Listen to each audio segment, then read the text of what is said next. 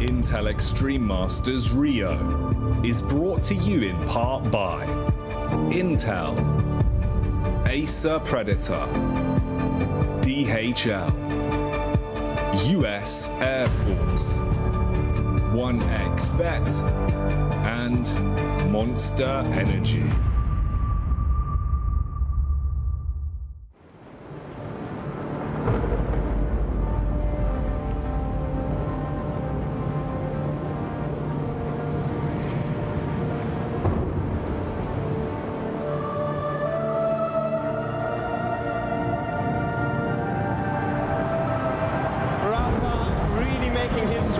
Absolutely phenomenal.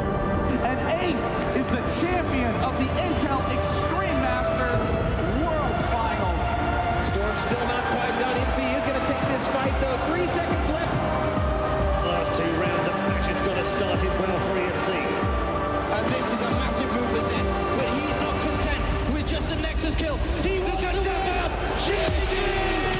And it's all done. A flawless win. Unbelievable Rogue with a 4-0 victory over Classic. And they did it again in the grand finals. It's NAVI. Give it up for your Intel Extreme Masters World Champion.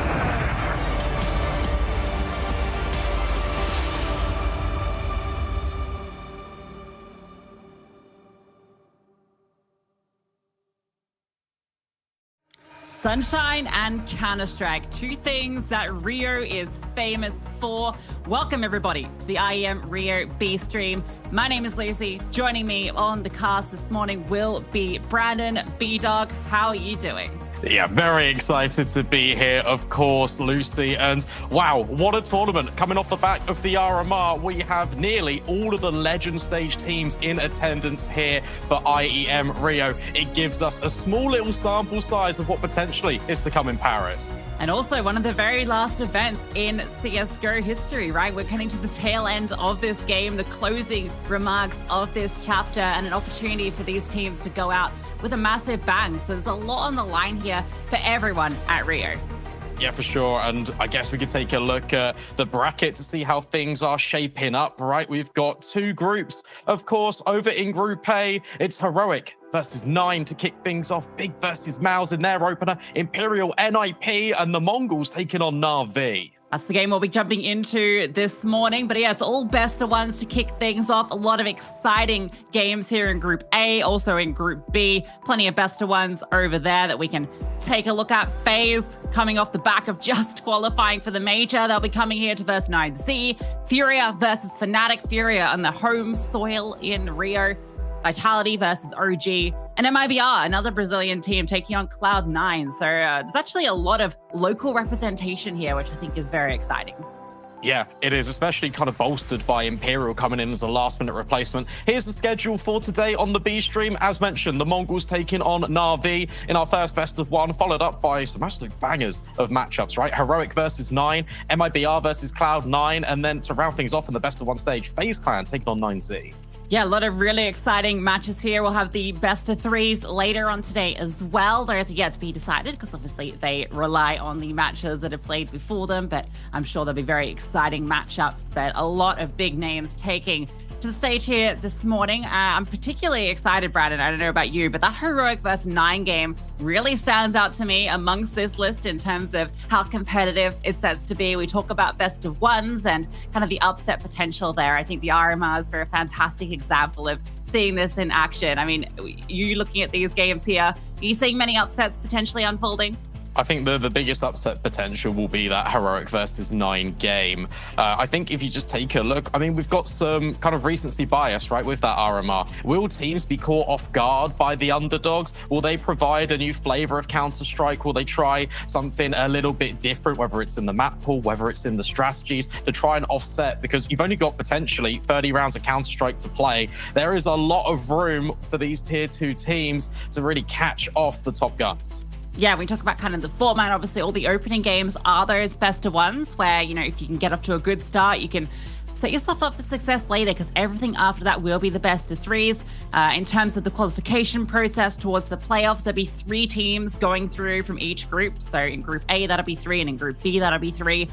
The 2 teams that go all the way through the upper bracket, so they win their opening best of 1, they win their best of 3, and then they make it through to that final. They all qualify, and then the single team from that loser lower bracket will have a chance to get through. So double elimination means that losing your opening best of 1 isn't the end of the world, but once you get into those best of 3s, that's when it gets crazy.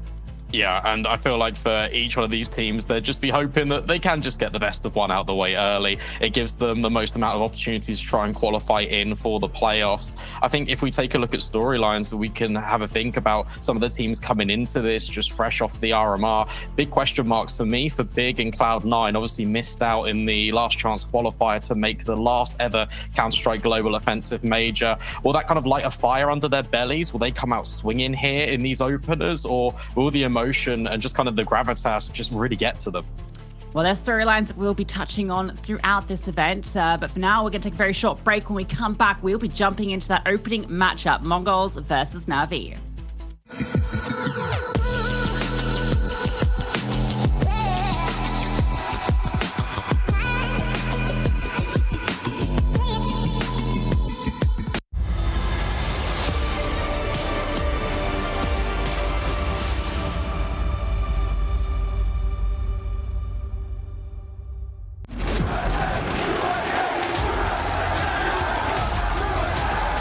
Dallas, we're back.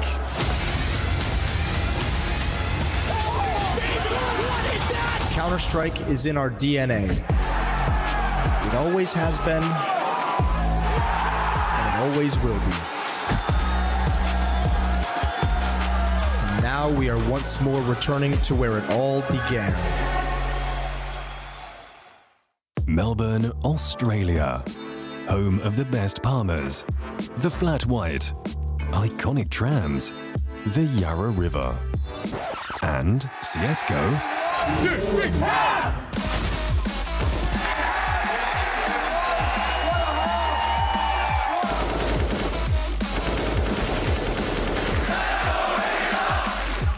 3, ESL Challenger Melbourne. Book your tickets now.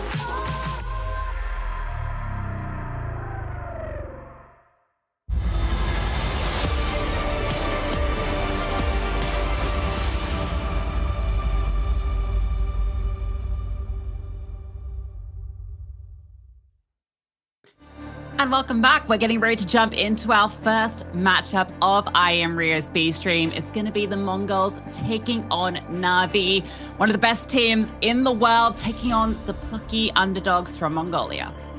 Yeah, for sure. It's a very interesting kind of matchup when you look at it on the face of it, because you've got the Mongols who have made roster changes recently, but that didn't stop them qualifying for the major.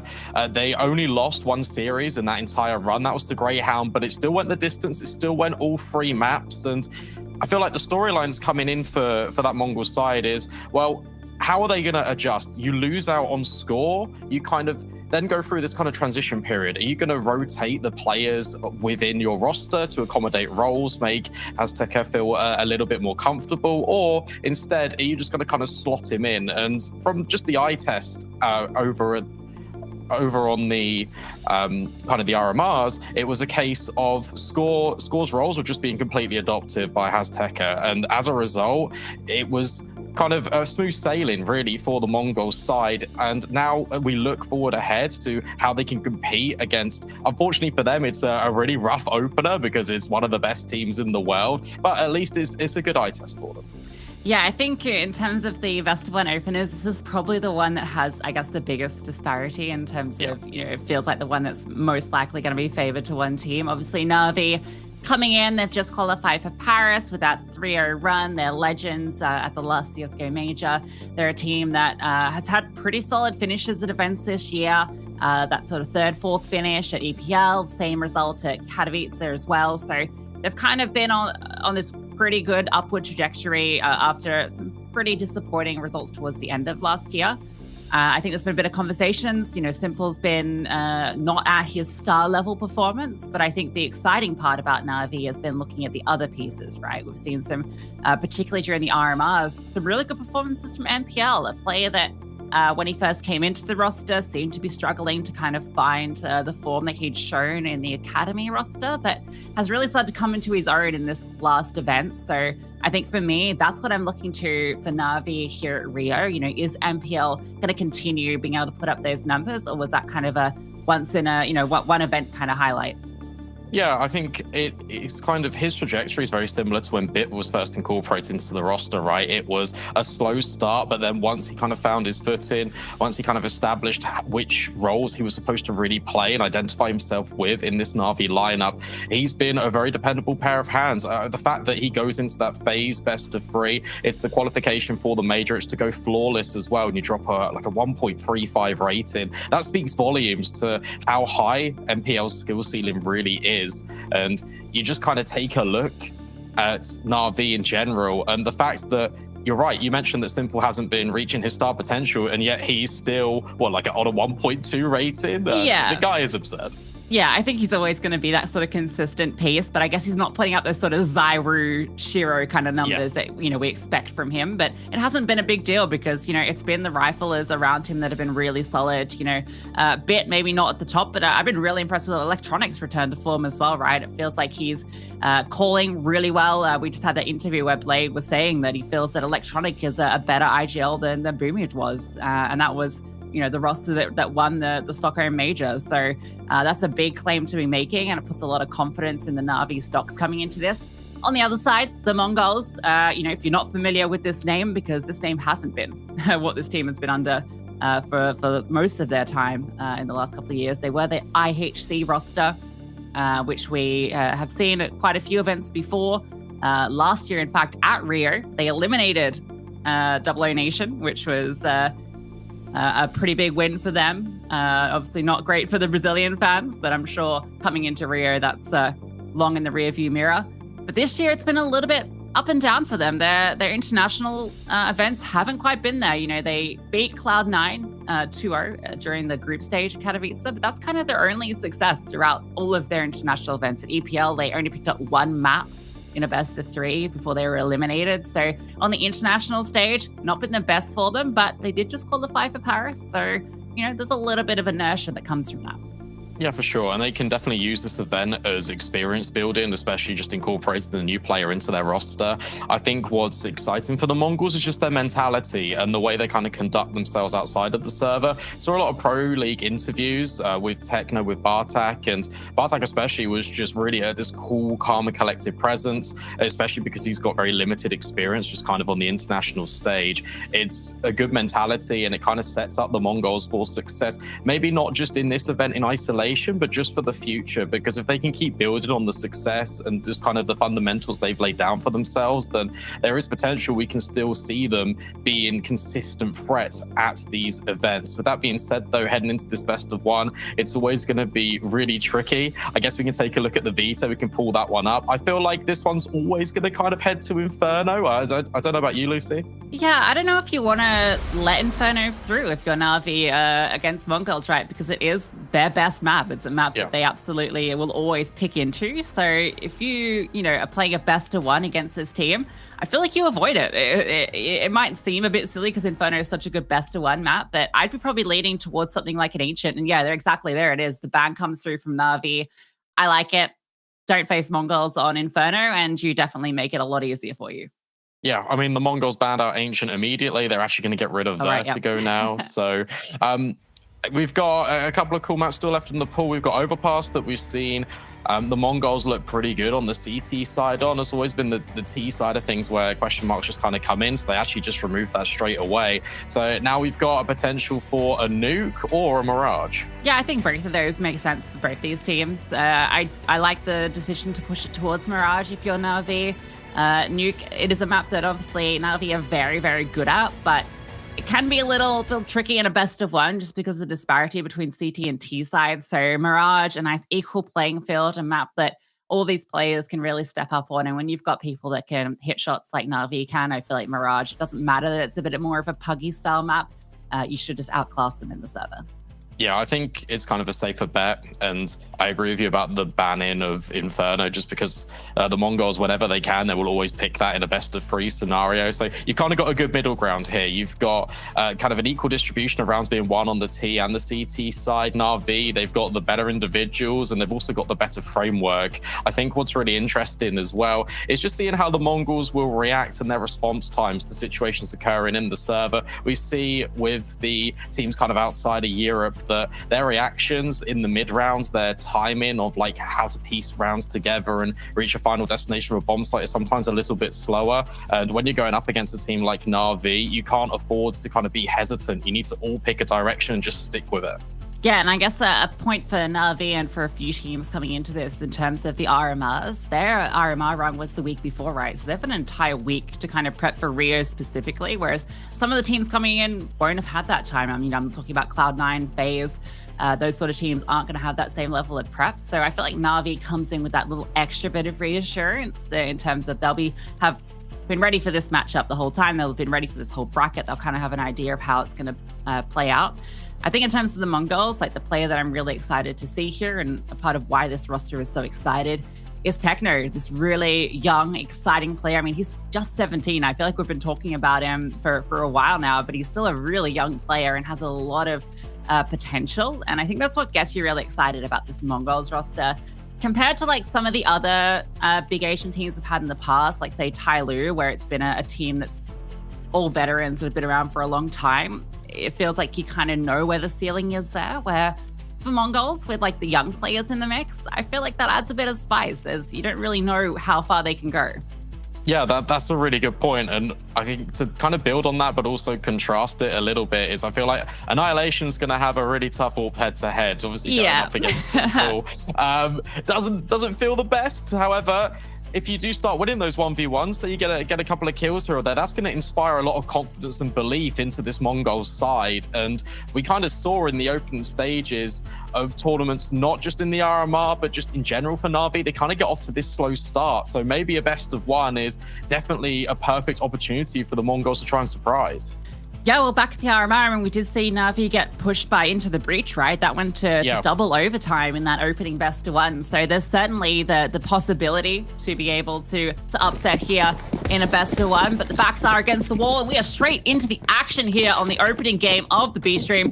MongolZ versus NAVI. MongolZ starting on the T side, and they're getting ready for a bit of a palace pop. Yeah, this is fast. Smoke's already down. Flashbang's about to rain on in. Simple has got dual Berettas and Bits taking first contact, but Techno finds the opener. MPL stands in through the smoke, and Electronic now wrapping back towards Triple. Trades are so back and forth here in the 3 versus 3, but Electronic is trying to stand strong. The bomb site not yet breached by the MongolZ on the bomb. It's just wide out in the open. Yes, the biggest issue here, it is the 2 versus 2, but how do you recover this bomb? It is right towards default. The answer has been send Blitz around. Annihilation gives it a bit of a look in and is going to give it a fight here, but gets brought down low still. But Annihilation's pure role here is to distract things. You can see NAVI, they are expecting something now because the time has just got on so long without the second player being revealed. Blitz finally gets noted. A nice gush though. MPL is brought down low. And Blitz feels like he has to force it through, jumps on through, and MPL wins out that duel. Annihilation now in the 1 versus 2, tries to get the reload off. And that's when Perfecto comes on through, and NAVI get the pistol. Yeah, that's really well played by NAVI in the 2 versus 2. MPL, as soon as he gets gushed, he just drops the smoke, and the way he moves to the left-hand side of stairs allows a crossfire to now be established with Perfecto in towards Triple, just in case the MongolZ player starts running out of A and just tries to overwhelm at the same time. Instead, it's 1 versus 1 gunfight's given up. NAVI, they will lock in the pistol.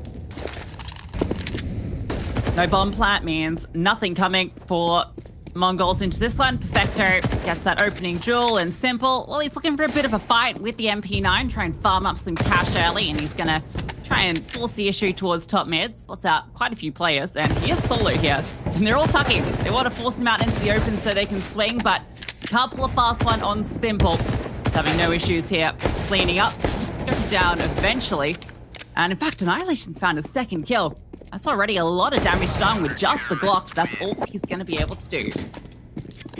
Yeah, at the end of the day, you've dropped Simple's MP9 that's found a bunch of kills. He can just invest a lot of money. He can even bring out the AWP if he wants to. And it was just the FAMAS that was actually picked up at the end. So the SMGs will just be reinvested anyway for NAVI. MongolZ, at the cost of that eco round, are now able to invest everything. Light on the utility load, however, you still got smokes coming in, and I'm really excited to see this mid portion of the map be adopted because it is such a prevalent sort of choke point. You can kind of pincer in your executes. Simple hasn't even been required because Electronic does find Annihilation. A good trade out, and Blitz has been legged. Yeah, it was really fast from MongolZ in towards mid, trying to force the fight, and now they pincer onto the A side. Techno 4K gets that kill. Simple had a chance for a shot there, but has to fall on back. He's actually decided to rotate towards B. Perfecto catches Hastiker as he tries to push jungle. Now it's into that 3 versus 3. The bomb on down, and NAVI are fast into it. Perfecto leading the charge as he comes up onto the site. Utility goes on over, flushing out Firebox, but nobody is tucked in there at the moment. The issue here is Blitz is so disconnected from his team, and it's not planted for him. Techno on the side has to step up, and he goes down after 1. Blitz's position known, and that means that bomb can just be stuck. There's just no way for him to clutch this one out. The time is not there. Bomb is defused, and he goes down to Simple's AWP.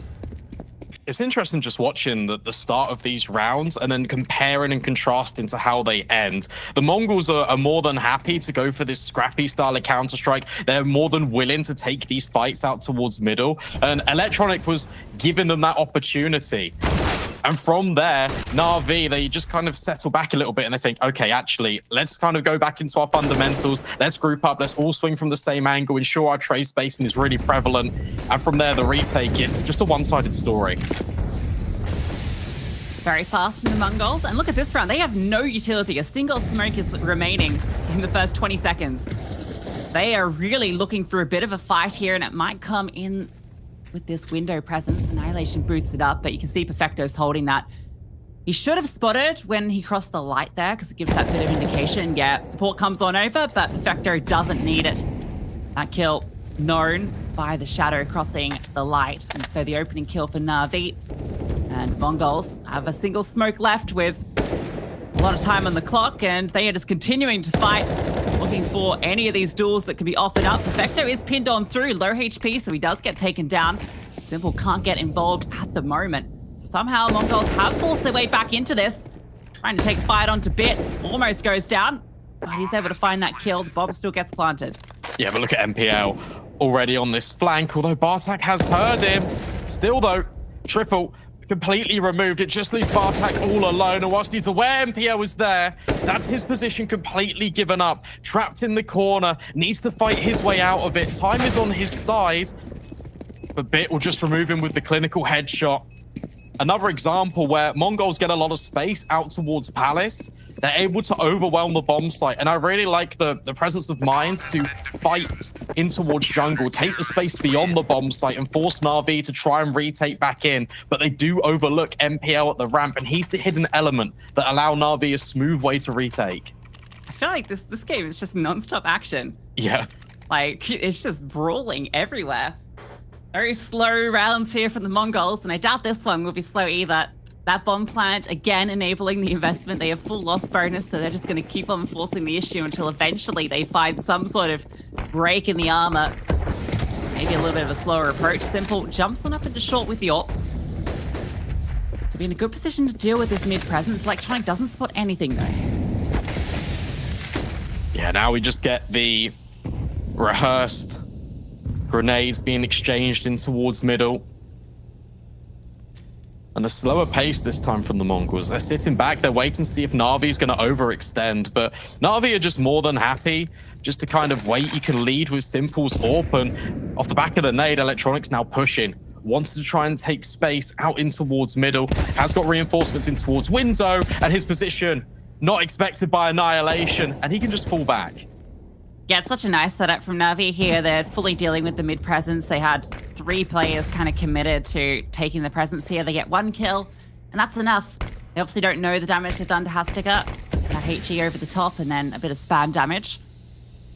Blitz has managed to get into Connector in front of that smoke, and Bartek through Palace spots out 1, but not able to find that timing. But that gives Blitz the opportunity to capitalize while they're distracted on Palace. Bit swings on through, Bartek not able to get the trade, so Navi always good at finding the response here. Electronic holding for that swing as well. Hastika is so low, and he is separated from his teammate. Dropped by Simple. Techno needs a 4K to do anything in this round, and they know exactly where he is. I suppose the fight with MPL, and that is his demise. Yeah, again, it's the understanding of the game from Navi and the reactions they need to employ when things go a little bit against the grain. We saw a really nice kill coming in from jungle for the MongolZ. The fact that Bartek takes first contact after this initial control by Navi in towards top middle, but Bit takes the kill, falls back. Then the next advantage is Electronic on the head glitch angle. Then Bit can always swing in because he's tucked in towards the corner. It just looks like a flow chart. And Navi, they're just ticking things off as they go. All right, first time out, and it comes after 5 very chaotic rounds. This one may be a chance to be a little bit more chill. We've got a hero AK for Blitz. Everyone else yet to invest, and I suspect won't be bringing too much into it. Maybe a couple of pistols, some util. Maybe we'll see a bit of a B hit, potentially. Something, a bit of a change up. Feels like the crazy pace they're putting in mid and A isn't working out for them. They are indeed going to go back towards mid. All grouped up as 5, in fact. So waiting to see if any aggression comes. Not going to be the case yet for Navi. Yeah, Navi will have a very good idea that the money is not in the best state of affairs for the MongolZ. It looks like they're just going to try and burst out a connector here. All group up in the smoke as it fades. And right now, Simple, back turn, head spotted. Techno will take advantage of it. That's potentially a naught, but Electronic rises to the occasion with a multi-kill. And now Navi can try and step in, but Bartek, that's such a surgical shot on towards short. MPL tries to stand where his former teammate once stood. You got to be careful under Palace if you are the MongolZ, because Bit hasn't revealed himself. Yeah, they're going to be going up short, though, and that's where MPL is. A little bit of damage done onto him, and he falls on back. They just have no idea of where these players are. He's looking in the wrong direction as they come on through, but he's just slipped on through. Bartek not able to spot him as MPL escapes, and so MongolZ will find this bomb site clear, but it still will put it into the 2 versus 2. So it's not the most comfortable position. Navi at the moment just waiting to see what MongolZ play is. But when the bomb comes down, that's going to be their indication of what's up. And MPL immediately swivels around, starts to come through, makes his presence known, but Really, it's all eyes on Bit. Is he going to join him? Looks like he is. A couple of nades as well to help facilitate the retake.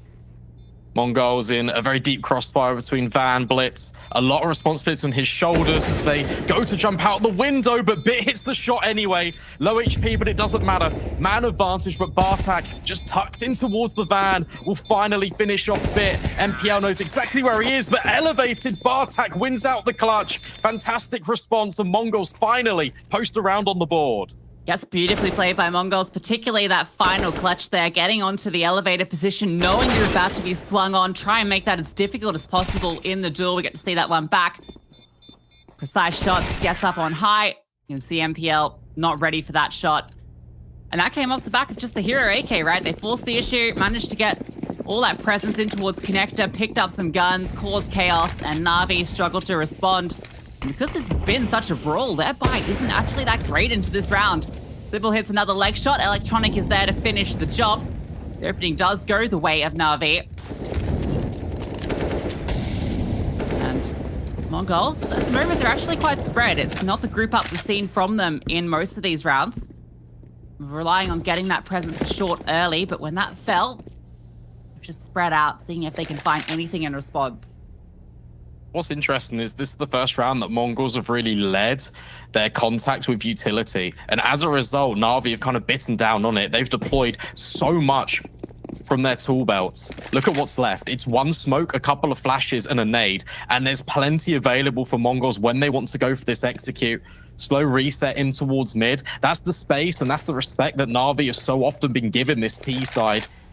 The smoke up towards top connector and the bombs positioning. It's still a long way off. A really nice setup from Navi though, right? When you're in a 5v4, going a 2-2 setup, and then you've got Simple playing very passive, so he can quickly rotate. Perfecto is holding this off angle, and that should be good for one. Annihilation walks straight on through, but the trade is there immediately. Keep an eye on LPL in the apartments. LPL's in a great spot, but Techno 4K able to swing. Gets that one back. Simple makes his way over, and he has to fall on back as the nade comes on through. Small gap that he's holding, flashed on by. They're able to get the bomb on over. With Bit and Simple low, this is actually a tricky retake. It's a consideration whether to go for it or not, but it looks like they will give it a look in. Bit trying to take the first point of contact, has to get past Blitz, and he will. That's devastating because Simple now finds Bartak Techno low, and Simple, of course, he hits the shot. Navi, a successful retake, considering they were down the deficit in the HP. That's fantastic. What a shot from Bit as well on the entry, but Simple gets the double up there. Not missing a trick. That last kill, it looked very dangerous for him. That angle that was being held felt like he was never going to hit the shot with the AWP. But of course, it's Simple. Makes it work. Navi pull off a very difficult retake and prevent MongolZ from getting consecutive rounds. It's still very costly. Only one player surviving keeps that money incredibly honest. So again, they have the worst buy going into this round. Yeah, take a look at it. 3 SMGs. At least they have got the utility behind them. Yeah, MongolZ in that afterplant situation there, it wasn't really a true crossfire. It was these little jack-in-the-box moments to try and pop up and surprise Navi. Nearly works out. Grouping over towards B apartments this time, but Simple. He's here alongside MPL, looking to hold the line. Blitz potentially might be called into action later on, as Simple does find one. Swinging for even more, but fully blind. Actually falls away. Simple with the no-scope. No access. No entry allowed in towards B. Simple has come to Brazil, putting on his best Cold Zero impression. Not quite jumping, but it'll still do. Blitz does get one back, and that is going to spread out this attack. They think it's going to be A. They're already rotating. Simple is on his way out, and that's given the window for Annihilation to walk on through. Bomb on his back. He can plant that one, and look at Blitz's position. He can cut off the rotations. Electronic and Perfecto, the penny drops.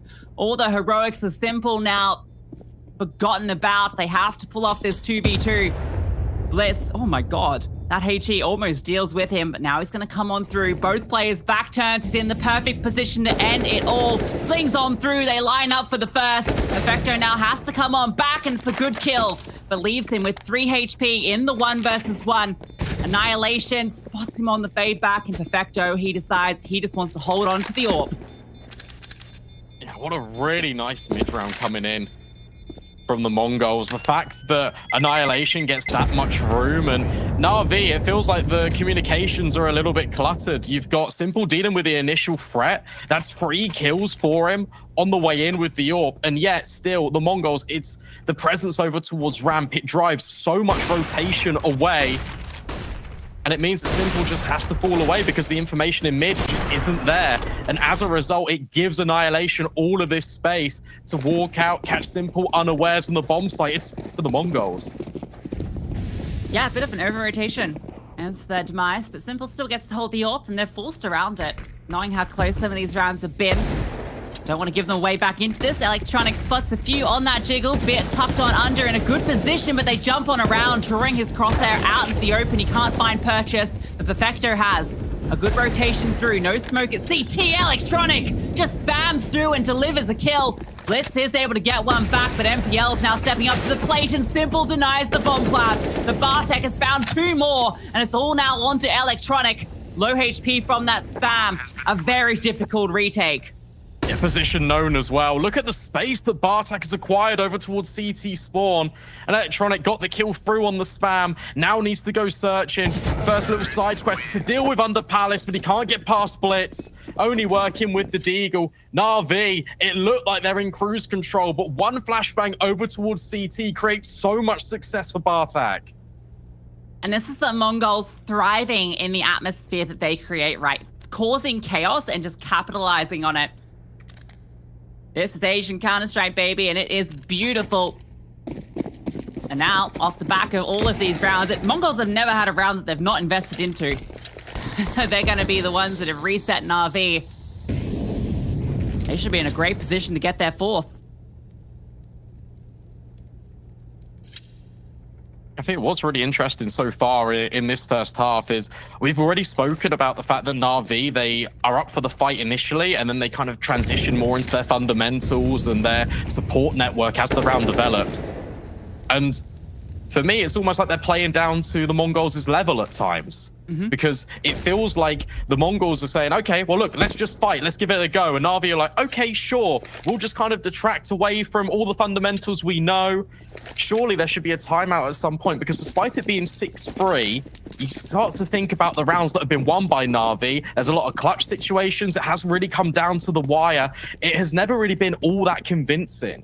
So this scoreline isn't really a true representation of how this first half has really played out. Well, Stack comes on over for NAVI as the hit comes through, so maybe a chance to do some damage here. There is that Desert Eagle in Simple's hands, but the AKs are doing work at the moment. A couple of kills come through. Simple does strike, and even USP gets involved. Flips over the top, though, finding a few kills, and it's going to prevent any further bleeding. They do lose 3, which is fairly costly against the Pistols, but they'll be happy with the round. And that's the most important thing, just securing these rounds, because the MongolZ have found themselves in man advantage situations, but have never really been able to close. Those rounds are so important, especially because it's literally a non-investment. It should always be the T-side rounds on paper. It is free casualties, it is expensive, but at the end of the day, they are able to lock it in. And now they're just 2 rounds away from potentially evening up the scoreline. A new response from NAVI, a new variation in towards middle. Electronic starts down towards underpass, and he had success when he pushed aggressively on his own before, but this time thinks better of it, and he just tucks his head out of connector. Yeah, I think you've just got your guns back. It's a little bit of a lighter buy. There's no AWP, there's some FAMASs. I think you just play this one in one of your default setups. Wait to see what MongolZ's decision-making is. It does look like they want to take mid-late, not uncommon on the T side. And I like this from NAVI. They've found a gap. Simple has actually pushed up in towards Palace, so he's got a lot of control here if they do decide to go back towards A. It's in a very powerful position. Gap is in towards mid, but it's a known one. Smoke's come on through, and they are going to be splitting up onto the B bomb side. Perfecto is here jiggling as player tucked into Van as well. Electronic falls actually over towards jungle, but MPL has found that kill from Van. Perfecto still sitting back here and finding purchase. 2 massive frags. Brought down low, but falls on back, and there's the flank from Blitz. Goes into the 2 versus 2 now. The bomb still has to be recovered, so NAVI have time to get into position. Yeah, they're both rotating in from short as well, which is quite useful. Oh, but Bit just goes a little bit before Simple is ready. And as a result, a 1 versus 1 presents itself. And MongolZ will take advantage of it. Bullet strikes. Starts from Market, now transitions in towards the apartment. Keeps Simple guessing and keeps the MongolZ on the right foot. 6 rounds, plays 5.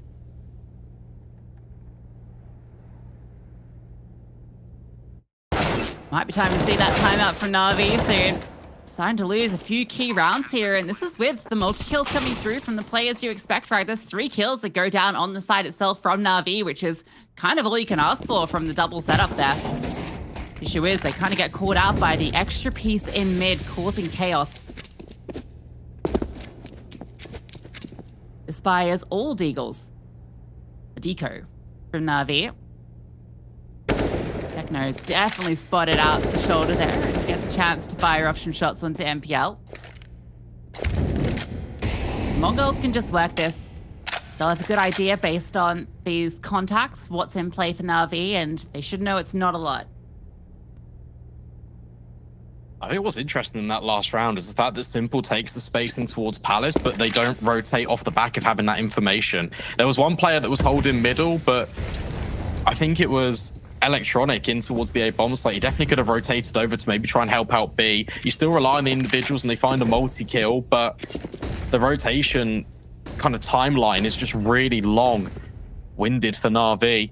However, focusing back on this one, Blitz waiting for the connector smoke, has joined in support a lot by his teammates. Bit just on the other end of it, will strike, but the headshot doesn't quite present itself. That's an open bomb site. That's the way in.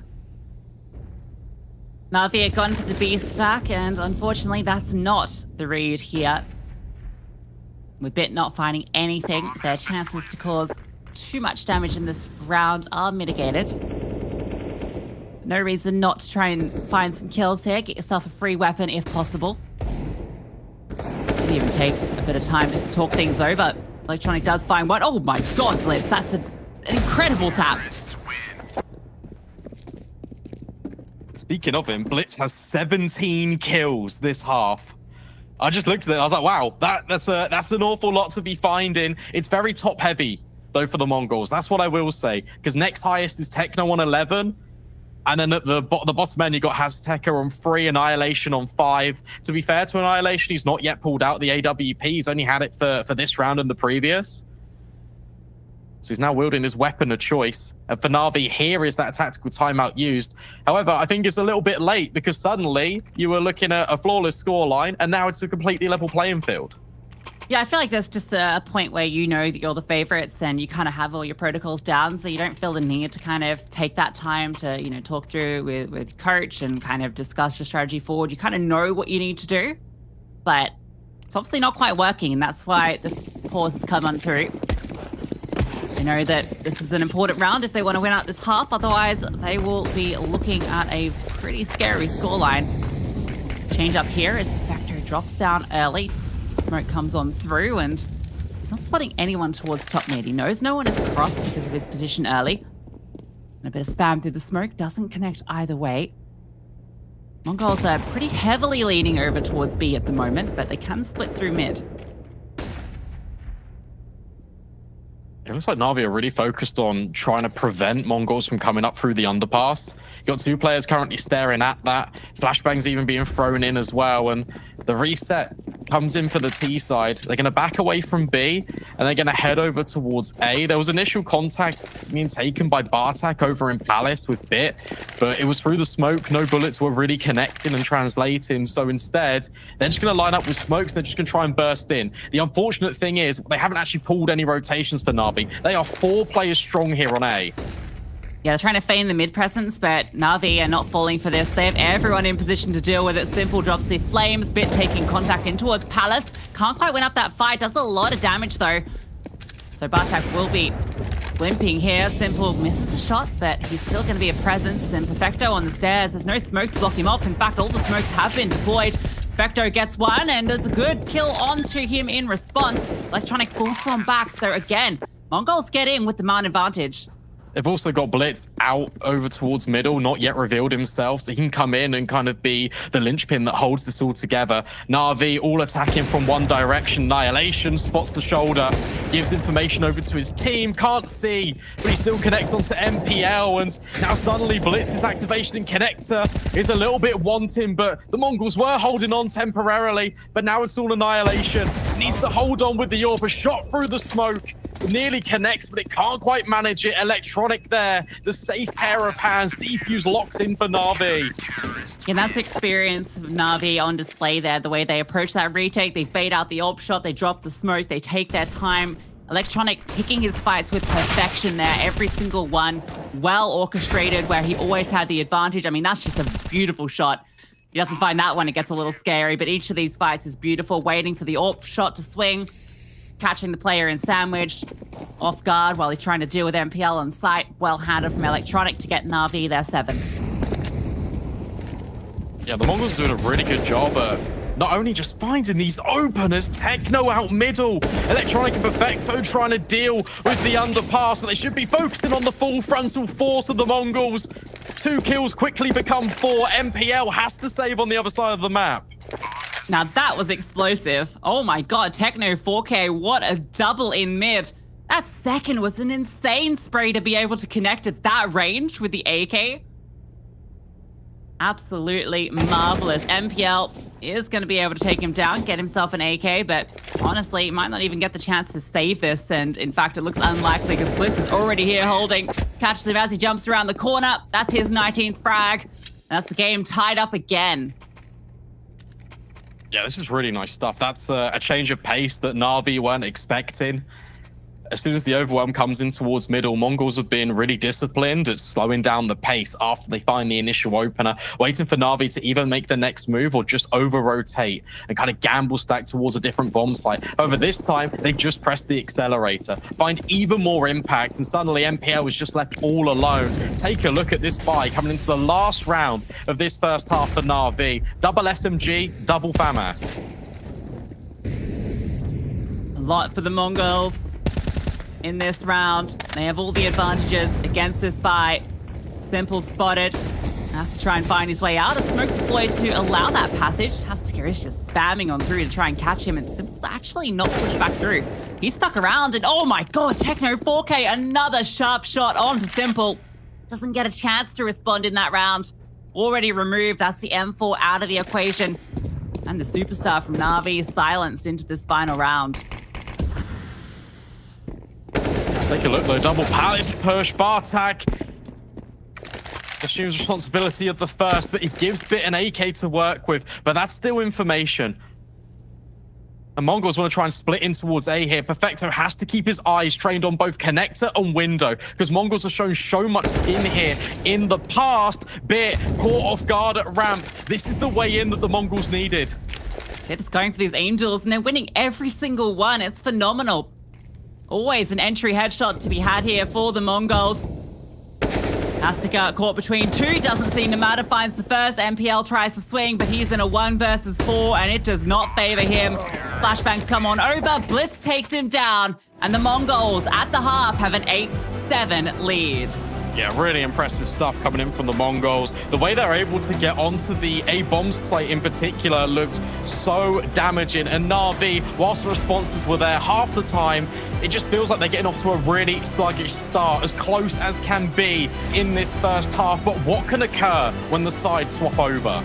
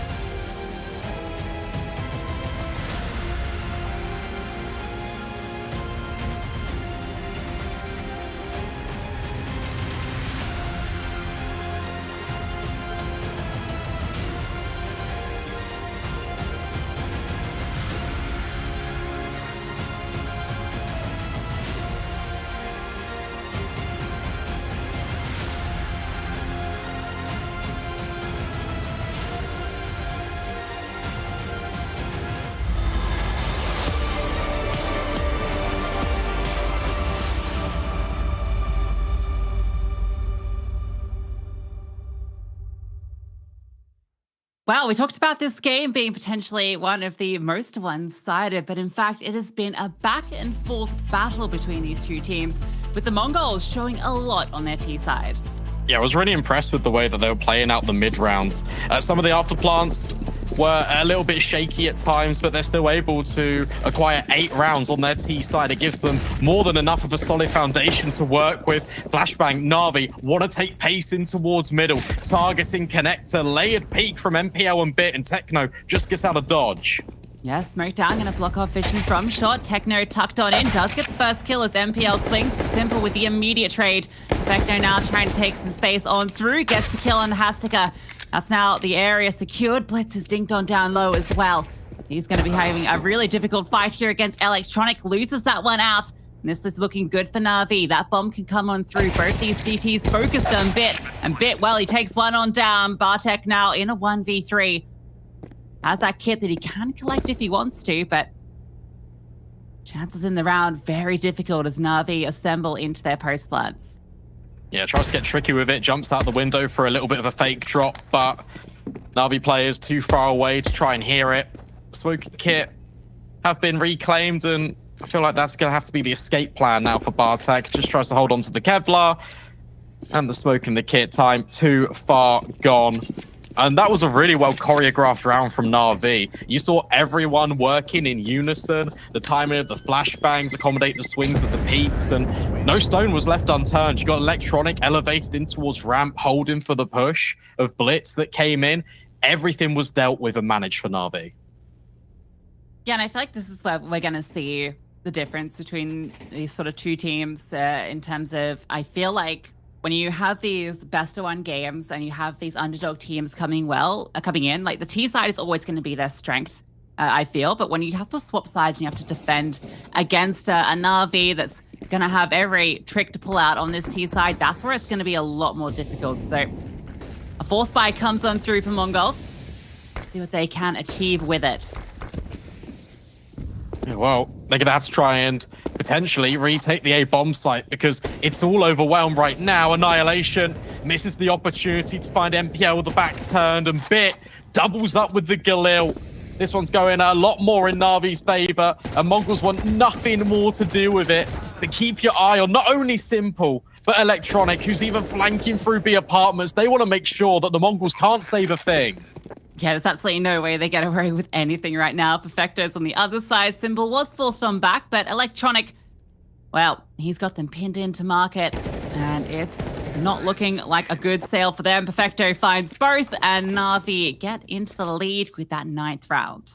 Yeah, just to build back on a point you were saying before about the T side being so effective for the MongolZ, and that's where their strengths might lie. It'd be really interesting to see when the investment comes in, when it is that gun round versus gun round. Are they going to try and push extremities? Are they going to try and set the tempo on some of these kills and catch out Na'Vi? Because it was their pace setting, it was taking the engagements on their terms that was allowing them scope into the rounds in the first place. Or are Na'Vi going to be a lot more diligent and potentially aware, especially in a best of one format, that could be a upset tactic?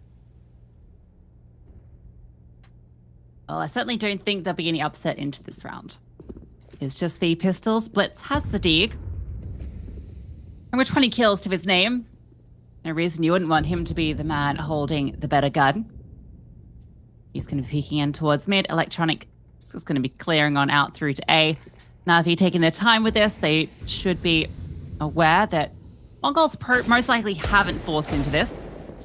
And that's that Deagle, unable to find too much purchase. That's a bit of damage onto Simple. That's all it's going to collect. Now they can start to farm up these pistols. Electronic gets one. Perfecto coming on through as well. The USP does find one. Any more that they can get done would be pretty impressive. Bartek's just going to slip on away. That smoke keeping him interested. Bit is able to deal with him easily enough. Yeah, really not catastrophic for Na'Vi. One casualty. You could compare and contrast that to the amount of leverage that Na'Vi were getting on their USP rounds. Whilst there only was a couple of pistols in play on that first half, they're still able to restrict weaponry away from the MongolZ. This doesn't happen. And round number 19, the buy, as a result, is pretty much even. You have got a Galil on Simple rather than an AWP, so Annihilation has got kind of free range, and he can take a lot of opportunity here. Needs to kind of set the trend and the pace for the Mongols. See if he can use this long-range weapon to try and crack open an advantage. Yeah, and I feel like we've not really got to see Annihilation shine, but the CT side, obviously, on Mirage is going to be where he needs to really show what he can do. Has been one of the better performers for this squad, as you would expect from the AWP, of course. And well, he gets the opportunity, but it's denied immediately. Electronic, 2 very fast kills. That's going to be the A bomb site weakened significantly. Bartek is still here. He's dancing between the tickets, has to fall on back, drops the smoke. And Techno4K has caught out Electronic, trying to come on over. That's going to keep it competitive here for MongolZ. Bartek peering over this one way that he's set up, trying to take down Simple, but Simple not going to give him that fight. Bartek even forcing further forward. Perfecto's found one, but this reposition is really nice. Catches Simple, and he's using this smoke to his advantage. Perfecto, though, comes through with a clean double. Yeah, nice attempt from the Mongols. The fact that they create a little tunnel with those smokes, it funnels Na'Vi out in towards the extremity by Tetris and allows Mongols more opportunity to build in towards the bomb site. And by taking space further in, it allows more people to get involved in those altercations. But Perfecto through the smoke just denies. And he's that player Na'Vi rely on a lot. A strong multi-kill potential. And now he's on 20 kills himself. A strong 3K to keep Na'Vi in this, to keep it flawless to the start of this second half. Ooh, okay. Annihilation might not be able to get the kill with the AWP, but the Deagle works out. Takes down Simple on that peak. That is a beautiful dig. Electronic immediately tries to slip on into that position to see if he can catch off the relocation from Annihilation, and he's caught Bartek looking the other way, looking for more as well, and there's that Desert Eagle connecting with a follow-up. Annihilation keeping MongolZ in this round despite such a light purchase. Blitz is pushed on through top mid. The issue is A-side is kind of open now. It's just Techno over here. Still have this position in mid. Blitz has picked himself up. And AWP bits under pressure, and he falls as well. Perfecto and NPL have to do it all. Oh, Blitz through the smoke. What is that shot onto MPL? Just throws Perfecto in towards the clutch, and this off angle could be used for one towards Blitz, but he's scoped up, trying to clear every single position, and Perfecto just tucks his way in towards Tetris. There is a smoke, but there's no defuse kit available. So MongolZ just want to isolate the fight. They want to restrict Perfecto's opportunity in the clutch. Timer working down low, and they swing together. More than enough time to lock in the defuse. And just with pistols, the MongolZ survive against Na'Vi. What an absolute steal, and it was these two players that did it all. Annihilation opening up with that first kill onto Simple as he was trying to take that fast control on towards Connector. Gets the follow-up too on the reposition. I mean, this kill is just criminal.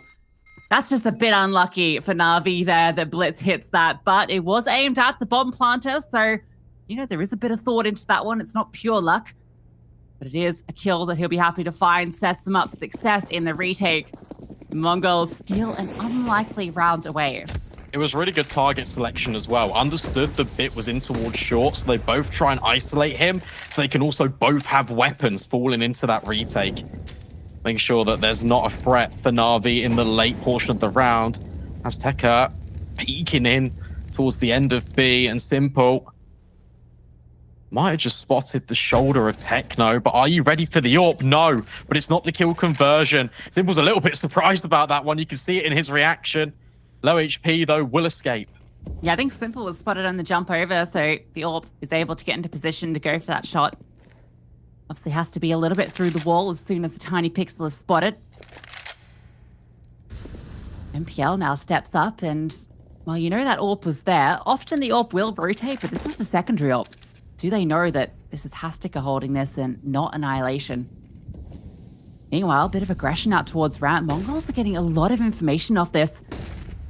Bartek and Blitz are pushed all the way through, and they're going to be able to be on the flank, but the issue is the hit's coming through now. Azteca fires off a shot, forced on down, repositioned. Techno4K still tucked on through, and he's able to swing out for one, but the trades are here for Na'Vi. That's given them the avenue through. And that flank that came through is going to come very late for the MongolZ.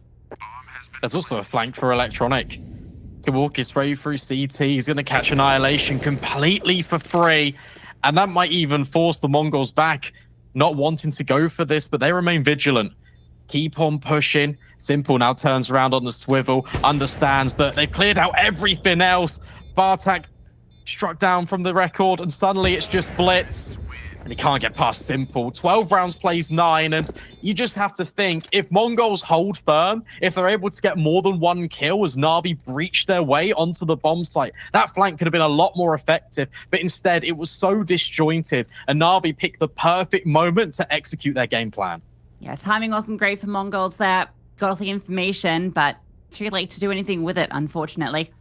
Second timeout coming through now for the CT side. They will have enough to buy into this round, although it's going to require a few drops over from Blitz and Annihilation. It was a good hold initially. Hastika drops down and finds the player pushing up short in bit, and you feel like maybe there's an opportunity here to get a multi, but as soon as they get those entries in, the trades are clean. Na'Vi set in that post-plant, Simple in a beautiful position to get them as they come on through. Mongols, they have got the investment through. It's not the prettiest, and in fact, Annihilation is keeping a little bit of extra money for later on. Yeah, a little bit of future-proofing. Wants to make sure he can have the AWP and have that as a prospect for another round. Take a look at this space being taken by MPL. It's aggressive out of Na'Vi, taking contact over towards Palace, but the real intention is from ramp. Bit and MPL combine, and Mongols certainly aren't safe. Flashbang over the top. Annihilation will at least pull one back into the deficit, but MPL's got Hashtag locked in. Even spots the gun barrel. Castigo stays unnumbered. The flames and the bullets ensure it. Techno 4K also dancing with the devil here. It's not quite spreading to him. He's very lucky to be okay there. This retake, I mean, you can't even give this a look in. Techno 4K has edged on forward. MPL is low, so this kill is very much doable. Oh, he spotted him on the jiggle. MPL, a perfect shot. Annihilation gets the trade, but chance of holding the AWP very low. A nice second kill. That's all it's going to be. Yeah, that's a really nice contact round from Na'Vi as well.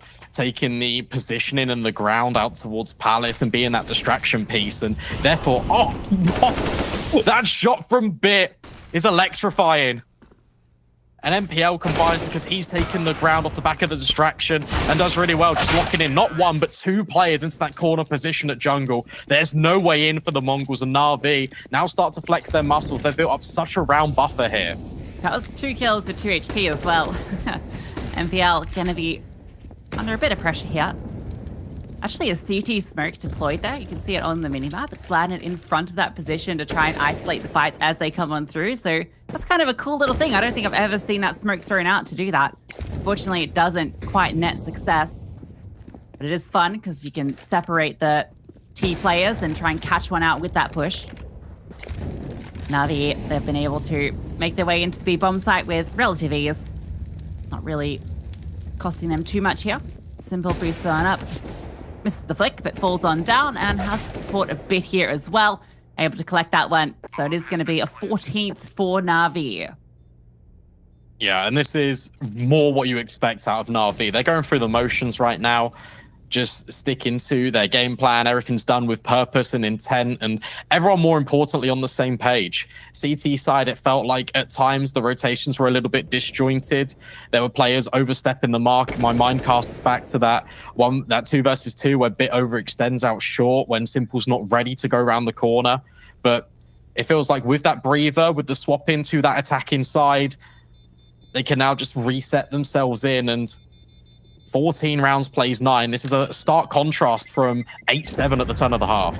Yes, the single CT round for Mongols, and it was the one that they kind of stole away, right, with the pistols, and they found those really nice deagle shots that set them up to take that one. So if not for that single round, Na'Vi would be flawless on this T side, which is about what you expect, but still an opportunity for Mongols to cause some concerns for Na'Vi. They've got the double AWP out again.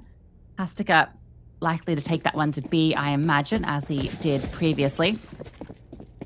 Oh, maybe not. Potentially could go for the jump. Nails it. But there's no smoke coming through. Na'Vi aren't putting pressure in mid yet. Yeah, all the utility thrown out towards A as a result, and look at how many rotations it's pulled. Na'Vi, they've shown a lot of space early, and they've shown that they can just go for full executes. Another layer in the smoke, this time in towards middle. And Azteca is fully blind, has to tuck himself in towards the corner. And that allows Bit to not only get information, but I was going to say take ground. Azteca readjusts.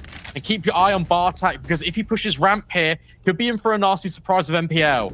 Yeah, surprised he finds that kill there, but able to force the fight. Bartak fully blinded, cannot adjust. MPL comes on through under the crosshair, but Hatstick has found another. And he's got a firing line here into the site. The cross is going to be difficult if Navi want to try and get past him, but now the smoke is going to come on over and block off his vision momentarily. The secondary AWP is over towards Ticket as well, but only for a moment. Simple with 2 massive frags. Puts this now back into a favorable position for Navi. And he's looking for more. Edging on forward towards jungle. Flashed off the mark. Keep an eye on this flank though. Techno 4K is going to be coming up to MPL, who is very low. But he is holding. And this is a slight off angle. No, the timing does look back at it, but Techno still hits the headshot anyway. Now they can start to pinch in. Azteca could be the unknown element. Techno starts to spam in towards the ninja box, and that entices Perfecto into a peek. And in fact, goes one better. Up and over. AWP can't survive. Na'Vi hold on in the 2 versus 2. Get themselves on map point. Yeah, beautiful couple of kills from Perfecto there. That second one is quite something. It's a bit hard to do that jump sometimes. This is just well played from Na'Vi. I really like the force out, or the fake out on the smokes on towards A right to kind of draw the attention over. And the fact that you've shown no mid presence means that for the Mongols, it seems like it is going to be the direct A hit, right? Because there's been nothing shown in towards mid. Draws their attention. Aztec is still able to get a couple there, but that's all they're able to find. And Bit has gotten down here quickly. This setup is pretty good, but oh, as they disassemble, that's when Bit spots them both. They fall to pieces. And Na'Vi now 3 kills away from taking this best of 1. MPL, he's going to add 1 to his tally. He's charging through as well. Techno 4K caught off guard. Simple with 1 as well. And it's a simple side from Na'Vi on the T side. A 16-9 victory over the Mongols. Yeah, for sure. And whilst it was so competitive in that first half, the side swap over and the defense presents issues bare for all to see. And you can kind of see the implementation of a new player in towards the roster, going up against one of the best teams in Europe, struggling to deal with all of the pressure and the variations thrown in by Na'Vi. We'll throw this one to a short break, but when we're back, we'll break it all down.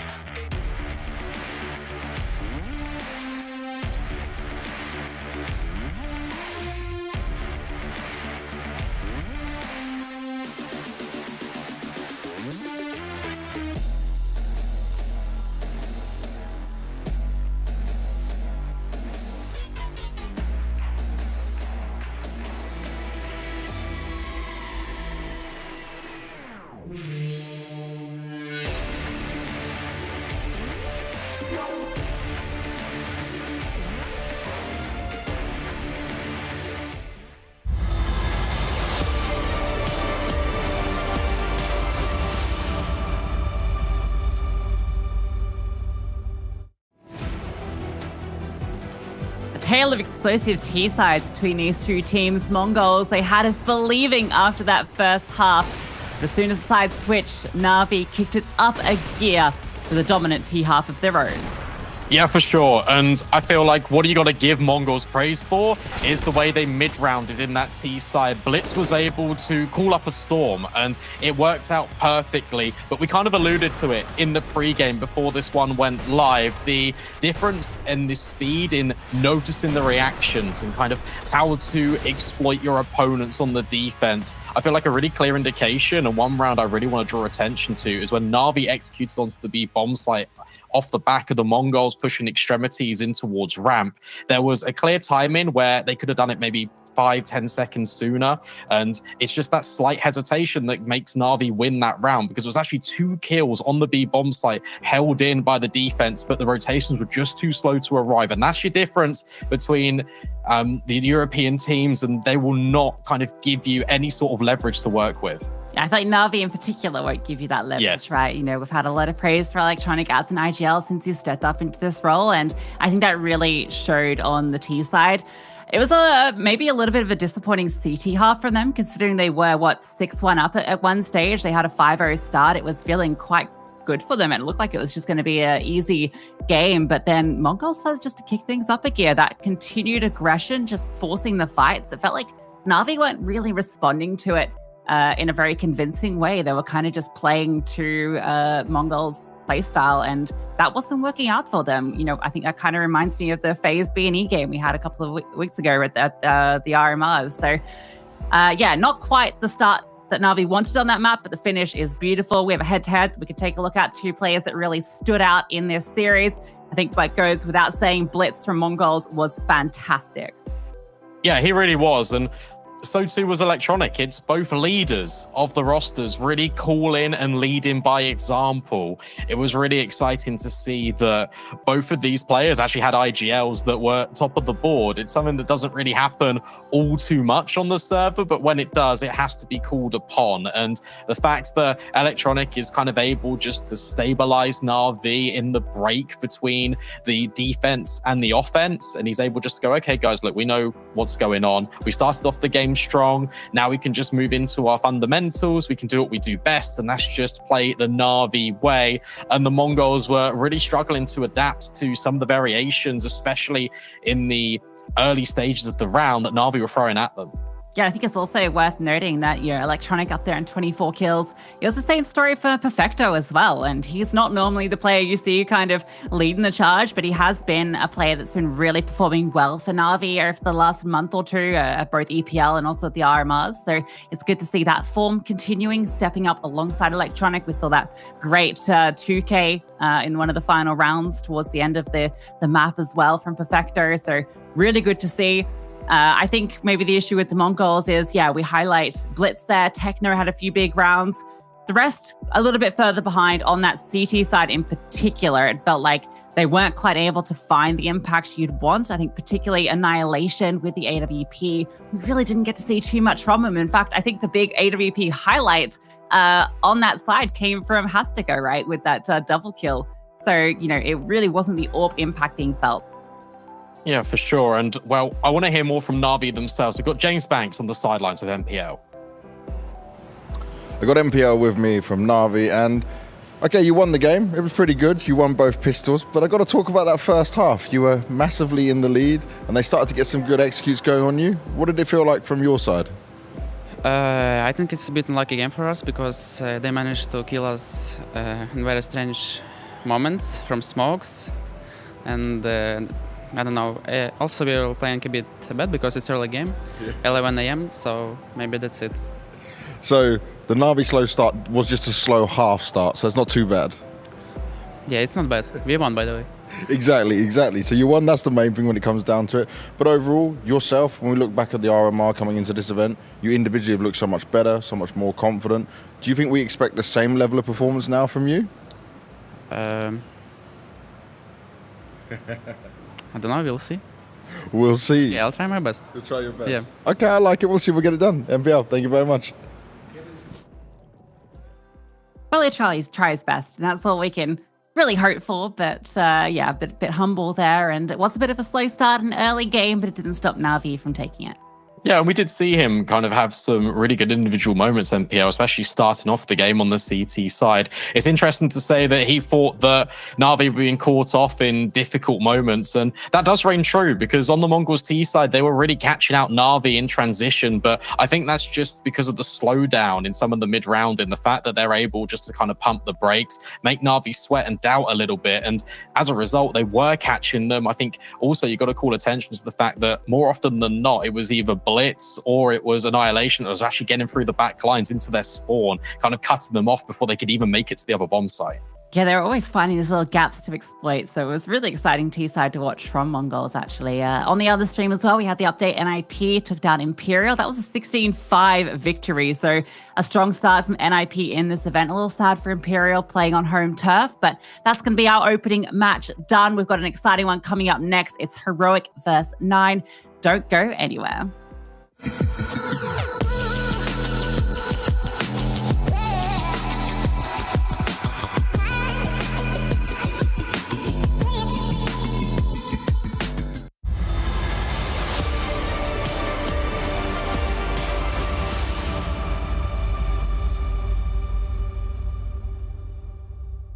bell tolls for Cologne. This cathedral, a cathedral that is stacked from the earth to the heavens with the greatest of all the fans, the most passionate.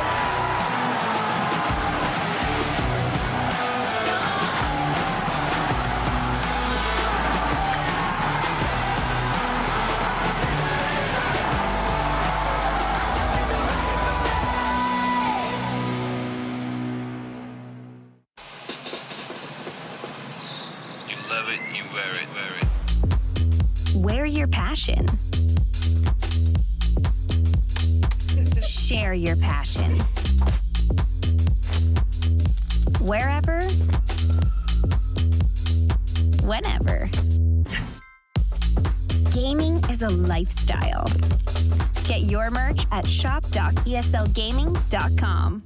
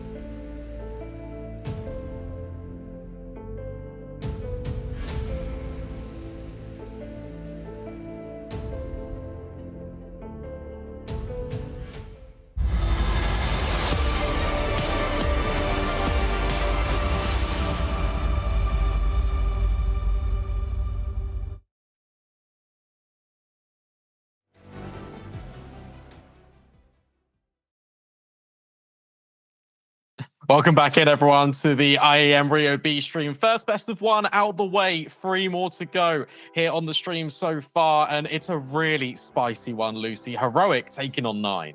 Yeah, I think this is the matchup that I'm most excited for in these best of ones. I think both these teams have really shown what they can do. I mean, Heroic obviously coming in as one of the best teams in the world. We know them very well, always go the distance in playoffs. Last time they were in Rio, they were in the grand final of the major.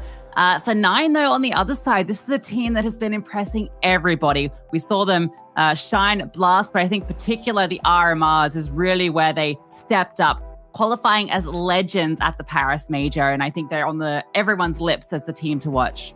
Yeah, I've been following this team for a while now, just in Tier 2, and the grind they've been on is superb. And where you see most of the teams in Tier 2, where they have this kind of rise and they go on the upward trajectory, sometimes they do fall off a little bit, but 9 have remained consistent. And when they go toe-to-toe with teams that are best in the region, they've really been delivering, and they've really been showing why they are a team to contend with. They are really pushing the envelope to establish themselves in the forefront of some of the great teams in Counter-Strike. Yeah, and I think if we look at both these two teams on paper, it's really interesting contrast because Heroic, right, they feel like the team that's immune to upsets in terms of best of ones. They've shown that in the past. They showed it at the RMRs. But 9 on the other side are kind of the upset masters. You know, they took down G2, they took down Big, they took down Vitality, they took down Fnatic at an event before then. So this is a team that can cause those upsets against teams that you would normally look at as very stable pairs of hands. So I think when you combine the two in the server, it could really go either way. Yeah, and Maui made a really good point just talking about 9. But before we move on to that, let's take a look at this Heroic roster, because it's Yabi in particular that I just kind of focus on. Because when he came into the team, it was obviously this teething issues. There was a settling in period. But Caden himself said last time they were in Rio that the trajectory and the timeline of Yabi has really been accelerated. And he was the highest rated performer for Heroic coming out of the RMRs. And this team just looks like they're going from strength to strength. Can anything really stop them? Yeah, because normally you look to Stown, right, as kind of the one standout player on this roster. Although I guess the thing about Heroic that makes them special is that everyone is really consistent. And, you know, there's not really a low floor. It's quite a high floor for this team. You know, even on their low days, they'll all be performing quite well. But it feels like Yabi is almost taking over Stown's kind of star position in the team. And that makes them even more exciting, right? When you've got Yabi popping off, you've got Stown as this really consistent, strong performer. And then you've got players like Shush, right, who is kind of the support anchor player, one of the best anchors that we have in Tier 1. And he carried them through the RMRs. He was their highest rated player. This is a guy that is always stepping up in the most important matches. And I think it just makes for a really exciting team to watch. Yeah, I agree with the Shush point entirely. I think that he is one of the best anchors we have in Counter-Strike Global Offensive at the moment. And that says a lot when Heroic have got a lot of these really strong pieces. And I think what's also interesting is that this organization, whenever they come into an event, they set their sights on it. It's their primary focus. They're so tunnel visioned in it. You can always expect a deep run out of Heroic. When you look at these teams here at IEM Rio, you can always point to Heroic as one of the teams that potentially could be making that final. But can they really lift the trophy? That's now the next step. That's now the next conversation piece, because it's happened a couple of times. Obviously over in Blast Fall, they were able to do it, but here on the big stages, it's the restart of the Grand Slam as well, because FaZe won that in Pro League. Can Heroic now just start to make a claim for that themselves? Yeah, I feel like they're definitely one of the teams in top conversation to do so. I feel like Rio was a really good place for them to get its start, just because, you know, it's kind of a place where they're going to have the crowd maybe on their side a little bit, right? I feel like they really sort of won them over at the Rio Major, and it feels like if they get to that playoff stage, they'll also have that little buff there, as long as they're not up against a Brazilian team, of course. Yeah, for sure. Let's take a look at 9, because I really want to focus in on this team a lot. And going back to my earlier point, Maui was saying that 9 are basically Tier 2 Heroic kind of incarnate. They play very similar. And the reason why 9 could have a lot of upset potential is, especially on the CT side, they're not afraid to go and make plays. They're constantly looking to try and take the advantage away. And when you're in a best of one format, such as these opening games here at IEM Rio, that can really set off the balance of a team that's just trying to go through the motions, go through their game plan. Obviously, a team like Heroic is going to have plans B, plan C in their pocket. But if 9 can do that on a consistent basis, that's where it gets tricky. Yeah, Nine is such an exciting team. I think anyone that's been following them in the tier 2 scene has been sort of watching them and knows that they were going to have a big impact once they started qualifying for events. And they've qualified for quite a few. Obviously here at Dallas, the RMRs, where they went through as legends. And, you know, ever since they brought in Hades at the start of the year, they've just been absolutely dominating. Just some really fantastic performances. They were on something like an 80% win rate for a while in all those sort of tier 2 online games. And they've been able to translate that successfully onto LAN. Now, the one sort of caveat is 9, you know, they're not a team that's used to international travel. Coming over to Rio, you know, it's a whole new ballpark for them. They've just come off that high of the RMRs, and now they have a chance to really continue building this new Polish legacy with this team. But it's a whole new experience for them. You know, Hades obviously had that experience with Ents, but for the rest of the team, it's quite new.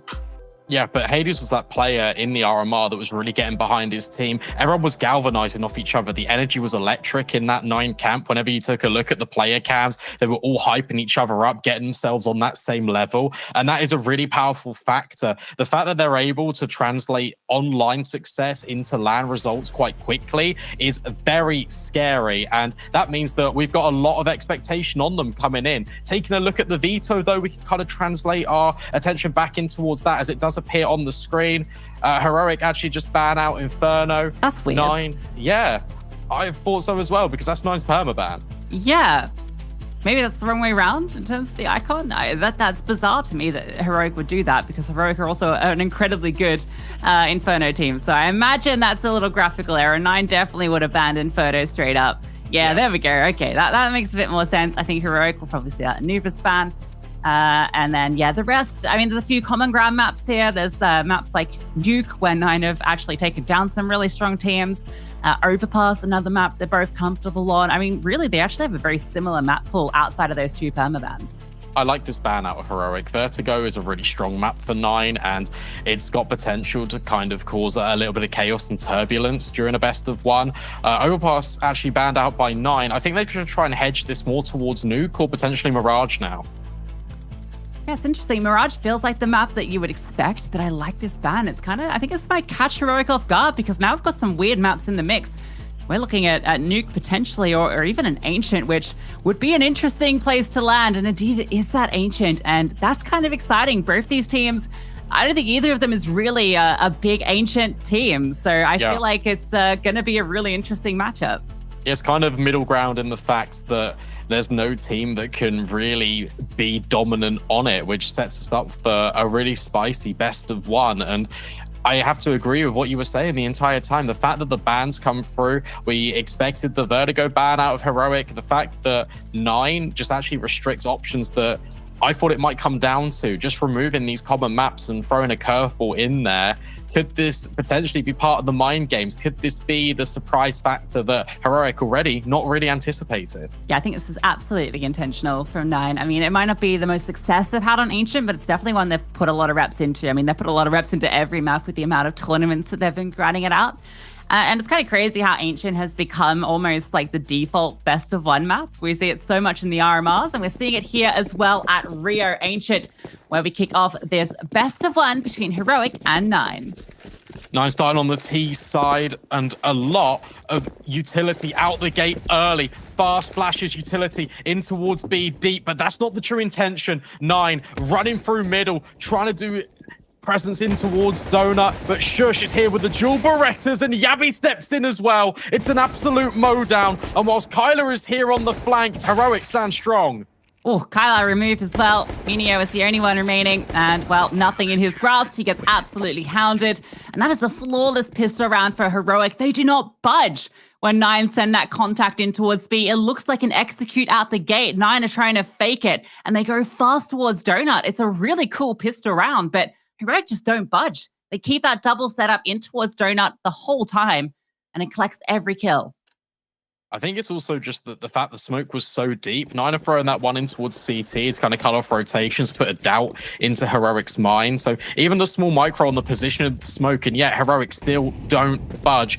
Full eco coming out of 9. They want to invest the weapons early into round number 3. And look at the pace that Heroic are applying to this round early on. So much control being gathered, both in mid and also out towards shelf. It immediately restricts options for 9. And it feels like they're just kind of forced to go in towards A, or just subject themselves in towards spawn, wait out the utility, and see if there's going to be another reaction from Heroic. Yeah, Heroic should know that 9 would never invest into this. They didn't find a single kill in that pistol, no bomb plat, nothing to really give them any incentive to force.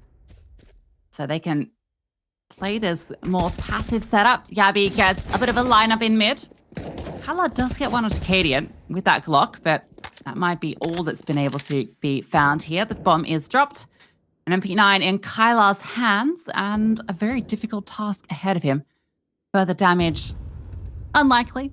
Stan has the angle locked on in, and as soon as he swings, it's going to spot him out. Kylar tries to jiggle it to see if he can get a few bullets to the dome, but now there's 2 players to find. Tess is from above, gets the kill, and Heroic, a great response to the Glocks.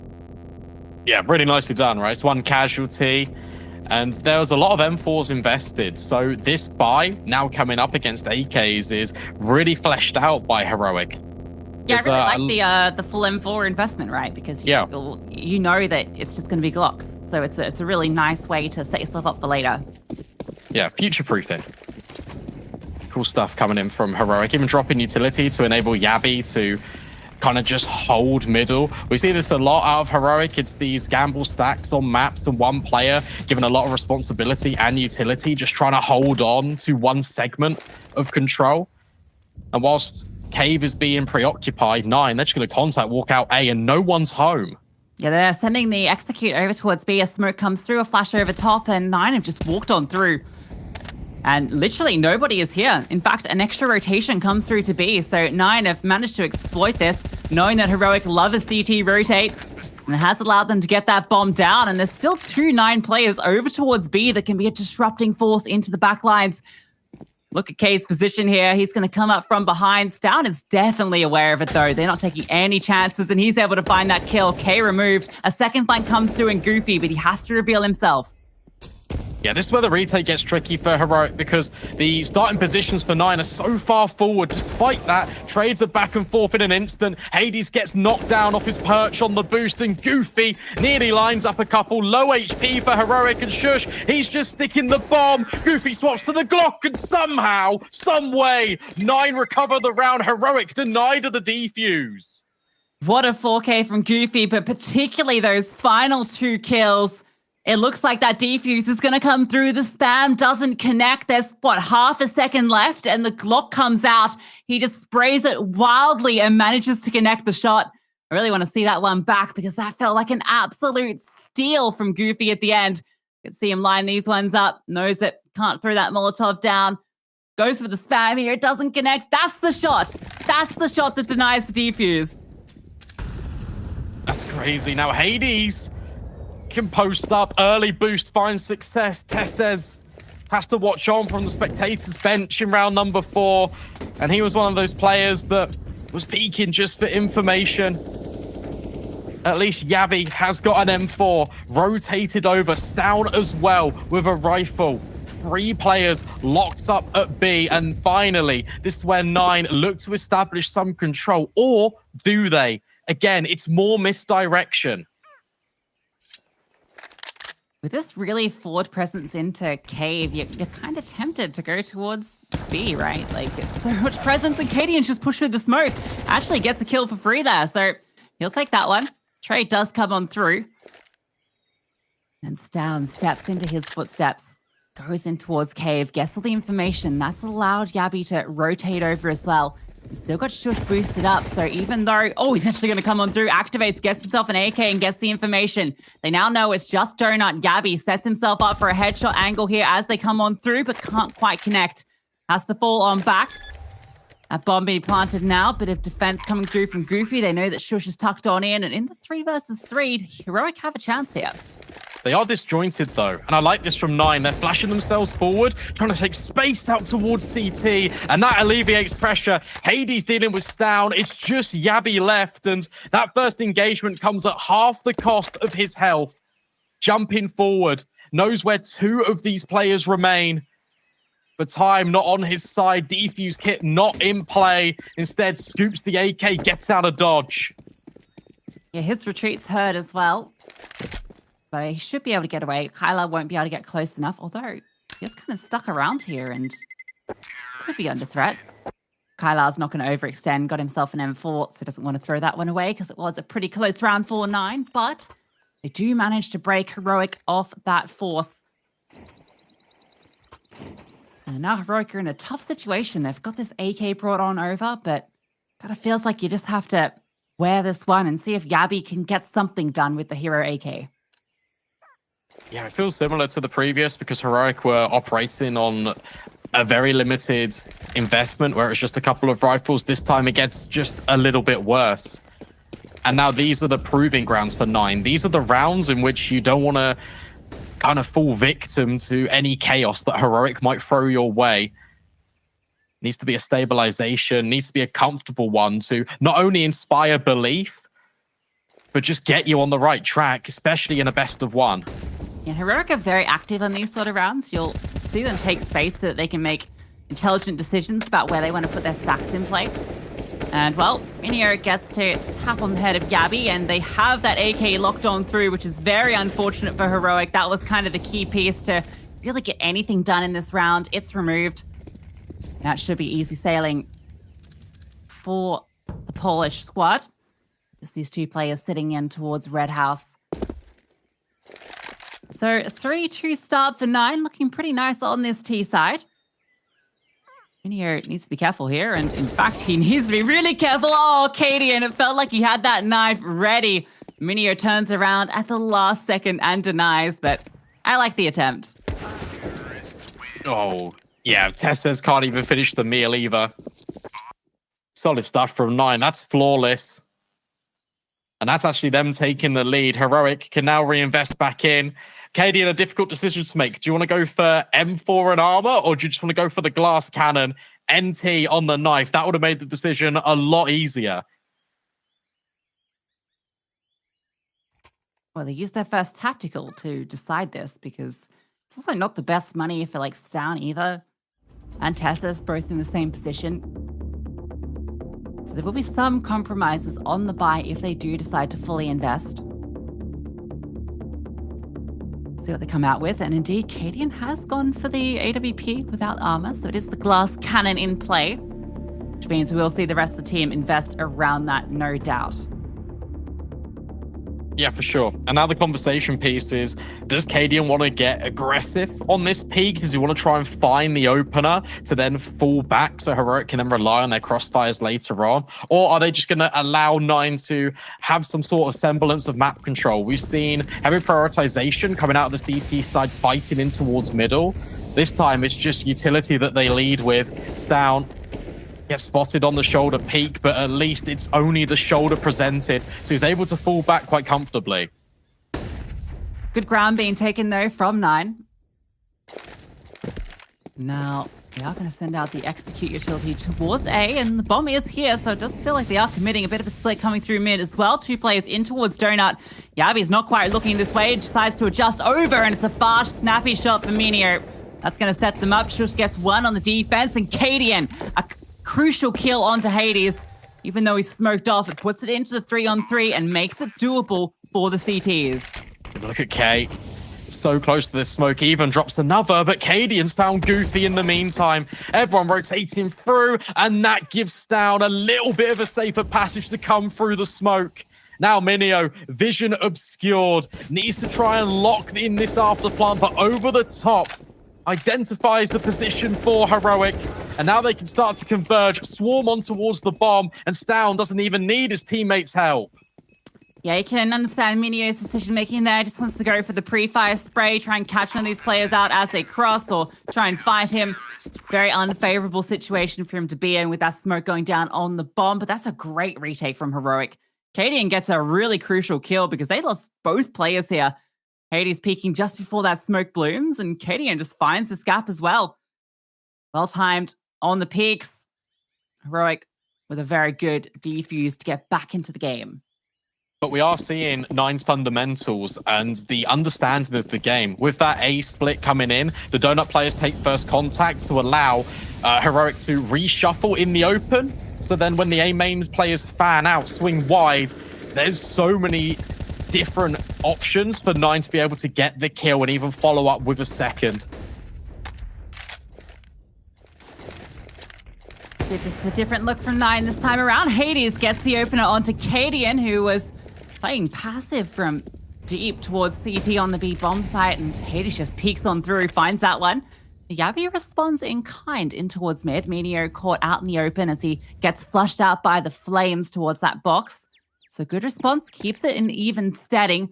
And you know Heroic aren't ones to rest after finding themselves in this sort of position. They can start to take ground in towards mid. The other two pieces staying fudged on B and A. Well played. Tesses and Yabi nearly with kills, but look at the response. Nine actually crunch on the position themselves, find themselves in a favorable scenario. 3 versus 2, 45 seconds left. A bomb site completely vacant, but Heroic want to hedge their bets towards B. Yes, this is where Nine just need to send in Kylo with low HP towards A. Worst case, he goes down and you know that there's only one player on the B bomb site. But the best case, which is what we're living in, he's going to find this for free. Low HP anyway, so using him as a scouting tool is the perfect use case. He's not going to spot anyone. Nine actually don't have time to go back, though. The mid's just too clear. Okay, he's going to be on the flank, though. Still a powerful position for time. Such a concern now for Nine. Down. He gets forward so that he's not revealed from behind. They're even going to spot out that flank. A good hit through the bomb plant denied. And this one is Heroic's round. Hades would love to do some more, but his chances are limited. Brought down low, and he might not even survive the round. And no scope to ensure his survival at the very least. Yeah, now a tactical timeout being called. Norrock can jump on the microphone. That was exactly the correct play that Nine made. And he described it perfectly, but the issue and the fundamental principle of it was they didn't have enough time to get through.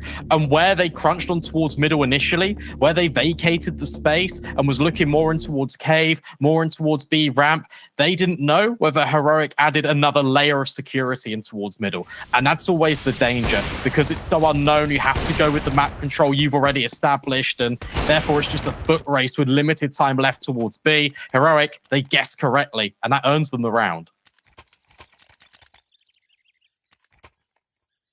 Hades the impact player regardless, with that double kill he did find, although the last one was just to stay alive. And he has actually held on to that AWP, so obviously no income around it. And the rest of the team opting to keep their money the same. Lost bonus not there for the squad, so really Hades is the only one that can get much done in this round. At the moment, his vision is obscured. They might try and boost him over, but nobody is in mid at the moment. Heroic taking a lot of space for free. Lane is completely theirs. They can just smoke this off for days. Nine are forced to look elsewhere. They have a little bit of a gander in towards middle. Hades posting, positioning in towards red, not finding anything. Yabi closest point of contact in towards Donut, and Down actually does rotate over. Hades, can he find Yabi? That's now the next cause for concern. Flashbang baits out the shot. Heroic, they can just remain rooted. They don't need to switch their setup, and Down through the smoke deals with Minio. Yeah, I can just spam that one on through, and he's still a presence here, although they do look to put a bit of pressure onto him. This reposition's great, though. He's going to be set up to collect 2. Might even get the 4th kill for him in the round. Down, doing everything in mid. That AWP negated. Goofy's position known, and well, maybe a chance for a Down ace. He's definitely looking for it, but Tessa steals it at the very tail end. But hey, it's with the MP9, so you cannot blame him. Yeah, for sure. And the main focus for Heroic is always the round. It doesn't matter too much about the ace, but this reposition is everything. I also like the layering of Heroic's approach in that round towards middle. It's the fact that they throw the flashbang over, but don't swing off the back of it. It's purely for information, and they get exactly what they need. It affirms Stound's position to be over towards red. And from there, he can just dictate the play with Yabi. 9, forced in. Only a deagle for Hades, so it's the pocket AWP rather than the premium. And Tess says, can just smoke off cave, no access granted for free. Yes, down here, that AWP he recovered off Hades, and he's going to reposition as the utility comes on through, but there's a gap here. Goes for the shot, but misses it, as does the second. Everyone's falling now for Heroic as it's a split onto the site. Hades gets that deagle singing. And Shush and Katie, and I mean, they can't even give this round a look in. They're nowhere to be found. A perfect site take from 9. And we've seen this a couple of rounds now from 9. In the opening stages of this first half, they're leading a lot more with contact and they're pushing the issue. They're never telegraphing their true intentions over towards a bomb site. And Heroic are getting caught off guard by this. You can see that Stan was not ready for a player to be so close to swing on short. And everything is done by design. 9 double swing. They then have the cave alert coming in because players are distracted with the bomb site hold. And it is all very intentional. And Cadian, best he can do is deny Hades an opportunity to save that weapon. He's even pushing further forward, wants to ensure that the sniper can't be pulled over.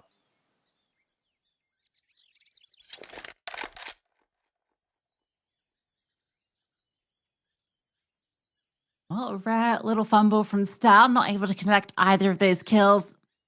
Means that Heroic's side hold falls short, and 9 continue to keep this game competitive. At least for Heroic, saving those weapons over sets them up for a decent little haul in this round. See what the play is for 9 this time around. Heroic taking a lot of aggression in mid, getting this MP9 up close. Utility coming on through. Minio wants to fight it, and Yabi is flashed back on through. Both teams wanting to take this ground, but the smoke is going to slow down 9 for now. It looks like shadow boxing at times. Just so patient, boost perfect for Kyler. And Yabi just snaps at the ankles. Not quite converting anything. Down. Has to remain aware because 9 now look to compromise his position. It is a slight off angle, but the escape path in is quite dangerous because he's so alone. Yeah, it's no surprise to see Heroic go for a bit of a stack over towards B in this sort of circumstance. Stan has found 1 kill just through spamming and a lot of damage being done back in response. Yabi with the AWP. Would you believe it? He's making it work with that kill. And that's immediately forced 9 out of the site. Repositioning now. Going to be making their way through Donut. And Shush is playing quite passive just due to that stack that was in play towards B. Going to reposition now, though. And Heroic, well, they've felt no contact over towards B. And Yabi's holding ramp with the AWP. Shush in a prime position now to collect K as he comes on through. Such low HP on him. Trade has to be good for 9. And Tessus comes on over as well. A really nice setup here for Heroic. The bomb does make it through, courtesy of a boost, actually. That's really cool. They boost up Goofy to get that one down, but it's still not a nice, comfortable position in this retake. That angle's nice from K, but doesn't set him up. Shush able to adjust and find the kill. A lot of damage done, but the kill's coming on through. Another. Oh, but Kyler catches up Tessa. Still doable here in a swing and a miss. Down now in the 1 versus 1. Kyler so low in towards the donut, and there is a kit in play too. In fact, he's able to collect it. Lots of utility that he's on the road for. Flames can be pushed on forward, and that's going to land straight on Kyler. Such little HP. He's forced out in the open and around towards where Stan is holding. Perfectly handled in the 1v1, and should have just enough time for the defuse. Yeah, huge retake coming in from Stan. The fact he's aware that the player is locked in at Donut. Tyler can't really move. It's planted for him. He kind of just waiting for these audio cues. So Stan takes his time. He picks up the kit. He picks up the incendiary. Makes sure he can take every single advantage in his favor. And then the placement completely disrupts the positioning. And from there, Kyler is forced into a position where he has to swing wide. It's very limited time. It's right down to the wire. But Heroic, they do manage to get a 6th round on the board. Yeah, and Stan recovering from the missed AWP shots from the round prior is able to find a huge amount of impact here. That's that spam kill, and he almost gets a second there as well. You can see the jumping crosshair because that was almost a kill. Shush really well handled as well in this position, able to find K and then does a lot of damage onto the follow-up. Incredible that Goofy's able to fight his way out of there with such little HP. It sets up Stan for a comfortable 1 versus 2 against low HP players. Yeah, it was down to Derefin in that round because he re-aggressed in towards Cave and actually started the information gathering that allowed Heroic to rotate 2 players on A initially. Really nice stuff. Spam, again, fall in favor to that CT side. Knowing all their angles, protractors fully out on the table for the CT side, and 9 now want to yet again go for a contact push. This time, however, you might have a fly in the ointment. Yabi needs to be cleared behind this single box, but it's quite difficult, especially when you're not leading with utility. There's lack of utility on both sides. In fact, they're just going to contact play in here. Yabi has just tucked all these players getting boosted up. A triple boost.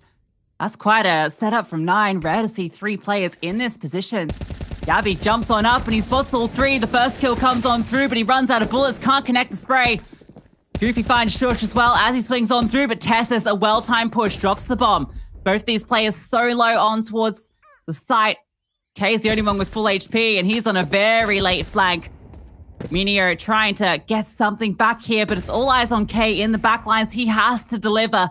Minio is about to go down surely, overwhelmed by the numbers. And here's K. Gets his first frag in the game. Has to find 2 more for the round, though. Smoke to land at his face, forces the issue, and Tessus is ready.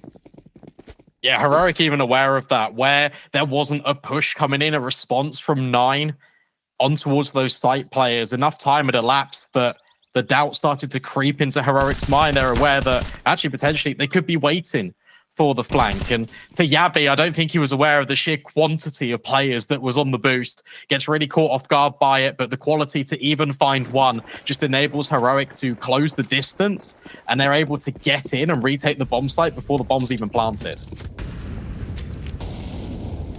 Heroic with some breathing room now because 9, well, they don't have a lot into this round. Armor on a few players with Tech 9s, Deagles on the players without armor. Ideally, how you want to do it, Tech 9s can get up close and personal. That might just be the play. They're taking control in towards Jaguar. Stan is just jiggling this with the smoke so he can deploy that one to keep them at bay. Ooh, that's a cool boost coming through. How's Yabi spotted it? I think the bullets flying through have definitely hinted at something here for him. Now Yabi going to get the information. Cadian under a lot of pressure, but Shush is here with the MP9 to support, although getting a little bit dicey here. Hades has found 2 with that Desert Eagle and has even netted himself the AWP. This one is very scary for Heroic. That bomb gets tapped, trying to force a fight through. Hades goes for the flick. Kailas found 1. It's all on to Tessus. Hades creeps around the corner. And with him removed, Tessus can come on through. Yeah, really well played yet again by Heroic. 9, they fight back. They get themselves out of the corner, battle through middle. But when it comes right down to the wire, it comes into the 1 versus 2. Tessus is allowed to take full advantage of 1 versus 1s. And is able just to position his body around the site boxes to perfection. And Heroic, they will take 8. They win out the first half already, but that was a lot of damage done with very minimal investment. 9 now have all of the weapons at their disposal, and Shush has got aggressive in towards A. Cadian can even take first contact. Yes, it's a really nice setup. Shush is able to find that first kill, and all he has to do is focus on this one angle. In fact, he's going to slowly reposition, starts to fall on back, a misleading dink as he gets away, as it comes through the wall. And the whole time, Cadian has been here, hoping for a swing to come on as they try to hunt down Shush, but isn't going to be coming through just yet. Good utility over the top, and Cadian is forced on back. That smoke and molly combo is perfect to deal with him. You've lost a teammate. Can't really pressure this any further. 9 are doing the same over towards B. Just trying to find any way to get back into this round. That's a really nice bit of spam from Stan. Goofy, he's limping as he's forced on back. Yeah, Heroic are really reading the game well at the moment. Because as we've discussed, the contact plays are normally the slight commitment for 9. Instead, when they do throw utility, they actually normally go the other way. But this could be a difference, because with 35 seconds left, the bomb is now making its way out towards A. 9 need to take contact on B in the next couple of seconds to ensure that Heroic's attention's diverted. Well, there's the smoke, and it's a bit of a fake out execute. As mentioned, flashbang comes over. That's not Spike going to connect on down. A little bit damage done, but Goofy falls and Cadian hasn't budged. Misses his shot. Edges on forward. Knows that bomb is now crossed and Heroic have the full read on the situation. Shush and Donut able to find one as well. That's made it very uncomfortable for these remaining players. Aminio, what a double kill. K found one in mid as well, but he is now stuck between two and there just simply wasn't time. He knew he had to go for that fight. And he falls at the hands of Stown. Yeah, you can see that 9 have got a really solid game plan. They know exactly what they want to do with this, but the extra element is then throwing players onto the bomb site to find kills. At the moment, Heroic are allowed to remain anchored in their positions. They don't sort of gamble, rotate over to the other bomb site because they haven't needed to. There's no real pressure. It's only misdirection, but it's never a full commitment from one of these 9 players. And as a result, Heroic do not budge. Cadian finds the information, takes the shot, which then allows Shush to reveal himself that he was in Donut the entire time. Well, once again, looking to split. They've got 2 players very deep in towards Red House, and they've actually found a gap that they can start to exploit. Going to be going fast as well, causing a lot of noise. You can see Heroic on the minimap immediately moving to respond to this. But this is all just a bit of a ruse to set up this hit that's going to come through Cave. Stab is going to be standing in a good position to deal with both. Lovely adjustment to get that second headshot. Cadian doesn't have to now focus there. He can just look in towards Cave. The remaining 9 players set to go onto this B bomb site, but they don't have anything to get in with. Just going to charge on through, and maybe the Tech-9s are enough, but Tess is tucked on into Cubby, at least gets a double. Hades now with a lot on his shoulders, has the bomb, just wants to try and get that plant down. Fakes it out, and Cadian is there. Yeah, no money for 9 off the back of limited bomb plant, but it doesn't matter. It's still the end of the first half, so they can bring forward an AWP on Hades. He's been without it for a couple of rounds now, but yet he's still finding significant impact. Heroic, it just feels like they are throwing up so many hurdles, and 9 is struggling to overcome one of them, let alone 5. Feels very dangerous, and 10 rounds is a really solid start on your CT side. Ooh, that's not a great start to the round for 9. Gabby just holding the angles, spamming on through. Collects one. Damage done on Dominio as well. And a couple of kills going back and forth, though. Kylar is able to remove Stam, but not before he deals with Meteor. Now the AWP getting a little bit interested in mid. Cadian edges on through, but Kylar's fallen on back. Might be about to re-aggress, though, as the AWP comes on through. A nice shot from Cadian. He was mid-movement, but it doesn't seem to matter. Now they're forced onto this side. Tessus gets the first. Goofy now, 1 versus 4. No hope here. Tessus slings on out, and it's an 11-round half for Heroic. Yeah, really nicely done by Heroic. It was the dynamic CT side in the mid-round that was really spoiling the plans of 9. But now they swap over to the defense. Can they come up with a response, or will Heroic just win out the best of 1 comfortably?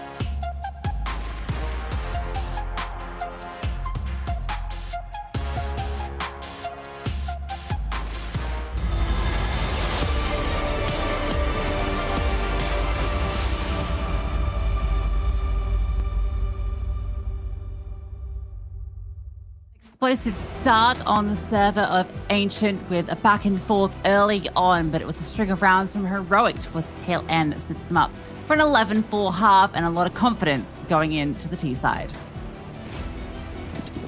Yeah, it was very dominant from Heroic, and that was after a really nice start coming in from 9. It's clear that they've been working a lot on their ideas, but the fallback plans, not always the most effective. This time, though, it's aggression in towards middle. Kylar takes point, and Cadian, though, deals with both. That's Donut opened up, and suddenly the A bomb site's under a lot of pressure. Hades needs to try and hold on. That Molly, though, that's a little bit of a flub, and it means that he can just wait just for the repositions and the rotations to come on in. Yeah, everyone's rotated over now, and a smoke actually goes towards main, so suddenly Nine are feeling like they can maybe fight their way back into this, but Heroic have paused.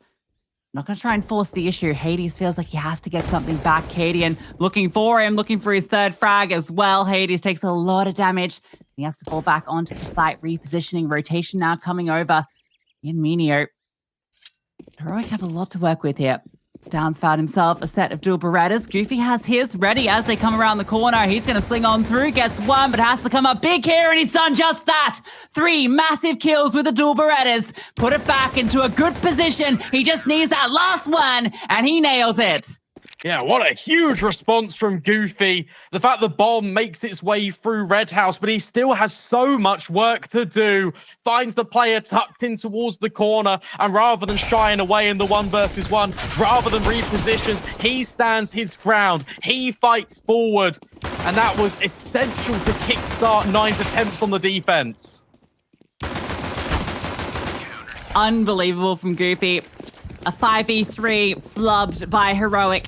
No bomb plant either.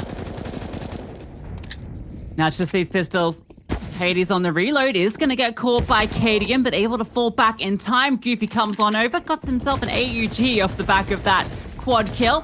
He's found a couple of kills off the back of it. Gabby gets one back in response, but Goofy is still here. He's doing a lot of work for this team. The bomb plant is going to go through at the very least, which is a key objective here from Heroic in this round. No further kills found. At least they get that plant. Yeah, mission accomplished for Heroic. Making sure they prioritize getting a little bit of extra money in their pockets. 9, more importantly, only losing 1 player in amongst all of the chaos. Org recovered as well, making sure that that one just stays on over. 11 rounds plays 6.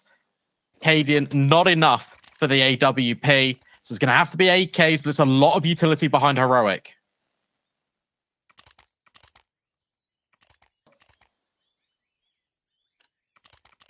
Happy with that bomb plant to set them up for all that util.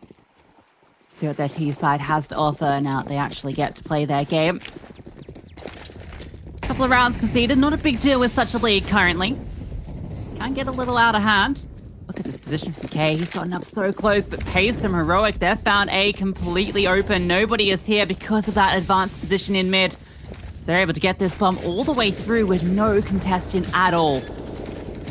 Yeah, and they just keep on fighting all the way through. K can even not find purchase on the MP9. Shuts him down. And that has to kind of be the save. 9 have to concede this one. You've already invested so much into the previous. You've lost a couple of SMGs. That's fine, but you can't really throw the entirety of your collection of weaponry at this one. Heroic, their positions were just so far forward that 9 never really had a chance to even retake in. Yeah, no hesitancy in that round at all. I think they might have to read because of the deep smoke towards mid. Bit of setup utility to get K up that close, and they figure that means that A might be a little less defended. Often is. Particularly when you've got the full gun round coming through. A 3B start isn't uncommon. So Heroic able to get that one, and they don't lose a player, which is going to feel very good for them.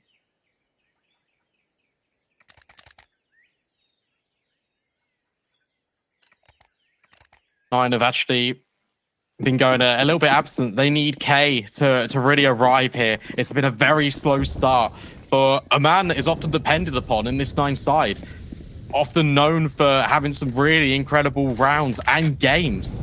And the fact he started off slow here just doesn't help things out for Nine in its entirety, but maybe through the smoke, that's where he can find success. Heroic, they are creeping and crawling their way through middle. Look at the advanced positionings they've adopted already. It looks like this is going to be the fight that might really determine how this round starts. Hades gets that first, and K has been baited in for that kill. Bomb out in the open. And well, Heroic might have got some space in towards Red House, but they do need to go back for the package at some point. Kyla sitting on through is able to catch out the first and even the second, doubling on up. Shush, well, not much he can do in this round at this point. He's already brought down so low. Flashbang over the top, keeping him at bay. Hades has the angle locked on through. Well, he might be given a bit of space here. There's a flank coming through as well, so his days are numbered. Any kill he can find would be nice, but it's going to be denied. Meteor collects, and the CT round on the guns comes through for Nine. Yeah, and again, we're seeing staples from Nine. You've got instantaneous flanks coming in to make Heroic feel really uncomfortable, and it just kind of gives that extra layer of pressure for that T side. That was really nicely done. It's a simple setup, but they're the most effective, right? Hades taking point on towards Donut, K baited in perfectly, and from there, all of the stars align. Nine find themselves flawless. K now feeling a little bit more confident, wants to fight forward in towards mid, but Cadian will deny. Kyla can only find one on the follow-up, so yet again, control established in middle by Heroic. Yeah, these flashbangs from Shush were perfect as well. You can see both the CTs were blinded in their different engagements. Hades with the AWP needs to come up big, but it's just the one. That's going to allow that bomb to get planted. There is a very quick rotation, so Goofy is already coming through Temple. Smoked off currently, has support in towards mid, but that smoke is a bit weird. It's landed off the mark, and that's given him space to work with. Shush not going to be revealed behind the boxes, though, and Goofy really needs to find something to incentivize this retake. At the moment, it's not being given. Shush is just sitting, waiting for the drop to come on through. Molotov thrown on out, and the sling from Shush. Heroic bounce back immediately. Yeah, it's really cool seeing the afterplant of Heroic develop as the round kind of ticks on down. Nine, it's always their responsibility, the onus of pressure to try and retake that bomb site. And as soon as utility has been deployed, it's the instantaneous swings coming out of Heroic. Yabi does really well just to kind of dance around the default box, controlling his angles, so he's only ever exposed to one at a time when he is taking the fight. Another tactical timeout now being called on in for Nine. That's 3 of them used already, and probably the 4th one if Heroic take another round, because they're running out of time here. Heroic are just 3 steps away from securing the map. Yeah, looking very convincing on this T side. Now they've started to get a few of these gun rounds under their belt. Nine tried to match Heroic's aggression in towards mid. It didn't quite work out for them. The utility, great from Heroic with those flashbangs, setting them up for each of those duels. And it is going to be the 3 lean towards B early from Nine. The moment Heroic quite spreads, some utility being set up for Shush again to enable this mid presence from them. Heroic are going to be working over towards B early here, which they didn't in the previous. This is a lot slower coming out of Heroic now. They're spamming through. They're not really fighting forward in towards middle. Instead, flashbangs go over the top. Mollies rain in on the site. And look at this result from Nine. 4 players are about to push in towards mid. Tessez is going to get an abundance of information, but he can't get past Kyla. And then where Nine hesitate, no information on the death cam either. K now steps in. just underneath shelf. Locks out elbow. Heroic forced to go B. Yeah, it's only 2 players on the site. One's got an MP9 though, so they can still definitely make this one work, especially if Minio is caught looking the other way. Hades is here with the AWP. He's the only one close by. The flank is going to come through from ledge. And Hades spots out a player but can't connect the shot. Yabi dancing without knowing about it. And K needed to win that duel. Sound takes him down. 20th kill for him found. Kylar's here trying to connect that bomb. Yet to be planted, but they've got time to work with. Now it's going to be punched on through. This retake very difficult for 9. Oh, good spam. Shush doesn't get dealt with though, and the flashbang. It works so well to blind Hades and allow Shush to reposition. 4 versus 2, and whilst there is unconfirmed damage and low players, you can't really see 9 going for this unless... Well, Goofy has found Cadian, but it'll just be a denial mission of this sniper.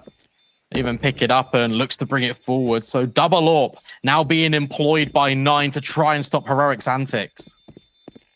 It'll be the double AWP to try and stop Matt Point in this best of 1. Well, maybe we're seeing a little bit of that storyline of Heroic being the team that doesn't get upset in these best of 1s, and 9 being the team that upsets everybody. Coming to fruition. Heroic unrelenting on this T side. 9 yet to find a solution, and they're running out of time to do so. I really enjoyed watching the execute come in for Heroic, because once they dropped all of their smokes out towards short and long, they didn't immediately overflow in towards the bomb site. They waited, because 9's conditioning on towards Heroic has been, well, we're going to throw a flank in there. We're going to try and get in the back lines. So Shush is holding for cave. He's waiting for the player to climb up shelf. They've also lost that engagement out towards middle in the earlier portions of the round. So it's very much expected. 9, they walk into the trap, straight into Shush's guillotine, and from there, Heroic can then just take the site with numbers.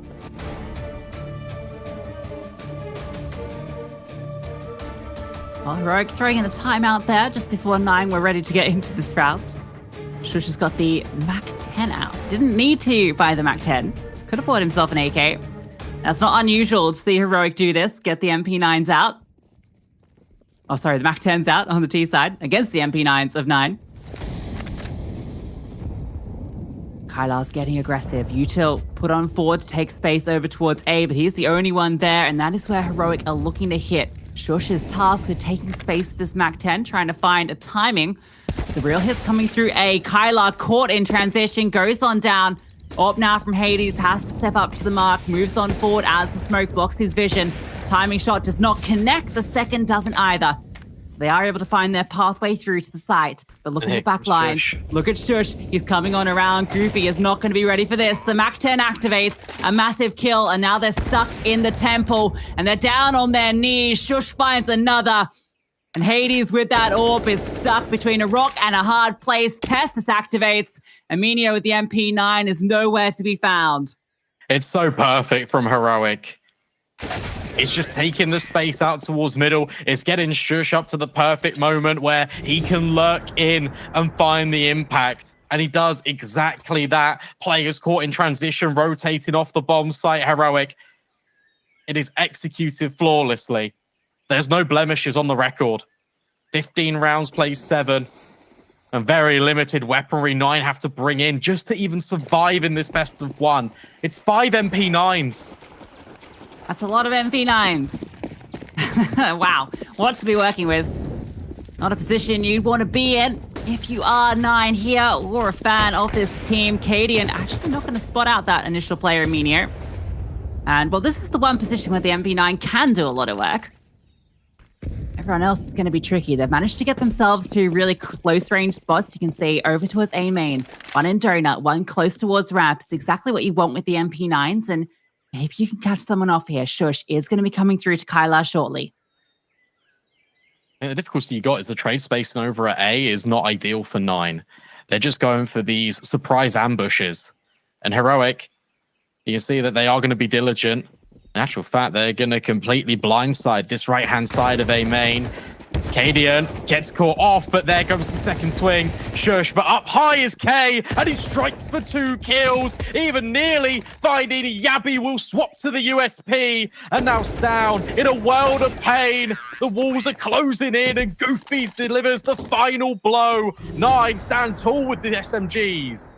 Yeah, upgrading through those MP9s to AKs at the end. That is a beautiful round from 9 to steal away. And it came from being able to get that player so close up in towards A. Kylar might only get 1, but it completely baits in K here, who, as we mentioned, has had a bit of a quiet one. Doubles his kills in that round.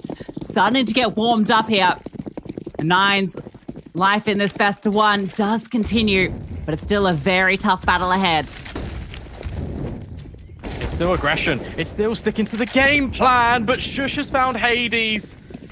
Caught with utility, juggling it out, and the smokes are already here instead. Kylar goes through with the flashbang. Tess says Yabi fully blind, but the bullets, he completely runs out of them. Bomb site overwhelmed.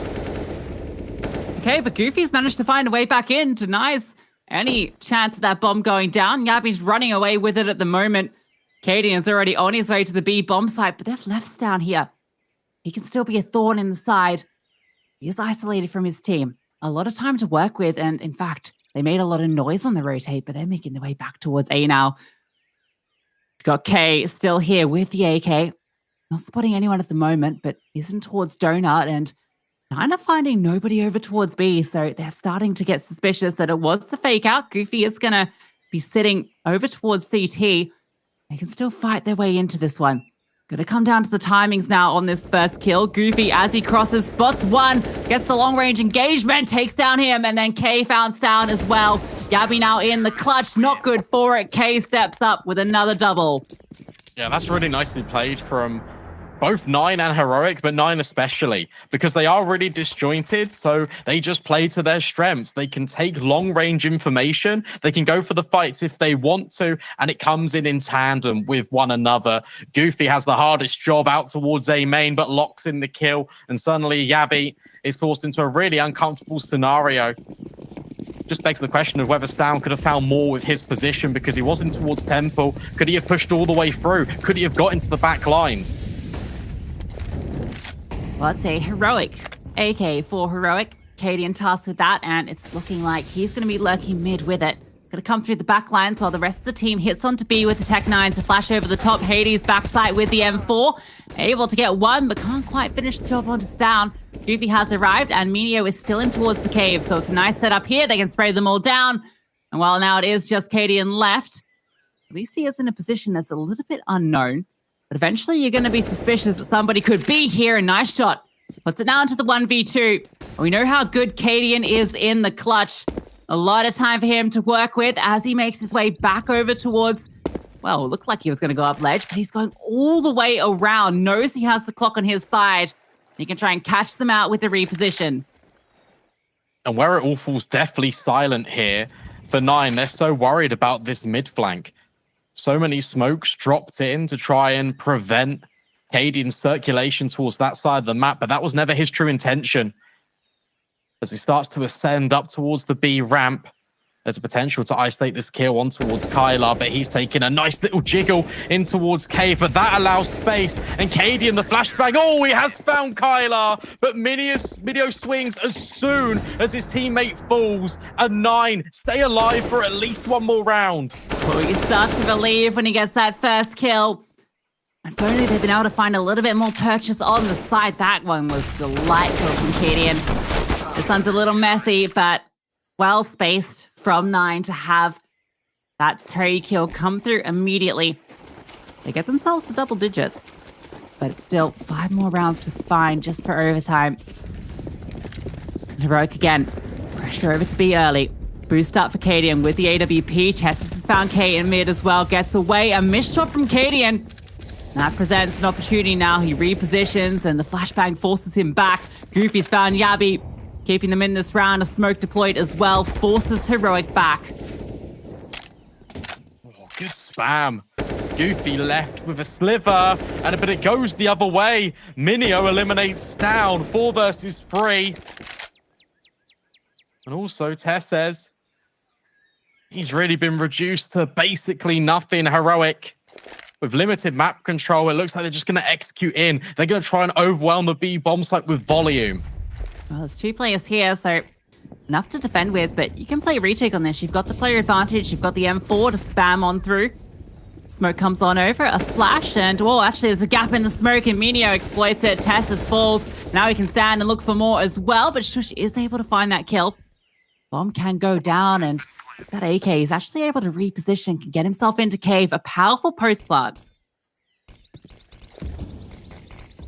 Yeah, retake smokes go in though, both for cave and ramp. And Hades can just remain rooted on his position, throwing a flashbang to accommodate the rifles. There is spam potential, but Kylar actually makes use of it. Cadian trying his best through the wood paneling, but it's always going to be the defuse. And he tucks his tail between his legs, and he just tries to hold on to the sniper.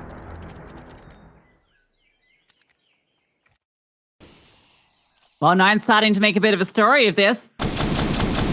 Good hold on B. Able to find these kills. A couple of missed opportunities as well for Heroic there. The initial Cadian shot going awry. Timeout comes through for Heroic. They know this one is starting to slip away despite having that map point. Had it for a few rounds now, and Nine is staying resilient. Looking confident in a lot of these rounds, and with Goofy on 26 kills, you would be. It's interesting just watching the difference in these T rounds coming out of Heroic. It feels a little bit one-dimensional at times compared to what we were seeing from them early on and what was enabling them to get their rounds in the first place. There's a limited prioritization in towards mid now. They're not positioning players up in towards red, constantly kind of cutting the map in half and making it difficult for Nine to rotate. Instead, it's been very execute heavy, and Nine have been thriving in that environment. Well, this one isn't a full buy from Heroic. They've just got the Hero AK out. Cadian has enough to buy into the next as well. They're going to go for a straight up A execute. Execute heavy, as mentioned. Hades is here with the AWP, the support in Donut as well. K can chime on through. A dangerous combo. Hades holding, looking to see if anything will come through. A jiggle with the deagle, and he collects. Gets the second as well as Cadian looks to trade. Hades is here in the server. Shush shuts him down. K gets one back and gets a second as well. Bomb out in the open. This round looking done. Tessus can't find it. A triple from K, and the side hold between the two of them is perfect. That's absolutely huge from Hades. After he gets the second kill on towards Cadian, he actually pushes forward and goes wide. And that allows K to come in close proximity and support, swing on the immediate contact. So even though Hades loses his life, it's for the good of the cause. It's to allow Nine a route back in, and K can be activated instantly rather than giving Heroic any space to work with.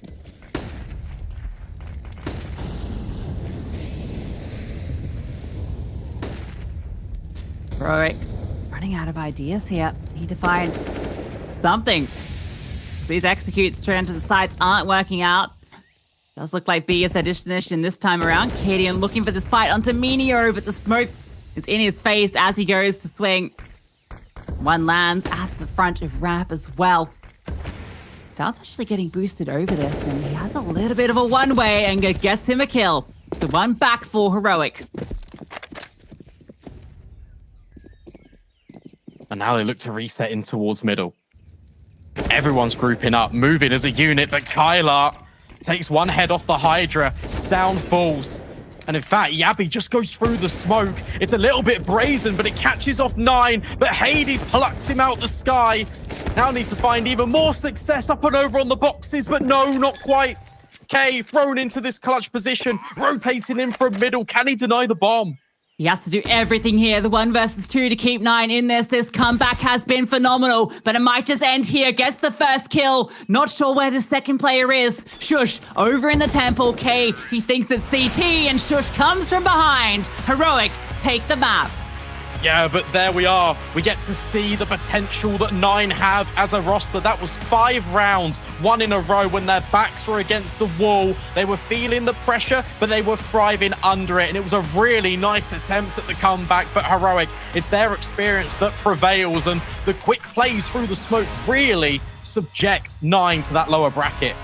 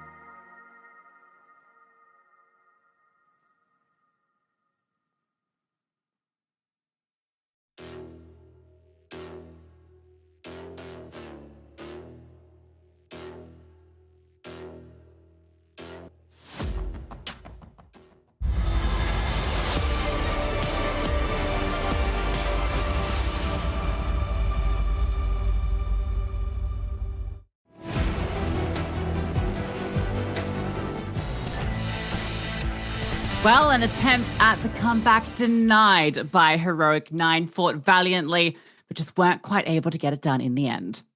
Yeah, I was really impressed because it was the CT side in which Heroic thrived, and it started to look very good for them when the side swapped on over, as you can see, 16-12. But for 9, the fact that they've got the mental resilience, they've got the resolve to build back into this game, it's fundamental. And it's really good signs from a team that obviously is kind of pushing the envelope, is starting to make those inroads into the upper echelons of Counter-Strike, trying to breach into the top 20. So the fact that they are doing that, they are really proving why they are legends for the major.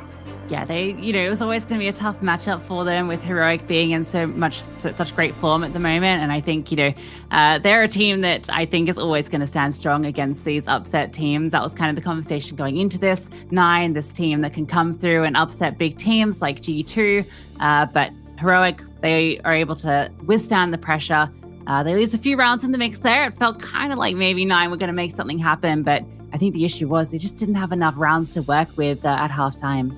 Yeah, for sure. They didn't give themselves enough of a lifeline to really build back in, because say that half on the first instance ended sort of 9-6, 8-7, then it's a conversation piece. We've got a head-to-head we can bring up as well to kind of talk you through, because I wanted to highlight 2 players here that I thought had really significant impact, both on the defensive side of things. Goofy really stepped up when it mattered most. He was the spearhead of the attack for 9, and Stown, we said coming into the pre-game that it was actually Yabi that was taking most of the firepower responsibilities. He was being thrown into the spotlight, but it's good to see that we are getting these reasonable and beyond expectations out of Stown. Yeah, and I think the key thing to note here is, Stown on 23 kills. Shush was beside him with the same amount, and Yabi wasn't that far behind either. And that's kind of the difference when you look at a team like Heroic. It's never really going to be one player head and shoulders above the rest. You're going to have the others not that far behind.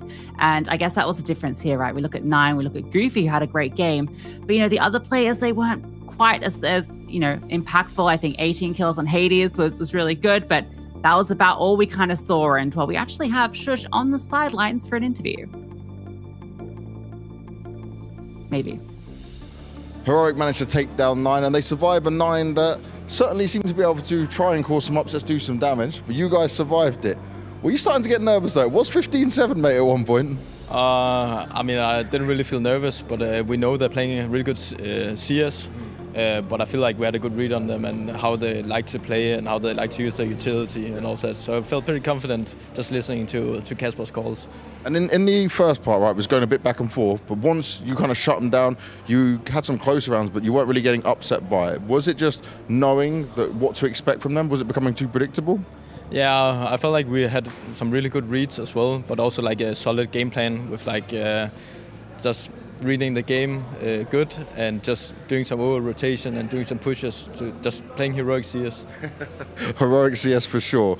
Now, in terms of them being a team that can cause these upsets, when you look at the veto, both of you played like your worst map statistically. Why was this? This don't normally happen. I mean, I'm not really in the control of the veto, yeah. But it wasn't really a surprise, but it's still a surprise at the same time because they lost 5 in a row or something. And the last time we played Ancient, it was against MOUZ where we completely stomped them. Mm-hmm. And in practice, it's been going well as well. So, we just felt really comfortable with that map pick. Well, it worked out really well for you, Shush. Congratulations, man. Thank you very much for your time. We'll go back to Lucy and B-Dog.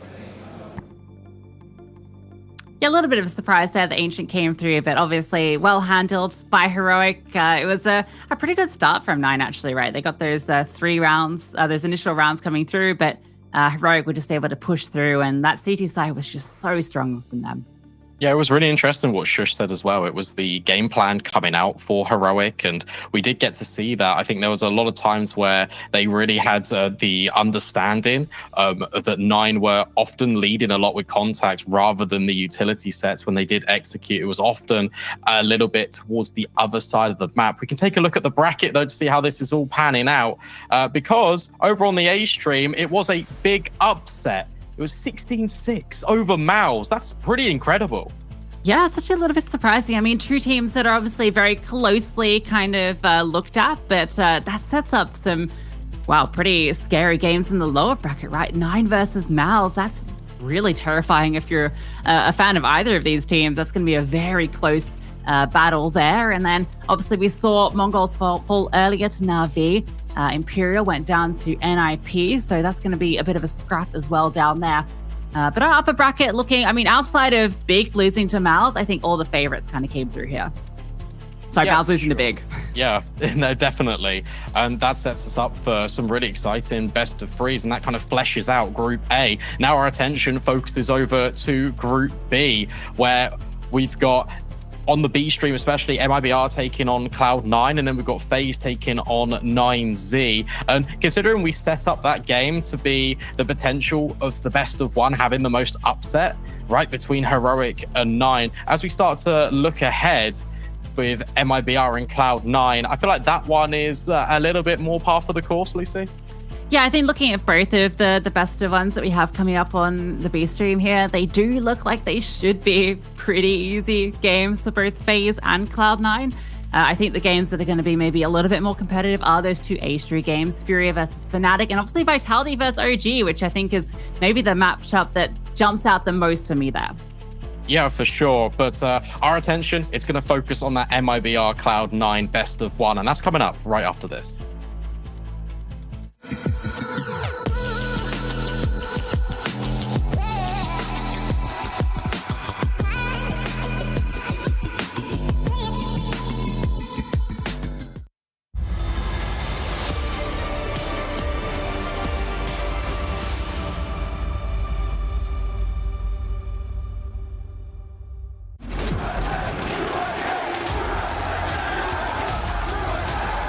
Dallas, we're back.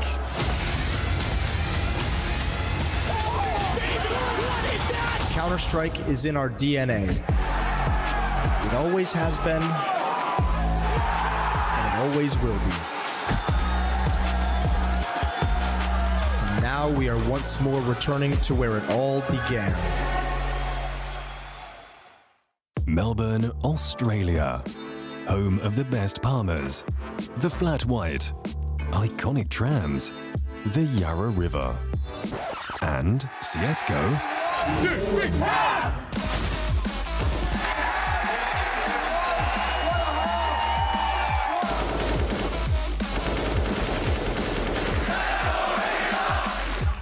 ESL Challenger Melbourne. Book your tickets now.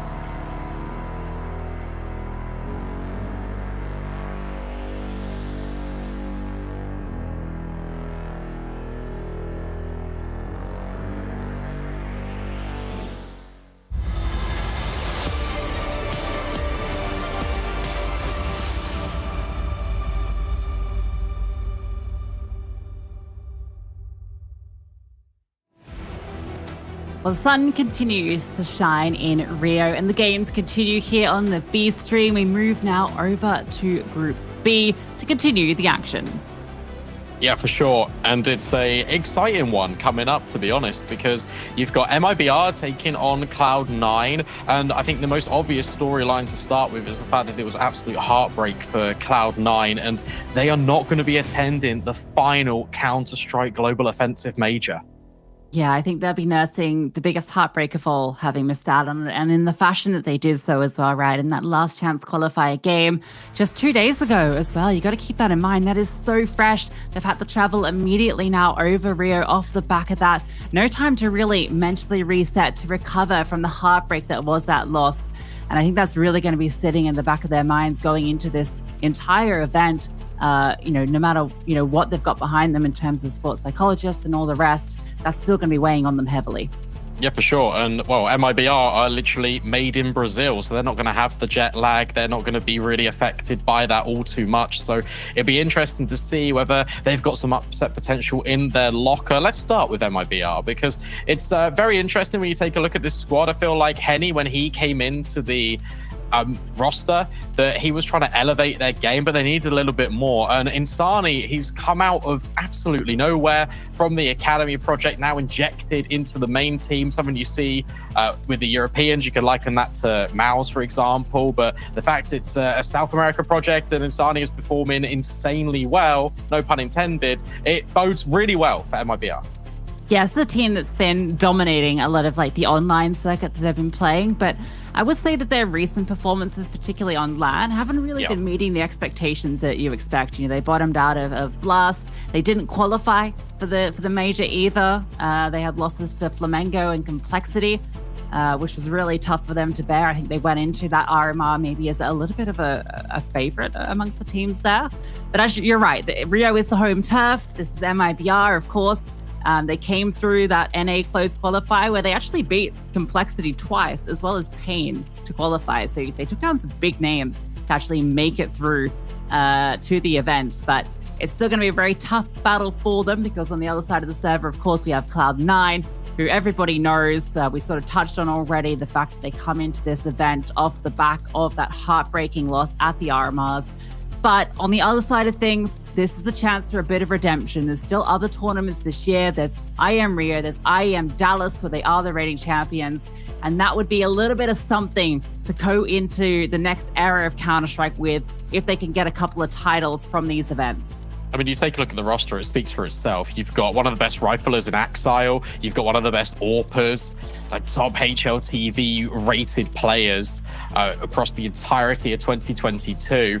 But it's the disparity between your CT sides and your T sides for Cloud9. And for me, especially with this best of one, it's just kind of going through the motions here. You don't need to do anything too fancy. If you're Cloud9, your individuals on paper are better than MIBR. Your fundamentals and your reactions to things are better than MIBR. If you just kind of go through the motions, if you just kind of just feel your way through this best of one, surely it can't be heartbreak yet again. But let's pull up the veto. Let's kind of get this to discussion. I think, if I'm being honest, it's kind of only going one way. I just see this going to Vertigo. Yeah, it does feel like a likely place for it to land. I could see Inferno come into the mix, but if I'm Cloud9, maybe I try and push it more towards Vertigo, just knowing that MIBR are very good at Inferno and will often be pushing it towards that map. So we'll see where it lands. It feels like it's most likely one of those. I mean, Overpass is maybe a question, but I think in terms of what these teams have shown recently, I think you're right in terms of Vertigo being the most likely outcome. We'll see as the remaining bands come through. You could even potentially throw an Ancient into the mix. That could be wild. It has been such a popular best of one map, and well, speak of it, looks like it is. All right. Yeah, okay. I don't mind it. I think that this is, again, quite familiar territory for both of these teams. I just thought it would be Vertigo just on the basis that you've got very high win rates for both teams. And in actual fact, you take a look at this for MIBR, it's a small sample size, but they have performed incredibly well on it in recent times. I'm very excited to see how Cloud9 will respond to this. The fact that they didn't ban Vertigo, it was MIBR, means that MIBR have come into this game with a game plan. And what we've got to remember is, as you were saying, Cloud9, it's heartbreak. They have to get straight on a plane and come here. How much time have they actually had to prep for this best of one? Yeah, that's definitely true. I think they'll just be looking to play their own game here. I don't think it would have really been high on their minds at all. Obviously, the RMR would have been their full focus. So now they're going to have to fly over here, which is probably half their time anyway. So not a lot of time to really prepare for this individual matchup. But I think Ancient is going to feel fairly comfortable for them. They've already had two kind of very recent losses against ENCE and Astralis. But other than that, they've been looking pretty good on this map. And well, a win in this best of one would be a nice confidence builder for Cloud9 going into this event. And they start on the T side. So for me, this is a good way to kind of battle your demons a little bit earlier. Let's see Axile step in, have some really important rounds on both sides of the server. Boost up already for exit with the dual Berettas, looking to catch Cloud9 off guard. He's the only one here, so he goes down without doing a bit of damage. It gets a little bit scary, gets that first kill. Now he's known, but with the dual Berettas, he can do a lot of damage, and he does just that. Even the third kill completely blind. The trade comes on through, but the damage is done. That is one player finding everything for MIBR, and now Cloud9 is scrambling. They're trying to reclaim some space out towards middle, but they are really far apart from each other. It's a bit of a dangerous cross for Buster as he tries to reconvene with Nafany. Henny on a swivel, looking at A-Main and Donut Insani here as well. But with plenty of time left on the clock, Cloud9 can at least slow this one down, try and split the defense and make it so it's an even battle when they execute onto A. Yeah, lacking their 3 stars, though, doesn't make the 2v4 feel comfortable. See what these pistols can do for Nafany and Buster. Insani is in the right position to deal as they come on through. A swing and a hit from Nafany. Henny tucked on through in the right angle. Nafany had the read, but couldn't connect the shot. Now Buster under pressure, has 3 kills to find, can't quite find the first, and MIBR take the pistol. Yeah, Brenzen locks it up. And now another interesting kind of conversation piece to throw in early is, if MIBR keep finding man advantages all throughout this game, what does that do to the current belief and the confidence of Cloud9? Because it was already probably quite low. The bar needs to be lifted up, and it requires everyone from that Cloud9 side to get themselves firing, get themselves a little bit excited when they win a round. I want to see really positive body language coming out of Cloud9 whenever they win a single round, even if it's against an eco. Yeah, I don't know if we'll see it though. I just feel like that's such a hard thing to force. Yeah. But you're right, it does do a lot for the mental. But given the stakes of this matchup, I'm not sure we'll see it out from them quite yet. These are just the Glocks here. The MP9 can start to do a bit of work. There's some extra cash coming on through. Okay, Shiro finds a nice opportunity, capitalizes and gets a kill on the reload. Now, this kind of looks a little interesting for Cloud9. You've removed one player. You've also gained a bit of space off the back of it. Look at Hobbit, walked all the way into A. I don't think he was spotted on that jump. Yeah, he's hit this timing. Oh, Insani's heard him though. Attention, focuses back.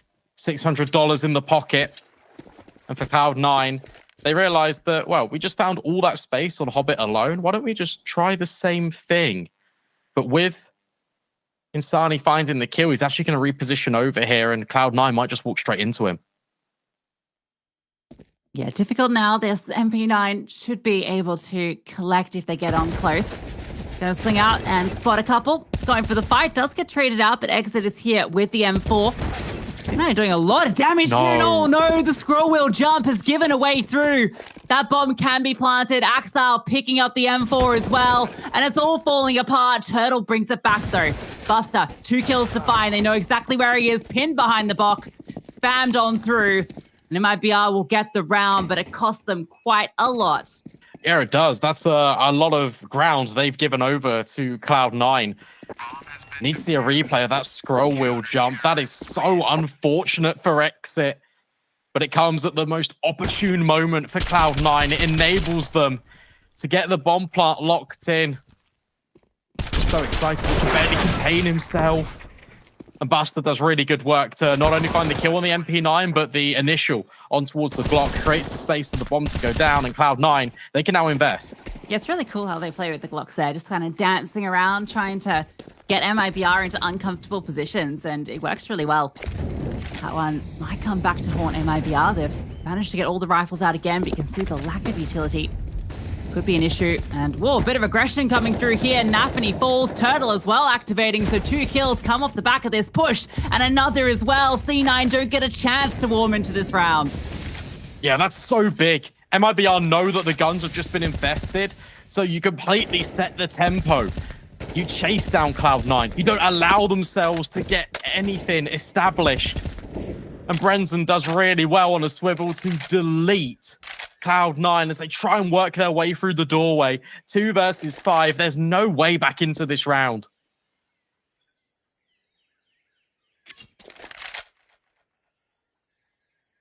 Axel is going to look for it. All they have to work with is these 2 AKs. Smoke and a flash. There's 2 players towards the side itself. One tucked behind the boxes, and Exit sitting on back playing this passive angle where he's jiggling for info in both Donut and over towards main. Axel's looking for him, but can't quite find anything. Exit, well, he gets curious, spots out one, the spam comes on through, and it is good. Takes a lot of damage in return, but no kill found for Cloud9 yet. Buster steps on up, and he can't quite deliver. A lot of damage done, but no kills found for Cloud9. And although he didn't really get involved in the action, that was a really nice angle adopted by Insani, because it's an off angle looking in towards A main. It's also elevated, and because he was never revealed, he can now implement that into the future. Really enjoying the pace setting coming out of MIBR in the early stages of the best of 1. Really applying the pressure to Cloud9. They're just trying to apply the chokehold, and will they submit Cloud9 or will they come up with a counter? Well, looking like pace might be their answer. Nafany has gotten very close here, and like he's going to push through the smoke, catches that timing, and Sani falls on back, knowing that this could be the play. We've got a second player up close by and towards Red House. They're looking to push on through. Nafany has walked quite deep here, and Sani is actually caught between 2 angles. That smoke's definitely going to draw him on back. Henny has the long-range duel with this M4 and is good for that first kill. Going to see if he can collect any further. Has spotted Hobbit crossing over towards the left-hand side. Oh, that timing is not great. Cloud9 trying to exploit, and they do find the kill. Hobbit brought down so low, though. This now gets a little bit weird. Cloud9 have this space in towards CT's spawn. It's so known that they're just penned on in. Yeah, but look at Axile. He's found the gap. Turtle falls, and so too does Brendan. That's the bomb site completely unlocked, and whilst Exit might find Hobbit in towards middle, it's a 2 versus 2. Axel looking for more as well. Swings out towards long, a second flashbang about to come on over. 2 players here, but he goes a little bit too early. Gets fully blinded. Now he wants to fight on through. A good spray. It's a 1-for-1 trade. Exit now needs to find Shiro, who's tucked on into the cubby. Can't go anywhere. Out in the open. It's over into that corner. Exit throws the incendiary forward. Shiro swings, and Shiro wins the duel. Yeah, really well played by Shiro. Make sure that he just doesn't move after the initial contact has been taken by Axile. Remains very stoic. Axile does incredibly well here to find that slight gap, and where the pressure was being applied in towards CT spawn, it's the extremity push. It's actually route 1, just straight up B ramp that MIBR overlook. And that's where Cloud9 can strike back in a round that looked a little bit unfavorable to begin with. And you can see the effect that it's had on the economy here. That spam's really nice. Nafany's brought down so low. And Sadi's working with a P250 armor. That is not comfortable for them, and they've dispensed a lot of their utility already. Sadi with that P250 might even be pinched on here through Donut. This is probably a big ask, but at least he can take contact maybe, and that allows Exit to swing. Hobbit incredibly low, but can't collect the second on towards Shiro.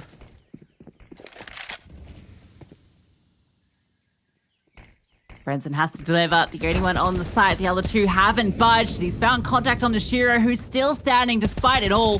That gap there, always able to find one. The dink comes through, but it's not enough for the kill. That's going to allow that bomb to be planted with MIBR's positions and the weapons they're working with. The chance to even give this retake a look in is very low. Turtle comes on over, and another dink comes through with the FAMAS, but no kill. So despite how low all these C9 players are, they do secure the round. Yeah, much more like it out of Cloud9. The fundamentals really shining through there. It's a attack, a pinch on towards the A bomb site through both donut and A main, but the trade spacing is superb. It just means that as soon as MIBR take contact, there's no potential for them to find a multi-kill.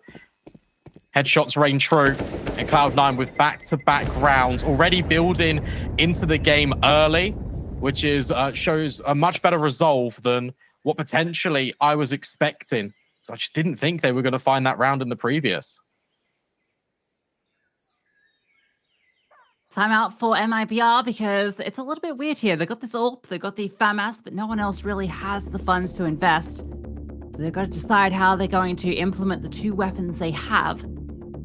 There's a flashbang that could be used to potentially set up some sort of aggressive play. Feels unlikely they'll put too much stock into this round and just rely on Henny and Turtle really getting into a good position to come up with a multi. Yeah, that would be really interesting to see where MIBR elects to place Henny. Typically in rounds like this, you'll maybe send the AWP alone or maybe with a buddy with a pistol to maybe pick it up and try and reclaim, or if the AWP does find impact, the weapon can be scavenged. But you expect more of a gamble stack over towards the other side of the map. Instead, MIBR are playing it quite default heavy. They just want to tap away with the USP. That's not going to do too much damage, and Henny starts in Donut. Yeah, Donut's a good position though, because it is very central.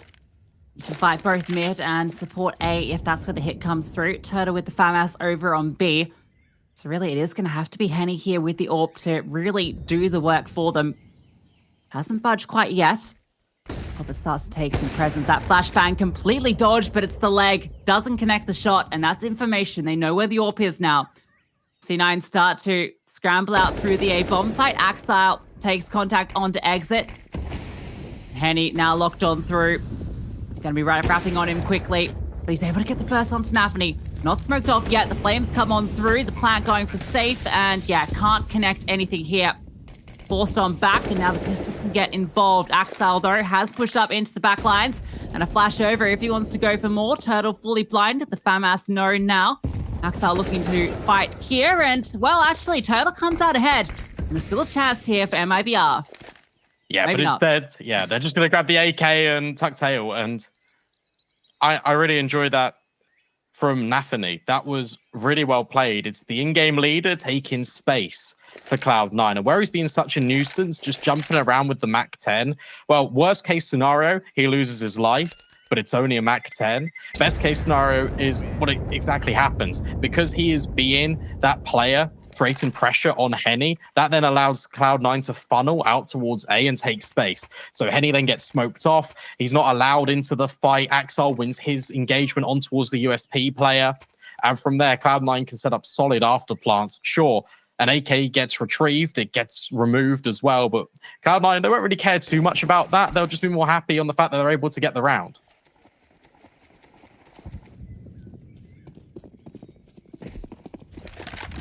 Well, MIBR at least get to keep a bit going into this round, so they managed to get everything out they need, and it looks like a bit of aggression coming through. Shiro, though, with the AWP strikes first.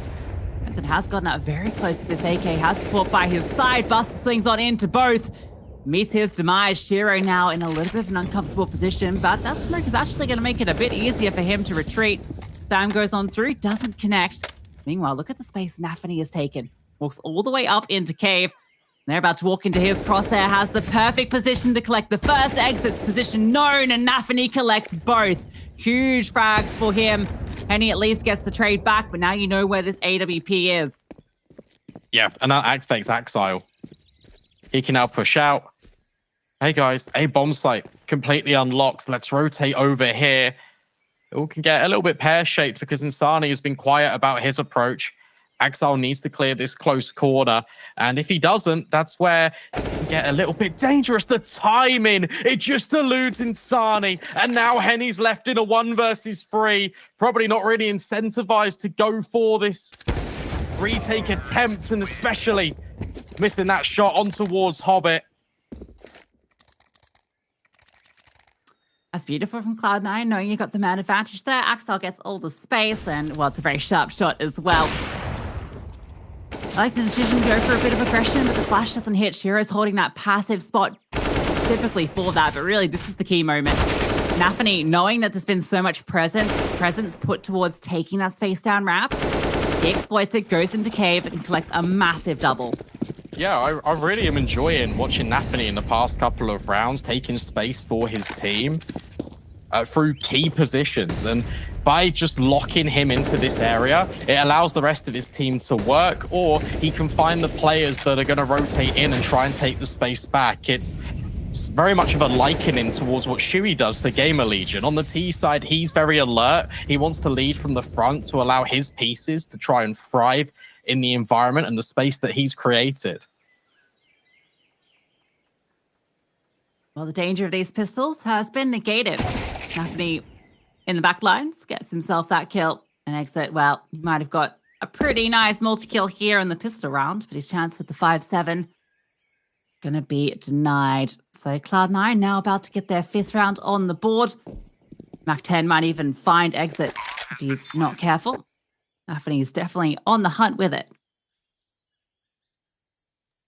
And we talk about momentum, we talk about confidence building for Cloud9. That's now 5 rounds in a row, and it's completely halted the potential for MIBR to upset and build and snowball a streak early on into this game. Now the pressure and the shoes on the other foot. MIBR, their resolve is now about to be tested. They're going to invest in with this one. I think Henny might be able to afford an AWP with the loss bonus. So now it's a really important round for MIBR to kind of settle back into the server and try and recover the deficit of the...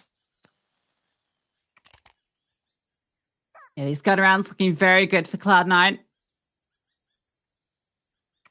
So MIBR can come up in this one. I think Insani's a player that I'm really keen to kind of watch here online. He's kind of been their superstar, right, during a lot of their online success. But I feel like when it's come to these LAN events that we've seen him play out recently, I haven't really felt like I've seen the Insani that I've seen online. So let's see. Maybe his chance comes in this aggression towards mid. He's gotten very far out. There's a bit of a gap to work with in this smoke, but Hobbit is honed on in. He knows exactly what Insani is up to, and now Insani's in a tricky position. The utility is going to allow him to at least get away, and another fight comes on through towards the lane.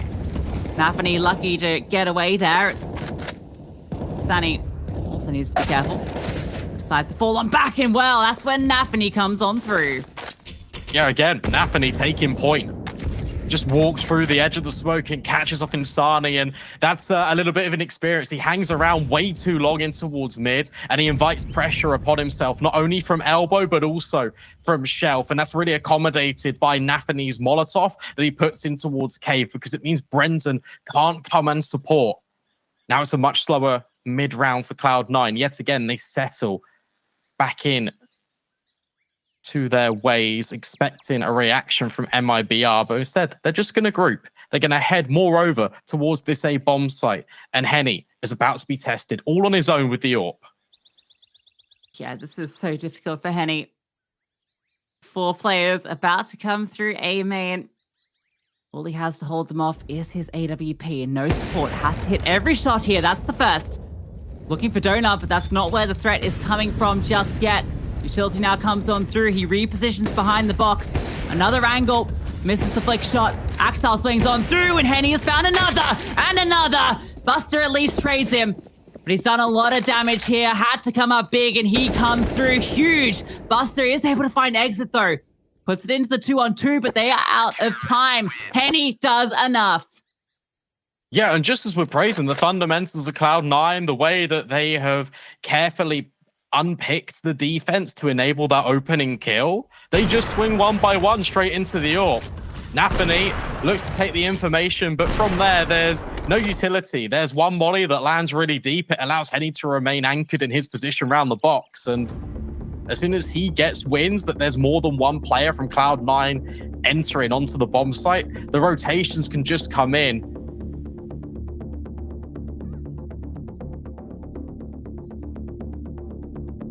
Much needed step up for Henny for MIBR. They take the timeout immediately off it. And actually, he doesn't even get the AWP to work with. They weren't able to recover that at the end there, and that's a bit unfortunate. After getting such an incredible multi-kill, you don't get to use the AWP again. Yeah, it kind of hurts. Instead, taking a pause. Okay, we've got 1 round back. We've broken the 5-round winning streak of Cloud9. Need to make sure that this is on a consistent basis. It can't just be 1 round here, 1 round there. Otherwise, the ratio is just not. It's just not going to help at all. So you take 30 seconds to make sure you're all on the same page. And you're right. How do they kind of navigate their way through the round now? They don't have the premium expense of the AWP.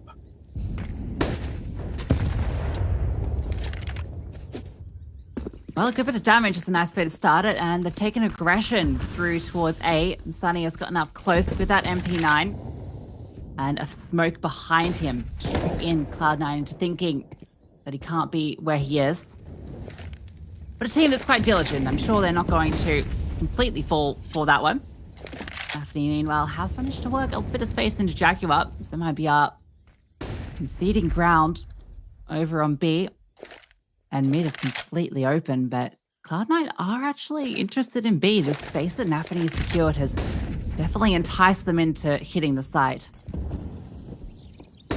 And the rotations are really far away for MIBR. Not that Cloud9 know this, but Buster walks straight into Brenzen. There's 3 players on the bomb site for MIBR, and they've overcome the first hurdle. Turtle has been prevented, can't see a thing. NAVI just wants to go through the smoke and Hobbit on the spam, and then NAVI follows up as well. It's all crumbling for MIBR.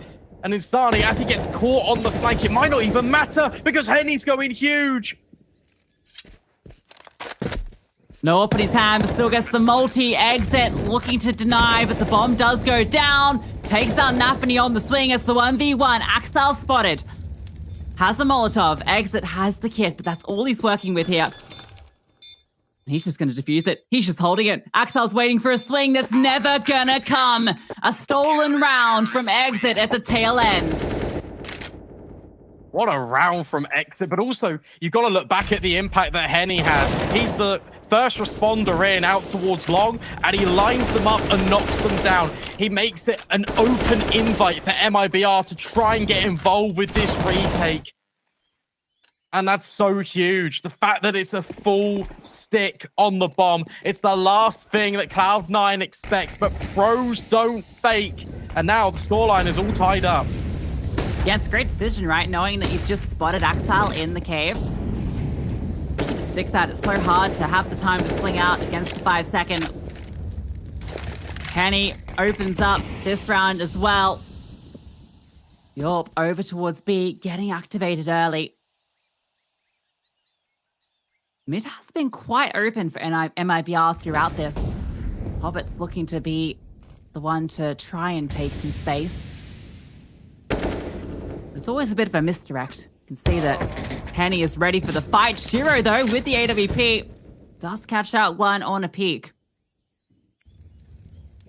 Yeah, and actually the space and the presence in towards Elbow has forced Henny to rotate over towards Red. So there was a timing window potentially for NAVI to walk up towards B ramp. Instead, Turtle, he's going to get aggressive. He's going to search for information, and he's going to catch NAVI completely back-turned. That's a nice kill to find for free, and also MIBR have all this space in towards mid, so they have the read. It has to be A. Henny is sitting back in CT with the AWP, has a good line. There is smoke that Shiro can throw. See where he decides to deploy that one. It's HE initially, Flames as well, and that is actually going to make the vision a little difficult for Henny. But doesn't stop him hitting the shot. Hobbit goes on down. That's the bomb dropped. Time still a concern. Everyone here for MIBR. Axel and Shiro have to fight their way through. Axel boosted on up, not ready for the swing from Exit. And Shiro cannot give this a look in. No time. harassed by utility, an AWP in his hands, and a 6th round secured for MIBR. That was really well played by MIBR in the mid rounds. The fact that they go searching for information on towards an extremity, Turtle finding NAVI gives over all the clues. And considering that MIBR have been leaving mid open a lot, Cloud9, they don't do anything with it. It's because it's the ambiguity of the presence. They've never really pushed in towards red. They've never fought donut unless it's been with a split in towards A main. And as a result, their response times, Cloud9, it's taking them a while within the round. And that's these valuable seconds that MIBR are using to their advantage. Everyone's in the right position. Henny can scope up, even hits a crucial, valuable shot. And that means that the double donut setup hasn't even been revealed.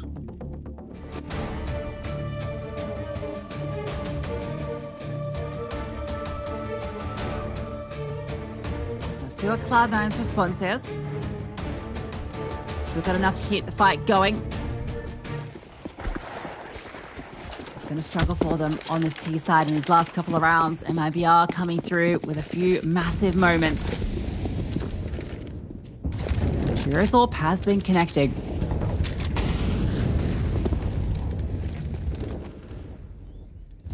Henny's, it has as well. Yeah, started on B a lot of these rounds for Henny, and it also enables him to have a long sight line in towards red. That's why MIBR feel a lot more confident to leave mid open, because Henny said, okay, I'll assume responsibility for this. Insani, make sure that you can see where donut is, and between us we can kind of hold mid a little bit looser, but it means that the reinforcements and the rotations of our bomb sites are a little bit more heavily protected. Cloud9 now feeling even more burden of that utility being deployed by the CT side. And with under a minute left, they've only got the first stage of Cave. There's no real map control being established by this T side. And as a result, they're going to have to just try and execute into B. Yeah, looks like it's just going to be straight out the gates. But Henny's here with the AWP. He's gotten up close. Normally a Molotov would flush you, but it's not come through yet. Henny standing and delivering for a first. The Flames do catch him out, but Turtle, he's getting right up in there. Shiro gets one back with the AWP. Still a 3-on-3, but Brenson walking on into the side. Shiro, a massive kill. Forcing Cloud9 into this, trying to drag them into the round. He's found a 4th as well. Even a potential for the 5th. Exit is here. Shiro creeps on through. Exit takes him down. And now they have to be careful not to let this one slip. They have every advantage. Hobbit creeps on through and denies Exit. Yeah, that's a fantastic round out of Shiro. He's making sure that all gaps are plugged up by his AK and his bullets. Because Cloud9, when they battle in towards the bomb site, he just enables the swing out of Cave to not find any effect. Close up towards the smoke. Oh, it's even the last bullet in the magazine. And Hobbit finally will lock in Exit, 6 rounds each. And this is a little bit of a concern for MIBR. This is their 3rd tactical timeout used within the first half. And whilst the game has been close, if this is par for the course, if this is how it plays out, when the sides swap over, they're not going to have enough pauses left to really talk everything through. Yeah, it's an interesting decision that comes off the back of that as well. They decide to force into this. I mean, it's not the worst, but it's not great. An MP9 and a 5.7 in the mix. Could have gone for the half by here to set up an AWP and proper rifles into the follow-up round, but they want to try and take the fight to Cloud9.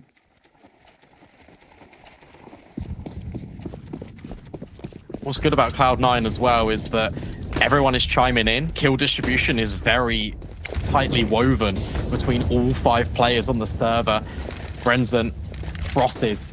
NAVI won't clear. It's actually the FAMAS that strikes first. Turtle just on his jiggle. As soon as he sees a shoulder, he's going to drop the smoke and fall back. But Shiro might be faster. And he is.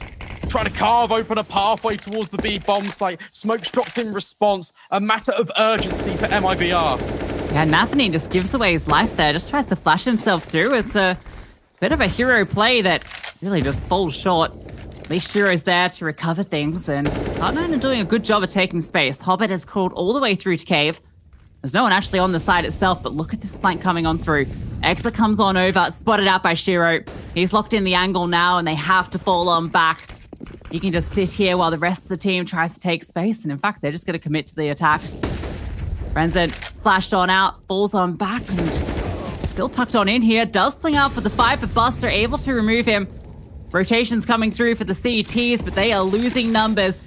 Smokes go down. Shiro also in a good position with the AWP, sets up another. Now Axile's getting involved with his AK. Exit is already on the exit. That's a terrifying bomb plant for Axile. It's completely exposed long, and he plants for it, just slightly off center. But he has trust in Shiro that he will deliver on his promise of holding down the angle, and he does lock it in. And now Cloud9, they're even thinking about hunting just a little bit. Hobbit investigating out A, exit. Can he hold on to this M4? That's now the next question. He should be able to, but Hobbit is actually walking his way around the corner. Denied. Nothing saved over for MIBR. And that's the worst case scenario. You took the decision to fully invest into that round as MIBR. And it wasn't a great force either. It didn't look pretty. And now, I mean, look what it's left you with. Basically nothing. It's just going to be a couple of pistols coming through, which means Cloud9 should be set to take the half at the very least. Timeout now taken just to make sure it is a clean one. But we're starting to really see those individuals step up. We've seen Shiro consistently in these last few rounds, looking very solid. Axile and Hobbit both getting involved. This is the Cloud9 we expect to see here, even if it took a little bit for them to get involved with MIBR's heroics earlier. Yeah, and that's with Axile not really being involved in kind of the main prong of the attack whenever Cloud9 ends on a site. He's more often than not been tasked with dealing with the mid lurks. Can he counter those guys out? Can he just at least gather some information? And despite him being on the extremity, he's still having an important inclusion into a number of Cloud9's successes. This time it's a little bit different. Cloud9 want to get everyone over. This is a cool little stack coming in for MIBR. I don't think Buster's going to see this one come in. Yeah, that HE. Wow. Okay. Well, that was really disappointing. A little bit more to the right, and that could have been very cool. But the good news for Cloud9 is they are going the right way to completely avoid the stack. The Mach 10 of NAVI is going to be taking space, and as soon as they find A is free, he can go on a little bit of a hunt. As soon as this bomb gets planted, MIBR are definitely going to disassemble this stack. Surely they don't just stay standing here. No, they are going to hop on off. We'll see what they decide to get up to. Yeah, they're going to walk straight into Buster here. Spray. Feels pretty good. It's no kills, but it's an awful lot of damage. But more importantly, he's staying alive, and he's now got the support of Nafani, who can farm up cash with the SMG. It doesn't matter in the grand scheme of things, because Shiro's already got that AWP, and it's about to be the last round of the first half, but it still feels nice. Yeah, it's always nice to collect a bunch of eco kills with Mach 10. Brenzen gets to save his deagle. So I guess that is something. Yeah. Cloud9, that 8th round secured, as expected. Yeah, for sure. Now they can look to potentially get 9 for themselves on this T side. MIBR, they've been given over a lot of respect to Cloud9 in a number of these rounds. Let's think back to when they were really excelling. It was when they were getting right in the faces of Cloud9. They weren't allowing them to establish any sort of territory. And it'll be interesting to see if they actually do that for the last round of play. And it looks like they will. Henny wants to take point on middle with Insani. And this is fast. Shelf completely acquired. Ooh, that flashbang is good though. Henny's caught. The trade is fast though from Insani, so at least that is something back. It looks like Henny was going to do a lot more there than he was able to. Now Nafani is going to be dancing towards Jaguar, and wow, Brenzen is the one that comes out ahead there. Methodical with the AK, against the AK. Hobbit has managed to cross, but Exit spotted this. He has, but that smoke's so good for Hobbit because now he can, well, really be anywhere. In actual fact, he might even go through. this CT smoke. That would be a little bit risky. Instead, thinks better of it. Wants to gut out Donut. Shiro holding the other end of things. And keep your eye on Buster, because yet again, it's Cloud9 with a player out on elbow looking to come in and strike late. Yes, it's the key component for them. Shiro, though, edging on forward is going to take the first contact here. Ahead of that flashbang, gets one. Look for a second like they might line up, but they don't. Exit there for the trade. Hobbit on the side collects a huge kill. Buster now has to get activated, or maybe he doesn't, because Hobbit has collected another. A 1v1 now, and Turtle has no idea where Buster is. No kit either. It's in towards the cave, and he can't collect it. Buster has all the time to work with here, just playing around the donut. And he's secured this round. Turtle cannot do it. Buster even going to try and take him down at the tail end. But that's going to be 9 on the board for Cloud9. Yeah, really nice recovery to the half for Cloud9. It feels like they're just kind of getting all the gears whirring on that T side. Everything is flowing into motion. And now for MIBR, they've given themselves a lifeline to work with. How will they fare when the sides swap over?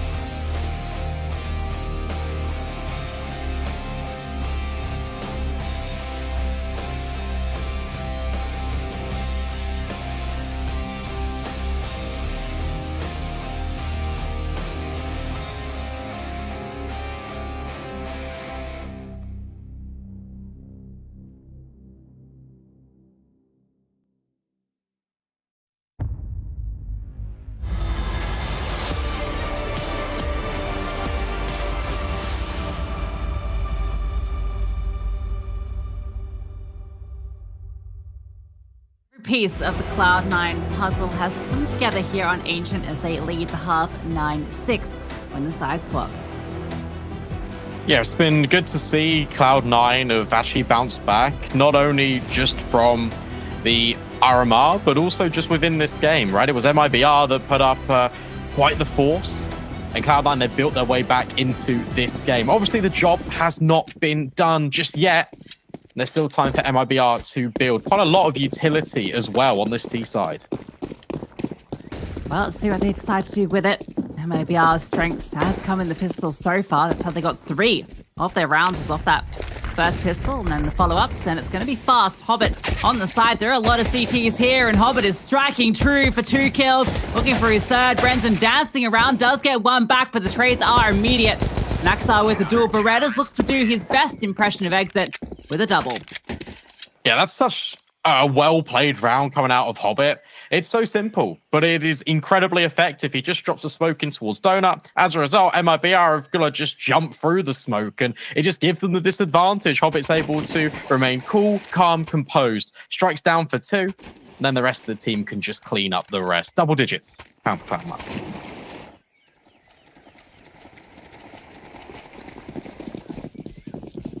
No bomb plant, but MIBR have decided to force into it. They put the pressure on early, but Cloud9 are doing the save. These MP9s about to be pressured. Nafany in the cave.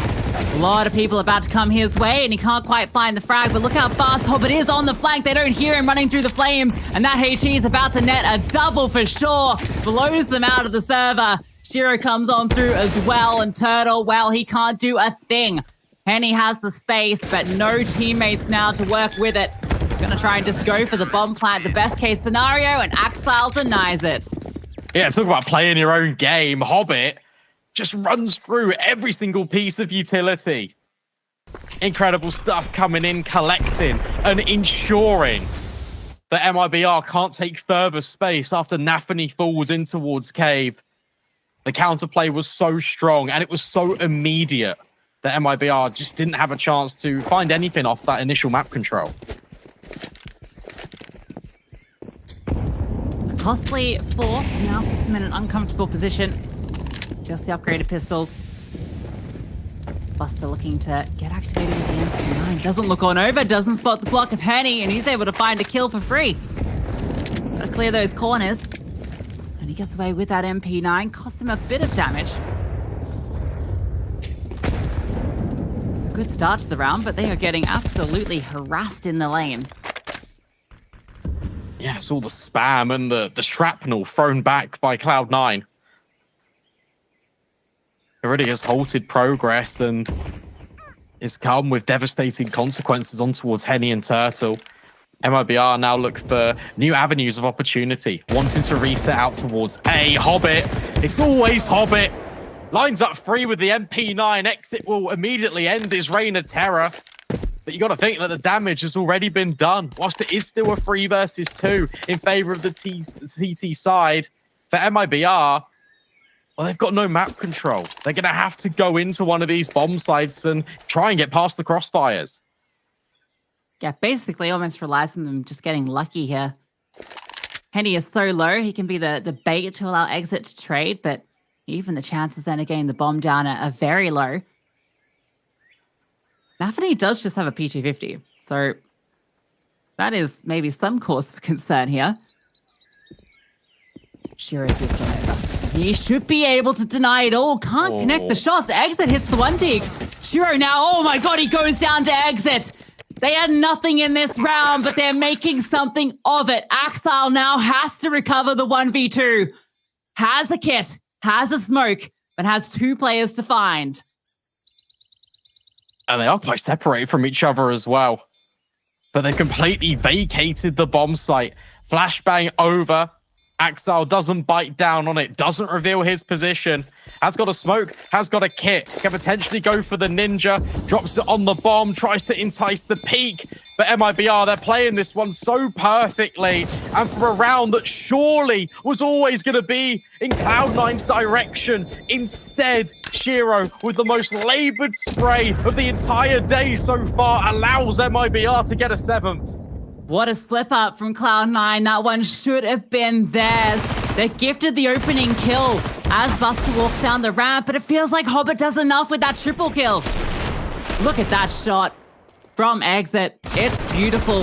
And the fact that he gets the follow-up onto Shiro is just criminal. A stolen round from MIBR.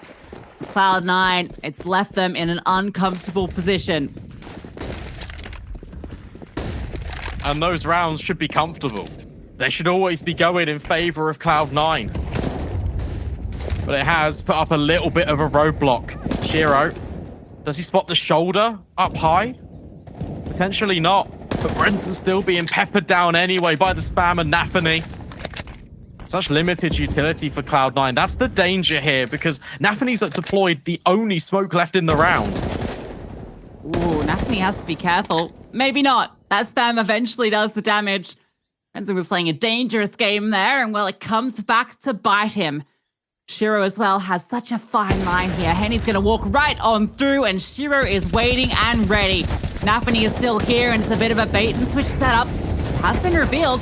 Now Nafany's out in the open, flushed on back. Buster has to retreat. So there is still a chance of MIBR in this, even though they have the player disadvantage. Good molly as well. That keeps Buster at bay. And nearly just forced him into the open. Never mind, it misses. That's really not ideal for MIBR. And Buster, I think he spots the information. Now he can just tuck on in. He's got Hobbit here for support as well. And Exit creeping, crawling his way in. But take a look at this from Cloud9. They expect this. They've got everyone here to receive. Utility comes on through. Hobbit in a great position. Shiro's locking it down, and time is such a concern here. But maybe they can just fight their way in. Buster knows he has a powerful position. Shiro finds the one, and it's the distraction to set up Buster and Axile. Cloud9 handle the site with ease. Yeah, based on the recency bias, it gets a bit scary when Hobbit falls on his initial spray towards Cave. But thankfully, Cloud9 have got everyone else there just to make sure that doesn't fall out of their hands. Nice shot being taken by Shiro. Allows the crossfire to remain established. 12 rounds now for Cloud9. And MIBR, it's been a lack of bomb plants, which means it's only the AWP out for Henny, and everyone else has just got pistols. Not a pretty picture for MIBR. Well, we did see them steal away a round earlier with just the pistols, so certainly not going to be counting them out. Henny, he's entrusted with taking point. We saw him go down to Shiro as he peeked around Donut last time, and that is where Shiro lies in wait once again. Exit flushed on out as well from his lurk over towards A. Reveals a little bit about the buy, as would have been spotted without a rifle. Here's that boost. Oh, almost an opportunity, but Henny misses his chance. And Hobbit, lucky to get away. Yeah, it does communicate it over, though. Gives Cloud9 more of a clearer picture into where MIBR are located. Insani just waiting on the edge of the smoke. It's going to be a split priority through Donut. But that is a really well-timed smoke from Shiro. And Cloud9 just have everyone in the right position as well. 3 players to support this site. Shiro's ready to fall back off the contact, just knowing they've got the numbers. He's waiting to see if he can get this opening kill first. Peeks on through to see if a boost behind the smoke was in play. And he's sitting on back here. Shiro misses the shot, and he's actually advanced forward. Axel, though, is supporting with a double. Does go down eventually, but Shiro is hitting everything. 3K for Shiro. And MIBR are denied entry. Yeah, that's really well played from Shiro. The fact that he just takes every single engagement on his terms, uses every piece of cover to perfection. Make sure that when he takes the fight, he's only always fighting one player. There's not a second one that can instantly capitalize upon the trade. And he even finds Henny at the end. It's stylish, little bit of flair coming out of Shiro, which is exactly what Cloud9 need to see. 13 rounds, plays 7. Buy back in, but good damage being done in the interim for Cloud9. Molly goes deep, forces Insani right in towards middle. Flashbang's good, but he can't capitalize. He's lucky to be alive. Knows that the flames are at his back. Spam coming on through, but is able to get away.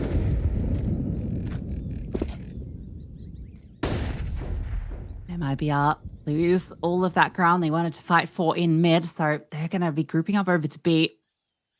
There's 3 C9 players here. And Nafany's been happy to concede the Jaguar position this time around. It's gone a bit 50-54 here.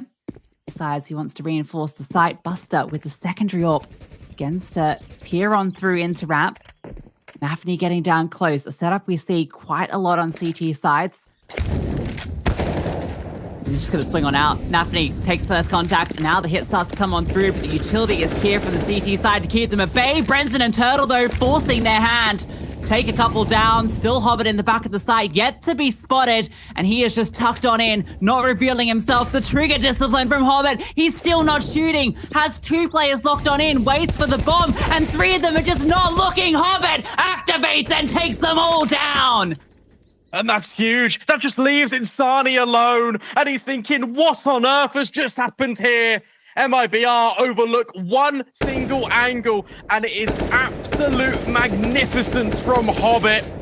Tapping away in towards red. There is no further opportunity to win this round. It's a masterclass on display from Cloud9, and Hobbit's at the helm.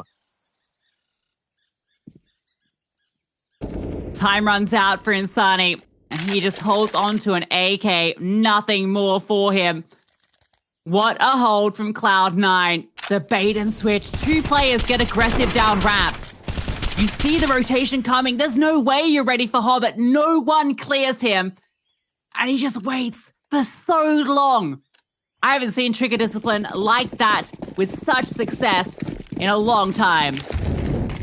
It's also the players that were pushing ramp aggressively that get found out on B as well. So it's just the further layering, the fact that Hobbit is in that corner. Fast flashbang though, Donut is overwhelmed. Insani finds Axile.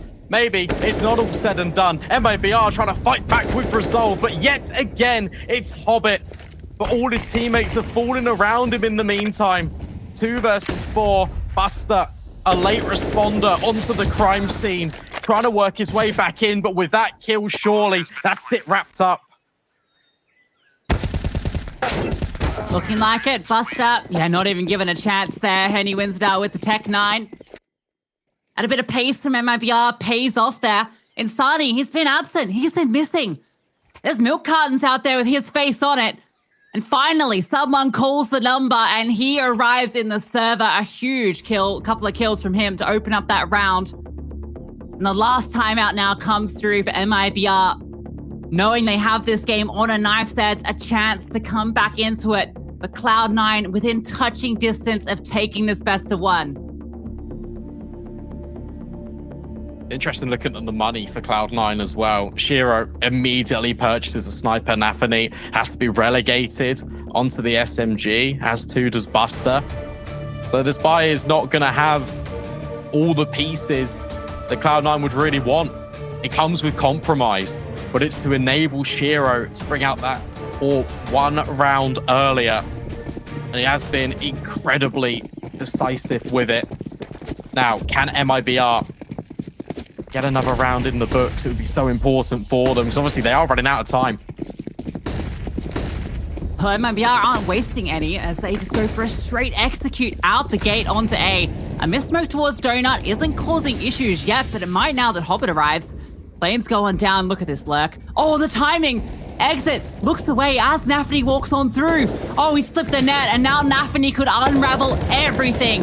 Hobbit as well swings on over for 2, and this round is falling apart. Finally, NAVI swings.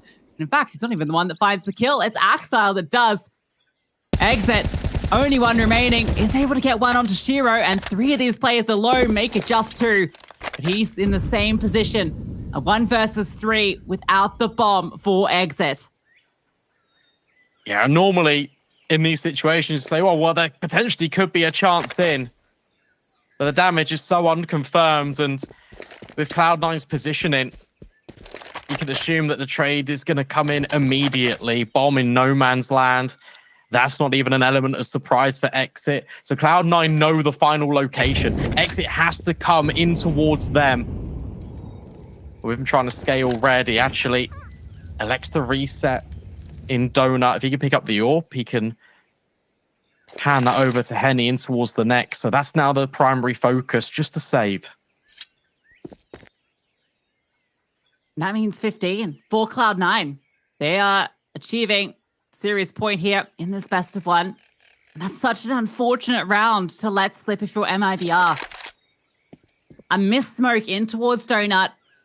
A bad timing on the flank. two critical moments that go wrong for MIBR there, and the entire round falls apart. You got to give so much respect to Hobbit for the fact that he's able, when it matters most, in these crunch situations, to come up with impact for Cloud9. And he is one of the most experienced players on this roster. So the fact it's himself that's finding these openings, it just inspires a little bit more belief into Cloud9. Nathany's even on the auto shotgun, potentially to close out in round number 24. And of course, MIB are investing behind the AWP. It's just the Galil. But there are AKs as well. Yeah, the auto shotgun's not actually the worst towards Jaguar, right? Because it's such a close combat scenario. The issue comes if you have to retake, particularly over towards A, where there are a lot more long-range engagements. He's just gonna lie in wait, head under the water, waiting to snap up upon any contact coming through. Bit of a boost behind the smoke here. Princeton looking to see if he can spot anything out. And more aggression down. Turtle flashed on through.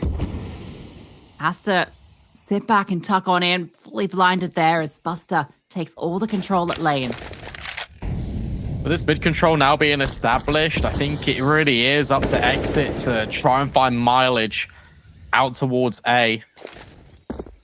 MIBR are being very loud about this. In fact, they might just want to take the control early and towards Donut, but that's where Axile activates. Good kill, and then he just falls all the way back. He concedes the control because he needs the reinforcements, and he's got them. Hobbit will deny Insani, and that really impedes the progress, but here strikes Exit. The Turtle's locked in. MIBR are really in disarray.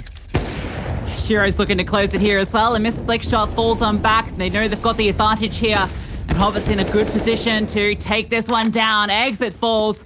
Henny with the AWP now has to step up. His teammates nowhere to be found. Turtle's taking his own fight. Does win it out. Now gets a bit of pressure here. Hobbit falls as well, and Henny swings on through, but it leaves it now all onto Turtle. His flank known, and there's no time. They've lost it here. MIBR, Cloud9, gonna win it to the clock. Yeah, really well played out of Cloud9, and for MIBR, you got to give some respect to their name, but it's the fundamentals that prevail, and it's the individuals that step up right when Cloud9 need it most.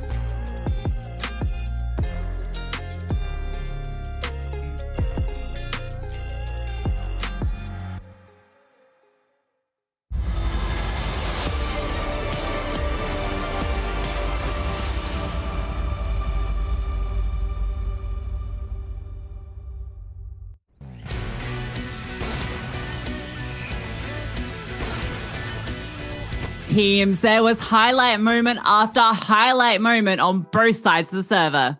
Yeah, you've got to be so impressed with Cloud9, the way they're able to mentally reset themselves. Obviously, it's got to be such a difficult moment they find themselves in, but they just go through the motions. They make sure their fundamentals are on point. They've got the right responses at the right times. They are putting in place all of the practice and experience that they've got, and MIBR is just too much for them to handle. Yeah, and it was the 3 stars all stepping up here for Cloud9. Hobbit at the top, Shiro and Axel not that far behind either. I feel like we got to see a lot, particularly out of those first 2 on this map, and that's a really good sign for this team going into this event. Yeah, I was really impressed with the space that NAVI was gathering on that T side, because he was creating so many opportunities for his stars to get involved and have serious impact in the middle of those rounds. It was him calling, I've got this space, do what you want with it. And off the back of it, we've got a head-to-head we can show you as well, because for us, Hobbit and Exit were absolutely fantastic, and Hobbit really elevated his level, and he rose to the occasion right when Cloud9 needed it most. Yeah, it's quite a high first kill percentage for Hobbit as well. Don't always look to him as the player to be finding those. But yeah, fantastic performance from Hobbit. It just felt like he was good for multiple multi-kills. I think he had 8 of them throughout the entire matchup. And there was only 24 rounds of played. So that's every 3rd round he's getting a multi-kill, which is pretty insane to see here. But Exit, I felt like we had some really good moments from him. Was really impressed by what he showed us. The unfortunate thing for MIBR is it was a little bit top heavy in terms of the performance here. Exit looking really good, Henny with a few moments, but Insani not quite there, and he was kind of the player that needed to be. Yeah, he really did, and he was largely absent. We want to show you this highlight as well, just to kind of put the cherry on top to how good the highlights were. I mean, the fact that you hold for so long and you wait, you take a look at the back, there's no bomb on either of them, and he waits for the 3rd player to come up. It's just ridiculous. Yeah, just an insane moment of trigger discipline. That's unbelievable from Hobbit, and that's just one of the multiple rounds where he was having a huge amount of impact, and it was just a really impressive performance from Cloud9 all around. And I think in these best of ones, really important to come in strong, get off that good start. You move to those best of 3s where you just know this team is going to be shining. Yeah, and MIBR, obviously they have been kind of demoted to that lower bracket run now, but there's still potential for them. Now move into a best of 3 format. We've seen them with quite high win percentages over in South America. They just need to bring that across against the best of the best, and whilst that will be a difficult task for them, I mean, it is on home soil, and we've already seen that they can provide some really good impact, especially against Cloud9. Yeah, I think it's also the point about home soil, that kind of goes both ways, right? I think particularly during this group stage, that extra pressure without the support of the crowd, knowing that you want to get to there, that can be a little bit worrying. But for now, we do have an interview on the sidelines with Cloud9. Cloud9 have won their opening game here, but we expect you to win against a team like MIBR. The thing I want to start talking to you about is just how important was getting this victory and resetting yourselves mentally, considering what you have just been through in the last couple of days? Of course, it's kind of hard. We don't have a lot of time for, let's say, rest a bit, because we have flight right on the next day. So we don't have a lot of time for rest, and it's kind of tough, but it's okay. We have what we have, and we must work to be better. That's it. And you always have that mentality. You've had that for as long as I've been talking to you guys, which is really good. But have you guys kind of discussed what the move's going to be like? What's the feeling like within the team, considering what happened? We didn't talk yet, but we will talk for sure. And I think it's a disaster for everyone in our team. But as I said, we have what we have. We must work with everything what we have, and then we will see. And how important has Rio become for you guys now? It's a hard one. I mean, it's pretty hard to play a tournament after a tough loss, and I just hope that we will do better than at RMR. I hope you will, and I'm sure you will. And finally, thank you very much for your time, man. Good luck going forward. Back to B-Dog and Lucy. Yeah, it's understandable for NAVI. You can see it is always going to be tough coming into this event after that heartbreaking loss to the RMRs, but at least they start strong here with this win. Yeah, and it's interesting to say that the team hasn't really reflected too much on the RMR because obviously it is such a short turnover. They probably just want to focus all their efforts on the competition, and then they can have a decompress and they can have a proper debrief after and kind of analyze what went wrong. We have got an update on the A stream for you. It's Vitality taking on OG, and that one's gone into overtime. Yeah, we knew that was going to be a really close one amongst these remaining best of ones. Probably the highlight match of them, just in terms of the two teams on display. But I'm quite surprised to see OG looking so good out the gate. Vitality just secured themselves a legend spot at the major. But, well, OG have really come in swinging, and it looks like it's a bit of a Dexter masterclass on display. Yeah, it was always a question of whether Nico's in-game leading would be a little bit outdated because obviously he kind of gets thrown into that position with Nexa just taking a leave of absence. And, well, it appears to be paying off, right? Vitality are really being pushed to their very limit. Over here, we've got one more best of one on the B stream. It's FaZe taking on 9Z. That one is coming up for you just in a few minutes.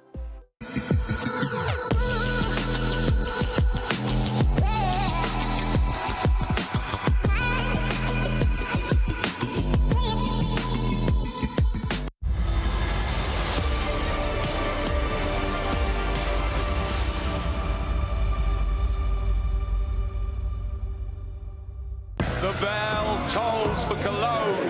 This cathedral, a cathedral that is stacked from the earth to the heavens with the greatest of all the fans, the most passionate.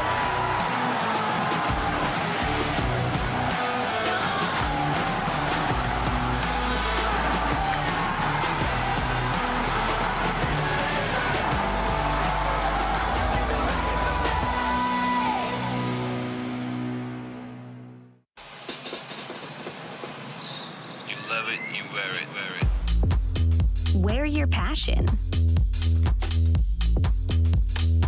Share your passion.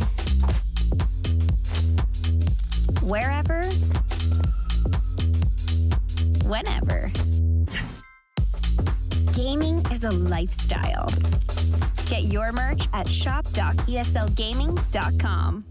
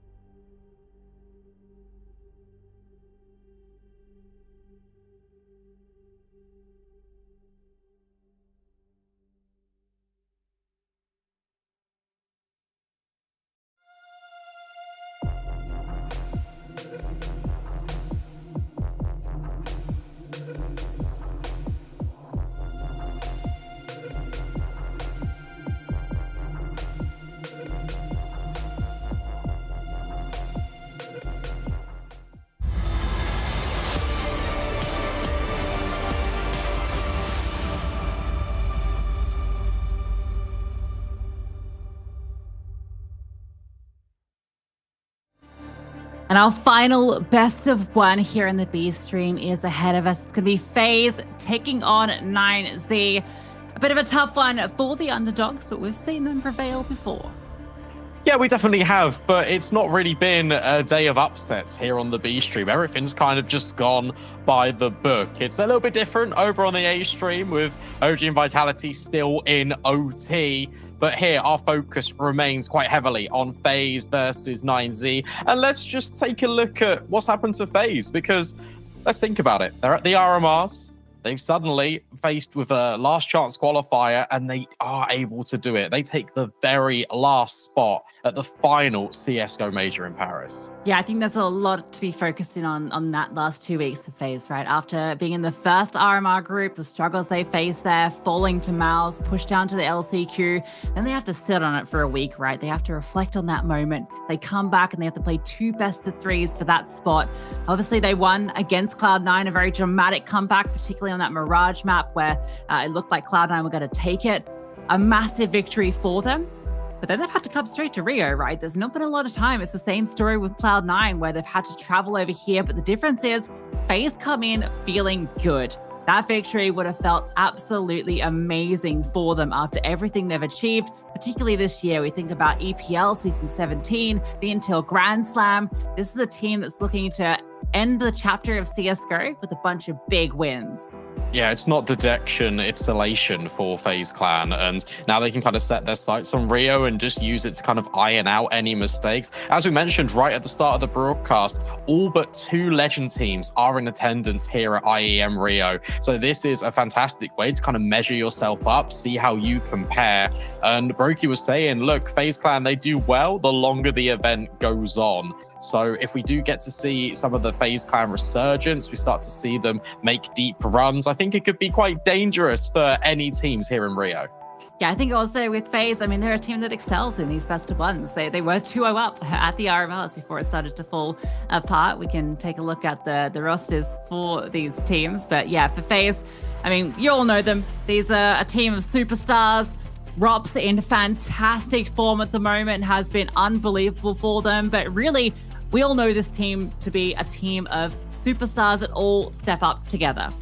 Yeah, for sure. And what's scary about FaZe is the fact that anyone can really pop off and have a game. And you take a look at this for 9Z on the flip side of things, it kind of starts to get a little bit scary. They've been having some domestic success, but when you think that they weren't even able to make the Americas RMR, it kind of means that they've got a point to prove here, right? I mean, you've got Max, DCG, Davideus, Try, and Buddha, and you try and look for the sniper to step up. You want Davideus to also perform, and DTG has been incredible domestically, but can this really carry over within just kind of a LAN format against some of the best teams in the world?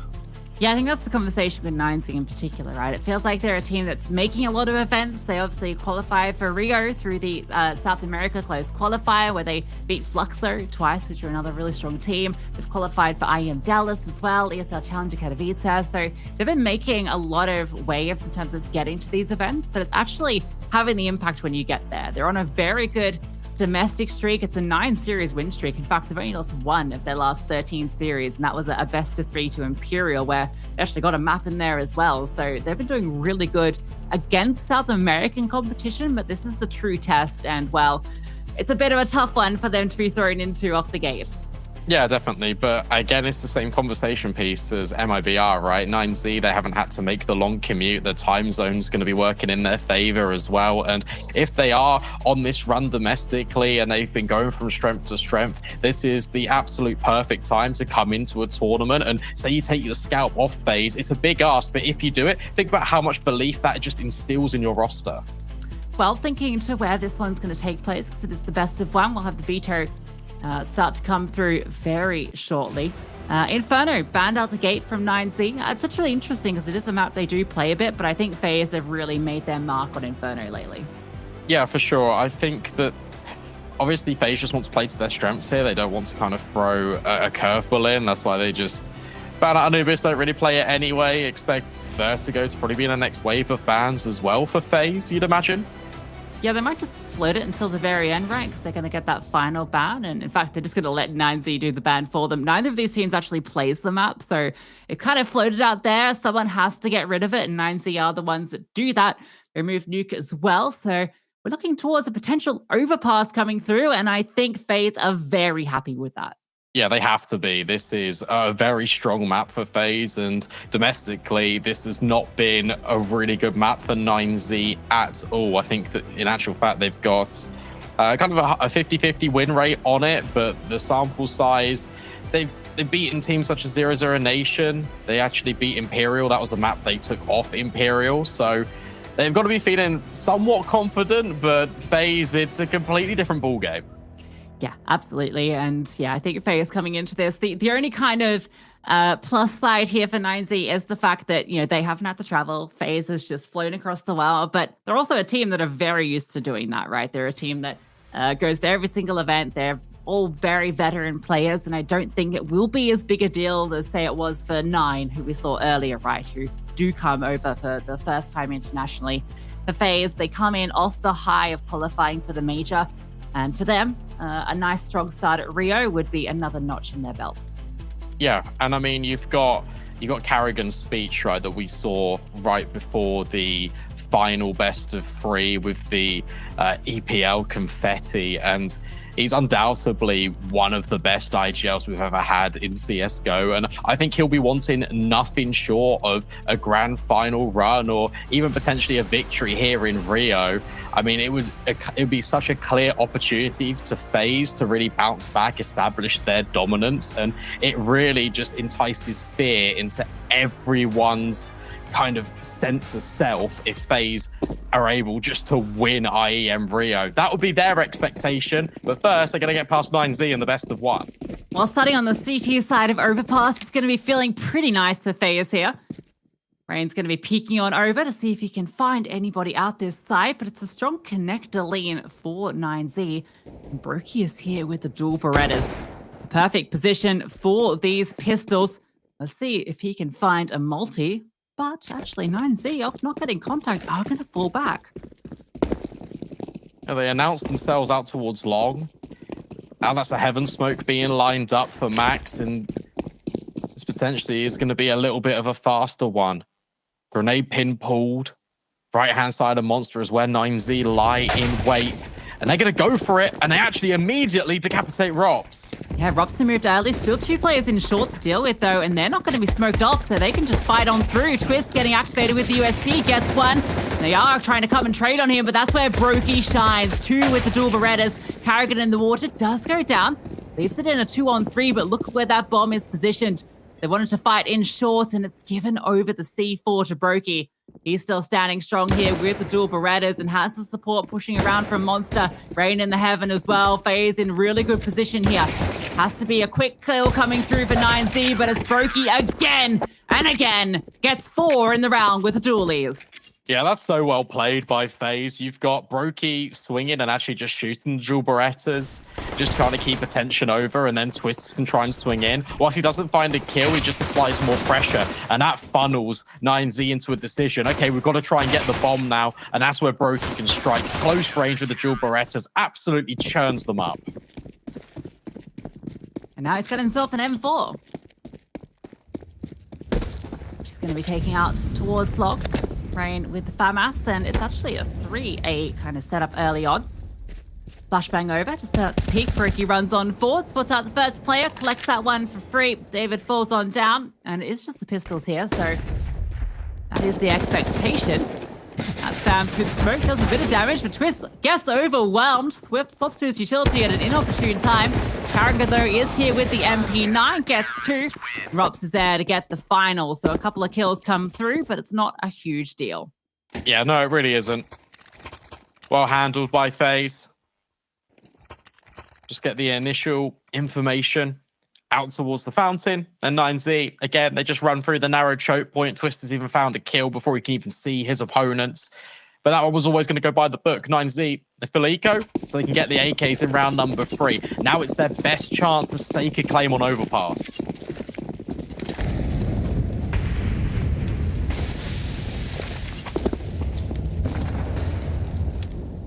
Over doesn't actually do too much there. She does a good job of avoiding the bulk of it. David, off this aggression that's come through on both rounds, a little bit worried that Brokey might be up to something. It's actually Rops that's over here this time around. Again, they've got 3 players over towards A early, but very passive setup, trying to bait 9Z into a peak.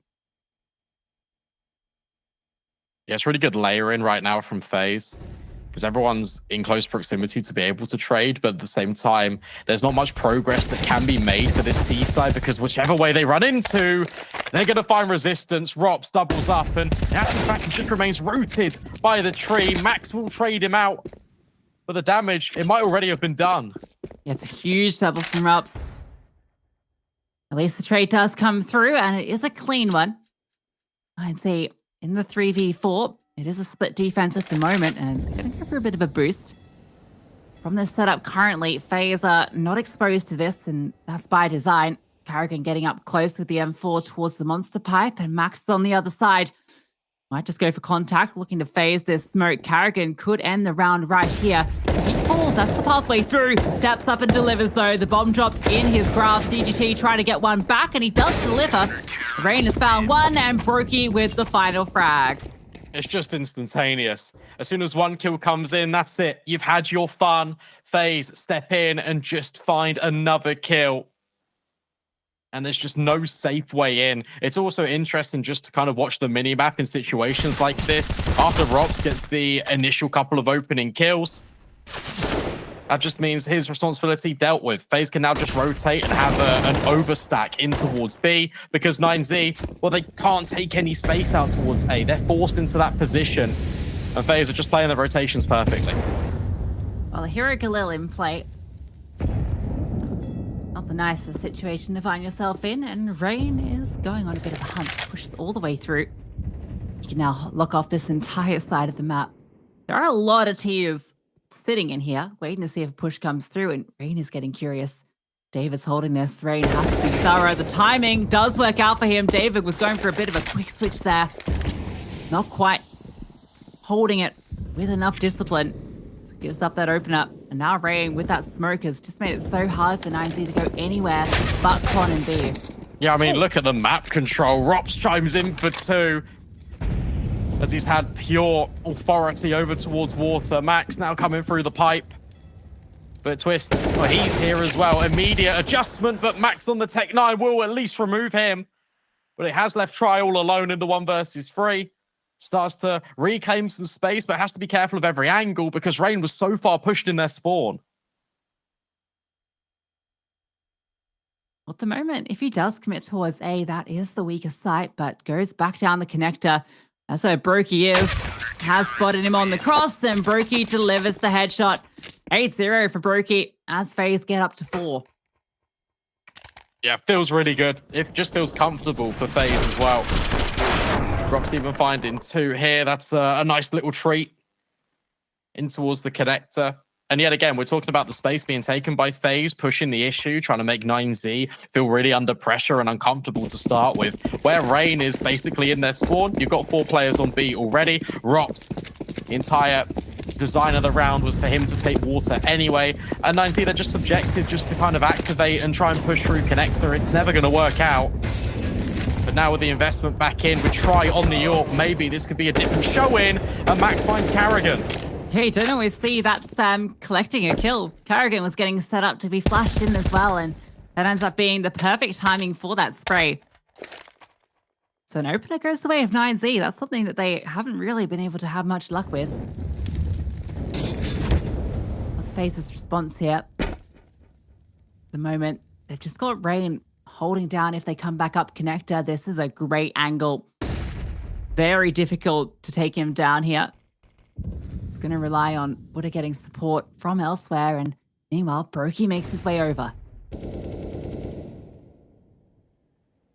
Yeah, this is really good. Again, Rain could take the first piece of contact, but because he's not seeing anything, Broky can actually walk and close the gap. Now there's potential. If FaZe want to, they can even try and retake Connector out of 9Z, or just be there later in the round. Rops elevated up on the Storm Drain, will eliminate Max, and now can reposition. 35 seconds left. 9Z needs to get a wriggle off. Ken Rain has spotted out one as well, completely denies this side of the map. They are forced in towards B, where there are 3 CTs lying in wait.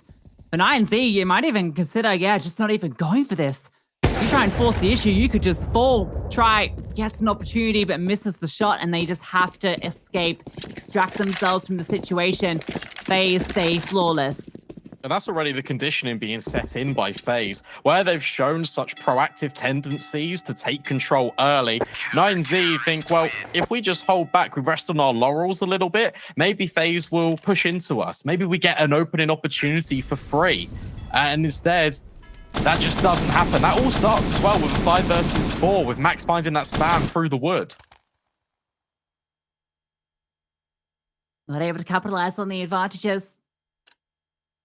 I feel like Rain is doing a lot without having to do a lot. He's just finding single kills in a lot of these situations, and it's enough just to make it so uncomfortable for 9Z to go anywhere else. And I guess that's what you want from your A player when you're solo like this. Fast from David, going to be pushing up towards the fountain, and there is a smoke here. So block off any further vision. That does slow him down temporarily. Rain falls all the way back towards site. Actually goes back there to collect a follow-up smoke. I mean, you could also have this 4-player lean for FaZe out towards the B-bomb site because the rotations are just so quick to make your way forward. And Broky, he's that pivot player. He's here with the sniper, now looking to take contact, and Rain, he can just tuck himself in towards the corner and just play for the late round.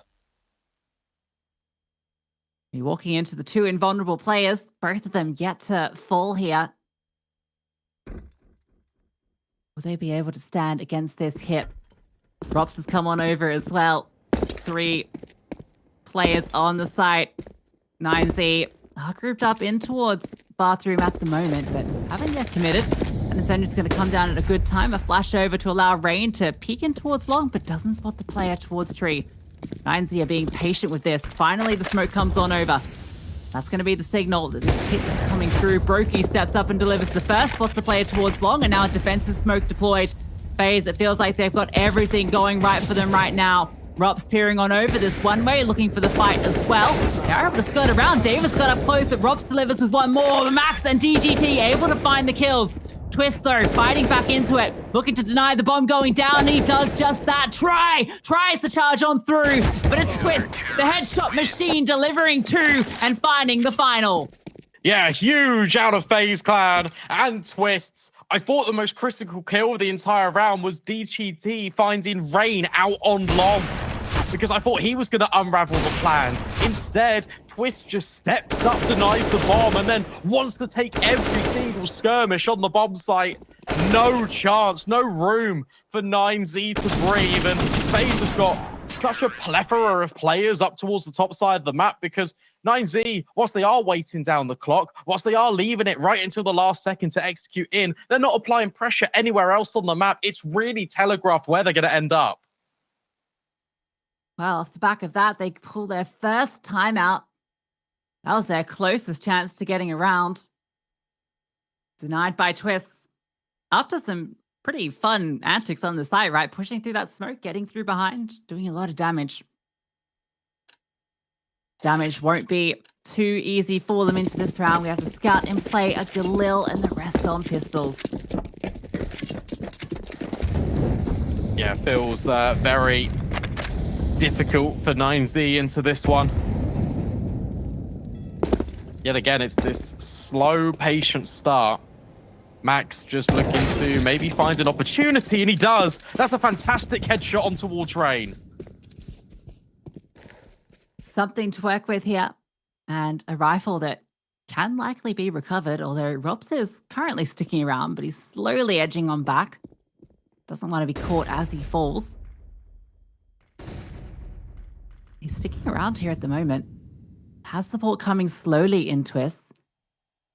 There's that rifle picked on through. Max upgrades off the back of his opener. And Rops now catches the timing to swing on through, but again, it's Max, a fast trade. Much better. Take a look at Twist, though. He's actually walking ahead of all of this utility.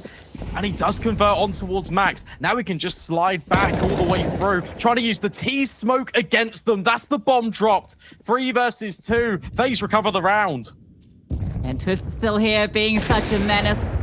Brokey comes on over, spots the player towards long, and now they know that that is all there is. Can try as he wants, but Brokey is there, puts him down, and FaZe continue their run. That was much better out of 9Z, though. They get the initial kill that was found by Max hitting a slammer on towards Rain, and then they activate off the back of it. In the previous round, when they find the opener, they just kind of rested. They just waited to see if FaZe were going to have a reaction to it. Instead, they take the space. They fight forward. They also find Rots. But speaking of fighting forward, Twists just ahead of this smoke and then uses it to his advantage. 3 kills. It's angle manipulation at its finest. Yeah, look at FaZe just taking initiative. Brokey finds one in towards the connector early. Gets on out of there. Rain sticks around to still be a nuisance. And already 9Z are working with a huge disadvantage. David's managed to get on by and actually slips past Brokey's angle. Question of how much he can do from this position remains. All comes down to this timing here between him and Rain. Whether Rain's able to spot him, and looks like he has. A difficult fight on towards David there, and Brokey misses an opportunity. But David's still able to stick around here. Smoke dribbled on through. That's the setup. Rain allow him to play around it. Davis decided to get out of that position. All eyes on Carrigan. Monster contact's about to come in, and Max will find him. Twist swings.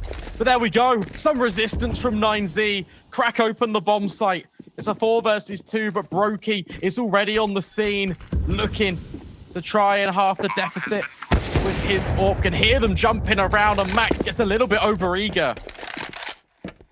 Yeah, the reposition now. It is smoked off currently. Look towards Rops. He's on a very long flank. Still have time to work with here. Kit on Brokey. No kill yet to present itself, and at this point, denying any exits here would be huge. Keep them honest, even if you do lose the round, and Rops is in a good position to do so. They're going to be coming straight towards him here. He should be good for at least 1, maybe even more. Gets that first kill, the second as well. Rops is keeping them honest with the triple. They might not get the round.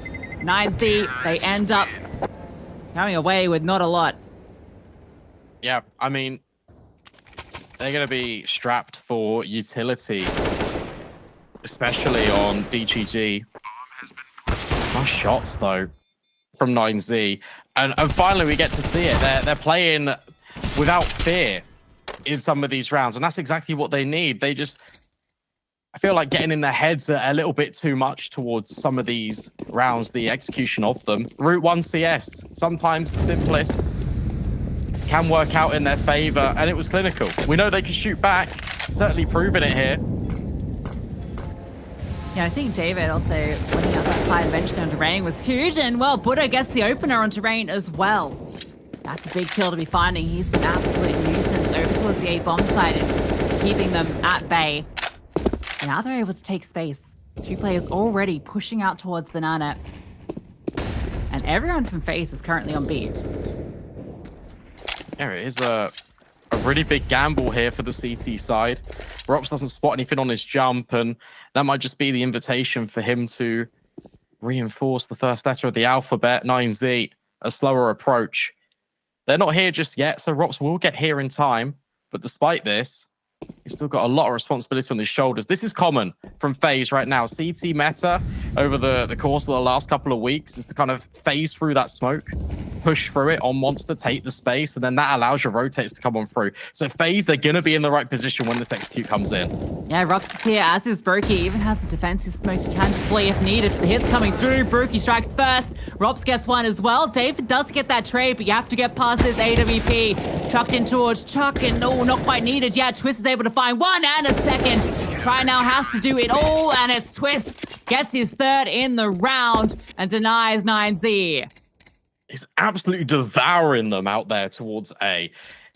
The swings consistently. Hopefully we get a replay of this, and it's just a snap on towards the default Dice player, and then jumps up, looks through the window, and eliminates Try.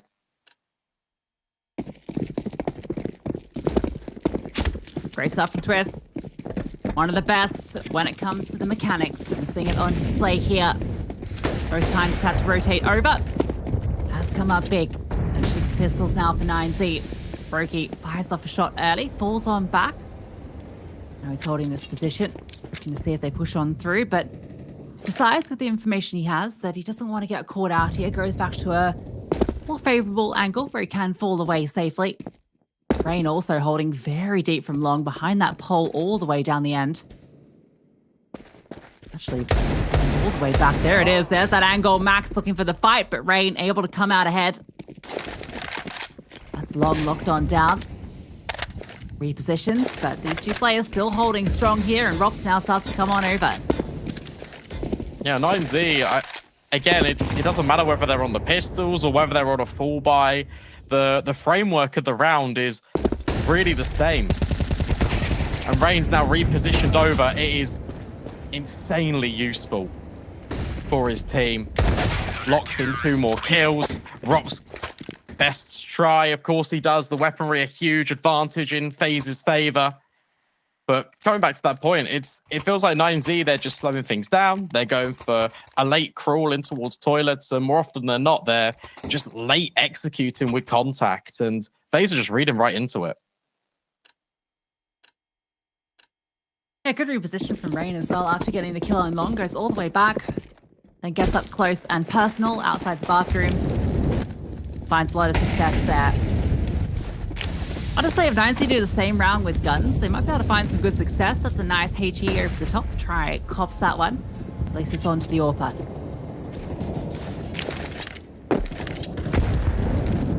Oh, it's a good nade as well onto Twist. Early utility damage. Traded even.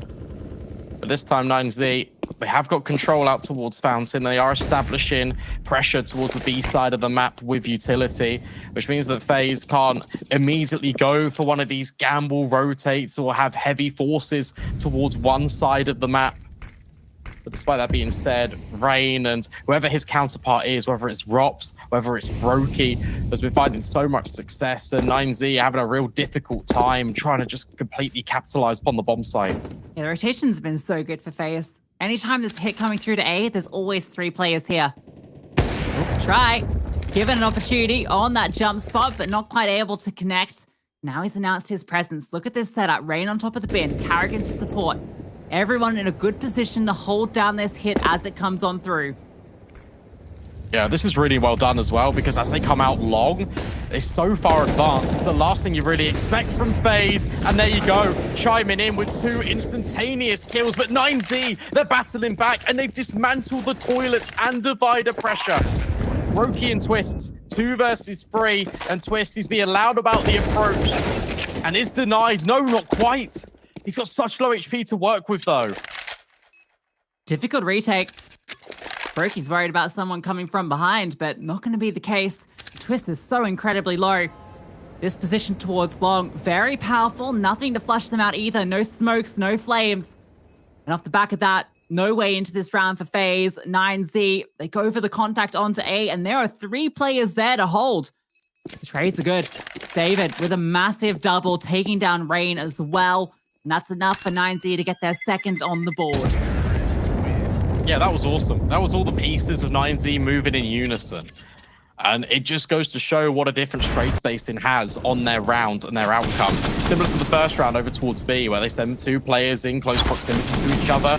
And FaZe, they just can't kind of respond immediately. And as a result, 9Z overwhelmed. They have got the information for where the initial kills come in between Carrigan and Rain, and they're just able to dismantle the setup. That's so snappy from David as well onto Rain there. Perfect headshot. Exactly what was needed, because Rain has a more favorable fight there.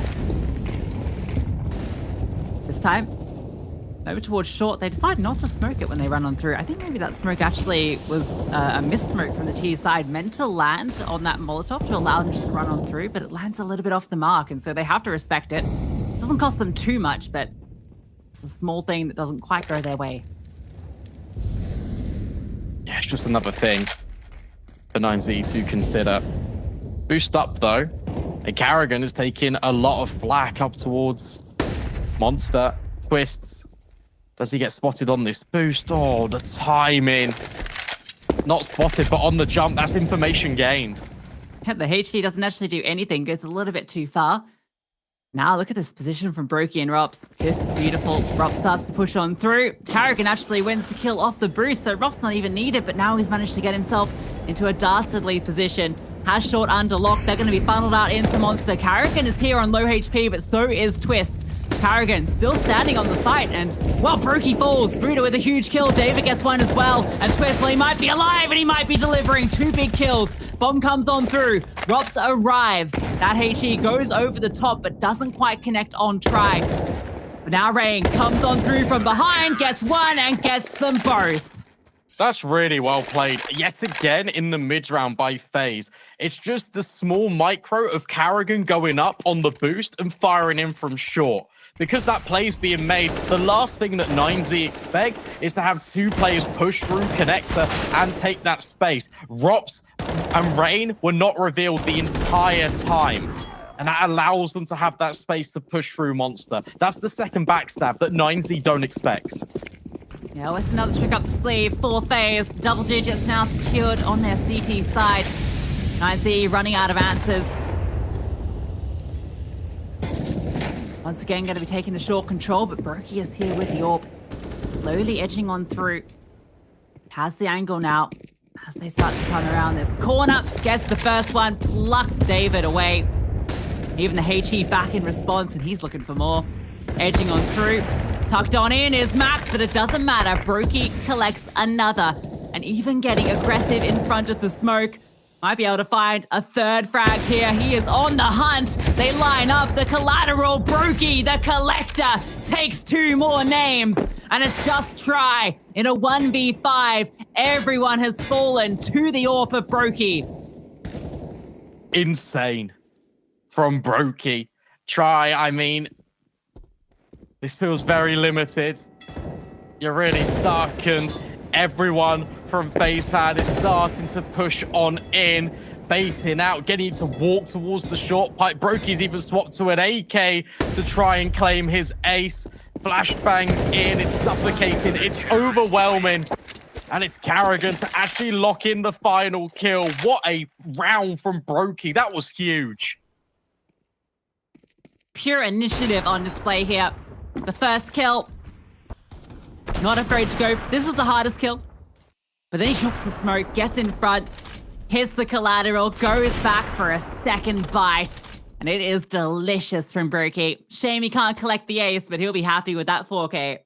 He's going 17-3. Not bad. Yeah, that's pretty good, right? Tactical timeout now being called out for 9Z. Staring down at a harsh reality that the maximum amount of rounds you can achieve on your T side is 4. And that's a strong if.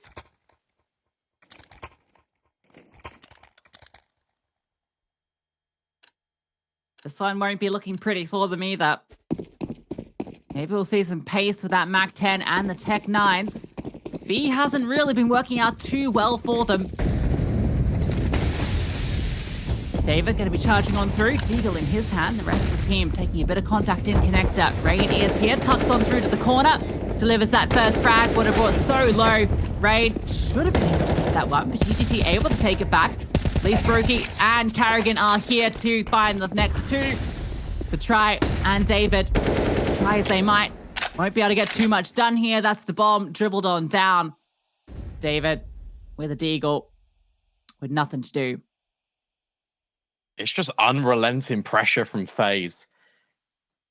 They are really making life so difficult for 9Z. And even against pistols, they're just running them down connector in towards short. There's always a crossfire. And it feels like the T side have never had a safe haven, a moment to relax. That's a fantastic shot. Will at least recover an AK, but you need to go and get the bomb. You also need to make your way past 3 of these players. There's a little bit of a time in, but Carrigan can't win out the gunfight. This is doable for David. He's unscathed, has a lot of time. That smoke makes it hard, and he needed to win that fight, but Twist, he has been so solid here for FaZe. He's going to be there to lock it in. 12 now on the board, a 10-round lead for FaZe. And what can the AKs achieve for 9Z? Where have they found the most amount of space? You'd argue it's out towards long, but I think their B hits have been a lot more successful, especially when they gather short water, something that they've not really been prioritizing. It's always been FaZe having that area of the map under lock and key. And for 9Z, it's yet again another one of these defaults. Brokey this time takes the space out long. He wants to try and fight forward. And FaZe is feeling so confident right now. Everything they do is working out for them. Brokey misses the flick. The flash comes on over, so David is able to take him down. Carrigan brought down low from an early engagement as well, so this is a good start to the round for 9Z. David starts to really accelerate. Rain's heard all of this, and it's too easy for him to collect. Side advantage already gone, and 9Z are just grouping. They're going to be hitting onto B. Twist is the sole defender. Drops the smoke and sets up for the fight, but can't quite connect. Falls on back through. Rotations come on over. Twist tucks on into the water. Carrigan's supporting him from above, but Max takes him down. It has to be Twist, but Max, he delivers with 2. Much better. Much better out of 9Z. Of course, it's going to be a retake attempt from FaZe in the last round of play, but the scalps are all falling in favor of this T side. Heads off the shoulders removed for FaZe Clan, and now Rops tries his might, slides in from the heavens, but everyone's staring right at him. Try locks it in, and that's a 3rd round for 9Z. Yeah, good showing for the individuals in that final round of the half, but it means they only have 3 as the side switch. It's not a lot to work with, and it will have to be perfect on their CT side.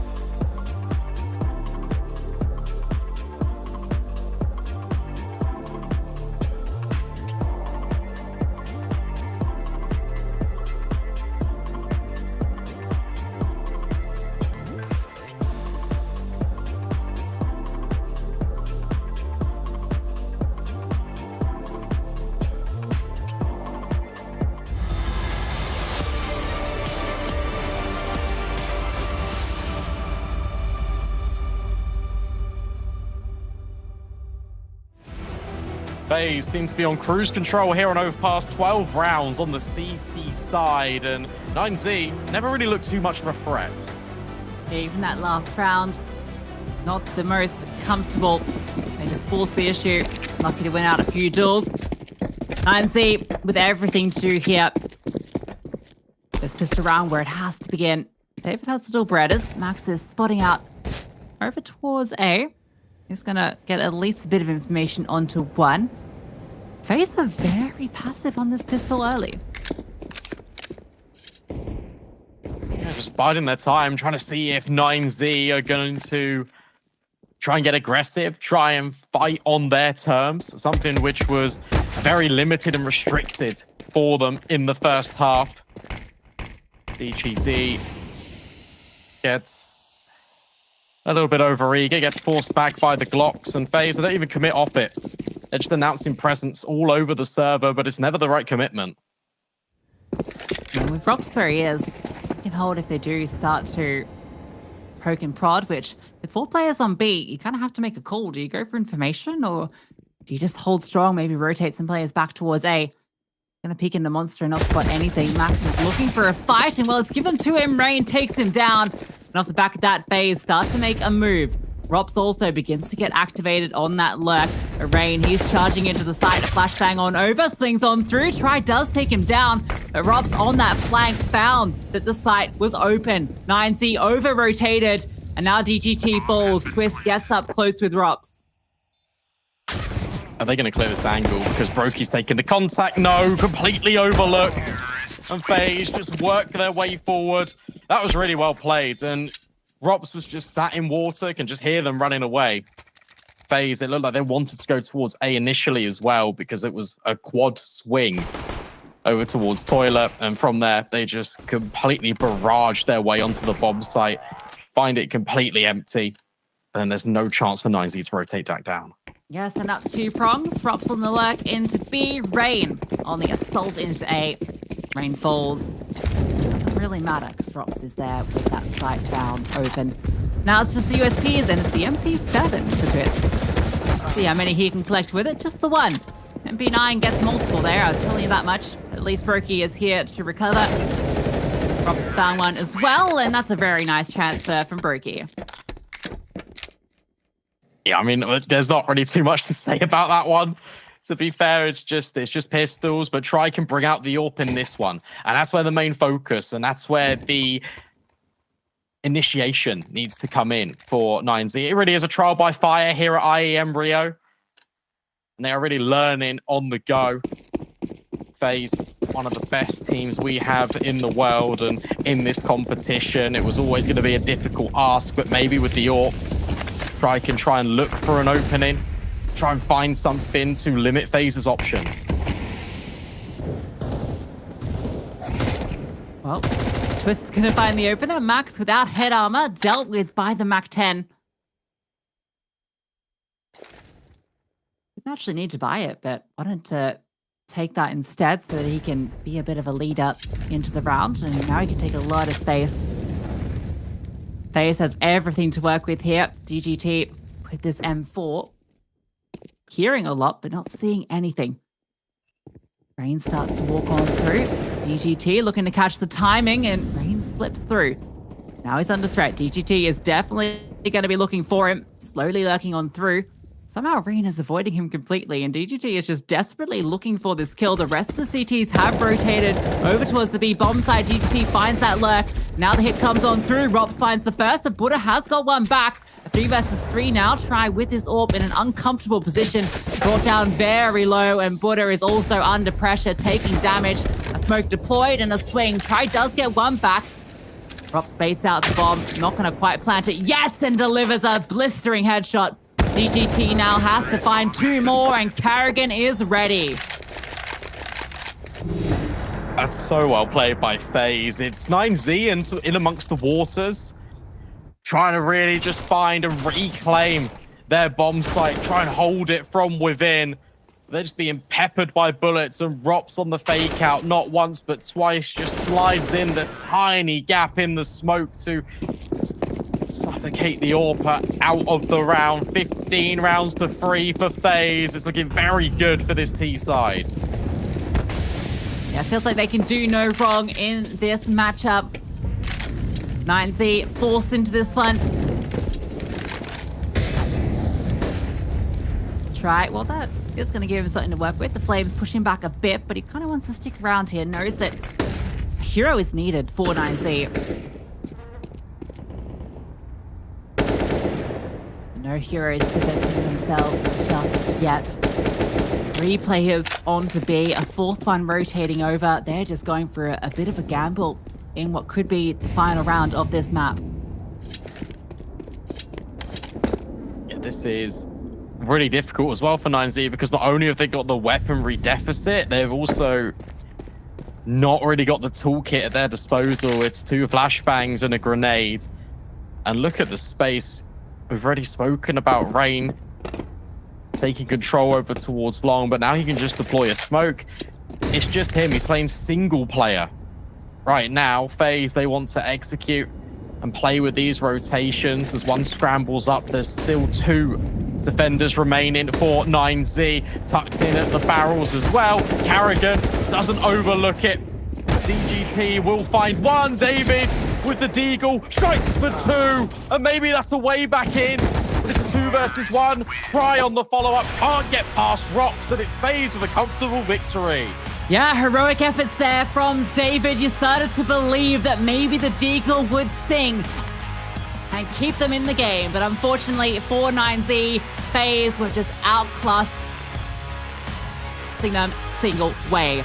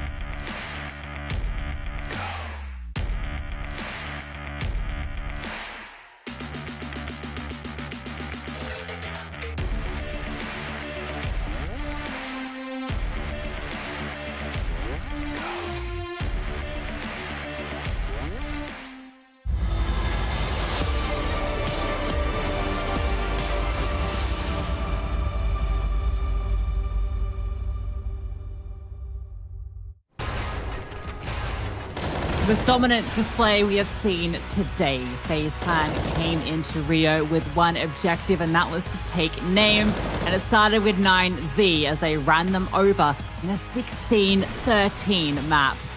Yeah, it was really awesome to watch. And the fact that each individual was stepping up is really a testament to the resolve and the mentality that FaZe have got at the moment. I mean, it's just literally an entire frag movie compilation of every single one of the FaZe players. Was really impressed with Rops just finding multi-kills out towards short. You've got Twists recovering a lot of situations, especially in the bomb sites, finding a hat-trick of kills, round in, round out, and Brokey was just sensational. Yeah, the Brokey Rops Twist combo was something special. The three of them were just all firing off, and when FaZe is doing that, it's just so hard to deal with them. We could see MongolZ just didn't really find any success at all. They really struggled on a single round on that CT side, but they didn't really get an opportunity to even get a CT side. It was just a domination from that defense from FaZe, and yeah, MongolZ just not able to get anything done. Yeah, it was the T sides that were kind of really lacking for MongolZ. It felt like a lot of the rounds were rinse and repeat, very telegraphed. And Rain, despite him not having the most overall kills contributions, he was still having impact by finding and taking so much space on the map. Let's take a look at our aim high head-to-head.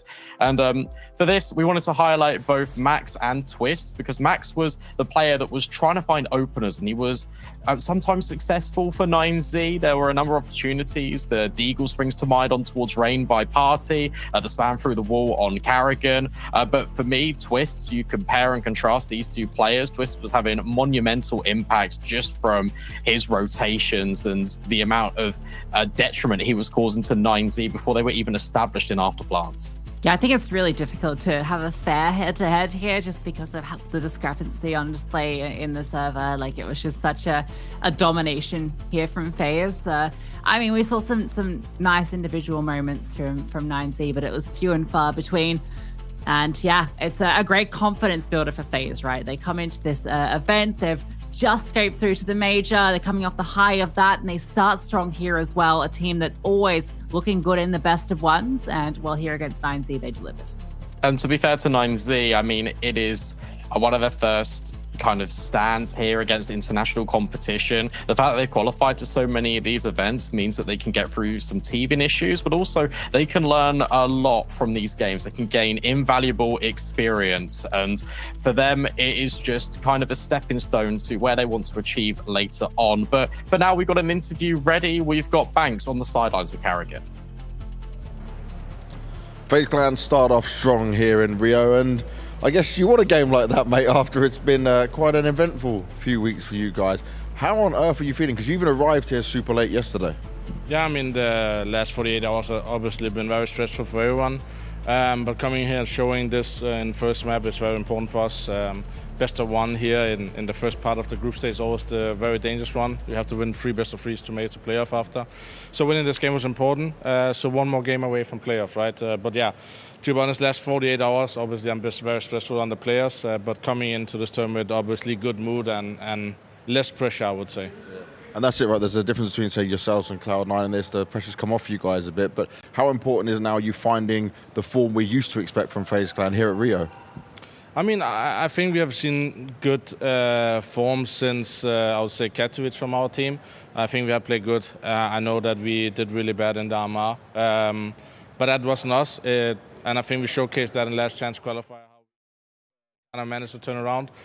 So coming into this event, obviously we had high expectation before the RMR started, but looking at the schedule right now, we're going to do what we can right now, and then obviously the rest of the season as well. So yeah, just super proud of the guys how we reacted today after landing 16 hours ago. Yeah, it's impressive stuff, man. Good luck going forward. Thank you very much for your time. Back to you, Lucy and B-Dog, to see how this goes further with the tournament. Yeah, obviously the RMR didn't quite work out how they hoped, although they did nail the landing in the end. But yeah, I don't think you can really question FaZe's form outside of that, given EPL, given the Intel Grand Slam, and given what they just showed us against MongolZ. Yeah, and it's important, as Carrigan's kind of reflecting on the fact that BO1s can be quite dangerous. And rather than having 3 best of 3s to try and battle your way back into playoffs, he's now got that extra step of just already securing the upper bracket. And we can actually take a look at the bracket. Let's start with Group B, because that's kind of where we've just ended up. FaZe taking down 9Z. They advance forward and they will play the winner of Furia versus Fnatic. That one is all level. It's 7 rounds each. And OG did actually end up beating Vitality on Overpass. So they move into the upper bracket against Cloud9. Yeah, I think that might be the biggest upset of the day, right? Team Vitality, kind of looking to them as coming in comfortably, cruising through this bracket, but now they have to do it in the lower bracket where just one of those teams makes it through. We might even get, looking at how this bracket is unfolding, potentially that FaZe Clan Cloud9 rematch, which would be a lot of storylines going into that one. We can take a look at Group A as well, just to see how that one has unfolded. So now getting close to those best of threes. Most of them are locked in, just relying on that last map from Group B. There's a few exciting ones in the mix here. Heroic Big should be a bit of a banger, and I'm actually looking at that lower bracket game between 9 and MOUZ. Yeah, that one's especially exciting, considering that you could see in the best of one between Heroic and 9 that 9 had the resilience and the resolve to really try and build back into the game. And MOUZ, it looked like they've started off a little bit flat, unclear of obviously when they arrived in Rio, and Big out for redemption after not making it through the last chance qualifier, but already potentially losing a team of this caliber so early on. It is a bit of a surprise. Yeah, and I'm actually quite surprised there's such a dominant best of one from Big as well, for that same storyline that we have for Cloud9, right, where they come in off a heartbreak in the last chance qualifier at the RMRs, and that was only 2 days ago. And now they've had to step up and deliver at Rio, but they've got off to a good start, as has Cloud9. That's all the best of one's done now, Brandon. We're on to the best of threes. Yeah, for sure. And obviously the last best of one is being played out at the moment on the A stream between Furia and Fnatic. But for now, on the B stream, we're going to throw it to a break. When we come back, it's going to be James Bardolph and Hawker talking you through those best of threes.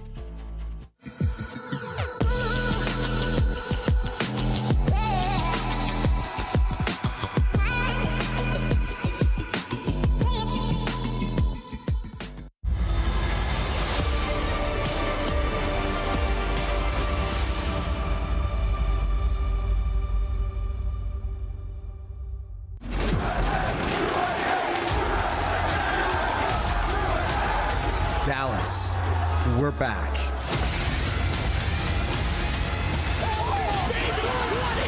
Counter-Strike is in our DNA.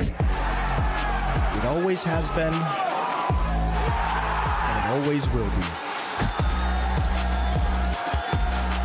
And now we are once more returning to where it all began.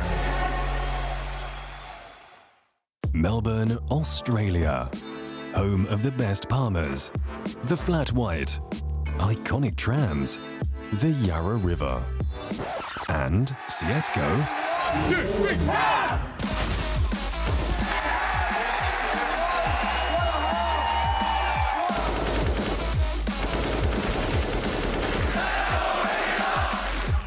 ESL Challenger Melbourne. Book your tickets now.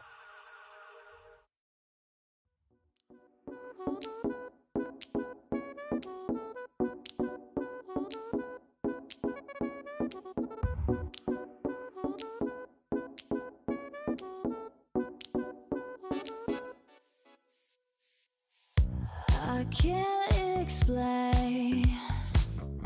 I can't explain it. I go insane when we get naked. Hold me down, never let me go. Take me in, I want you to show. Hold me down, never let me go. Take me in, I want you to show me love.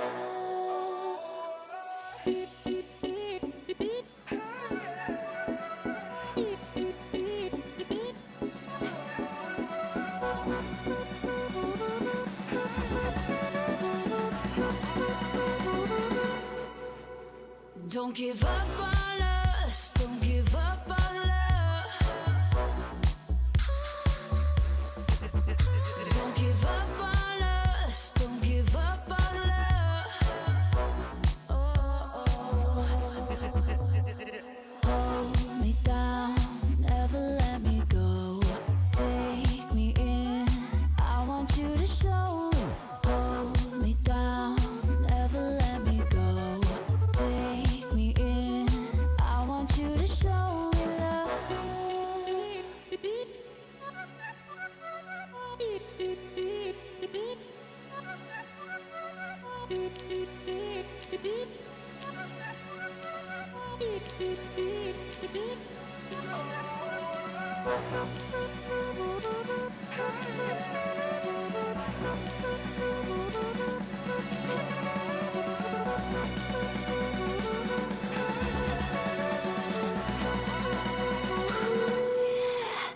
Don't give up on us, don't give up on us, don't give up on love. Don't give up on us, don't give up on us, don't give up on love. Hold me down, never let me go. Take me in, I want you to show. Hold me down, never let me go. Take me in, I want you to show love.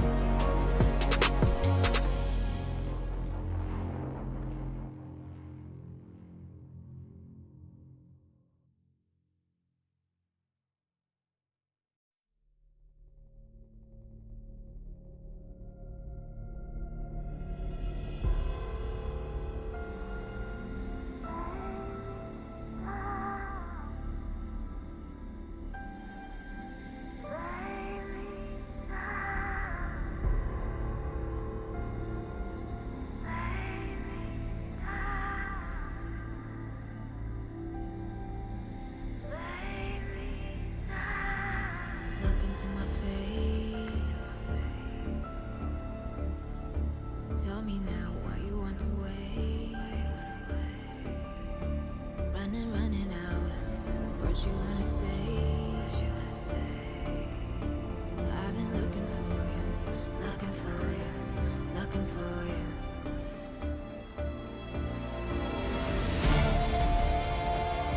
Take me down, leave me lost and found. Take me down, loudly without a sound. And I will rise.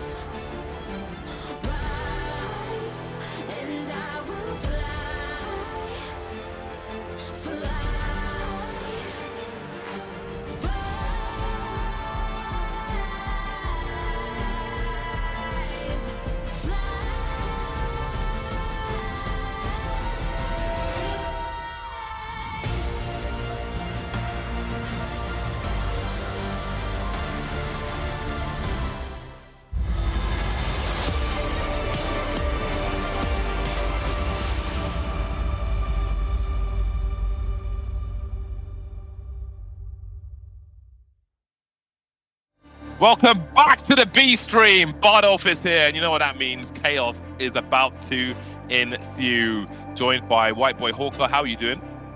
I'm doing good. These are some big trees. That's my first analysis of the day, James. Those are some big damn trees. I think the analysis has got off to a fantastic start, and there's plenty more of that to come because we're into the best of 3 territory now. Thank you to Lucy and B-Dog. I don't know what I was almost going to say there, but thank you to them for the best of ones. We'll see more of them tomorrow, but indeed we get into the bigger, longer, more arduous games now, the best of 3s. That was a hell of a game from FaZe on Overpass, a very quick one indeed. I don't imagine that the upcoming games will be as fast as that one. No, probably not. I was actually thinking FaZe might have a slow start there because I think they've only flied over pretty recently from the RMR, but nope, they're still on it. They're still on form. Good to see it from all the boys. I always like it when FaZe are doing well. Yeah, I think everybody likes to see that particular team, especially Rain. Daddy, doing well. He's been on the team since day one. Great to see him continuing as well. And there's plenty more to come from them and many of the teams in this bracket. Of course, looking at Cloud9, that was quite an upset from them, a team who are looking to find some stability. We'll see if they can. I think if they do bad at this tournament, the remainder of it, I feel like they're going to have some psychological hurdles to overcome in the short term for the future. But anyway, that is enough about what is going on around us for the time being. We've got some MongolZ coming our way versus some hometown heroes, some hometown hotties in Imperial. This one is going to be quite an interesting one. They are very closely ranked together as well. I know who I'm picking for this one. It might be a surprise, although that makes it less of one, I suppose, when I think about it. But we can get into that later. I think this is going to be a good game. Lovely to see the likes of boltz on the server as well, because we always look at Fallen as like the captain of Brazil, basically. But I think like boltz is a backbone player where he's always been an extremely dependable person that has always come into these teams and kind of, I think, like he's always been that safe pair of hands, which has been somewhat, I don't think he's got his flowers, in terms of what he's done for Brazilian Counter-Strike. He's always answered the call when someone like Fallen has asked him to come to the squad. We can take a look at these rosters now and see who else is on the team. There we go. Jota, Vinny, Cello, Fallen, and boltz. Quite the squad, Hawker. Yeah, I like a lot of the players on this team, man. I love Vinny. I feel like he was a bit maybe almost underappreciated in his time on Furia. I was a little surprised when he was leaving the roster, so I'm glad he's found a home. I think he doesn't take up much space, but he's normally pretty damn reliable. Then you got some of the newer guys in there. Cello is so aggressive. Very fun to watch this guy play. He will just constantly look for fights. He's got a lot of raw skill to back it up as well. But they really struggled in that opening game. They were late replacements here at this event because VP dropped out. So they didn't have too much time to prepare for this tournament. But considering it is on home soil for them, they'll definitely want to do a bit better than that opening 16-5 loss. Yeah, absolutely. And again, we've got many heroes from many stories are intertwining into this team. The likes of Vinny, Cello, been commentating these guys on different teams for years. Of course, boltz again has years of experience under many different looking umbrellas coming into play with Fallen once again. So yeah, they may have been a short-term replacement, late notice replacement, but still they are a team who are playing together. So we expect a certain level from them. And again, this is a somewhat, I feel like on paper, this is a pretty close match that we're looking at here between these two squads. So I'm expecting them to have more of a fight, more of a bite in this series. But now we could maybe look at their opponent in the MongolZ. Techno, Azteca, Blitz, Bartak, and Annihilation. It's got a clean back and side, boy. Hell yeah. Good to see. Yeah, I kind of like that they've gone back to being called the MongolZ. I feel like it's such a cool name. You even put the Z on there to make it even cooler. Zs are always cool, right? Awesome. And obviously these guys used to be known as IHC. They've had some pretty decent upset results. Katowice especially wins over Cloud9 and Furia, showing they can compete with the top teams. And it's just nice to see a bit of a resurgence from the Asian region because they've been kind of off the map for the last few years. But it looks like this is the team that are competing internationally now. Yeah, I love the MongolZ logo as well. But let's take a closer look at the team. When you first think of Asian Counter-Strike, Tyloo has long been the first team that jumps to mind. The Chinese roster was pound for pound the best team in their region for quite some time. But times change, and so did Tyloo. The turning point came during the RMRs for the PGL Antwerp Major, failing to qualify. Since then, the tides have shifted, and it was the Mongolians who picked up the slack and started making it to some of the most acclaimed tournaments. Their run at IEM Katowice 2023 was the biggest step so far. Pretty much nobody gave them a shot, but they disproved all the naysayers, and after their annihilation of both Pain and Furia, earned the title of the Brazilian Slayers. Not only that, but finally a spot at the group stage of a Tier 1 event. Exile tugged in, Annihilation pounding him down. It's a close and keeping the pressure on, and they can stop this bomb. Far shot. A win over Cloud9 was another big name added to the kill list, but sadly FaZe would bring that spree to an end. 2-0, FaZe Clan do it. They eliminate IHC here. Still, the squad was now firmly on our radar. Now rebranded as the MongolZ, they would only falter to the Oceanic representatives Greyhound Gaming at the Asia's RMR, rightfully earning a place in Paris. To call them the current Kings of Asia certainly wouldn't be overkill.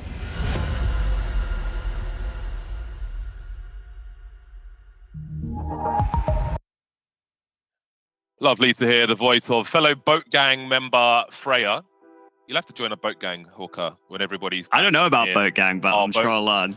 Boat Gang is serious, man. You don't want to mess with Boat Gang, but I'll tell you more about that later.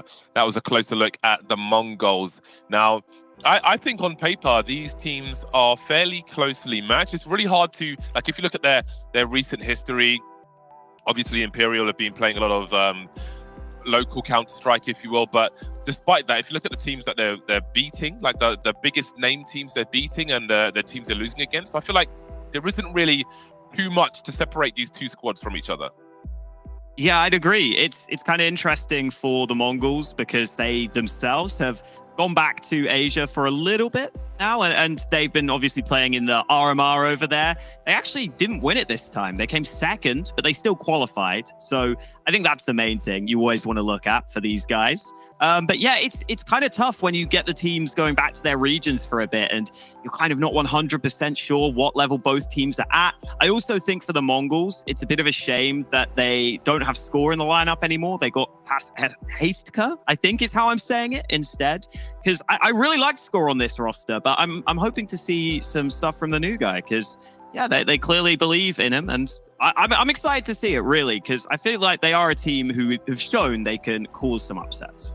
When it comes to the veto, I think that the MongolZ might have a slight advantage here. I reckon that we might see an Anubis. Their nuke looks really strong as well. Oh, the Anubis is out straight away. But then I think nuke is all but guaranteed in. I think they're about 80% in recent matches. So I'll be very, very confident if we do see a nuke. Vertigo's out the window, and that makes me happy at the very least.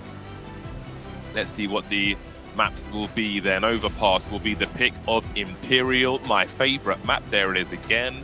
And Inferno, well, maybe nuke will be dodged then, or maybe they'll both be happy. I think, if I remember correctly, Imperial are about 70% on nuke, but there is the veto for nuke. Maybe the strongest map on paper for the MongolZ, so that makes sense. And our decider will, of course, be Mirage.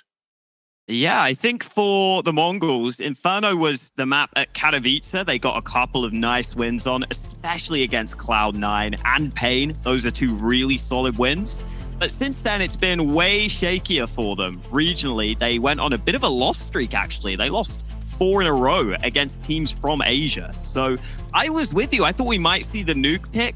But Imperial are also a pretty solid nuke team. So maybe the MongolZ instead just wanted to go back to that Inferno, believing in themselves. I'm not 100% sure which way I think this is going to go, James. I feel like I'm leaning towards one team, but I couldn't tell you anything with confidence here. I partly want the MongolZ to win. Well, no, I don't want them to win, but if I think they're going to win, and if they do, then we get to ask them about what the Counter-Strike scene is like, where they all come from. Because I've been saying this, I've been tweeting this, I've been trying to manifest this. Like, I don't feel like we have enough information about the scene in certain regions like Kazakhstan, like Mongolia. We need to send a team over there. Maybe I'll just go over there myself and find out, because I am very curious to see how things develop in those regions. MongolZ will be defending on Overpass versus Imperial. Asian Persuasion versus the hometown hottie. Let's see who takes the pistol then. That's a great start though. Cello popping off immediately. That's the advantage of that P250. I'll never stop singing its praises. When FaZe looking at Monster though, as Blitz tries to do what he can. Down to 11 HP though, and losing players quickly. More in the red, more dead now, as only 2 remain for MongolZ, who have not responded to any of these frags just yet. Azteca has so much to do now, so much to do. Needs to isolate these fights, keep some bullets in the chamber, unable to do much. Pistol violently goes the way of Imperial. Wow, that is just so quick. All the fights happen. We don't even really get much depth to the round. It's really just Imperial winning a bunch of fights way too early on. The MongolZ can't get anything going in that one. And I think this is a solid map choice here for Imperial. It's not one that the MongolZ play too often.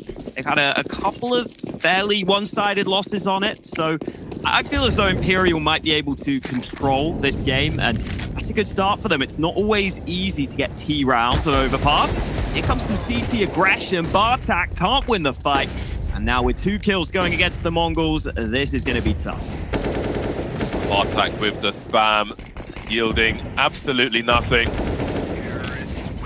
Oh dear. No food to harvest in this second round, but a fast eco round is a good eco round as far as spectators are concerned. The Imps have 2. Now it's the full name. I like how that goes from the acronym to the full name. That's pretty cool. Because we do have some odd acronyms on some overlays sometimes, but it's nice to slide out there. Like technology today, eh? Yeah, I like that. I like that. We have to appreciate the small... It's about the small details, Walker. We have to appreciate the small details. Those are the things that make the big difference. Focusing on the small stuff. It's true. If you improve 1% every day, imagine how much that's going to add up. I guess I actually can't do the maths on that, but it would be a lot. Never do maths on stream. Trust me, if you're like a budding caster or something, never try and count live, because you'll always make a mistake. And people think you're an idiot. It just always goes wrong. Well, not much for MongolZ yet. Yeah, this is straight poverty status. It's a hole of sorts for Vinny. I feel like somewhere there must be a chart which describes different kinds of holes. I think you should do that, Walker. That's gotta be a thing. I think you should make one in MS Paint. I don't know if I'm the man for the job. Categorizing holes from a UK perspective. That's got to be a thing already. It's got to be some sort of scale. Anyway, it is Imperial. Off to that good start we were hoping to see for them. I mean, some people are hoping to see for them. It depends who you're supporting. Although, to be honest, whenever a team wins the pistol, I always want them to get off to that good start, because we all know how bad it feels when you win pistol, you lose the second round, you feel like an idiot. Well, Imperial don't have to feel dumb right now. They've got that 3-0 lead, and the MongolZ will have the bye, and Annihilation has that AWP in hand. Normally very important on this map. T-Ramp Molly is out. Sometimes we see a second one towards the playground, but not on this occasion. Now, you can see where Jota swung. Normally, when you see that Molly on the ramp, it kind of forces the Ts to use utility to swing and make sure no one's holding that position. That Molly does allow the CTs to get into position. And these are the anti-AWP utilities we're seeing thrown by Imperial, but also serves to isolate fights and stop the CTs from popping out together. So good protocols at the beginning of a default here from Imperial. And there is an AWP at play as well in the hands of Annihilation, but where is he? Over towards Long is where he is, but that's something Imperial will have to find out. Ooh, Techno. Able to win out that early duel. Still solo here in the bathrooms, but he goes for more, and Fallen puts him down. So that's back to a 4v4. Now the Mongols are playing a bit further back from the bomb site, but they might change that here. Blitz will begin to move forward. They're searching for some information right now. But Imperial, with that connector control, leave their options open. It looks like they might go back to B. Curious as to what Haseka might be up to here. Okay, he's looking to block in the smoke. Very risky affair from him. Joseph's been dropped around A in the meantime, which means the remainder of Imperial are towards B. And that's the bomb spotted as Fallen is dropped. Big info for MongolZ, who would love to survive with 4 players. 17 seconds on the clock. I don't know what else there is for Imperial to do. Maybe Bolts can try and pick up a rifle from somewhere. He's still peeking, though. He needs to collect something. He'll collect some bullets, some lead from Blitz, and Vinny will be the last man standing then for Imperial. So MongolZ will find their first round, likely with 4 players alive. Absolutely shouldn't be hunting here because they need to build their own money as they try to mount a comeback early in the first half. Yeah, normally those 1-for-1 trades early will be nice for the T side because the CTs, you could see on the minimap, they just had 2 on A, 2 on B. They're very far apart from each other. So if the Ts can start to trade, it's really difficult to read it there on the CT side. But I love the proactive play that MongolZ make. And I love that it's Haseka pushing through Monster like that. I think that's a great play. Good to see from the newest addition to the squad. He's playing with confidence there as he pushed through that monster smoke. If Imperial can turn this round, that was close from Bolts, but no kill on that boosted player. Imperial have a lot of urgency around that connector area. We'll talk about it later because Bolts is looking for opportunities on short B. So both teams are essentially fighting for connector control, which we'll dive into when there's more time. Bolts, he's seen an elbow, trying to invite some attention, and Bartak will give him what he's looking for in the worst way as far as Bolts is concerned. Man advantage for MongolZ as they look for their second round here on Overpass. Imperial still have a good spread though, and again, that connector control will be really important. Fallen has the bomb towards short B, and with a jump peek, Blitz might see that.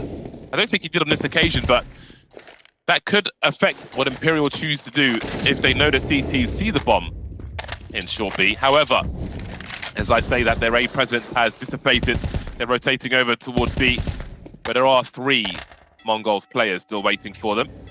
There were some smokes and incendiary for the squad. Squad being MongolZ, of course. I'll start seeing the utility coming in, but the Ts have the advantage of the numbers game. Big focus towards Monster, and Haseka's just not ready for Fallen swing. The bomb's been dropped, but they've got to get the multi-frag. Blitz has got to do it alone, looking for his third, running low on the bullets, and now Jote is in the clutch. 1v2, Annihilation and Techno making their way over. He has to try and identify where they might be. That's half the information. HE doesn't land. Now he starts to move into a very deep position. This is great for a headshot angle. There's the tap he's looking for. He saw that grenade. He knew there was 1 player on the balcony, but will he expect a second? Annihilation maybe playing a bait setup here. Does he dare look so awkward? So low. Very tough to try and find a frag here. Switches out to the M4A1S. But can he find a kill? Down to the clock. That's got to be confidence for him. He's got the kit as well. Running out of bullets, Jota, means that the round will go the way of MongolZ. Oh, wow. How uncomfortable was that at the end for both players? You saw the Glock coming out. You saw Annihilation scoping in initially. That's what allowed the turnaround to come in to give a fair fight in that 1v1 in the first place. It looked pretty clean for Imperial initially. They got into the advantageous position, I thought, but then MongolZ did a good job at trading back. You can see Annihilation. I mean, that is so awkward, but eventually he gets the job done. Annihilation, definitely someone who proved he's good in clutches over at Katowice. Good to see him getting an early clutch through here. Oh no! Oh no, mistake for MAZE. Oh, that's beautiful. I think he might have got sprayed there. I might have slowed it down. Yeah, I think so. Maybe it's just like one bullet. Yeah, you can see the bullets on the wall as well. That is most unfortunate for him. But again, credit to MongolZ for making the play to allow them to get that kill. We haven't even had time to talk about the connector fight just yet, but we see it again. Great pop flash. Vinny does not respond. Imagine standing there and not pulling the trigger when you get eaten full flash like that. The trigger discipline is bananas. There is a gamble involved there as well, and maybe a false sense of security. Haseka may have given some sound cues away, but Bartak moves away, and that leaves his teammate vulnerable. The timing doesn't work out for them after all. The second frag coming in as Bartak goes down as well. Big problems then for MongolZ. Bolt's looking to swing into the site. So many advantages here for Imperial now. Annihilation has to try and find something with his AWP, but his angles are being taken away by utility. Blitz still lurking. He could hop up on this rail and do something about this. This smoke will actually help him. Can he find Fallen? He's shooting the feet, but he can't finish him off. 3-on-3 now as the bomb is planted. There are kits for MongolZ, but they're not all on the site just yet. Blitz swinging with the flashbang, doesn't find anything. Fallen behind the pillar. Imperial are positioned well. They're making this hard for MongolZ, and now it gets harder as Blitz gets dropped. Annihilation, Techno remain. Fallen being the bait now, just swinging, showing some shoulder, showing some elbow, and Annihilation has to fall away. Wow, this B site is getting a lot of action here in these early gun rounds. Looks pretty good for the Mongols. They got off to a strong start, but Imperial take it cleanly, and look at Annihilation. He could be in trouble here. Vinny's trying to hunt him. Annihilation scopes in, hits the shot. That keeps him safe, so at least saves that AWP. But for Imperial, really solid site take there. You saw how good the utility was at just making it awkward for the Mongols players to fight towards the site. They try and have Blitz jump up and see if he can deny the bomb, but as soon as it gets planted, Imperial are in the favorable position. And now for the Mongols, not much to work with outside of that saved AWP. You can always win a round with a CT AWP though. It's true. So let's see what Annihilation is able to do. One of the most fascinating rounds to watch actually. But Cello may have found the right place to go. Only USP showing the P-shooters are out. They've got plenty of time to respect that smoke. No need to push through these. Smoke's up of their own as well. That can isolate fights at the very least as they concentrate on other areas. I do like the protocols we're seeing here from Imperial. Again, late notice entry into the tournament. Oh, this is getting awkward now. This is getting awkward now. Bearing in mind the AWP is still alive. Maybe his USPs have delayed enough. Now, where is Annihilation? He's in the clutch. Doesn't matter about the HP.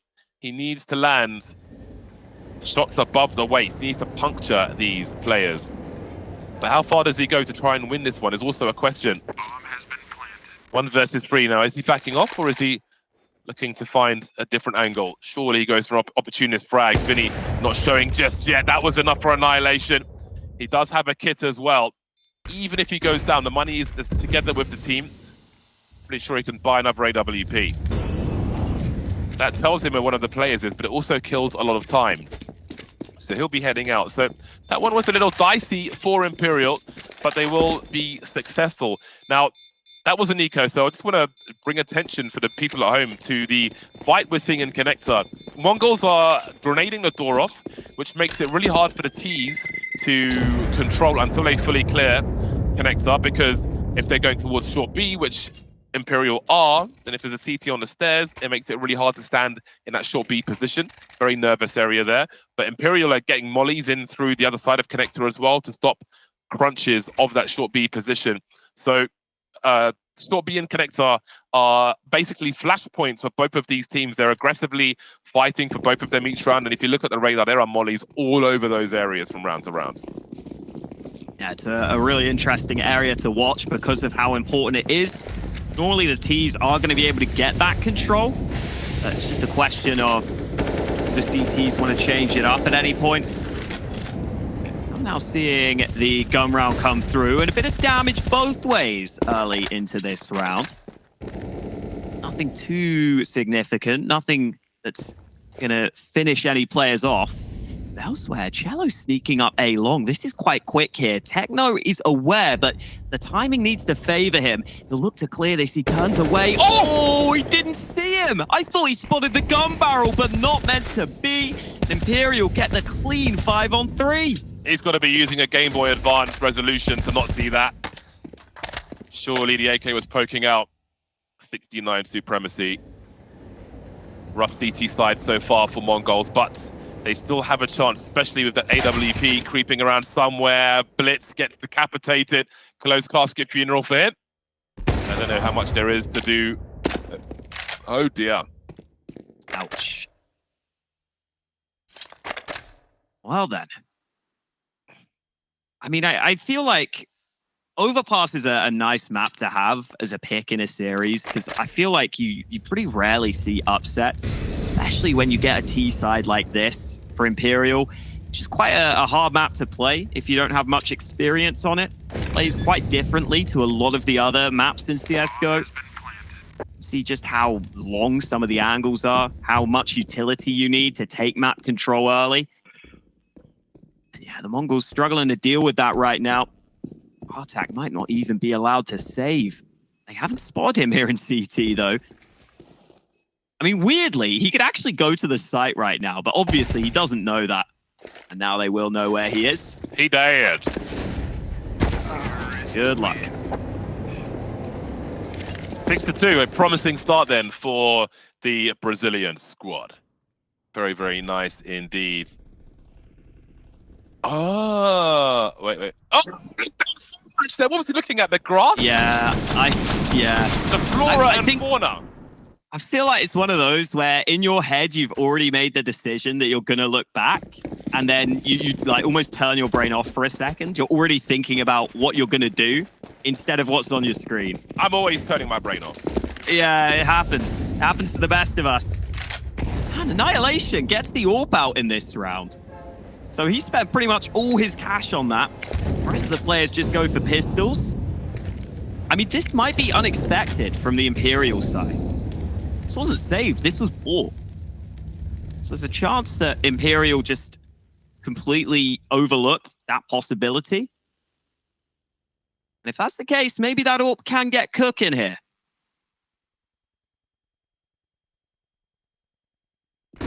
Gonna have to wait for a while. No lurkers, no control towards short B. Let's see what Imperial choose to do. They have a minute on the clock. Now they may wonder, they may identify that they haven't been challenged by an AWP from many of these angles, and surely that would mean that it's over towards B, but he has made his way over towards that truck position, Annihilation, and he's found his first victim. There's still time for a rotation, but again, it would be such a gamble in this scenario. They know where the AWP is. Techno's the one to get dropped. Annihilation's got an angle. He's got a shadow as well. That flashbang won't work out, but he won't land the shot. Oh dear. AW picked up and dropped again. That was the opportunity, but it was missed. And Imperial will continue their march, 7-2. The Imperial march, James. It is looking good for them right now. Yeah, I think the Mongols, they've had a couple of nice rounds when they've been able to get some mid-round aggression at the right time, or just try and make it a little more uncomfortable for Imperial. But in these standard rounds, it feels very convincing, very controlled for Imperial right now. Annihilation still gets that AWP out. He gets that dropped over to him. Needs to shout out his teammates for that one. Again, we will just see Imperial with this slow spread across the map, making sure they can crawl their way forward, get that map control. That's a good flash. Annihilation with no opportunity to fight there on A long. And they're leaving him as the solo A player with that AWP so that they can push out B. Look at this flash in for Techno. Great start to the round for him. Oh my God, get out of there. Get out of there. Right? Ooh, that smoke is a lucky one. I wanted to start by saying that Mongols aren't really being allowed to have much control, but they have forced the issue there and escaped in the 5 versus 4. You can see Fallen is very patiently waiting for an information peak.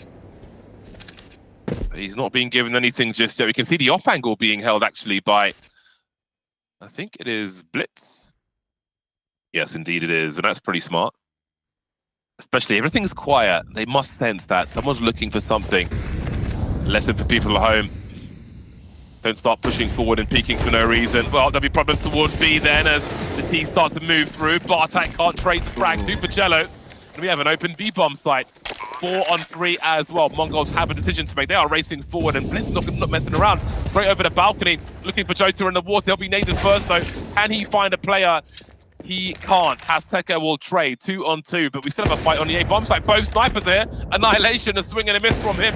But it's a 1v1 on the B bomb site. Azteca has to go fast, but he can't find Vinny. He's just hiding.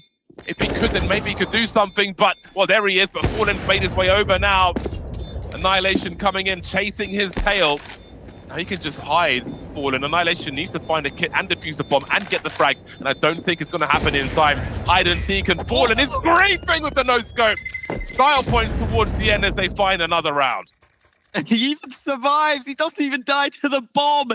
What a wild round. Fallen just having a fun time all across the map. Honestly, the fact that he keeps the opposing AWPer just completely dialed in on A that entire time is crazy. He was playing on A long in like long bathrooms.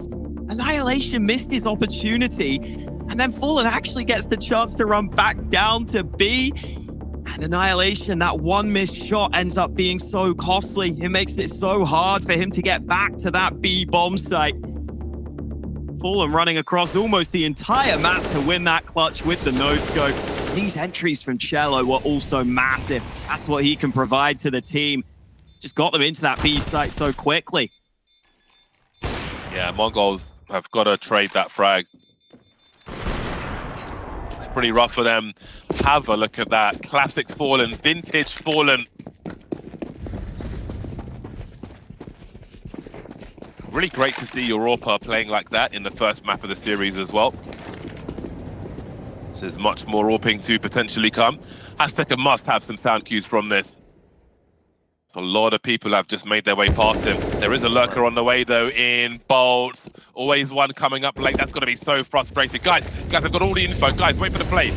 Then you get shot in the arse. Techno falling back now. But look at these flashbangs. These funky flashes he threw may have delayed somewhat. Now Blitz is here with the 5-7 to put in some work. Dropping the bomb and dropping Imperial one by one. They really need this, but now Fallen is in the clutch with Bolts as well. The dynamic duo is here. Bolts have to try and play off of him, but they know Bolts was lurking elsewhere and he continues to do so. Bartak, where are you off to, son? Didn't realize there was a gap in that smoke. Can't wait for these one-ways to be gone. Bolts now continues to press forward as Fallen shows present. How many bullets does he even have left in the magazine? Doesn't matter. Bolts cuts Annihilation down, and now it's just Techno with Desert Eagle looking for Bolts. Tags him, but needs to do more. 15 HP remains if he can land one more shot. Awkward for Bolts, awkward for Techno. Headshot angles being played. You won't want to repick that angle again, Techno. Bolts will be waiting for it. You know, he's at the advantage now.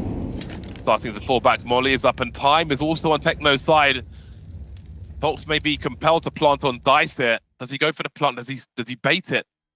Techno could wallbang him as well. There are so many issues here for Bolts, but he's being really patient. 10 seconds on the clock now. Does he commit to the bomb plant? Going for the fake. No shots through Dice just yet. Techno, non-believer. Is there time left? Does he go for a shot? Techno makes a step. And there's the plant. We continue then. Who's going to land the shot first? Techno running nose. He just needs a chest shot, but he can't find it in time. Bolt patient and lethal with the headshot. Keeps them in the lead by a long way as they go to 9-2. Bolt is the big bully on the server right now. 17 kills. What a game he's having. It looked like Blitz was doing absolutely everything there with the 5-7. But Fallen finds one, then he finds the gap in the smoke, and suddenly the round becomes doable. And even though Bolts gets chunked down low, he's able to hit this headshot. That's the reaction, that's the adjustment. Imperial still able to continue their success, and it might be a faster round now. Yeah, we saw that smoke going straight to the balcony, the molly on the barrels as well. And MongolZ are being victimized on the B bomb site. The floors have been bleached, and this round is over before it even began. Ouch. I mean, those B rushes are very hit or miss. I feel like so often it comes down to if you can get out through those choke points, and once you get the first kill, it does put you in a very good position. And the Mongols just could not stop Imperial from getting out monsters so quickly. In the vacuum of this game, the B bomb site's got more leaks than the US government, boy. They just cannot defend it, it seems, MongolZ. Get some duct tape out, man. Round after round. Round after round, man. I should not be a plumber.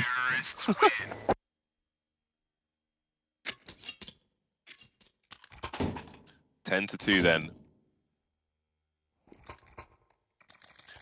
10-2. This has been a hell of a run by Imperial. This is the pick of Imperial, and it seems that we can see why. I thought that this could be I thought there was some potential, like some sneaky potential for a juicy veto for the Mongols. But as far as the first map is concerned, it seems I was terribly wrong. Good thing I don't do tarot. My advice is unlicensed. Therefore, I cannot be sued. Azteca moving forward through Monster, but he's looking the wrong way. He'll get the kill regardless not before Bartak gets dropped, but at least he's protected the B bomb site, and they've got the info that no one else is here. That's pretty crucial as well. Annihilation with a great angle, but he's missed to go past the angle. And the things are going back and forth in this round quite fast indeed. Techno blind, but delivers the second one anyway. Drops the bomb as well, and now it's Vinny in the clutch. 1 versus 3. Even if he just makes it expensive, that might be enough. Only to survive for the Mongols. We'll see what their economy's looking like as well. Maybe there is something left for the Mongols here. This was awkward. Nearly got the kill. Tried to turn away from the flash, turned back, got blinded, but still got 2 kills out of it. So well played from Techno. For a young player, he's got very snappy aim. I love the way he plays. Just 17 years old is Techno. Cool to see him competing internationally on this Mongols team. Imperial still with plenty of money because of how well this game has been going for them. Damage through Monster again. I like these rounds where Mongols are going aggressive on Monster and they're trying it again here. Oh my god. Oh wow. Looks like there's a landmine in there and bolts will finish off the job. This is rough for Mongols, this CT side. Nothing really happening for them whatsoever. Bolts on 20 frags. That's a hell of a half for him. Annihilation and Techno remain. Nobody else on the radio. Minutes on the clock. Every round counts. While the CT side could be a complete nightmare for them, things could be different when they change halves. So it's important they try and squeeze out some more rounds here. They may yet be squeezed out of the round by Imperial. One Orpa's looking much stronger than the other right now. And his name is Fallen. Yeah, Techno just so far away. Has to save the AK at this point. And even that is a question. Because we're ahead of the last round of the half hit. So there's no need for Imperial to worry about their own cash. This has been pretty one-sided. I like that Imperial were ready for the monster aggression in this round, because it really feels like that has been the backbone for any of the Mongols' success. It's been trying to just make Imperial uncomfortable by taking that area of the map away from them. So just spamming that smoke makes it impossible for that push to be aggressive. Bolts lines up 2. He's up to 20 kills. And we're not even at the half yet. Juicing on overpass. Last round then. Let's see if Mongols can get one more. Just one more. I think a fourth round at halftime over a third is significant.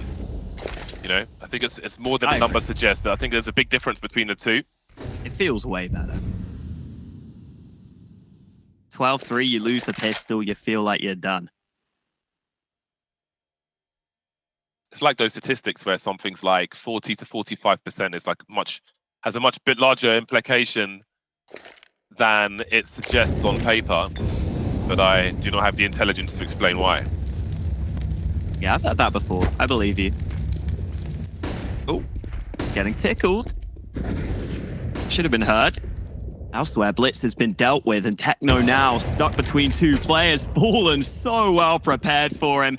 Doesn't rush things. So collected in that scenario. Now the Mongols need something. They'll put this smoke up and try and go aggressive. Yeah, this is desperation. That really is desperation. That smoke can be quite a pain if a T side is pushing onto a site, but Imperial's got plenty of time to play with here. Fallen showing presence. Nope. He's got some help, but he'll be the one to trade for Cello. Now we're getting into the late numbers. 20 seconds will soon be on the clock as the bomb heads in towards the B bomb site, where Bartak is the last one to fall for Mongols. 12-3, absolute dominance, a lopsided affair. by Imperial. We'll see how short the second half is after the break.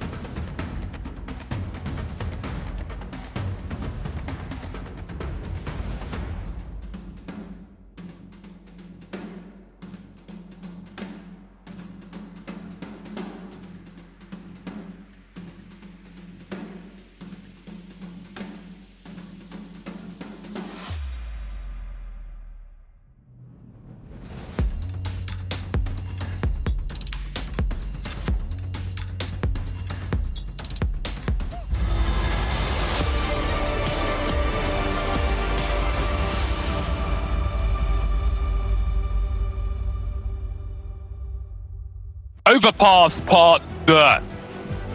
And that's almost the score of the Mongols after a lesson in brutality at the hands of Imperial, who've come into this one storming forward.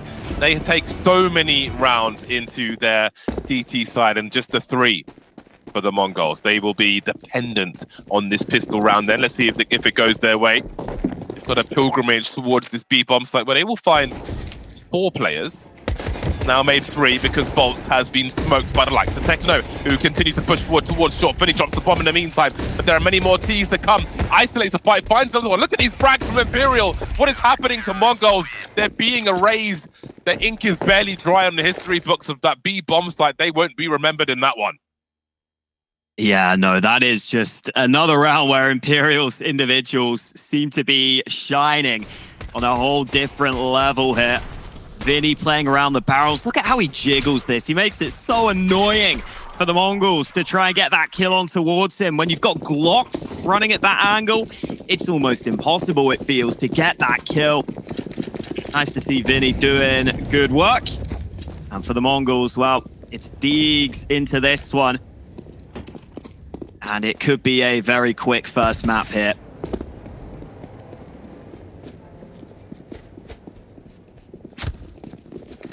I mean, this is nice revenge for Imperial after the first opening game for them, where they lost 16-5 against NIP. Might be able to even one-up that scoreline here.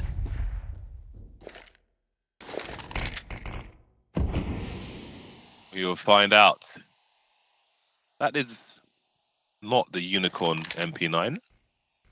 It's a nice one, though. Yeah, but it's not the. If it's not the Bulldozer and it's not the Unicorn, then what are you really doing? That's my question. Speaking of, Big Man Bolts got the Bulldozer. Yeah, lovely. Bulldozer lover. Did you see those leaks? There was an AWP whiteout. No one was talking about that. Yeah. Trust me, if you ever see whiteout skins come out, buy a factory new one immediately. I really hope that comes out soon. I will be copping it no matter how much it costs. Yeah, you gotta get the clean whiteouts. That's what you want. AWP whiteout would be absolutely nuts.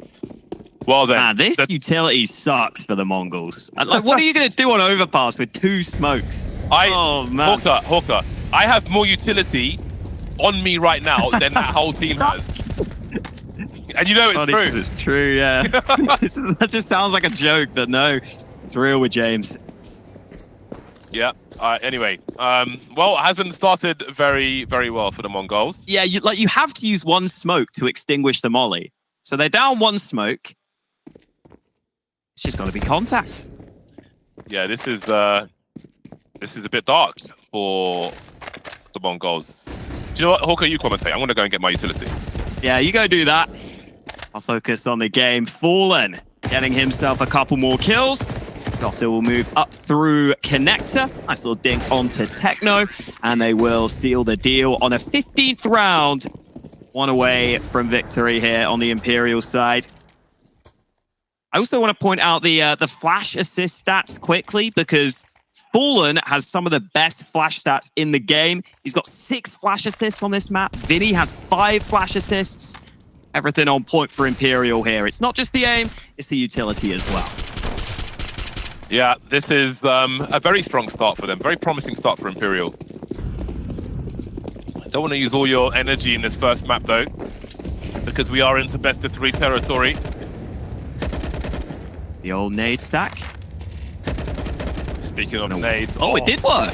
I love to see an org drilling, but this is not quite going the way that Imperial were expecting, but there's still time to turn things around, or is there? A flurry of kills in the kill feed as we go down to a 2-on-2 thanks to that grenade. Dispatching of Bartak. Fallen, they're almost lining up for him, and now Blitz has got 9 HP as he tries to do what he can. There is a smoke for Fallen. A molly would have been brutal, but it may still be brutal for MongolZ as they try to hold on, and that was not going to happen. They will be denied. Imperial with a monstrous 16-3 scoreline. Ouch. Yeah, that is so one-sided. And, well, the Mongols, I mean, listen, it wasn't their map pick, but they've got a lot to do to bounce back here. Yeah, absolutely. That was, again, they never got started in this game whatsoever, MongolZ, and maybe that's good, maybe that's bad. I feel like if you had a comeback, you know, maybe a little warm-up is good for you, or maybe just getting this out of your system and focusing on your own pick is better. We're going to a break. More action when we're back.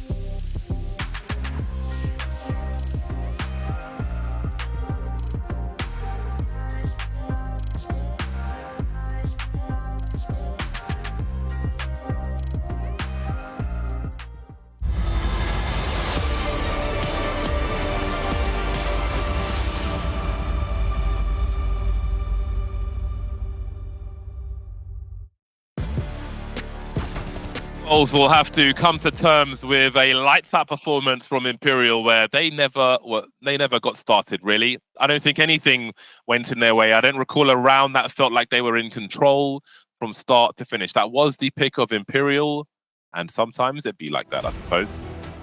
Yeah, it do be like that sometimes. Yeah, for the Mongols, even the couple of rounds they won didn't really feel like super convincing or repeatable. It was just a couple of nice individual moments. But for Imperial, no complaints for them here. This was very convincing on their map. I think the utility was super solid throughout, but also they are clearly very warm individually right now. We saw that right from the start in both pistols. They started off strong. How you doing over there, James? Enjoying yourself? On the subject of utility, just to show how bad things were for MongolZ when we got into that second half, when I said that I had more utility than the MongolZ did as a team in that round, I wasn't joking. There's a smoke grenade right here. There's a HE grenade right here.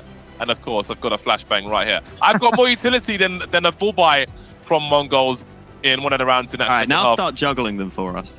Well, I can. That's not really juggling, is it? All right. Even that. I'm not sure I wanna. Scares me. I'm not sure I wanna juggle a frag grenades. This. I'm not messing about here. Anyway, so yeah, that was a dark match for the MongolZ. It was something to forget, and I'm sure that they will forget. Now, we always do our head-to-heads for these games to see, who were the performers. Let's draw a comparison across both sides. But we can only draw a comparison amongst Imperial themselves because, again, it was that dominant. And there are two ways to look at this, of course. One is boltz versus Fallen, trying to race towards the top. It was at least 20 frags for boltz in that first half. Again, there wasn't much of the second, but Fallen was performing extremely well also.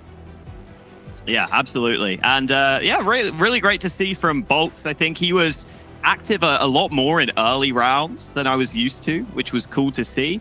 And it's also funny, Fallen somehow gets a higher headshot percent despite being the AWPer. Definitely had a couple of nice pistol rounds in there. I think this is the only thing that makes sense because these two were the clear standouts for Imperial. And I mean, for the MongolZ, we didn't see much of anything from them. But nice to see the experienced names coming through here for the Imperial side. For someone like Fallen, I want to see him playing as long as possible. And so when he has games like this, it makes me happy.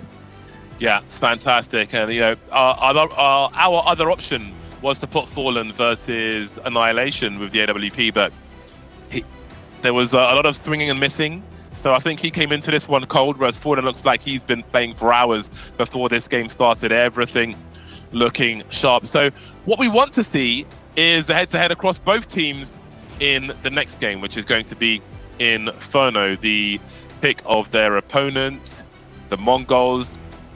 And again, it's time for them to show and prove. Like, coming into Overpass, their percentages were about 43% with 7 games played.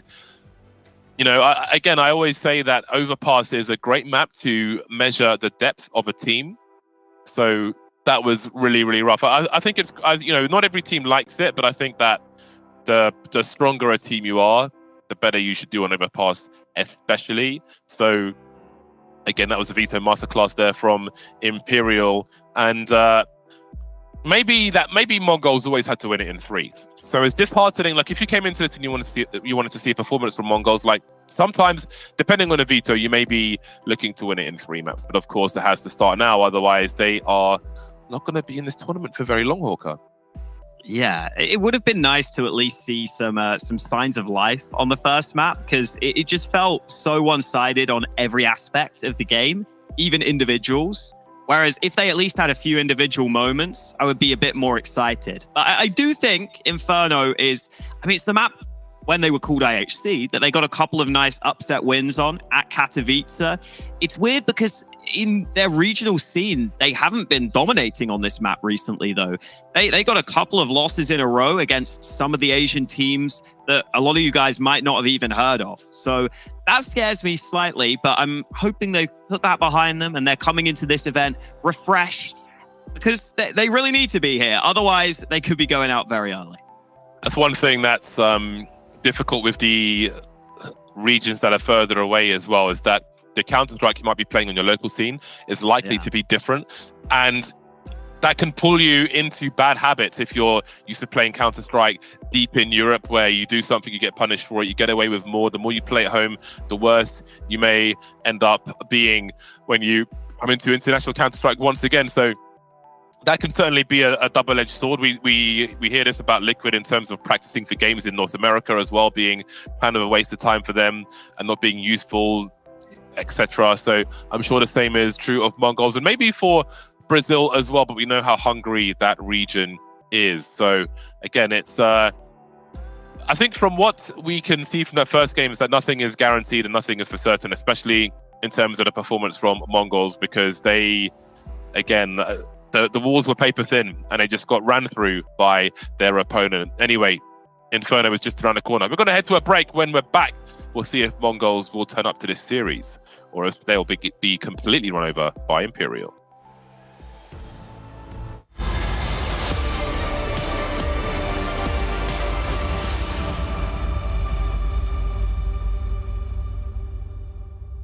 The bell tolls for Cologne.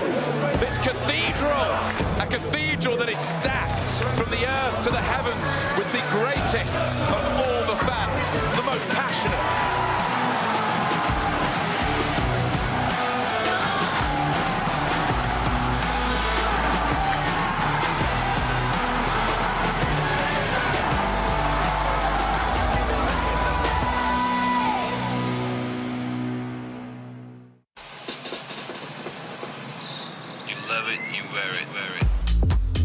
Wear your passion. Share your passion. Wherever, whenever. Gaming is a lifestyle. Get your merch at shop.eslgaming.com.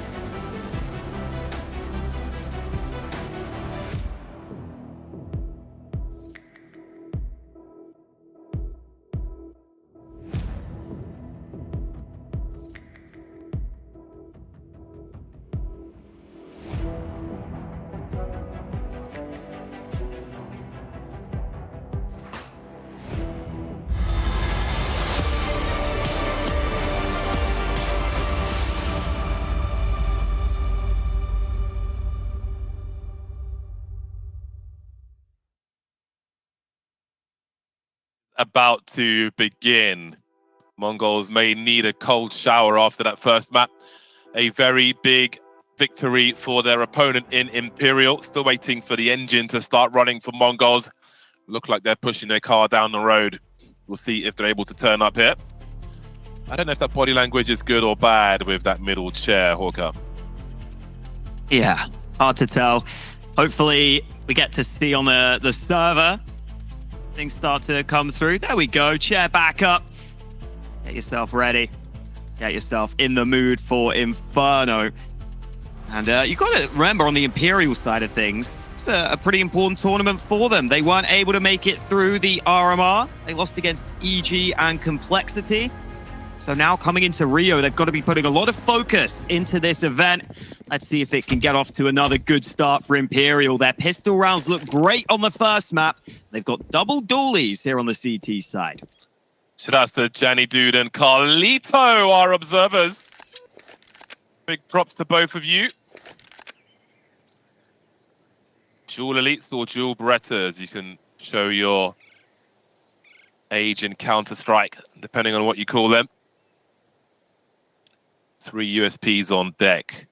I feel like the pistols have been a nightmare for Mongols, but it's a new day. A new dawn, another cliche phrases. Moving towards top mid then. Fallen's been smoked off. Cello has a look-see. Forced to change his position. Going into crossfire though, and Blitz is just alone, like he just sent it there, but no one's behind him. I think he was trying to pull attention away from Long because the bombs made it in towards CT. We have a B split on the pistol run. Fallen's got his knife out, that's not going to help him. They will march on then. This is quite interesting from Mongols. They sacrificed one of their players to allow them to try and find victory on the B bomb site, but there's more work to do. Jota and Cello, there aren't many left, but the round is not over until it's over. But look how far back Cello is, waiting for the bomb to be planted to start creeping through CT spawn, being oh so careful. Jota's got good range with these dualies for the headshots and such. Found his first victim. No one else is showing though. Who's the initial engager for Mongols? Where is that second player?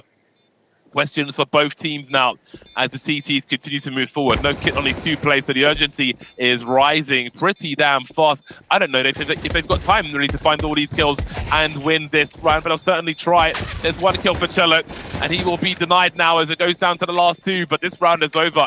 Jota will try to save his Kevlar. That's 650. The kill's only 300. Off he goes. Round for Mongols. Yeah, that's something, you know, to get excited about on the Mongols side. I'm glad we saw that come through for them there on the pistol. It's nice that they were able to throw a bit of misdirection in play there by getting back to that B bomb site. Worked out for them really well. And then Imperial honestly had a good attempt in the retake. For a second, I thought Jota might be able to deny the bomb, but he was just a little too slow. Unfortunately, that meant that the time was too far against them. So Mongols off to a good start. They've got to deal with a force buy.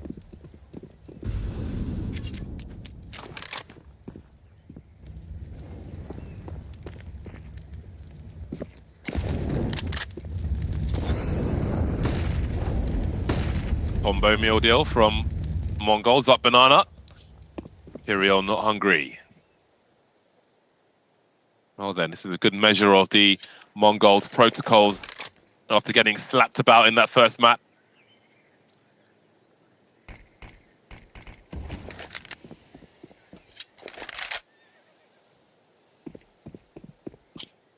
I do wonder what Inferno will be like in CS2. Such a important map, especially when the big games are upon us, when it's a decider. So many memories, plenty more to come as well. Now Mongols will start to move in towards this A-bomb site then. They've isolated the players towards Long, and Blitz will deal with them pushing through the smoke. There's two down.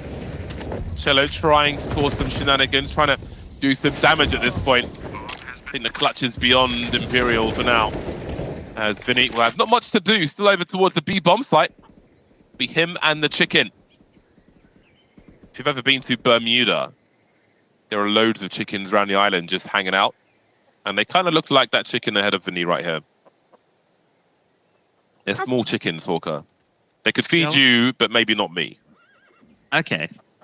So if I go to Bermuda, I'll be okay. Good to know. I'll need multiple befriend chickens. A few chickens. Yeah.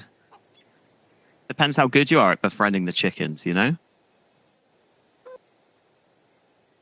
There we go. Typical Bermuda chicken. Bit bigger, though.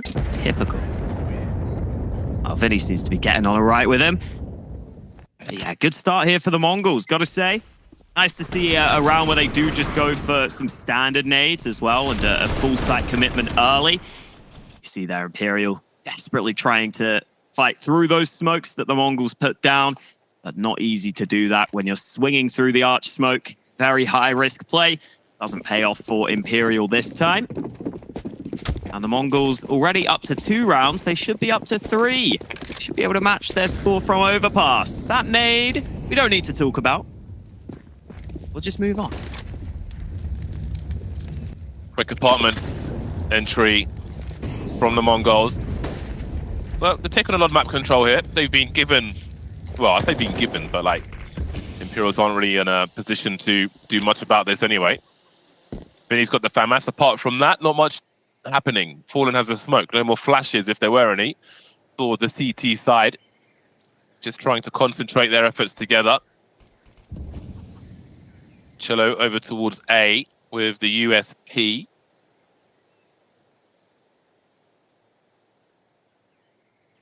I do enjoy the silence of this advance. Ooh. Don't think Cello does, though. Didn't realize how close they were. Got snuck up on. Our bomb is back. I think they'll be fine here. Techno will just deliver that through the apartments. Yeah, you saw the idea from Imperial with the one saved rifle. They went for that boost over on B from the site itself, which is pretty common. I think it's very common to do that with the hero rifle. So the Mongols not falling for it. Annihilation. Just needs to make sure he's looking the right way here. Weirdly, Fallen is behind Azteca, but it's only the Mac 10, and looks like he's missed his opportunity anyway. It's the last one he wants to die to because of the extra bonus money afforded. But that's what will happen. I think that's what they were trying to avoid when they ran away from Banana, maybe. But it will be dealt with eventually by Vinny. So thinking about that 1v1 we had with Bolts and Techno on the A side of Overpass. I feel like a situation like that, if we just didn't commentate it, just left it, I think that'd be quite interesting. So it's so drawn out. Yeah. Nice tense. Hard to do on the internet though, but maybe in future. Anyway, the Mongols have finally started well. 3-0 start for them. Now, we'll see the AWP come out for Fallen. There wasn't much to write home about in terms of Annihilation AWPing in that first game. I'm sure it'll be AWPing on the CT side, but as the T side is concerned, much more powerful after the plant. Either way, it'll be the scopeless rifles for the Mongols in round number 4. 4 AKs in the Galil for Annihilation. Still looking for his first kill. Mongols putting a lot of people, everybody in fact, towards Banana. Are they going to book it straight into the B bomb site here? It looks like that might be the case. Vinny trying to avoid the flashes. He will be traded though. Bolts has to try and stay alive here. He's been smoked off the site anyway. How does he buy time for his teammates then? Jota's got a nice angle. Tags as they make their way onto the site. That's a nice HE grenade as well. Softening them up now. The meat hammer is out, but he will get dropped by Blitz, which makes it a 3-on-3. There's good util for the retake here for Imperial. They've got some smokes. I think I saw a molly rolling around on the floor. We'll see if that's collected later on. Fallen dropping the flash for his teammate to swing. That's Bolt, but he eats some of it. Smokes up anyway still. No more util, save for a flashbang for Mongols.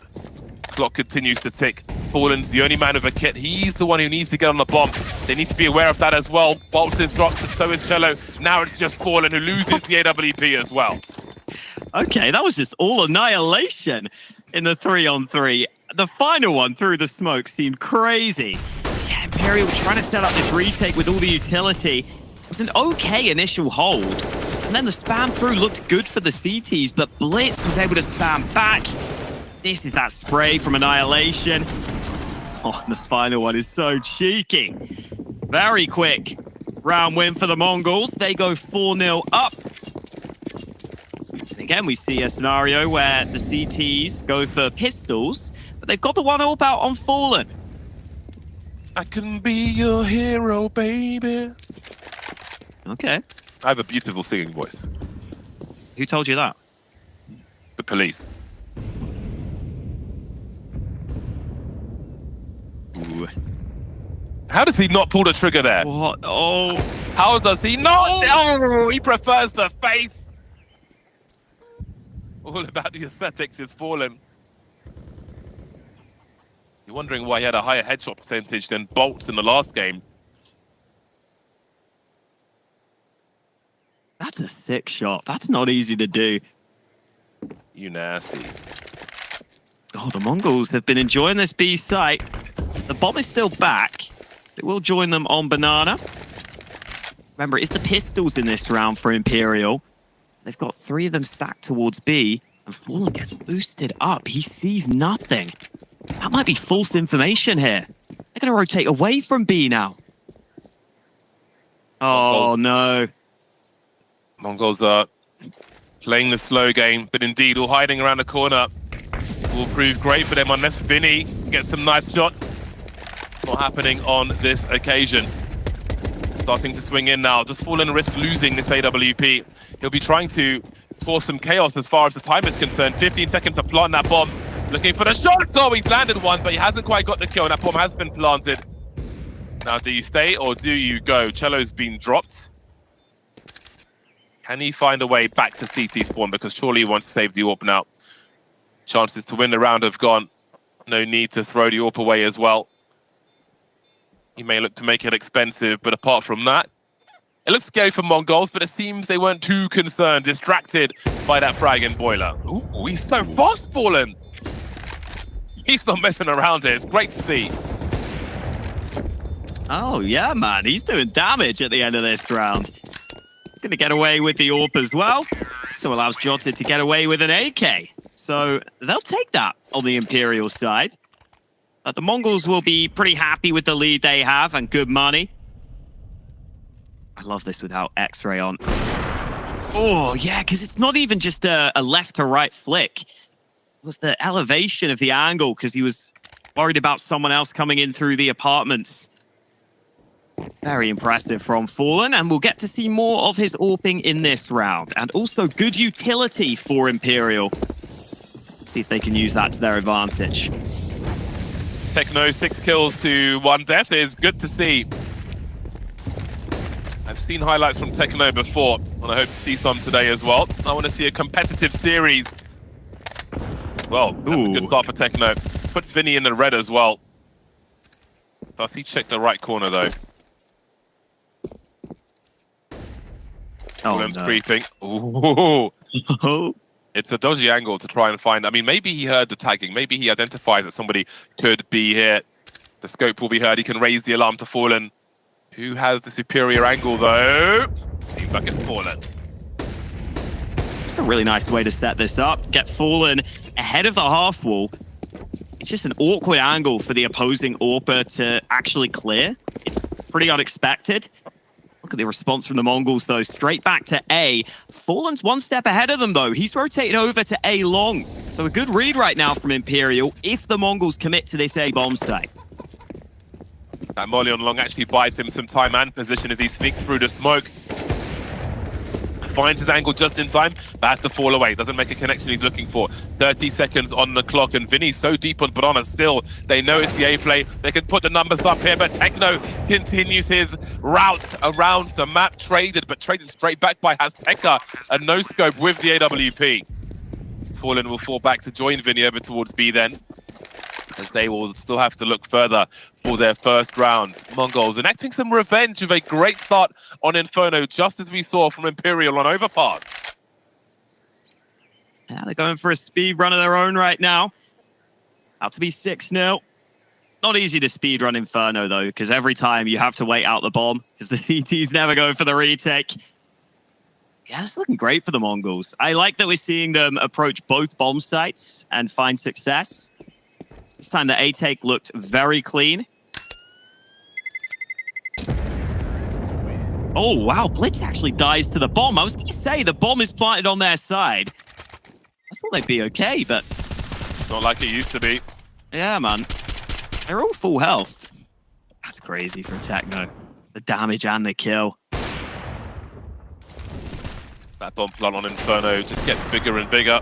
It'll be nuclear soon. That is a hell of a shot from Azteca. Fallen not the only person with the stylish AWP kills today. A lot of action we've seen so far in this map, in this day, in the best of ones. More action to come later on as well. But how far can MongolZ go as they try to mount a comeback in this series? You can see the score in the top right in the first map. 16-3. They were victimized. And now they have a chance to do the same. So far, so good. Falling on the AWP once again. Maximum loss bonus, of course, for Imperial. The only thing currently in their favor. Quick boost in that short position. See how this will be identified. A slow start then from MongolZ. We have a two-man setup in the apartments here for Imperial. Two towards Banana. They'll be playing from the side. They'll have to concede it. MongolZ have basically been defaulting to some degree as far as Banana is concerned. Standard stuff, take of Banana round after round. Let's not forget that one round where they did send it straight into B. I'll be slowed down though by that CT smoke, and Fallen is ready for the peek from Bartak. The solo peek. Immediate change of formation from Imperial. Jones is in a strong position now, switches back just in time, but is one enough? They still have a man advantage, 4-on-3 for Imperial, as the rotation goes straight back towards B. Oh, Fallen's just going to sit in the smoke, and he'll see top mid's clear, so Imperial should stick with 2 on B right now. Smoke has that little gap in it, so they're making noise, and now Imperial will know this B site is likely about to be pressured. Surely they should be ready to hold this. Bolts with a risky reposition, but he gets into the bomb site. And now this crossfire looks good. Vinny with one, but Bolts waiting at the back of the bomb site should be the man to settle it. And indeed, he will put the first round on the board for Imperial on Inferno. Just getting started is Bolt. I think he started that round with just the one kill. Bartak on one as well. Great repositions, great timing on the utility. Put themselves in the strongest position and delivered the kills. A tactical timeout then from their opposition in the MongolZ.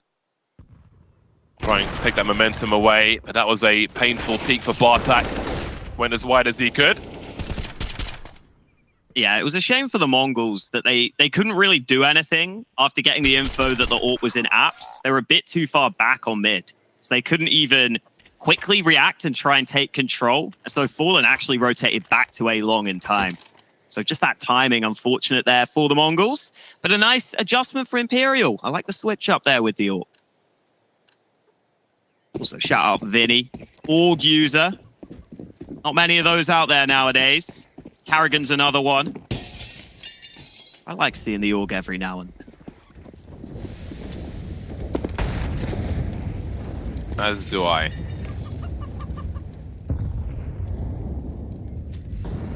Krieg's definitely an acquired taste in its current iteration. Wow, apartments pop. Looks ready. There's no one watching this. Nice and fast. Vinny avoids. No, he doesn't. Eats that flashbang, all of it, and gets deleted. No response. Jones is up top once again. Instant trade. Fallen not quite making it there. Trying to fish for something through the smoke, but he will not be rewarded at all. A hard reset, very violent from Annihilation and the MongolZ. Nothing for Bolts to do there. Shokanor on the A bomb site. We saw a fast play again over towards B earlier on. They took Banana, put 5 players there, sent it straight in. And do an early one towards A as well. And that seems to be the antidote on this occasion. That looks like it. Bolts doesn't even get to save. Annihilation finishes the round by elimination. I mean, this is just so quick out the apartment. I love the movement from Azteca. Just jump out in case anyone is aiming at you. Make yourself hard to hit. And then he even gets that second kill quickly thereafter. Nice angle as well from that pit position to just spot that man up on top. Now, I hope Blitz has a gun somewhere. Okay, they're just fumbling with them. Okay, Techno still has a Glock. I'll keep an eye on that. For now, it is Azteca leading the charge up Banana. He's going to go through the flames, and that will cost him here. Well, at least if MongolZ can... Oh, never mind. Oh. That rifle's being taken away. Okay, he's got one somehow. I don't know what happened there. I mean, especially when Azteca's trying to push fast up Banana. The fact you're fumbling around with guns, probably not ideal. My Molotov button is T. I've fat finger the G button, trying to press T and just drop my rifle. Techno looking for a second one. He won't quite find it. Now there's emergency here. Blitz pushes with the bomb. That smoke will probably soon be gone. But oh my god, what is happening? This one's being given to Imperial for gratis. Down goes Bartak as well. Oh dear. Oh dear, oh dear. That is a calamity, a catalogue of errors from the MongolZ. Did somebody say Vinferno? This man on Banana can be brilliant. I'm glad we get to see him here in this round. It's so clean. So clean on this one. Ooh, just a little jump. That's all he needs. They try and push the smoke. They give him the fights. And when you've got the AK, you can clean up. This aggression down Banana. Techno with that MAC-10, able to get the opening kill for the MongolZ. Then he gets away. He's shot it with the nade this time. Azteca sent to the space program. He got sent so high, just I thought it was another enemy coming his way. Fallen dropped in the meantime. Instant response from MongolZ. Cello on shore. He's got a good lineup. Drops the bomb. Trying to pre-fire. Brings the bullet. Techno down he goes. Running low on all kinds of stuff. Ammo, HP, everything. But has he done enough? Long being smoked off. There's a gap though, and Bartak goes straight into the hands of Jota. Blitz has got a lot to do here. That HE could help. Chunks taken down, but he still needs more than one bullet unless he lands these headshots. When does he peak? Vinny and Jota pretty close together, actually. He can see the top of the smoke. He can see when it goes, and he can see both plays as well. The flashbangs, they'll be hidden. Beautiful from Blitz. Clutches it with 2 frags towards the end there and puts the MongolZ on 8. Yeah, ended up having to be a clutch from Blitz in that round. It looked like it was going to be a little cleaner maybe for the MongolZ, but... Ooh, SpaceX, bro. That's a pole vault. Like he went over the wall. Yeah, pole vault's more accurate. 9.5 from the judges. Lovely. Yeah, this Blitz though. Oh, clean spray on the first. So nice in this mini pit position. You can just try and duck down quickly. The buy here for both teams. Some weak guns for both, but Imperial definitely worse off in this one. And I'll try that boiler boost with that one rifle. Nope, not anymore. As soon as I suggested it, they figured, actually, maybe not a good idea. This is a good situation. It's because we needed to see some confidence in and from MongolZ after the first map. So no bias. It's 1-0 to Imperial. I want to see a competitive match. Cheeky. Oh, I love watching Imperial try and get these hero rifles activated. They've tried like 3 different boosts on these sorts of rounds. Cool ideas. They just haven't worked, sadly. Definitely something for you guys to try at home.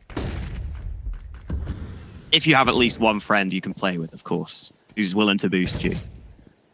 That's also important, willing to boost you. And the MongolZ are taking their time here. 33 seconds. The bomb is back on Banana, so this will just be presence. But look at Fallen. He just went through that smoke. He has been dealt with. There will be this B site, and Imperial should know it. The time is a nervous scenario for MongolZ, though. 15 seconds as they make their play onto the site. Vinny will be dealt with, though, and no one is here to stop the bomb from being planted ultimately. Again, it is a confidence play from MongolZ. And they will find another round on the board. 9-2 for them. The route continues. If we are to head to a third map, I'm sure that will be very interesting, a game of Mirage, but again, I have to keep an eye on how these snipers are doing. Of course, T side of Inferno, not the most notable side for a sniper. So not measuring Annihilation by much on this occasion, but again, we didn't see much on Overpass apart from misses. So that is in the back of my mind. But we are far from getting to Mirage at present. Still plenty more work to do. AWP once again coming out for Fallen 7-7. Vinny's the man with the most frags on Imperial at present, but on this occasion he'll be pulling out the MP9. I mean, which I wonder is a misbuy because he's got 2100 in the bank. It's either that or he's got an aggressive play in mind. Oh, and they might be going aggressive down mid here. Deep smoke early. I feel like Vinny's going to fly through this. Maybe not. Okay, wow. I'm so surprised with that. He just wants the MP9 or maybe misbought it. Either way, look at this from the Mongols. They tried a fast B play previously, but this time there's an AWP here. Fallen can take one shot and fall away, although that flashbang, the tape flashes are fantastic, but what about the kills? There's more work to be done. Never mind, it has been done. Jota will maybe go for a shot through the smoke. Techno is looking for something. Bartak's the one to get dropped though. That third kill surely encourages Imperial to push forward. They've got smokes, they've got an incendiary as well, and they've got a diffuse kit on Vinny, the MP9 man. There's a forward smoke to try and make their way through. I don't know if it's gone deep enough, to be honest with you. The flashes are up though. Annihilation will ease it. Techno's here as well. They can play a bait setup from that dark spot with Blitz on Banana. Bomb is ticking. There's the bait. Where's the AWP? Annihilation's been dropped as well. They've all fallen. And here is the retake from Imperial. The bait setup didn't work. That kill through the smoke was the green light for Imperial, and they made it work. Oh, that's such a annoying round for Mongols. They did everything right. As you pointed out, the flashes are incredible here. The fact that the CTs are so blind makes it so easy to take the site. But Vinny charging in, that MP9 ends up paying off for him. Able to use that movement effectively into the bomb site. And a timeout taken by Imperial after that round win. I feel like they're probably pretty hyped up after that round. So maybe just calming everything down. And they've got to realize here, if they win this round, they're on for a decent half still. The Mongols don't have much money in the bank. We're already seeing a Mac 10 out for Techno. So opportunities now for Imperial. Absolutely. As long as they can win this. Annihilation does go for that AWP at the last second. So now we'll get to see how they approach that T-side AWPing conundrum. Big fight for Banana on this occasion. Now, Mongols, what is their read? Been challenged much more on this occasion, but not really in a position to go for a fast play towards A. If you can identify that there are 3 players Banana, it could be an option. But it may feel too risky, too gambly in a scenario where if they lose this round, Imperial could finish this half with 6. Will there be a flash? Will it be dry? There is the flash. Fallen spots the shadow. He can raise the alarm to his teammates now, although none of them are near him, and he will lose to the Mac 10 of Techno. Vinny's making his way over quickly. Very fast smoke, and he's going to be forced from his position. Now what do they do, Imperial? It's a marginal situation for them. The second and third man make their way over. Vinny tries to make a play through the smoke. Flashbang won't work out for him, and Imperial will surely have to save at this juncture. Yeah, it looked like Fallen shot right down the middle of those 2 players. They split, and he misses. And then Vinny, I mean, you could see he was waiting for the flash for so long, but there's always going to be someone watching CT, and even if they get blind, they can just spam into it. It's really hard to make that play. Kind of felt like a desperation play at that point. Mongols have hit this B site a couple of times with really quick plays, and they've generally been able to run over it. That's the case here again.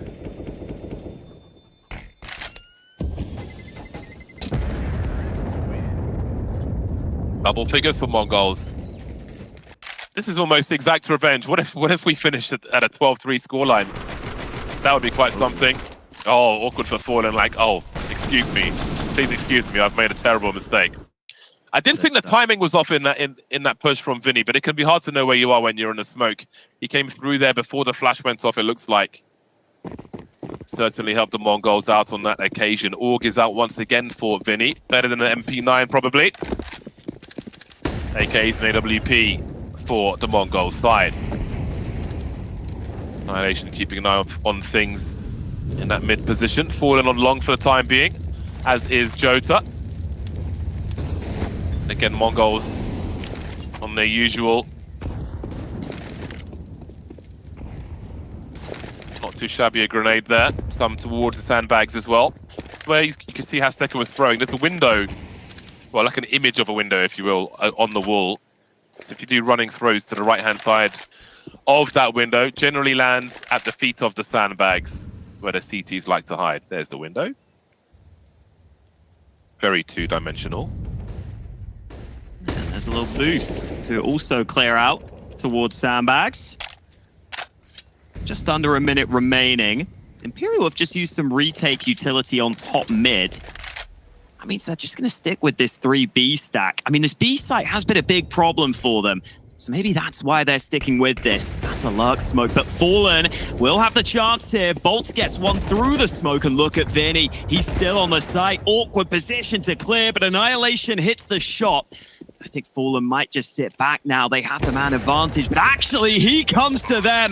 Annihilation gets the bomb down, but he needs to land some shots here, and Jota all the way back from CT hits the headshot. Imperial's switch up on the B site pays off. No smoke on CT for the T's as they make their way in. For whatever reason, didn't really work out for them. The door was open for Fallen to peek again and again, and that really isn't what you want to happen there. You can see there's absolutely nothing there. Lurk smoke at the front of the site. And Fallen has free reign to look and find. The thing I'm looking forward to most in CS2 is no more one-way smokes. But that's a while away yet. Last round of the first half then. We'll see if Imperial can make it to 5. Everybody's got the tools for their craft. 2 AKs for Jota and Cello will certainly be nice. Can often be the difference maker when everyone's looking for the headshots. You can't just keep going B, can you, MongolZ? Well, apparently you can. 3 nades into sandbags, and Bolts wasn't ready for them. Oh no, Imperial. They've got to go for this round, but they've got a lot to do here to get back into B. Rat-a-tat from Vinny. HE. Util left for the MongolZ, man. Yeah, there is enough. Smokes, all sorts. There's enough for Imperial as well, but there's so many players for MongolZ. They've got 2 players holding down Banana, which is quite something. Here is the retake utility, but this is surely going to be a slaughter of sorts. They've all got defuse kits, Imperial. Swinging through Banana now, but they've got so much further to go. Been smoked off by their own team, essentially. And I feel like this one was never going to work out. Fallen just trying to pad the stats, but it's MongolZ who finished the half with 11. There is a heartbeat. They are alive, and they stormed the first half.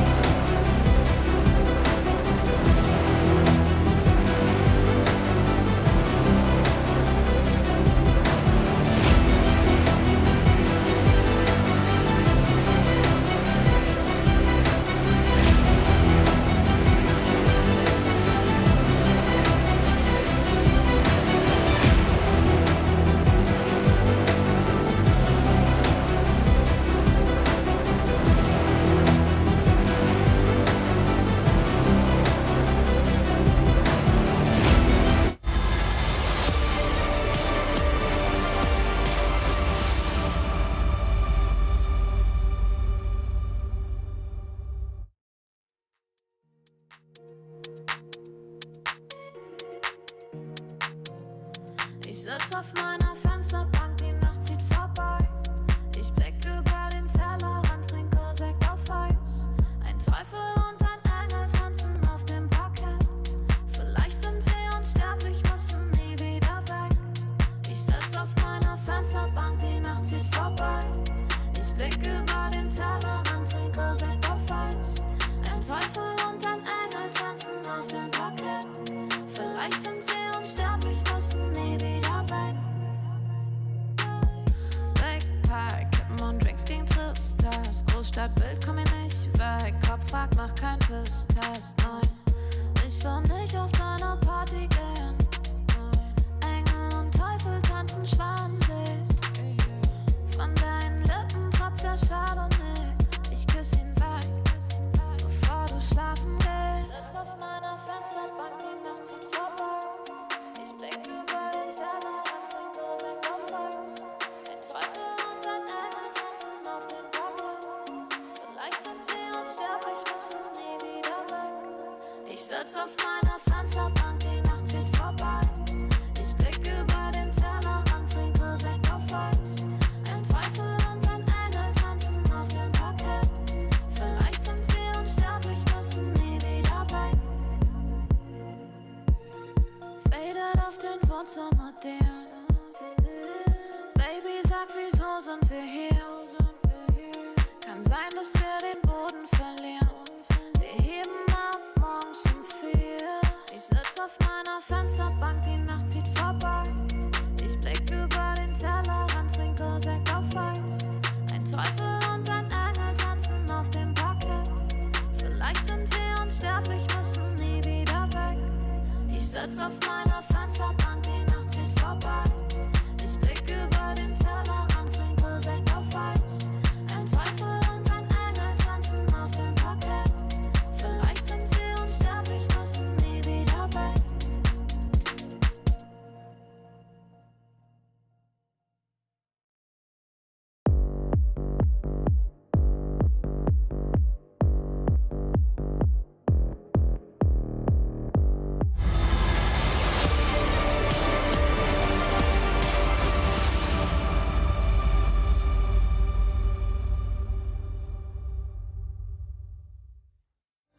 Second half is upon us after a good first half from the Mongols, the kind of half that we needed to see as they were AFK in the first map of the series. They've certainly turned up now though, and they have a good lead moving into their CT side. This is their pick. They got stomped on overpass, but they lead by 7 on Inferno.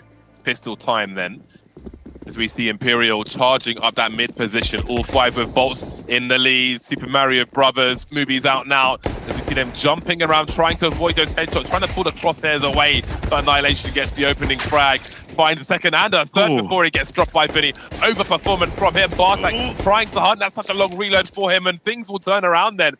We find ourselves in a 2 versus 2. Azteca is here, the bomb's been dropped, and Vinny's in a clutch now. As they try to work together, the remainder of MongolZ, he will exit the situation. 11 shots before he needs a reload. That will surely be enough. But what does he choose to do? Slowly heading away towards that B bomb site.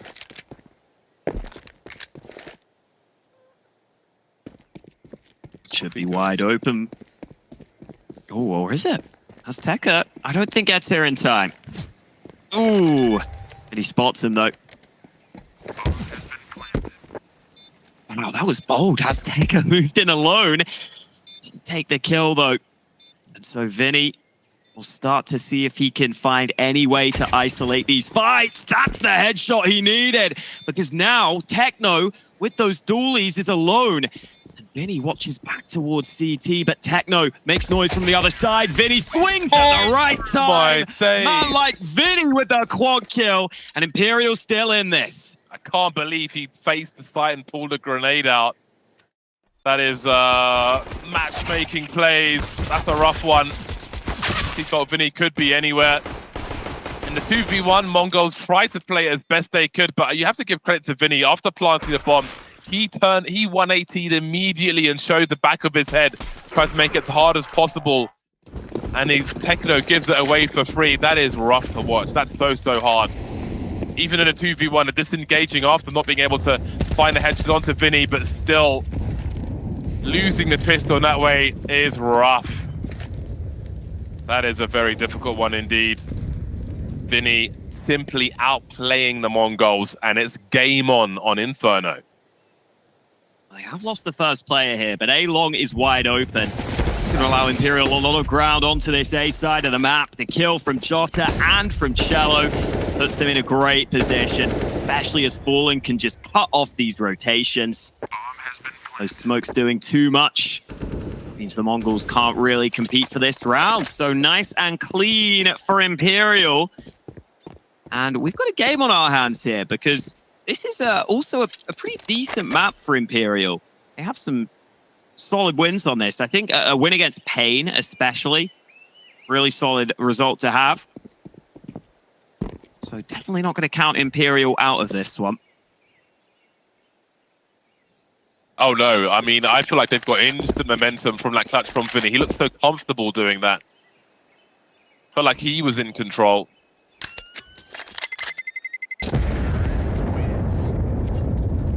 Significantly.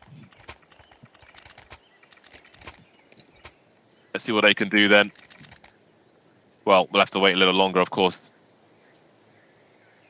For the money to be in the right place for the Mongols. They'll have the M4 for Blitz, but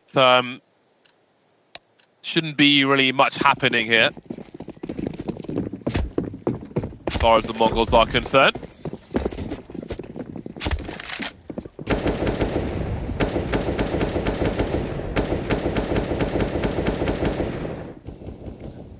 If I remember correctly, I saw an interview with Fallen saying, you know, because there was talk of like the last dance and so on, but it can't be, like, especially with what's happened, you know, recent development, CS2, etc. I think a lot of people are going to have a new lease of life at the beginning of that game. I feel like for one, I feel like it's going to be easier to frag people in that game. In terms of hitboxes, at least. In terms of the movement, I don't know, but you know, from a developer point of view, they need to try and make the game more accessible, you know, to the filthy casuals and so on. So I think we'll see a resurgence of players who have been in the game for a long time. Whether or not that works out for them is a different story, though. Yeah, it'll be a very interesting time to see which players adjust better. Ooh. To that, able to win that fight. It was a funny quote from Fallen saying, for me, it feels like a last dance every time. So I'm just sitting reading that thinking, well, it can't be a last dance. He just keeps dancing. I can't stop dancing. That's why I don't go out, Hawker. You know, I'm a nod your head, tap your foot guy. I'm in the back. People think I'm a drug dealer. That's why I just stay at home. I see. You know, there's that guy in the back of the club just staring at everyone. I don't want to be that guy. Yeah, you can't be that guy. I think Fallen was in the background of Harry's music video, actually. It's a backup dancer. So he's got that going for him. Pinnacle of his career, I'm sure.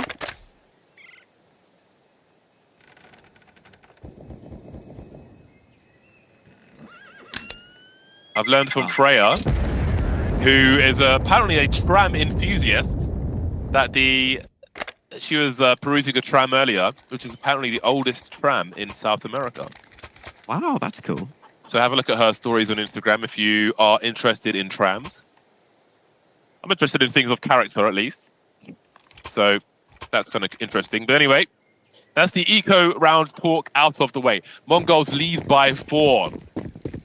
A false start on the pistol round leaves Imperial a lot closer. This will be a pivotal round in terms of momentum at the very least. Imperial trying to do it in 2. TT side was difficult. Maybe the freedoms of the T side will be what they were looking for. Very quick into the apartments there was Cello. And that puts him in boiler and allows this top mid area to be challenged. See the nade back, a bit of damage done, but nothing too crazy. And now with that molly in play, Imperial look like they should have that top mid control. Already see MongolZ responding though. Rotating has Tekka over towards A. So with a two-man long setup and a player on short, it looks like the MongolZ want to fight for this control, but the Shadow spotted Cello. Oh, couldn't wait long enough to get that kill. He has forced the MongolZ away from mid.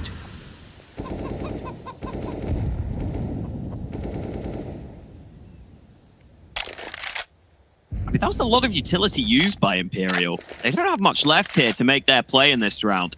Yeah, in terms of an execute, this could be quite interesting. They could smoke mini pit and maybe long or something like that. They'd still be moving into a crossfire. 35 seconds on the clock here.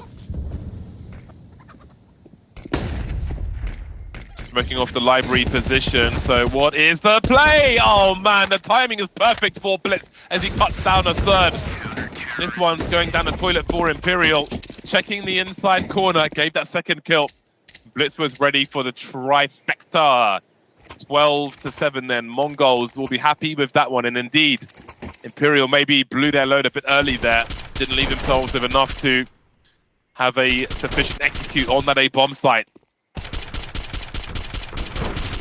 Yeah, that's why Blitz is holding that exact angle. A little off the initial angle, because he knows if they run in and try and clear that corner, they're going to have their back turned. And with a lack of utility, he's able to cut them down. Look at Fallen go with the AWP. Oh, and he finds the tight angle. What an opening from Fallen. Promising response from Fallen. Oh, God, how many times did he just get hit in the face? That was like 4. That may speed things up towards this A bomb site now because they know MongolZ have the information that no one is on Banana. Cello finds the opening onto Bartak. They were lining up for Blitz, but Cello refuses to lose. Bomb getting planted on A, and MongolZ will have to scurry away what remains of them at the very least. Quite a violent round that we just saw there. As we said before, the AWP is so much stronger on a T side post-plant, but in the hands of a certain style of player, it's always very dangerous. And Cello has been a little quiet on this map, but that's great to see. He takes so many of the early round fights for Imperial. So often will be the first man in for them. So if he can have a good T side here, that could be really important to Imperial coming back.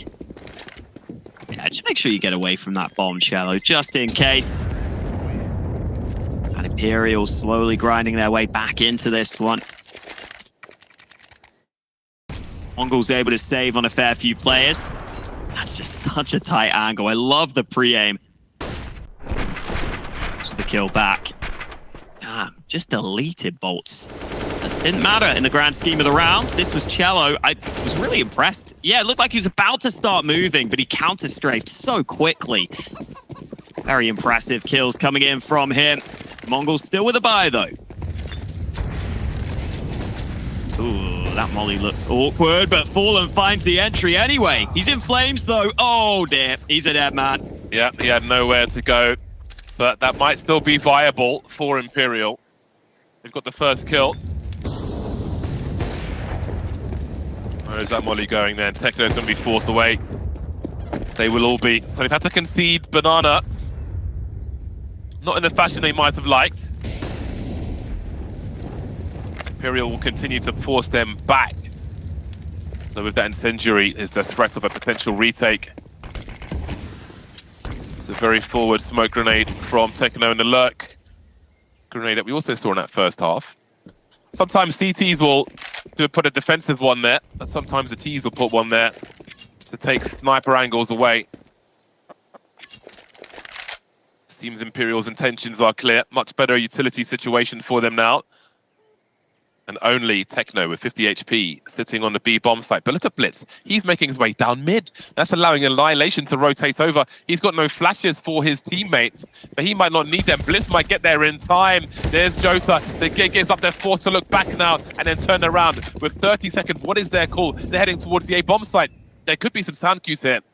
They have to wonder. They're basically faking the rotation, but no one's in position to hear the rotation anyway. So there are still 2 players on this bomb site. 17 seconds. Annihilation, does he have a look? He scopes in and drops Vinny. There's the bomb carrier trading, but Techno's in the back, lining up, and they have no idea he's there. Gets the kill eventually, and can secure the AWP as well. Very back and forth affair. All about Techno right now on the MongolZ side. 22 kills. Set up perfectly at the back of the bomb site there. Even if he didn't get to deny the bomb, it's all good. He gets the kill. That's all that was needed. Great to see this from Annihilation. Just so quick on the initial kill. Make sure that Techno has the chance in the back of the site. They don't clear him, and he makes them pay. Imperial still with a bye into this round.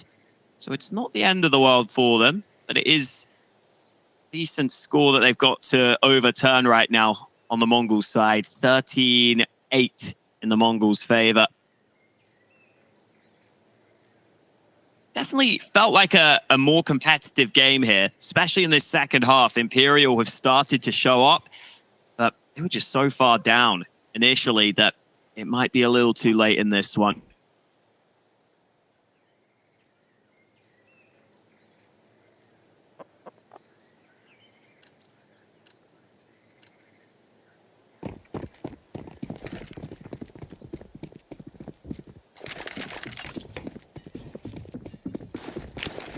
Interesting.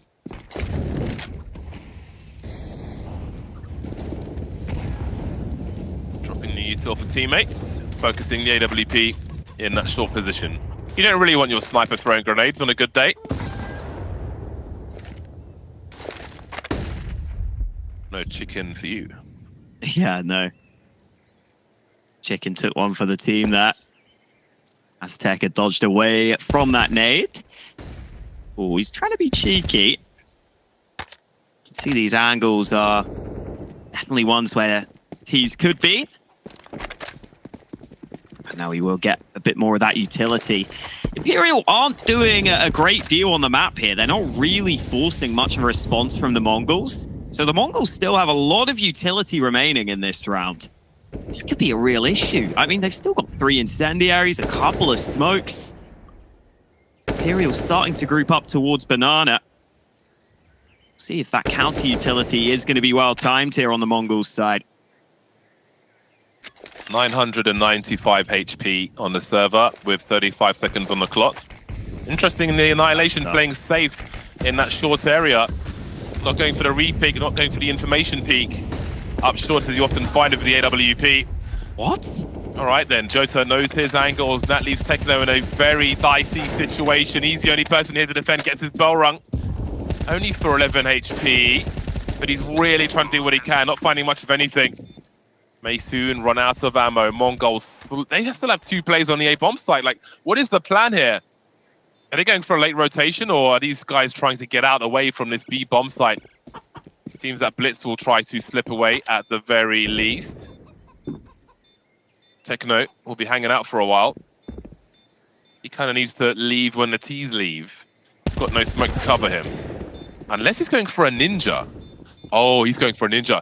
They're trying to... Oh, my days. All right. The bomb's not in the right place. If he gets this kill... Oh, they're going to be too far away. Oh, he's going to try. Oh, I respect the attempt. I respect the attempt. Jota had to come back. Ooh, that was a sneaky one. Like, let me just try and fall back to CT and show that we're saving. And Techno's coming in from the back, but the timing didn't work out. It was a cheeky attempt. I'm not sure why Aztec is moving away from the site there, because he put the incendiary down. I'm pretty sure he ran towards his own incendiary, or maybe even took some damage from it. He ends up getting sprayed through the smoke. That entry allows Imperial all over the bomb site. Yeah, really cheeky effort at the end there from the Mongols, but not meant to be. Here's the run boost. Annihilation with the AWP. One action. He's not going to get it, but what a cool idea. Parkour. Didn't take a single point of damage. He's fine. His teammates who are taking a bit on Banana.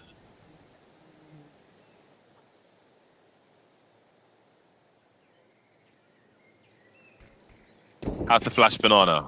Nope, never mind. End of the stairs, top left of the window. Today. And Imperial changing the pace. Well, not changing the pace, but they're continuing at the slow pace on the T side. I think they're wanting to limit variance early, I suppose, and not get wrecked by the util. But look how MongolZ are responding. They've got a ton of util as well. They're not dumping their util, as they know they're not being challenged. I think they are adjusting to what Imperial are doing. So we're seeing a much later retake, and there's actually people behind it this time. But once again, just as we saw with MongolZ behind the wall, they're not seeing much here. They're going to leave Annihilation in situ, slowly falling back towards the site. Will there be a flash or will it be a dry peek? Aztec has got 2 flashes actually, so Annihilation could go to the back of the site. No, he's going to rotate over in time as well. 28 seconds. Techno's by that well position. Most he can do really is spray. He's going to put a smoke through the smoke as well. Annihilation trying to get into position.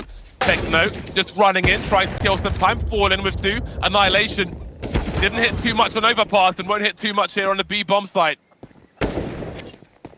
Fallen and co will head towards 10 rounds. If you're a MongolZ fan, you might want to be a little bit nervous right now. Yeah, just the way these rounds look. It feels like Imperial are starting to control things in these late rounds. And Cello will go investigating. He's hungry. He can smell something. Because the MongolZ players will be saving towards this A side of the map somewhere. Does he want to move forward? Looks like he will jump up. He spotted Bartak there, trying to hunt here. Imperial have a bit of money in the bank. Cello looks like he'll be the one man coming in. They've got one of them. Cello. Oh, he takes 2 at the end, so nothing saved for the MongolZ. That means they will definitely have to save this round. And this was just Fallen. Oh, that second shot is so sharp from Fallen. Yeah, these late round positions, I think Imperial have started to realize the MongolZ are getting a bit uncomfortable in the late round when the time is low. See that player's just committed out into the open there. Feels like Imperial have the edge when it gets to the last 30 seconds.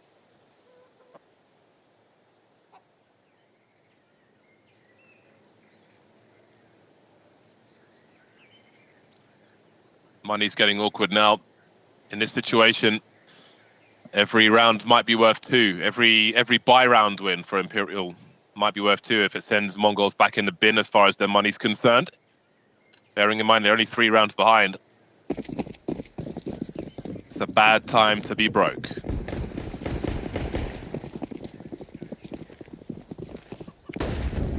Flashbang for Banana being lined up. Some dangerous pistols in the hands of the MongolZ.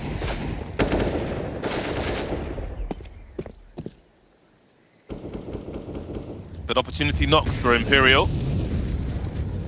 CT side was difficult for them. Seems the same might be true for the MongolZ.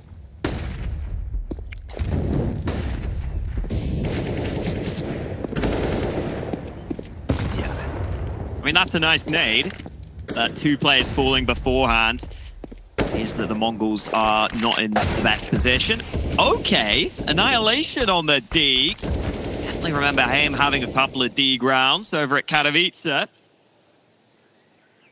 He's going for more here. Oh, okay, he turns back in time. I thought he was going to get caught dropping the bomb. Looks okay now for Imperial.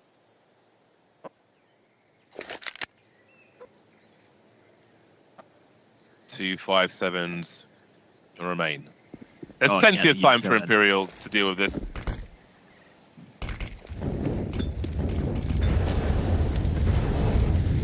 Bartak may just pop out once Techno starts firing. There he goes. And there goes Bartak. Standard stuff, but it's dealt with by Imperial. Used their time well and neutralized the threat. MongolZ on the buy once more. What can they do differently this time? They kind of half-checked Banana and the half wall when they put that util out, then rotated people over. Just wanted to show some presence. Didn't want to take too much risk. Imperial made the right bet on that occasion, but what of round 26? Orp is up for Annihilation. All AKs for Imperial. Again, they've had a slow pace in many of these recent buy rounds. See if they do the same here as Azteca takes some risks and wants to get deeper into Banana. Oh, dangerous game that Imperial are playing, putting shots through. The Tracers will be spotted, and Azteca could have spammed back. Instead, he'll just stay deep, solo on B right now. So needs to make sure he doesn't go down. The flashes are coming in. They're going to try and fight him here. Azteca with one and the follow-up. Pulse spam through the smoke. Azteca steps up when he needed to. Solo on this side of the map.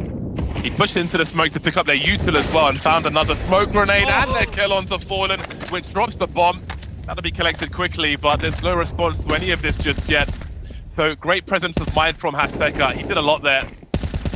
Again, the kills, but the presence of mind to go in, find their util, throw the HE, throw the smoke, and there's another one on Banana.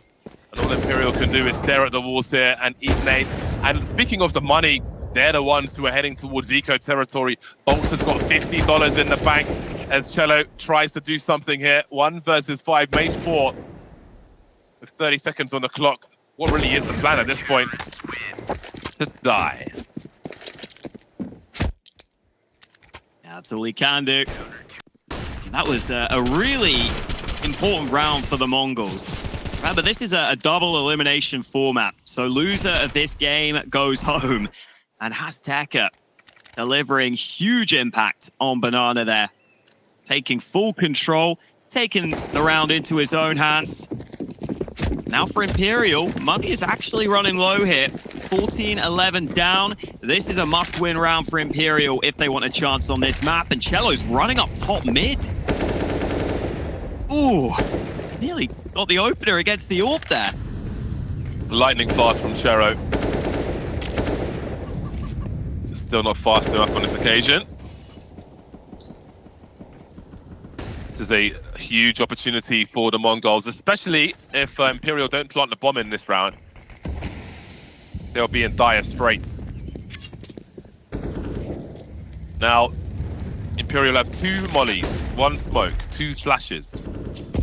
They've got a lot of AKs though, and they will need them to work out in their favor. But they're walking into somewhat of a crossfire, although you can see Annihilation's holding down 2 jobs there, looking towards the apartments. Maybe playing off of Azteca. The bomb's basically T-ramp, lining up a flash for Banana, which is where Blitz is. But there's still a smoke. Oh, this HE could be juicy for later on. Azteca's ready for both of them and sees nobody top Banana. Blitz needs to buy time now. He knows to the point of no return, he won't be falling back, he'll just be trying to buy some time. Only Azteca's over towards B so far. Pops out with the 2-man spray down, and it's game point for the Mongols. Azteca stepping up in the last 2 rounds. That's fantastic. He finds a quad kill in this one. This time, solo top mid, but he sneaks out at the right time. And then this flash in, incredible. I mean, Fallen is just spraying all over the place, desperately praying, but it doesn't pay off for him. And now Imperial down on this weak buy. This has got a 3rd map written all over it, unless Imperial can make something happen here.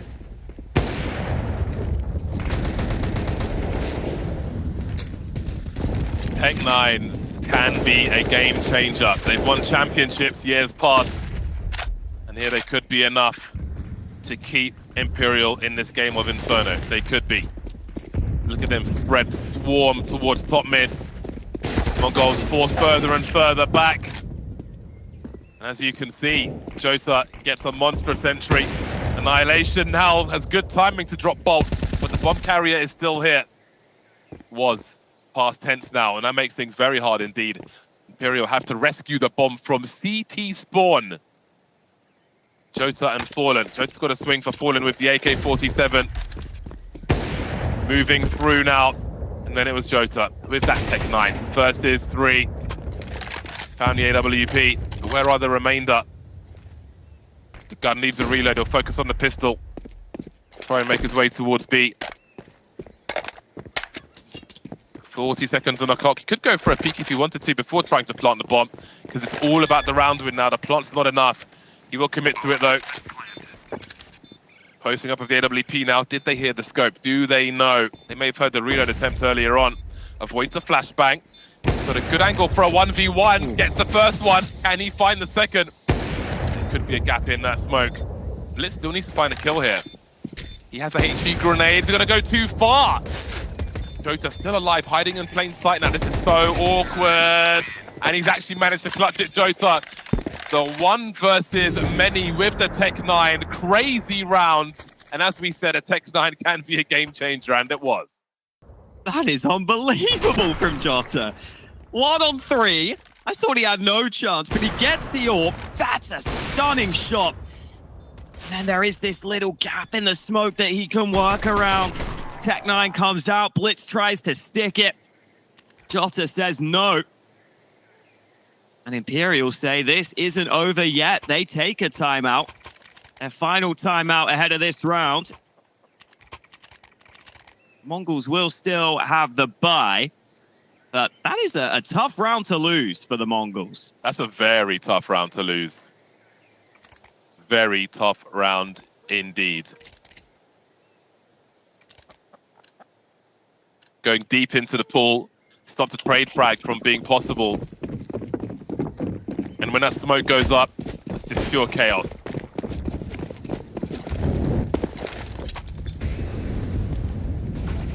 A lot of Imperial players in second mid here. They might just go through this smoke. Annihilation forced off the angle. Extremely passive from the Mongols early. They've got 2 buys, Mongols. Imperial at 12, Imperial at 14.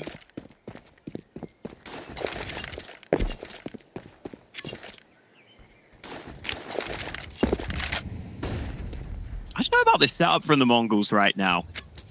Got Annihilation back in CT spawn with the AWP. He could easily get smoked off if an A play were to come through. The upside of that is he could be a quick rotation to B if it ended up being that B play. If it is a B play, he'll have a flash as well, sort of back up the site from that well position, but I would imagine he'd rotate over earlier. I mean, but now what also running out of nades. Yeah, and the question is, what do they make of this? I mean, they have to know Mongols are in trouble, but what is the... I don't know if Mongols have fired a shot yet. I don't know if they understand if it's like some kind of stack or what the scenario is. So they will soon be finding out. 23 seconds, Annihilation starts to make his way over. A HE and a flashbang. They see one going towards the coffin position, going beyond it. Jota in the middle of the site in isolation. No one else there, no one close to the bomb itself. And Fallen will be the last one to fall. Melted on the B bomb site. Mongols force us to a third map of Mirage.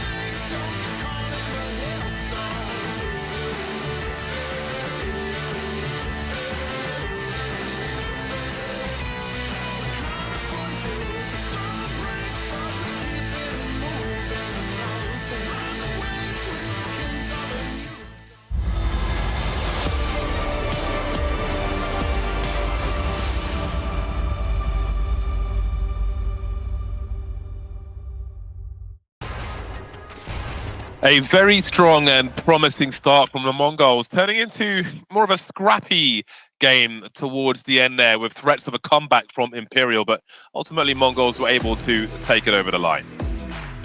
Yeah, they got the win, they got the job done, and they stepped up in the pressure moments. Azteca with a couple of very important rounds towards the end here. Those kills through the smoke, so lovely to see. And I think on the Imperial side, they definitely started delivering themselves in that second half. They kept it competitive, but the Mongols have shown that they're really solid on this map. And yeah, even though it got a little sketchy towards the end, I think Mongols definitely showed up here, and that's what we were hoping to see. Yeah, we were definitely looking for an appearance, because it was the back of the milk carton for Mongols in that first game of Overpass. But indeed, they came back with a vengeance, and that was great to see. And everybody turned up as well for Mongols. Again, like, I think Annihilation was missing a lot of AWP shots in that first map, but maybe it's not his most comfortable area to do combat, his theatre, if you will. But that was definitely an improved performance on Inferno. Bit shaky here and there. Dangerous with that Tech 9 clutch as well, with the AWP cameo appearance towards the end for Imperial, but ultimately they came up short on that one. We can take a look at our head-to-head for this map. We have Fallen versus Annihilation. So in the first map, it was Fallen versus Bolt, because there was only one team in it. Not the case on this occasion. Annihilation has certainly turned up on this one and delivered the goods. But again, Fallen was still looking dangerous. Some nasty shots on the T side as well as the CT side with that AWP. Considering we're heading towards Mirage, that will be important as well. But I think it's great that we saw two snipers, two teams even, on Inferno. Yeah, absolutely. I think Mirage will be a lot of fun, because I just love the options that the AWPers have. You can really take the AWP anywhere on that map and have good impact with it. So I'm excited for that. It is the map that Imperial played against NIP in their best of one and lost 16-5. And the Mongols also played it against NAVI. They lost 16-9. So a map that both these teams have played in their opening BO1 kind of makes sense, as they get it as their decider. But I think overall, it feels like Imperial was still in that map, at least. And based on what I've seen, I do think I'd probably edge it to Imperial right now. I just think they've got that bit more experience about them. But the Mongols also stepped up under the pressure of that map. So yeah, I think we have got that close series that we were hoping we get to see here. Who's going to take it? The stats aren't fantastic for either squad on Mirage, based on what we can see in the recent matches. But you think Imperial are going forward? I think so, just about. I just think the experience shines through. You know, Fallen, top fragging the server right now over the series. Always great to see. So yeah, I think they have the edge, but I mean, the Mongols can definitely deliver. We've seen it. So I wouldn't be surprised with either result. That's what I'll say. Yeah, I'm not going to disagree with you. Just based on the sheer form we're seeing on the server from Fallen, I feel like Mirage will be a playground for him. So we will see once we get into it. First, we'll head to a break. When we're back, the deciding map of the series.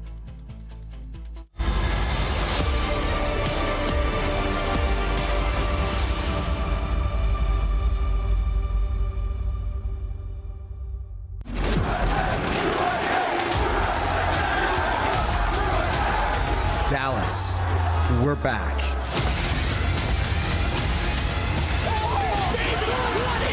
Counter-Strike is in our DNA.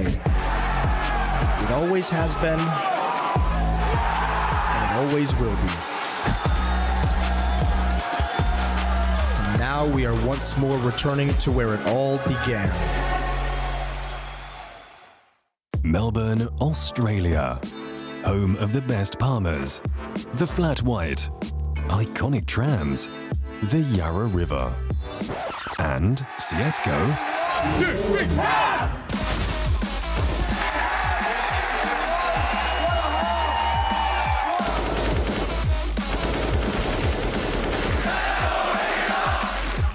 3, ESL Challenger Melbourne. Book your tickets now.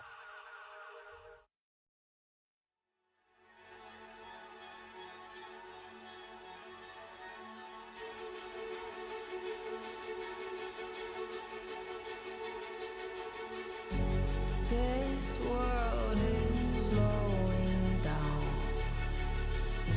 can I fight it? How can I listen when there's no sound? Oh, the wolves are out. Yes, the wolves are out.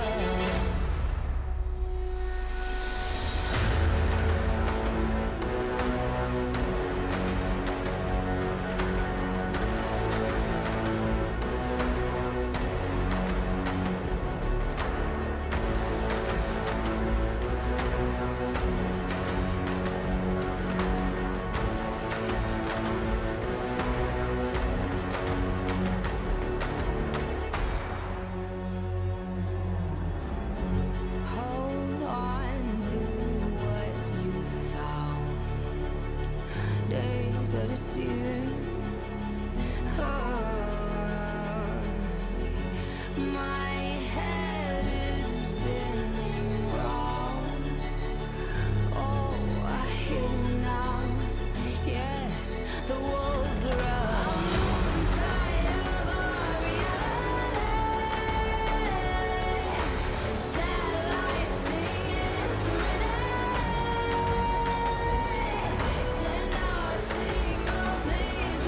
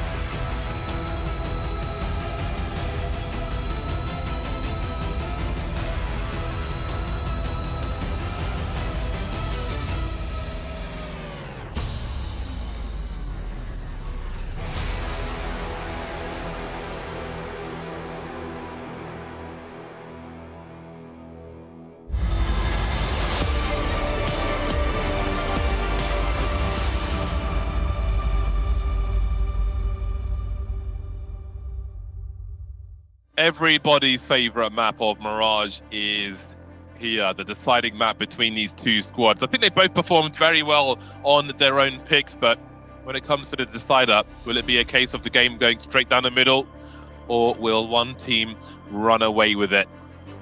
I feel like the way Fallen's been playing, you can just see him having one of those iconic performances, but MongolZ may have something to say about that. Yeah, they'll definitely be hoping they can step up on this final map. Looked way better for them on Inferno. And obviously a big game for both of these teams. You don't want to go out in the lower bracket straight away. Just the double elimination here. So the loser will be gone. And Imperial on home soil don't want that to be them, but the MongolZ, they don't get that many chances to compete internationally. They've got to take every chance they can get. Let's see if they can step it up into Mirage, the decider map of the series. Imperial starting on the CT side. MongolZ on the T side pick up a P250 for the pistol. And they got plenty of players leaning towards B. Oh, Jota could be in some trouble here. He's got his bell rung as well. No, sorry, Bolts has got his bell rung, but Jota's not doing much better. Still, it's all about the headshots often in the pistol rounds, and they start to come through. MongolZ with 2. Disengaging now. Bartak found a kill on A ramp as well. But Vinny is still in CT. Pistol round isn't over until it is. We'll see if Vinny can do anything. Scanning around. Moving into the off angle. Used to find Get right here a fair amount. Nice one tap on the first one. Running low though. Needs to get a reload in as well. The flashbang is up, but it won't save him. Cello and Bolts on 11 and 12 HP respectively. Bolts coming in from short, but smoke is up, so Cello's got to do it alone, but Bartak's here to trade. 1 versus 2. Bolts has plenty of experience, but can he find these players? Don't think there's a kit on this bomb site. He needs to find them quickly, but he'll find a headshot quickly. Hot lead through the head from Blitz. Yeah, good decision from the MongolZ there to slow down. I'm glad that they were able to figure that out in the mid-round. Bartak got that kill on ramp that you were talking about. Once they saw this stack towards B, they figure, we can just come back to A. We've got a good chance at isolating a fight here. That is exactly what happens. And Blitz ends up picking up a triple kill on the round. So good start for the MongolZ. And now they're going to lean instantly towards this A bomb site.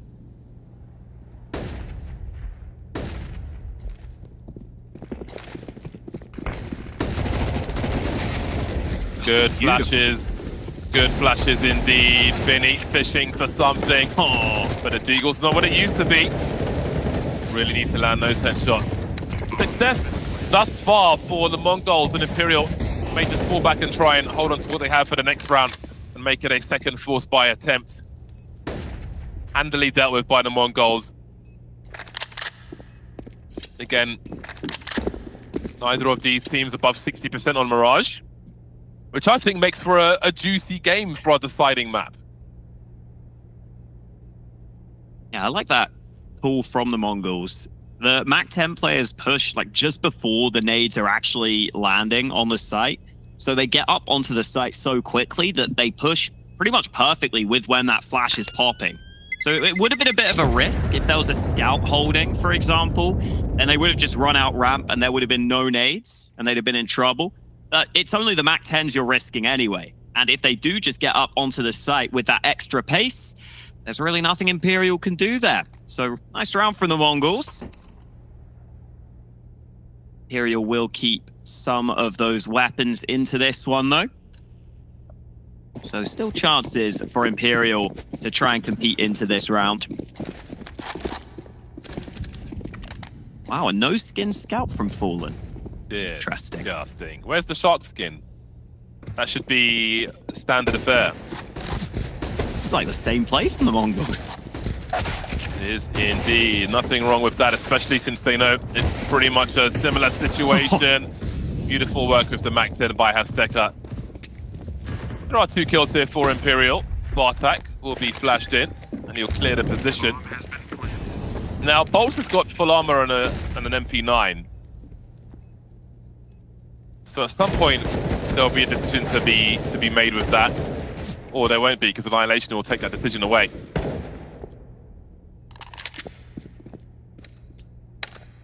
They might just commit to this at this point. MP9 wouldn't be a very valuable save. Although he could just try and play for exit kills, damage the Mongols' economy. Won't happen though. Bartak with a good start here. Good for Bartak to get off to a good start because over the first 2 maps combined, he only got 10 kills. Was way behind the rest of the pack. It's nice to see him getting some early impact. And now we get those AWPs out. We talked about it in the pre-game. The AWP can be so important on this map. Well, both snipers will have their chance here for early impact.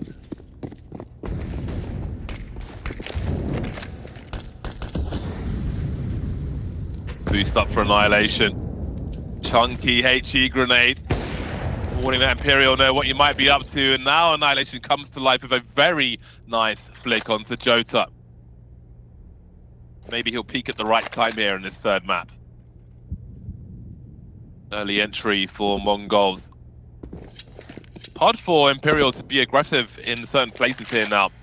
They could maybe go for, you know, if they went for a play up mid or something with the silence we currently hear. Could be an AWP waiting for them.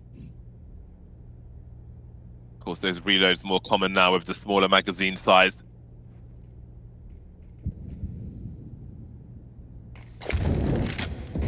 MongolZ positioning themselves for a heavy assault of the A bomb site. Blitz showing some presence. Looks like that'll be a deep flashbang to take any CT angles away. Smoke grenade first. Finny gives himself some space, some room to play around with that smoke. 40 seconds on the clock, and Cello will start to make his way over. Smoke was supposed to land top connector. I'm not sure if it did. Ooh. No, it didn't. Have a look at the smoke on the radar. Looks like it's landed more on the stairs. I think there's been an error with the smoke here, which has given Fallen an angle. Look at that. That's terrible. 24 seconds, and we have a colossal error for the Mongols. They were in control until they messed up a smoke grenade. Oh, dear. I don't think I've ever seen the grenade land like that. What happened? I don't know if it collided. I don't think it collided with someone. I think it was just messed up. I could see on the radar, it looked like it's landed on the stairs, and Fallen was out of commission until that happened. That is, you can't afford to be doing things like that unless there was some reason we haven't seen for it to land weird. But it kind of went further than it normally does, depending on where it's thrown from. Very bizarre. Yeah, I think they just messed up the smoke. I really think that's what happened there. That's such a shame. Oh, man. Well, the Mongols, they'll have to try and recover. It was apparently a team flash there on mid. Azteca was pretty blind. It goes 1 for 1. See what the Mongols decide to do with that. Flash will just go into the apartments. So Imperial actually adjust. They have a second player towards B.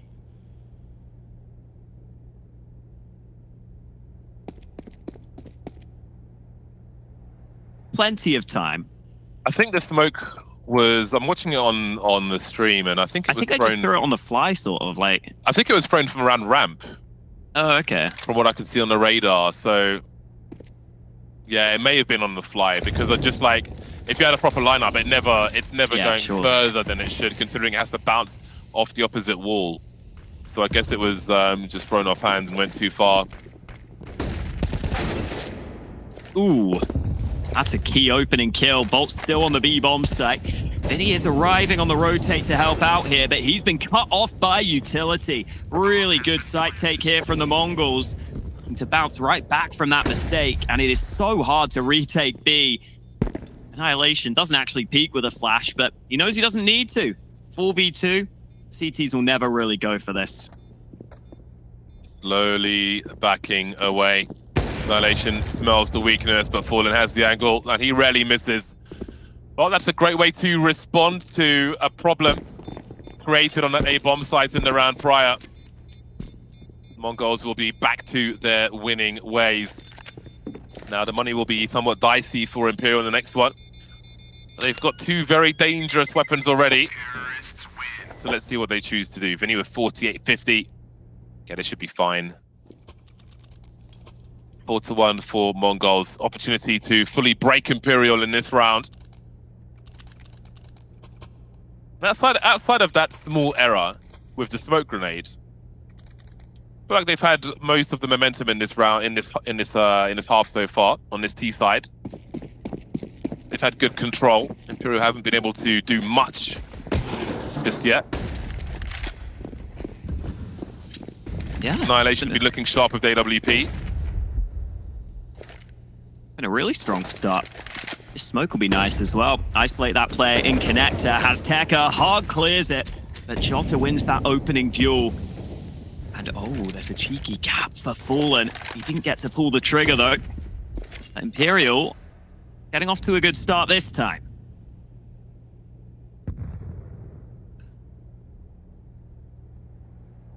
Fallen being very, very active. Not going to get stuck in the window.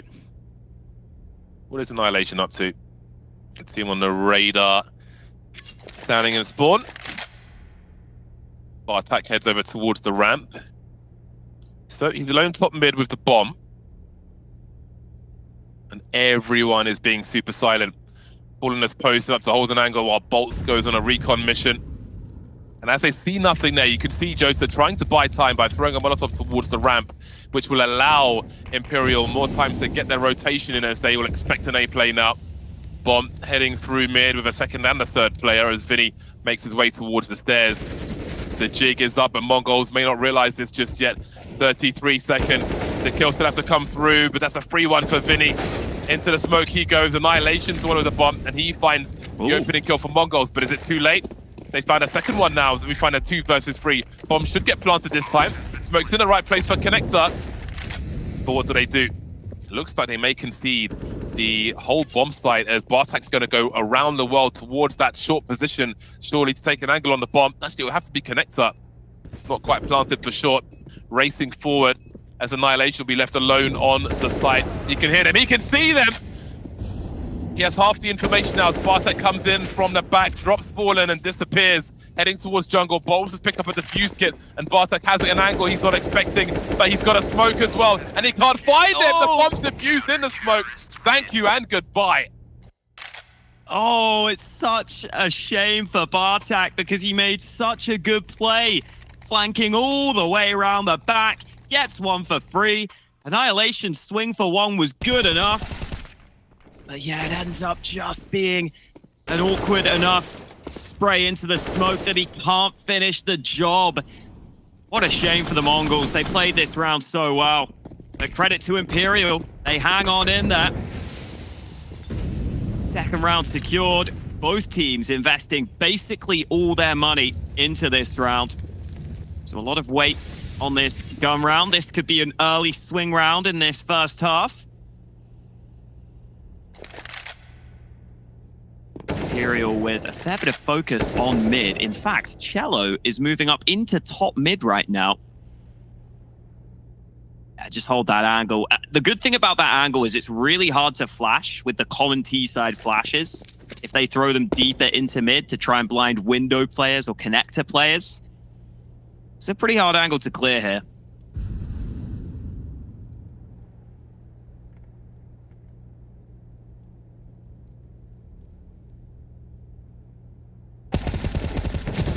Numbers will eventually yield 1 kill, but did they lose too many?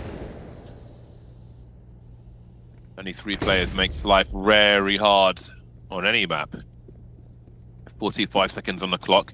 Tekno's in a reasonable position towards B, and there's actually no one on B just yet for Imperial, but over towards short, they'll have some angles towards the window, and that might be enough. 30 seconds left. There are smokes for MongolZ. They could go for a split of the B bomb site here. Jota's making his way through the apartment. Tekno's got a good angle for now. And now he doesn't, just like that. That's going to be a problem. Jumps around the corner. Gun isn't ready. And Blitz is in the clutch now. 1 versus 3 with 15 seconds on the clock. He may die after time here. He may have to force the issue just so he doesn't die after time. Then indeed he'll do exactly that. That one fell apart for the MongolZ. And now they lead by just 1. Yeah, that really nice position from Cello. I mean, I was saying, I think it's really hard to clear this angle. You see that there as they kind of end up lining up for him. And then it looked like the Mongols might be able to take control towards that B site, but you saw the way Imperial sort of rotated towards it, had that aggression through underpass. Made it awkward for the Mongols in the end there. And so Imperial will start to work their way back into this one. Not much for the Mongols to work with in this round. They can invest a little, but that $2,400 loss bonus. It looks like Imperial are starting to recover here, and that's a good sign because those early round wins were pretty clean for the Mongols.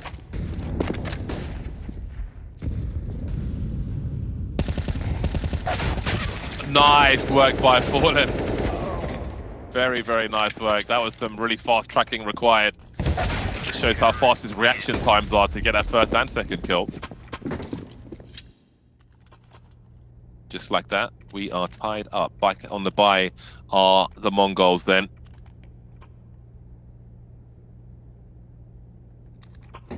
What they have to offer in this round. Blitz has picked up a decoy, which could be used as a fake flash later on. I've killed somebody with a decoy before.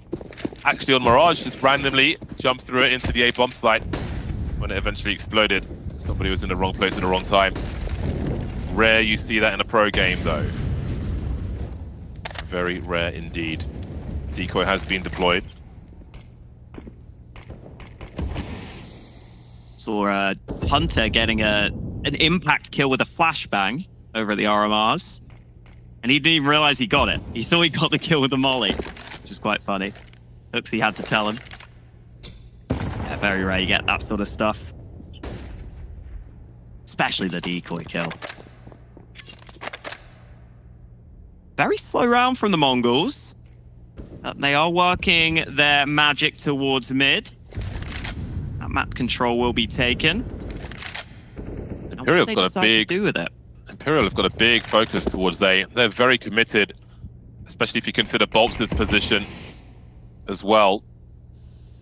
Fallen not going for the deepest of deep angles, but no one's got any control of mid or connector or shorts here for Imperial. It's a very unusual setup from them, and they are really relying on Fallen, but how could you not with how he's been playing? But again, the short position has been compromised. 37 seconds left on the clock, and with the places Mongols have picked and not seen anything, where will they choose to go? Fallen will surely be heard hopping out. Oh, that's awkward for Bartak. Fallen on short now. He scopes, so they know he's there, but this is a bait. But Fallen has to start wondering what's happening as well.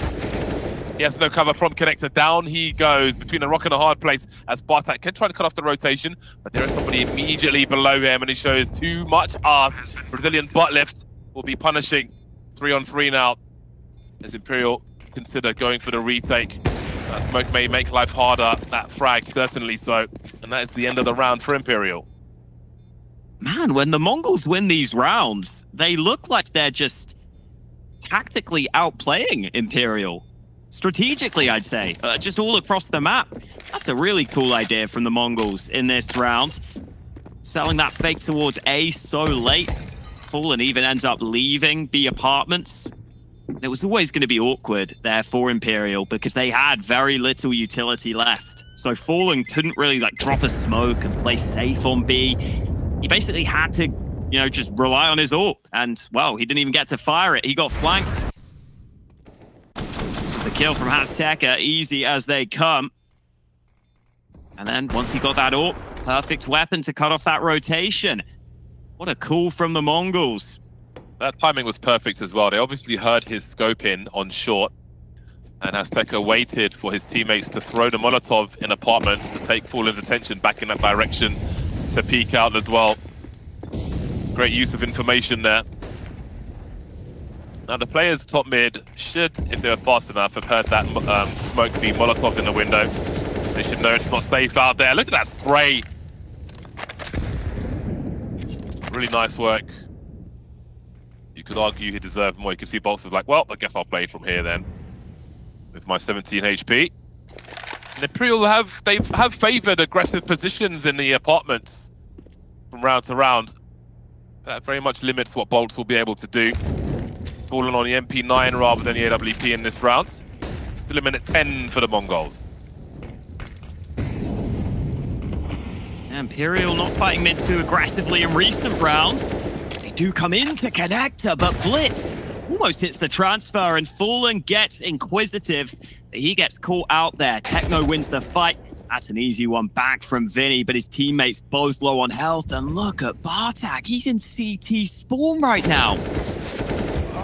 Very nice. 2 players in the red, but he will be traded. Bomb hasn't been spotted just yet. Vinny sees the barrel of the gun. Was he seen as well, though? I think he might have been seen, especially... I really wonder. There's a chance that he was seen there.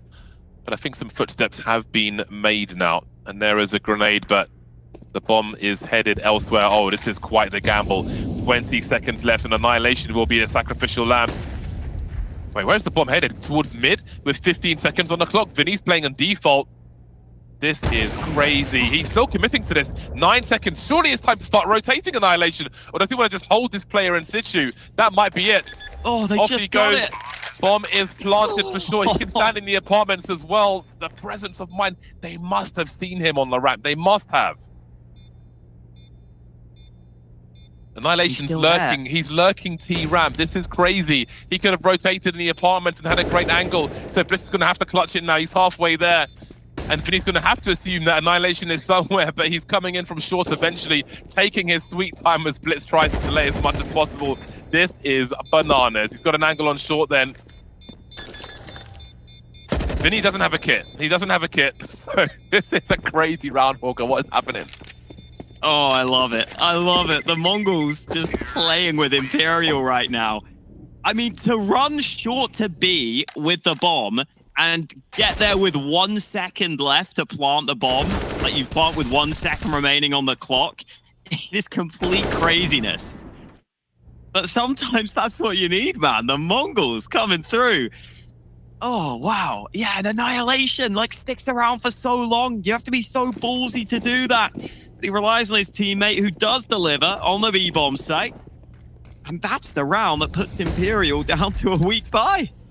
I feel like they're only doing that if they see that player on ramp and don't pull the trigger. I'm convinced they must have seen his elbow and just didn't see enough and like, all right, we could play with this information and make a crazy call. I love those rounds where you see the last 2 players split like that. Saw a one years ago with Shox and Kenny S on Overpass when they did something similar. You just don't believe that they're going to be split with like 20 seconds or less remaining. Really digging deep to pull something like that out of the hat. And it's just 6-4. So much Counter-Strike to come. Big eco round. That was the big rifle. But he's done something with it, but they may not be able to retrieve that one anytime soon. Yeah, I think the Mongols realize it's probably that one rifle in play, so they instantly move into connector. Make sure there's no way that rifle gets recovered, at least in the short term. Fallen's got that USP, but he's not got it anymore. Bartak swings on towards him. And this round going as you would expect after Imperial lose that AK. I mean, they could, in theory, go back to connector and get that AK recovered right now. I don't know if Mongols got it out of there or not. But the Mongols about to get a 7-4 lead. Loving some of these calls from the Mongols. Loving seeing that they're willing to play in the late round. And Jota has indeed recovered an AK. Ooh, good headshot. Always Techno. nice. Got a lot of money in his hands with the Molotov as well. But yeah, Mongols are threatening to pull away quite significantly in this half. And again, I feel like it has felt that way in many a round. Second rifle for Bolts as well. That's pretty good. Again, Galil's got better armor penetration than the M4s. So if you know how to spray with it, can be quite useful. Extra bullets as well, of course. So we'll see. 7-4 in favor of the Mongols. A tough overpass for them. They started well on Inferno, but you can see it finished 16-12 in the end. T side of Mirage shows promise. See that very specific lineup for that smoke grenade. To go in the frame of the passageway. It seems MongolZ will change the pace then. Imperial have, round after round, favored aggression in that B apartments. Again, Bolts got sprayed down previously. They tried to make a play on a ramp and they were waited for.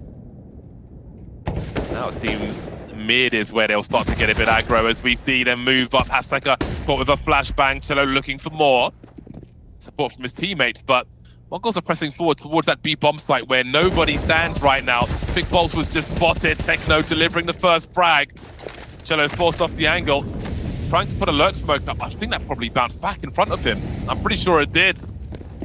Rough situation for them, but they're close enough in a 4 versus 4. Gambles have to be taken, trying to send it with 2 together. I think they blocked each other from making it through the window. This may prove to be an expensive one for Imperial. How much further do they go? They lose player after player, but Vinny stands on the site with that AUG.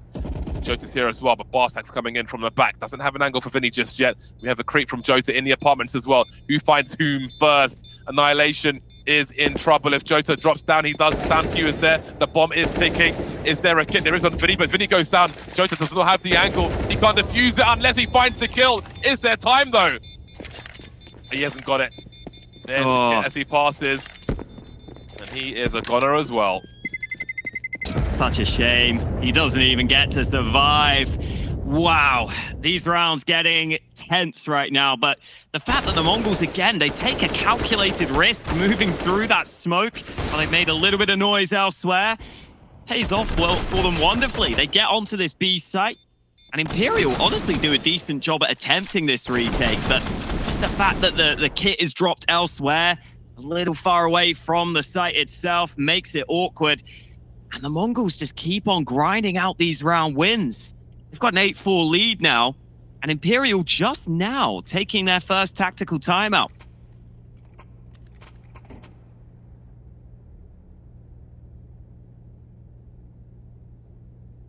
Yeah, this is a rough half for them, the CT side.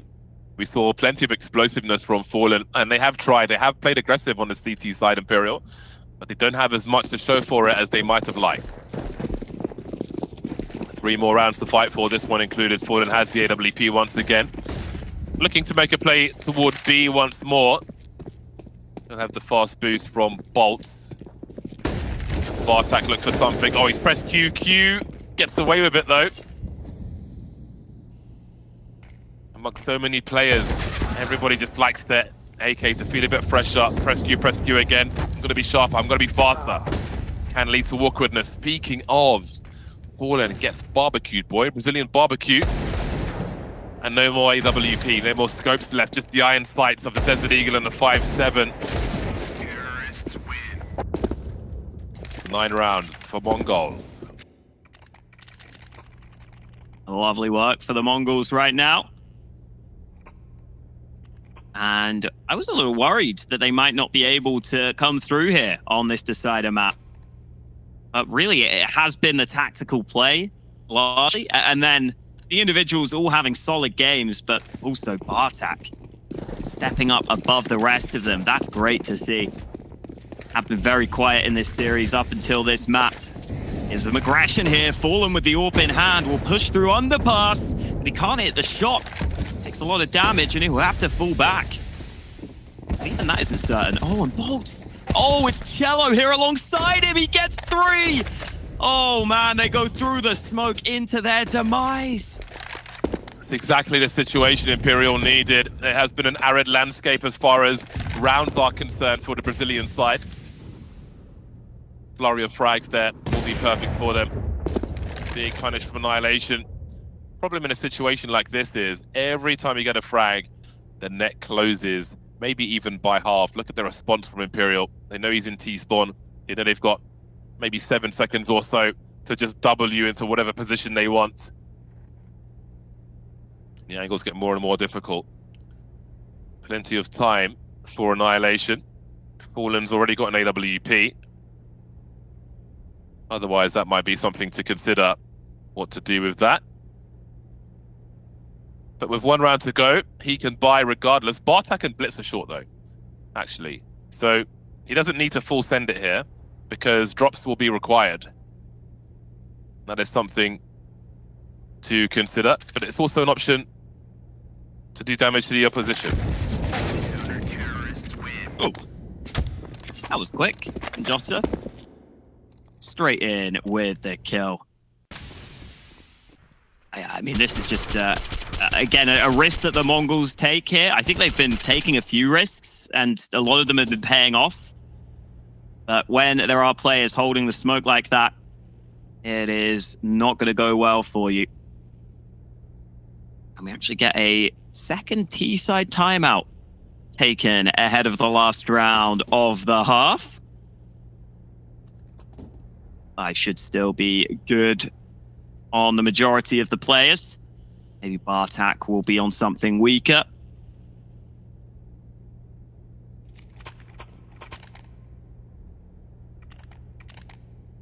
See what the approach is here for both sides in this last round. Smoke out mid early, but 4 players leaning towards A, including 3 in Palace. Let's get interesting in this round. I wonder if they just try and contact out here. Wow, it looks like it. This is risky. I don't know if it's going to work out for them. They're losing numbers by the second. Azteca in the site, but gets naded. That has not gone according to plan. Well, this is a very important resurgence as far as the score is concerned for Imperial towards the end of the first half. This 2v5 will be very difficult for Mongols to win. So I think the door has maybe been kicked open somewhat further at the end of this half. Bad for Imperial, but 6 is a lot better than 4. Blitz not able to do anything in this round, and there's plenty of chance now for Imperial as we move through to the second half.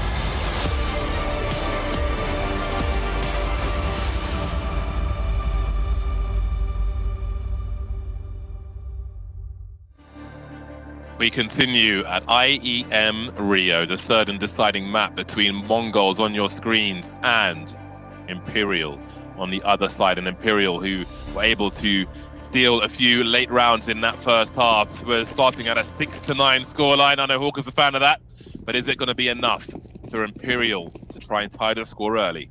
Let's find out. Imperial will be on the T side of the pistols on this occasion. It looks like they may have an execute in mind. We've got smokes, we've got flashes as well. Here come the flashes, but also here come the Julies from Techno. Manages to stay alive with the flash and deliver some frags, or one frag. Cello with 2 with the Glock. That'll be enough for him. Flashbang support from his teammates, but they've cleared the bomb site for now. But for how long as Blitz slinks his way through? Needs to land the headshot, though. He'll do exactly that. Bomb planted by Fallen on default. 3 versus 2. As the Brazilians try to do more. Cello needs to ace now, but he will be traded. And the pistol will go to MongolZ. Yeah, look pretty decent for Imperial, but the MongolZ able to rotate pretty much everyone over to this right bomb site really quickly. And that helps them a lot there. Blitz and Annihilation coming in for the final kills. And that could be a really key pistol here for the MongolZ. See, yeah, Cello getting these entries. I thought it was going to be good for them, but Blitz still just surviving for so long on short.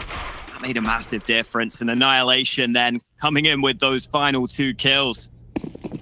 Look at the buy from Imperial, though. Straight in with 5 Galils off the back of the bomb plant. Plenty of M4s out for the MongolZ, though.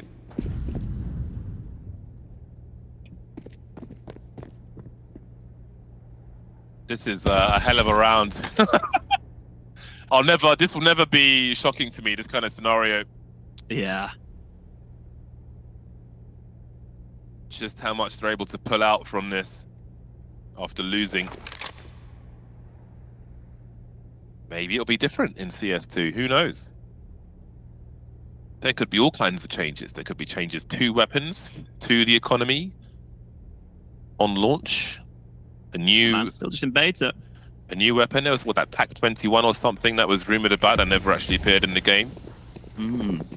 But these Galils will move forward towards that short position. Oh, Hashtag had such a good angle. But a ding and a dong from Jota will be good enough. Cello's the one to get dropped. If they keep an eye on a kill feed, they'll know that wasn't the first fragger. There he is. There he goes. And everyone else is going as well. Imperial get melted on that B bomb site. Turned into fondue. 5-round lead for MongolZ. Fantastic response from them. Dealt with that one very handily indeed. No bomb plant is a bonus for the MongolZ. Yeah, and this is looking tough for Imperial now. They should be going 12-6 down here. There won't be much for Imperial to work with. And this was an opportunity given to them. They were a last-minute qualifier. Just a few days before the event, they got invited, I should say. MongolZ, they did have to qualify through the Asian qual, but they made it through. And it's looking better for the MongolZ right now. And for Imperial, I'm sure this tournament would mean a lot to them. They're going to have to do a lot of work to come back into this series. Otherwise, they face elimination. Bolt's not having his best game. Not much he can do in that fight. And this is going about as you would expect here. The MongolZ cleaning up. Yeah, the problem with a 6-9 scoreline at halftime is if you are on the arse end of that and you lose the pistol, you're often looking at a bad. Yeah, never mind. You're often starting. I didn't even mean it. You're often starting at a 6-12 scoreline once all is said and done, and it just feels like you're so far away at that point, and that's the situation that Imperial are facing. God. So let's see what they're able to do. They have half the score of their opponent as the buy rounds begin in a second half.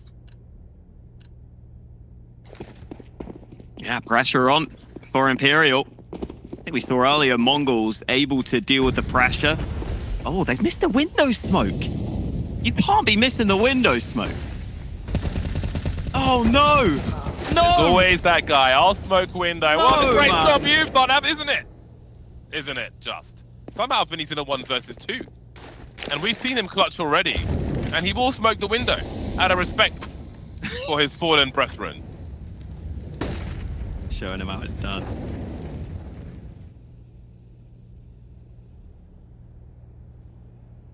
This is winnable. This is weird, yeah. This is 'Cause the super Mongols winnable. just push B. They're not going to know here. They're splitting up as well, which I don't like. They're splitting up with no one actually covering the B-bomb site, which is, I mean, if you're going to go one-on-one, then fair enough. But otherwise, surely stick together. There's risks in both. There's no bad option there, really. But we can see Azteca is over towards B, but Vinny's got to be thinking, surely someone is somewhere. Yeah, I think he knows it's apps. He's cleared everything else. I might give him a chance for a fight here. Still making footsteps. So Azteca has some idea as to where he is. It's a molly as well.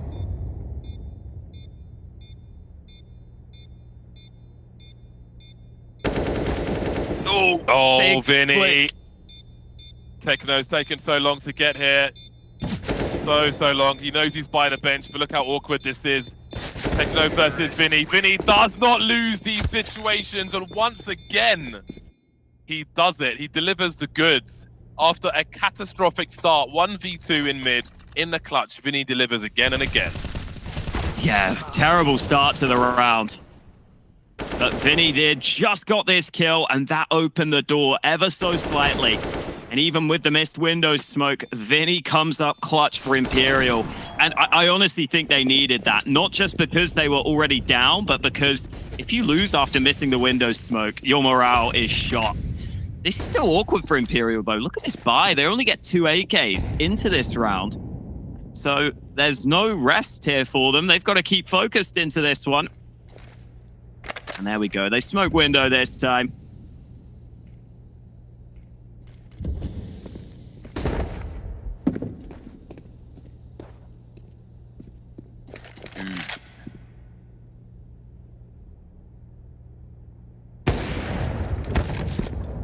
It's like half a head showing for Vinny. Oh, he's gone back to the well. Vinny showing how strong he can be. Why he's on the team. Vinny's dangerous. Especially with a shaved head. Yeah, man. Oh, what a flash. Fantastic team play. Azteca's going to trade, and oh no, Blitz wasn't even looking. Cello with an excellent transfer. Puts this round in the dust. Dream is collapsing in the short term for MongolZ. They are going to be off to the job center with no money in the bank after the proceedings of the last 2 rounds, really. And suddenly it feels like Imperial are in control. We spoke about that 6-12 deficit. Well, it is getting smaller and smaller very quickly indeed. I don't know if MongolZ are going to have much to offer in the next round, so the trajectory is looking promising for Imperial.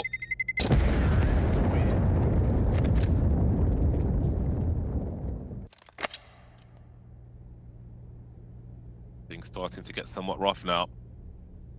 Where is Bartak? Okay, Bartak's got he's got that top spawn there away from all of his teammates, so he could make a play.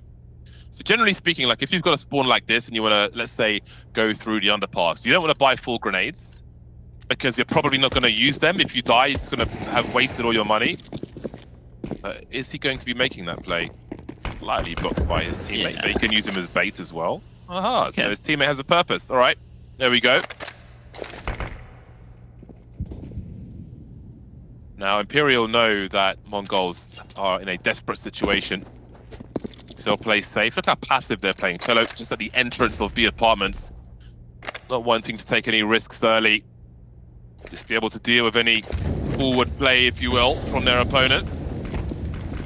There'll be some sound cues for bolts and little respite for Techno as the grenade comes through as well. But Azteca sacrificed himself. And Techno comes through with that 5-7. So he has avenged his teammate. One fell for the other. See Bartak waiting for that smoke to go, but Cello's coming through from connector. Maybe hearing Cello moving through. Desperate play from Bartak won't work out. Bomb heading towards mid now. Cello exiting situation. Annihilation is the M4, but again, think Imperial will be okay. Ooh, Annihilation wins that fight. That's what they needed to have any opportunity to try and get back into this round. And Vinny's still in spawn. There's a chance they can try and force these fights on the B site. They'll take their time. Fallen jumping across, now gets the info, and now the AWP is locked in on the angle. Good shot onto Blitz. I think that takes away the opportunity here for MongolZ. They've got themselves a couple of rifles. Annihilation nearly caught Fallen in the back there. It looks like it will be Fallen to hold on for Imperial. They brought it back to 12-9 now. And, I mean, you've got to remember, for the MongolZ, they won both pistols.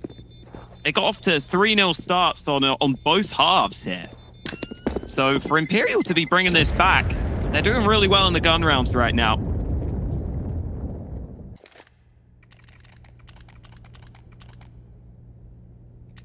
Attack timeout comes through from the MongolZ. Lots for them to think about with how these recent rounds have gone.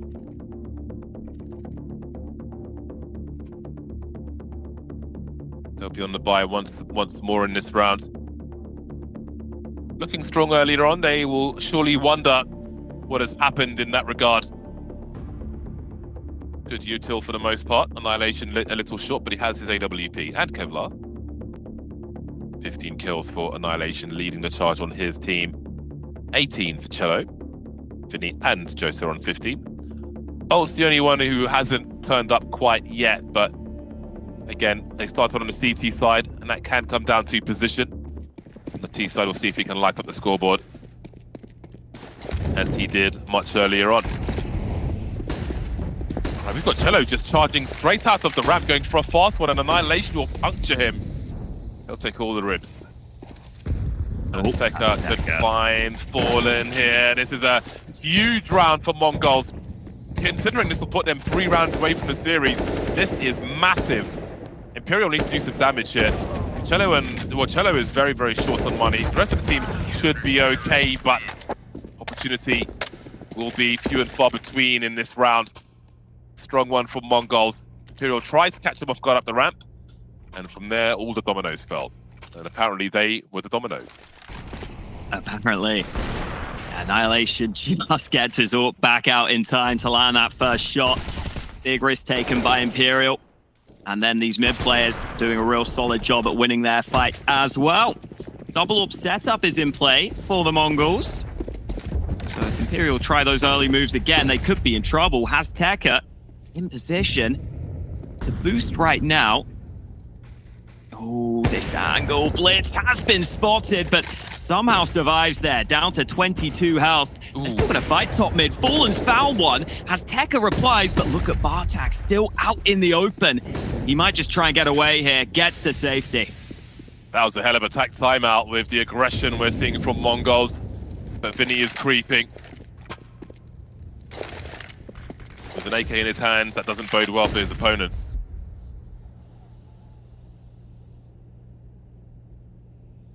Early aggression, and now things start to slow down. Noise is cut. Notably, Tekka's in the apartments of B with a second AWP, which allows his teammates to remain focused around the A bomb site. They've got angles on short. Seem to be okay with the window situation for now. Very fast response there, and that'll give Bartak some extra angles. He may find something. Did he see someone on short? I think he did. He'll be traded though, and that's a clue as well. Tekka will have to think about his options now, as Tekno will have the information, but do they commit to that site? Or do they switch it up? 2 AWPs remain. Tekka was waited for by Fallen. He understood the likely setup with all the plays they saw in mid. They've taken the game away from MongolZ once again. Very nicely done. Force that connector player forwards. Once they took him out, that B site ended up being pretty weak. Annihilation, I mean, he has a little look. Doesn't work out for him as Imperial get up to 10. They could have done with saving that, or I'm not really sure what he's going for there, but now it's a position where there might be a bit of a weakness in the buy. Techno will have to have a FAMAS. And Imperial really grinding their way back into this one now. Those mid fights just put Imperial in such a powerful position. Do have that AWP out for Annihilation. Well, did he miss the jump or did he want to go underpass? You decide. Spread top mid from Imperial.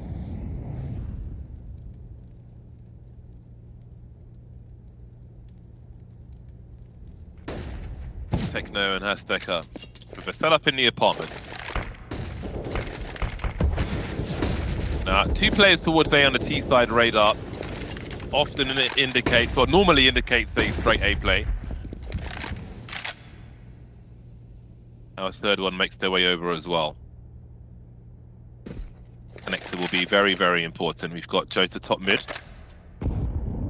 Vinny in the underpass. Eating a very chonky grenade. Sub 1 minute mark. Smoke in a window, molly towards short. Bomb is waiting on the ramp. Protect the VIP is enabled. Cello is there as well. Edging forwards now. Vinny makes his way into the window. Did Techno see it? Was the light obscured? Was he in the right position there? There's no one in the ladder room. This is going to be an important fight. 3 players on A.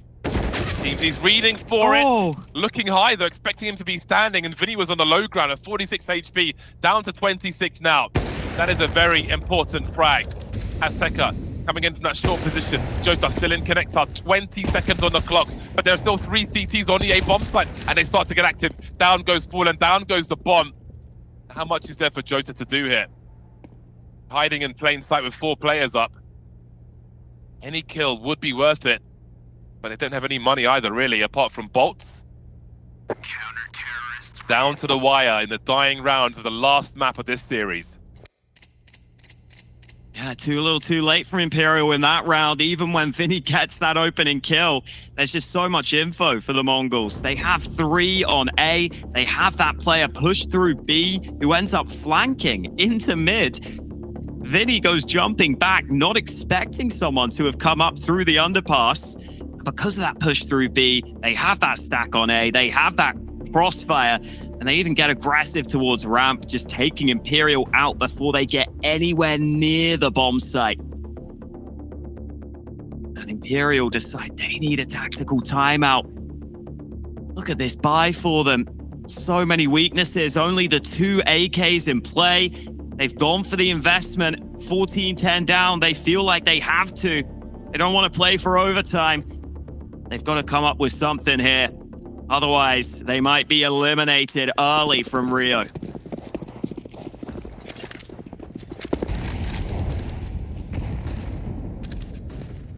Heavy group on A.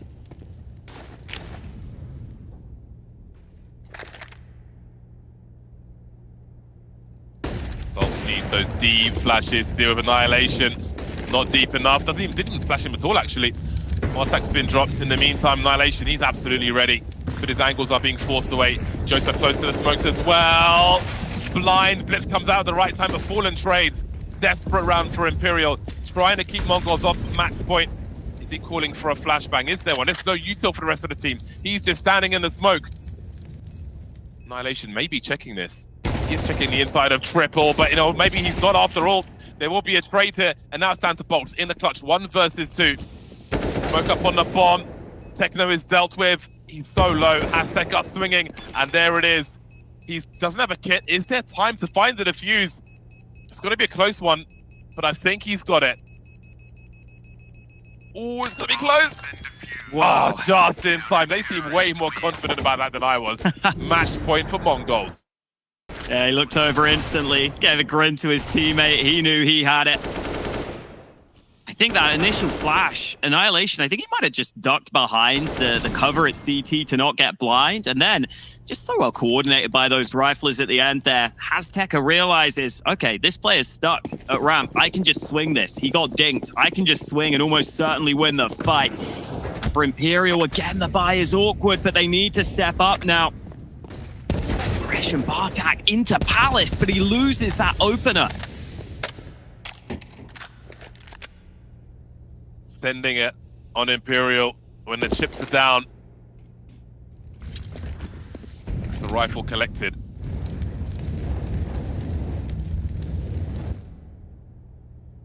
Fallen has most of the util for the squad here. Maybe give it to a pistol player. So Cello is on the other side of the map, delivering deagle shots. Look at the patience here. MongolZ just continue pushing into Imperial when they have many of the advantages. And now had.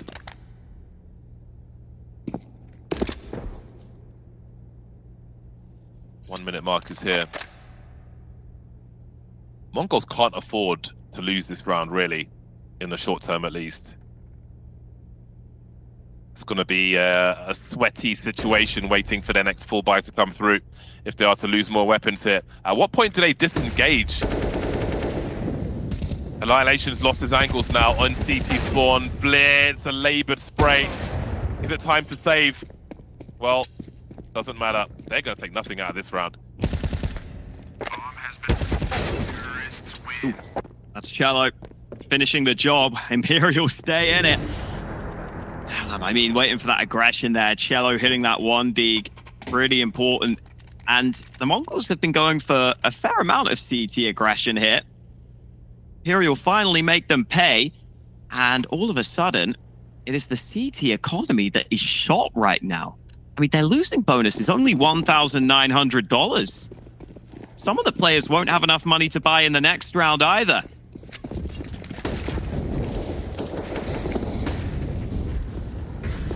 Yeah, up now from Imperial. Nervous situation to be in towards the end of a game. They've got 2 buy rounds. Maybe. Nice. Yeah, can you buy here? Oof. I mean, you could have a crappy buy here and then buy at 14. Yeah. I think you have to with the rounds that are left. It's probably the way you have to do 2 it. buy rounds, but one of them is a bit maimed, if you will. A bit dodgy. Imperial need 3 from 3. Little margin for error. But they've been in plenty of pressure situations before. This is just another one. I'm sure they want to play in front of a home crowd if they can. A few more steps to go before they get to that point. About survival here. So this is a pretty reasonable buy. They won't have maybe all the util in the world, but they've got enough to make some plays. They've got the flashes. They can go for some aggression. Now, what is the read from Imperial? They expect maybe a charge up mid or an AWP in the apps or something if there's the money for it. We know there isn't. Fallen having a look in the usual angles. Despite the lack of the AWP, look how aggressive they are on the A-bomb site, MongolZ. How far will they go? In the palace as well. Wow. Ooh, such a tight angle from Bolts. Bartak's still creeping. That's the bomb drops on the floor. They'll hear that, but Vinny, with the left eye peek, delivers the crouch peek and delivers Bartak downstairs, if you will. 5 on 3. There was so much information for MongolZ there, but they lose both duels. I mean, Bolts was playing that fantastically. Vinny had the hard peek there and still delivered the frag with 100 HP remaining. This one's looking a bit rough. 3 M4A1Ss make it to... Again, it's basically eco territory next time anyway. Well, 1 versus 3. Technically will be heard rotating by Cello. They have all the information, Imperial. They can plant the other side of default if they want to. Plant for everywhere. This is a standard default plant for CT. Now what does Techno do? Maybe they could have held onto some more rifles for the next round, but easy for me to say.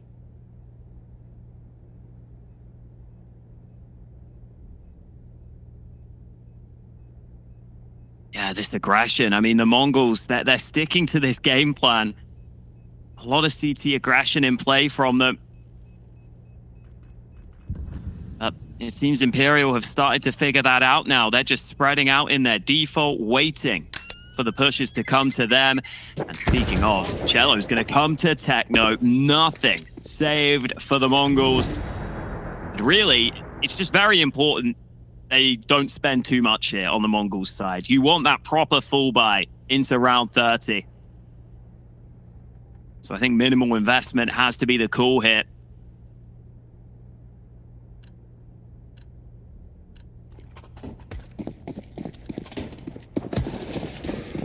Ooh, I don't love Azteca buying the Kevlar. I think he'll still just have enough, though.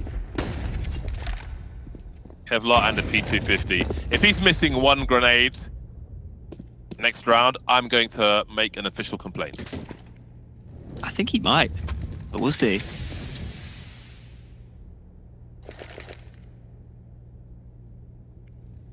Yeah, Imperial, you can see the way they're playing now. I think they're literally just waiting for aggression, slowly taking mid control. Feels like they've figured out the Mongols' game plan. Now, they are starting to group towards B. Listen, there's such little firepower here. It shouldn't matter either way. If there was ever a chance, it is a 3B stack.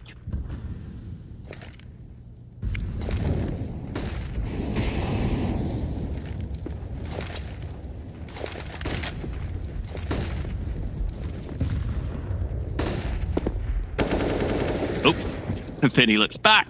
Clean up in full effect. Azteca got 1 kill, so he makes a bit of money back, but it is round 30. We go the distance on the decider map here. Elimination on the line for one of these two teams. Imperial have fought back from a few series points, a few elimination points against them. But now the Mongols have that buy they've been waiting for. Who was it with the Kevlar? Was it Azteca? It was. So he's got no diffuse kit. There's 1 kit on the 5 players in this round. And I think he picked up somebody else's HE as well. He has 3 grenades and I think $50. So Mongols have 1 diffuse kit instead of 2 that they could have had. Here's what you could have had. A diffuse kit or a Molotov. Let's see how it plays out. Last round of normal time. Imperial fighting for overtime, fighting for survival. Sending all the util into the A-bomb site. Are they fully committed to this though? Because we've got 2 lurkers in that mid position, so I'm very curious. They have put fire almost everywhere. I say almost because Techno is still here, and down goes Vinny. No one's able to respond to it just yet. They're planting the bomb as they deal with him at the same time. Brazen, and here is Vartak as well. Still, we've got 2 lurkers making their way through. Fallen manages to bunny hop back towards the ramp. Very curious scenario we have here. Down goes Annihilation. Wasn't expecting these lurkers. But how is this bomb dealt with? Fallen behind the smoke. He has a gap, but not one with an angle on the bomb. Ooh. And now it is just down to Fallen behind the smoke as the bomb is being defused. This could hardly be more awkward for him. And there it is. What could he do, really? Mongols win 16-14 all the way down towards the end, but they make it in the last map of the series.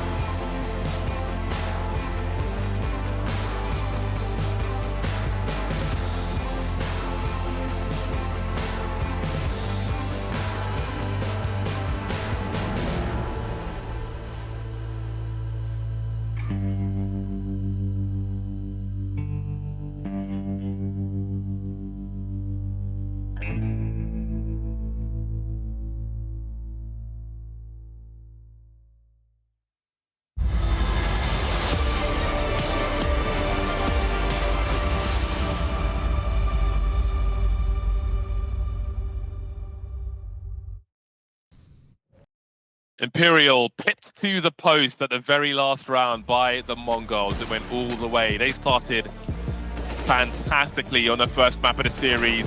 MongolZ enacting revenge on Inferno, but on Mirage, as we expected, not much between these two teams, going all the rounds until the last one. 16-14 then for MongolZ as they stay alive and eliminates Imperial from Rio. Yeah, tough for Imperial. This would have meant a lot to those guys, but it means a lot to the MongolZ as well, getting to compete internationally, and they definitely delivered. I loved their T side on Mirage. They were throwing so much misdirection into the mix. It seemed like Imperial couldn't handle it, and towards the end, the MongolZ kept going for that CT aggression. I was a little scared, but final round, they're able to close it, and Imperial, well, unfortunately for them, last-minute replacement here and not able to deliver some of the results they would have wanted. Yeah, a noble effort from them, but it is the MongolZ who press forward. And again, I think it's fantastic for MongolZ because it's such a great opportunity for them to play so far away. I think it's like 7 or 8 a.m. for MongolZ in Mongolia, so their body clocks must be hurting, but maybe it makes that victory extra special for them as they give themselves more time to adjust to the time zone as well. And that's always important. Yeah, again, it's like all the experience they can soak up as far as they can go, the longer, the better, the further, the better for MongolZ. Plenty of lessons to be learned from every series. And that was a hard one to work for, especially with how one-sided that first map was of Overpass. It was simply on the receiving end of whatever Imperial wanted to do. But that's a lot of information for them as well. Some more useful than the others, but definitely lessons to be learned in the lack of control in that one. So you can focus on the victories on the other two maps, but I think in the defeat as well, they can try and raise their base in their weakest parts and try and put up a better fight in the overpasses to come. I think that was, I mean, again, at the beginning of that Mirage, I thought it was hard to pick. I think they were both capable of winning that. I think that was demonstrated, especially in the score towards the end. But again, I think it was hard not to favor the Brazilian side of the explosiveness we saw. Maybe some nostalgia for us with Fallen on the server, doing crazy things again early on. But again, credit to MongolZ for the plays as well. We saw the CT side. We saw the CT side of Imperial trying to make plays, trying to bring the action, but they were denied time and time again. Now we have an interview. James Banks, I believe, is with Techno. The MongolZ have made it through another day and another fight because Imperial were putting up a bit of a strong fight towards the end. Techno, I want to start by asking, in a battle like this, what was it like on the second map after being destroyed on Overpass to come back? Were you confident always in your Inferno? Yeah, of course, yeah. We always pick, yeah. Yeah.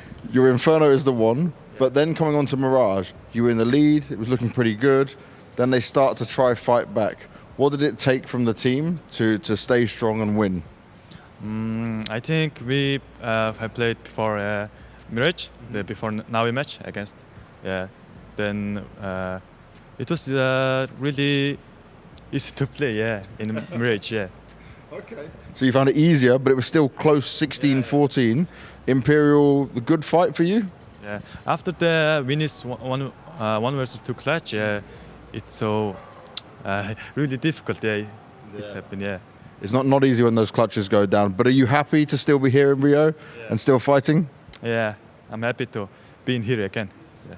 Nice. Well, thank you very much for your time, Techno. Good luck in the rest of the matches. Bardolph, Hawker, I'll let you handle all of that.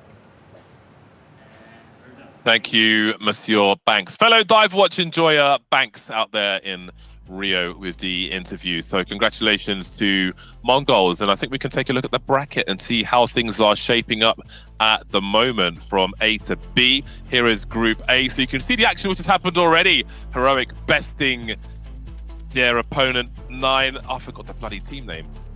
Is it 9? What is it again? Anyway. Yeah, 9. Big, I'm just defeating myself. Big versus MOUZ, 16-6. Big scoreline. Oh, that's the problem with Big. You always say Big when... I know, I hate it. Oh, God, what a disaster. Imperial, you should start calling them Berlin International Gaming every time. That's better, right? Yes, I'm with you on that one. That's a big scoreline for Ninjas in Pajamas, who sent Imperial to their ultimate demise versus the MongolZ. You can see the rest of the bracket. Ninjas in Pajamas will be playing the winner of 9 versus MOUZ in the lower bracket. MOUZ in the lower bracket early, not what you expected, but there are plenty of names and someone's got to be a casualty. You can see NAVI have had success already 2-0ing Ninjas in Pajamas. Heroic and Big on the other side of that bracket. Anything stand out to you here? Yeah, definitely that MOUZ result. I think you're right in pointing that out, especially because it was 16-6.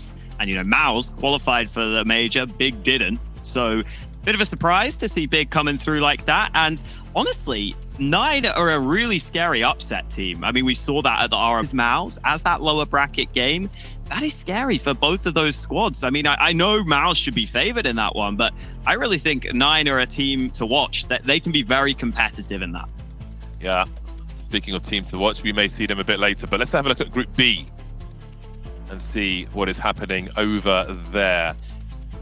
FaZe Clan with a dominating performance over 9Z, nothing unsurprising there. FaZe Clan are going to do FaZe Clan things, and that's the kind of FaZe Clan you want to see. Someone's going to be a victim. On this occasion, it's 9Z. Furia, Fnatic, close one, overtime, but Furia press forward to face FaZe Clan in a titanic battle. Vitality and OG, that's a big upset right there. OG, you never know how far they're going to go at the moment, but that is a huge win for them, Hawker. Yeah, massive win. It feels like I didn't really have faith in this OG lineup when it came together with Nico coming in as IGL, but it seems like he's doing a pretty decent job at making the team look competitive now. It feels like they finally found their footing, and yeah, what a result that is, because Vitality were looking pretty good as of late. And yeah, big win for OG. I'm glad that they get to show us what they're capable of in that one. Absolutely. And indeed, it is going to be MOUZ versus 9. The next and final match on today's broadcast. But first, we'll be heading to a break. Don't go too far away. There's plenty more CS action to come.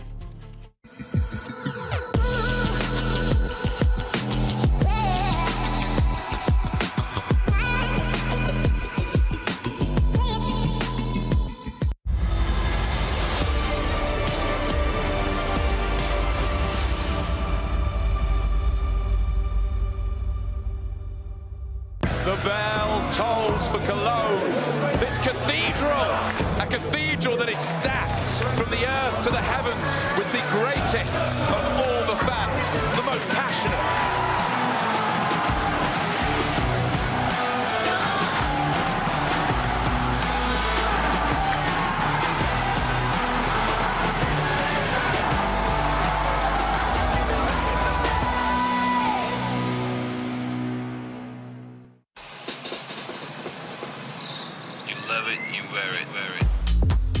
Wear your passion. Share your passion. Wherever, whenever. Gaming is a lifestyle. Get your merch at shop.eslgaming.com.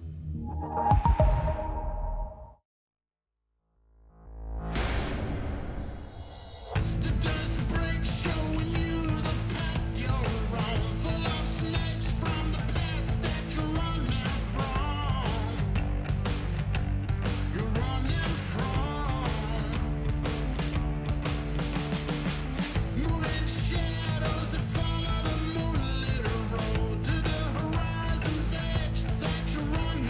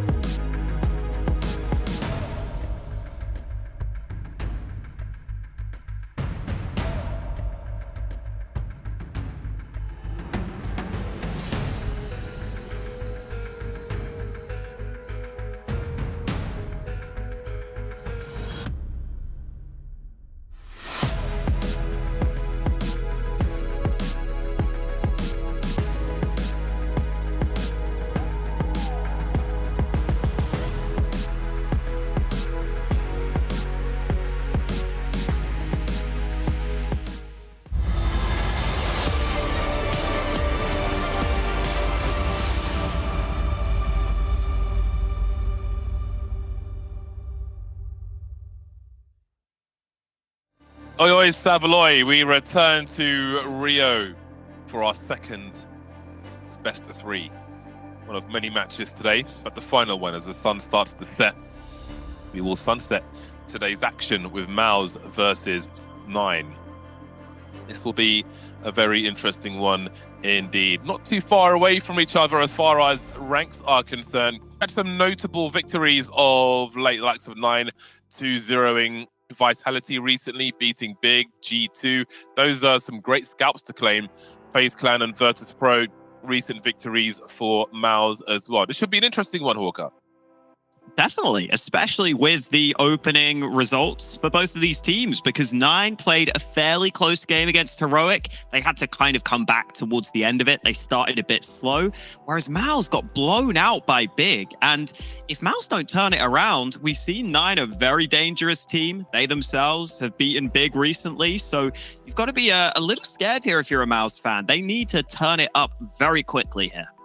Absolutely. And I think it's nice to see a Polish resurgence finally as well. I think it's been a long time coming. But we'll have a look at the MOUZ roster first and see who they are bringing to the table. In case you are unfamiliar, Frozen, the hair god, if you will, Dexter, Torzi, JDC, and Exertion. I don't think it's all the casters because, well, I mean, you know, if you speak English, right, Exertion has an E. He removed the E, but it's still Exertion rather than Zertion, which we all thought. So, you know, it's a bit confusing when you read it on paper, but there we go. I've still just been calling him Zertion. I don't care. I've stuck with it at this point. I can respect that. I'll go with his wishes. Nice Jubilee bracelet for Mr. JDC. Classy watch enjoyer, but that won't be enough. They'll need to deliver the results on the server. That's MOUZ. We can have a closer look at the Polish squad as well. Dzień dobry to 9. Kylar, Hades, Minio, Key, and Goofy. Yeah. I think it's really nice having Hades have a resurgence. That's really been the main story of this team. Obviously had his opportunity on Ents. Didn't really fit that well there, and it really shows how much Counter-Strike can be a mental game, because he comes back to a team like 9. He's kind of the main man on this team, and he's been a real standout for them. But I was also surprised by how good some of these riflers looked at the RMR. Tyler's aim is really snappy, and then Key or Kai, it's one of the two. I've been switching it up. But he's also very consistent as a rifler. So definitely good to see. And I think this team plays really good Counter-Strike 9. I think they're actually very legit right now. Before we get into this, let's take a look at the Polish squad. 2014, the year when the Polish Counter-Strike scene made its mark by using 3 major words: friendship, power, legacy. It was a time when every CSGO fan thought that the Golden Five would live forever. Some say that sunshine follows thunder, and it looks as though the forecast could, for once, be right.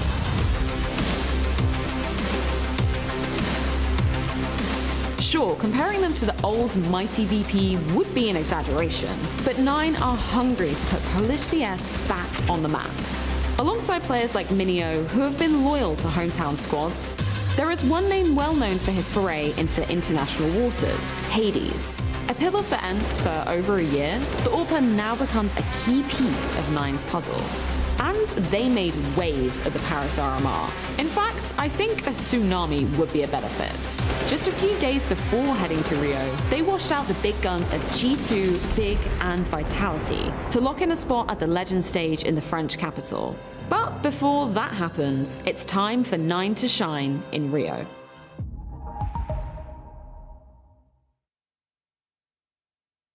How can they go? Might be the question again.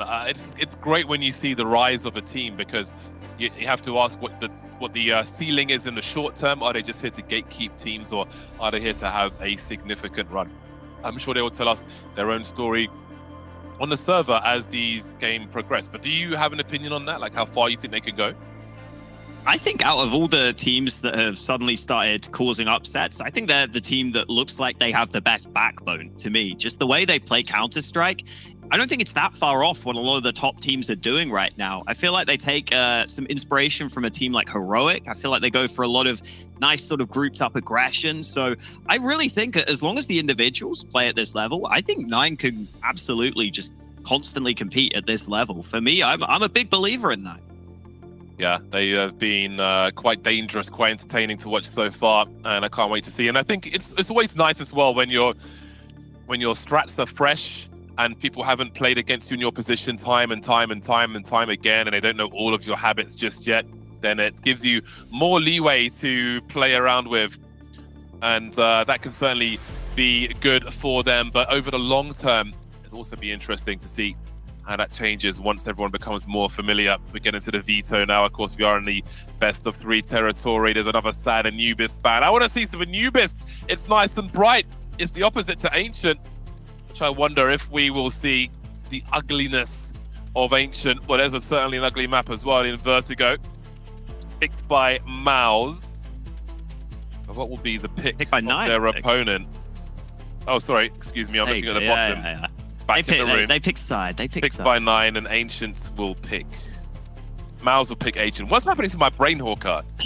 I can't speak English anymore. It's my first language. You might not believe it the way things are going. Mirage has been banned.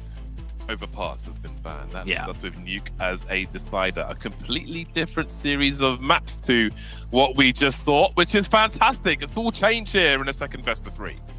Yeah, I actually think this veto's kind of tough for MOUZ because Nuke is a fantastic map for 9. Their win rate on this is crazy. They beat G2 on this in the RMRs recently, 16-14. If anything, Nuke is one of their home maps on the 9 side. They're very good at playing fundamental CS. So to get that as the decider feels fantastic. And then Vertigo is the other map they have a crazy high win percentage on. So I think this is an awkward veto for MOUZ. I don't know if there's much else they could have done here, but if I'm 9, I'm licking my lips looking at this veto. They've got 2 very comfortable maps for themselves. Yeah, if you're beating the likes of G2 or Nuke, then I'm not about it. I don't want to be on that map. Man, I still remember that. I think it was G2 FaZe from a few weeks ago on Nuke. Early in the tournament, crazy scenes, and maybe we'll get there then again. Maybe we won't, but I love to see an underdog. I think, over years past, getting to cover Counter-Strike in so many different regions, the further afield you go, the more interesting it is to learn the personalities of these players inside the server and out. And in that respect, it will be an exhibition from 9. But MOUZ, of course, will be a very difficult opponent. They'll try to thwart them from shining in this series. So who do you fancy for this one? I mean, coming into this, I was going to say MOUZ, but I see that veto. I actually might side with 9 here. I think that's a very strong veto for these guys. And I don't know, we've got to see MOUZ show up because they really didn't show up in that opening game against Big. Let's see if they can step it up here on Vertigo. It is MOUZ starting on that CT side, and Minio just spamming the Glock there. But look at this stack from MOUZ. Oh, this is about to be all-out war. Yeah, this one might end very, very quickly indeed. It's like they all decided to meet up behind the sheds and have a big fight. 3-on-2 then. MOUZ in the lead for now. The numbers are tied for a brief moment, and JDC finds himself as the last man standing. It is a pistol round, though. All he requires is a headshot or 2. Creeping forward. There's a lot of angles for 9 to deal with here, so this does become awkward, but maybe more so as time goes by. Considering heading down the ramp, there's one! Almost the second one, couldn't quite cut the ear of Kyler, who just about, with 7 HP, wins the pistol for 9. Damn, looked like the stack from MOUZ might be able to just deny everything there, but 9 able to fight through it. And that is the scary thing. When you stack like that, you do kind of get caught out in the open. Can't really fall back at that point. You've kind of made your bed and you've got to lie with it. And so 9 off to a good start here. Yeah, this Vertigo, it feels like a really big punish pick from 9 in this series. I would struggle to see MOUZ winning this map. But maybe they can prove me wrong. Do have a group up around ramp. Xerxon trying to see what he can do.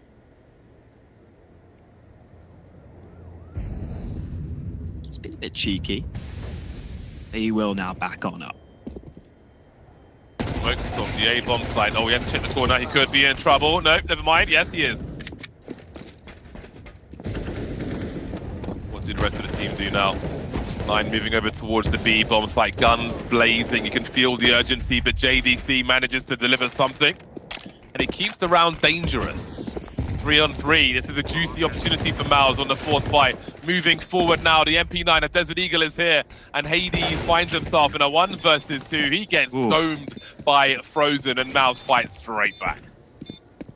Really nice to see Frozen stepping up early, because I don't really think he's been as good as you would want him to be in the last couple of events for MOUZ. I think at the RMR he was okay, but maybe not the standout. I mean, Exertion kind of stole the headlines because of that series he had against FaZe. Exertion was unbelievably good in that series. I think he basically won the series by himself against FaZe. Yeah, Frozen should be the main man on this team. Team really is built around him being the star. So great to see him delivering early. And it sounds like we might have a tech pause here.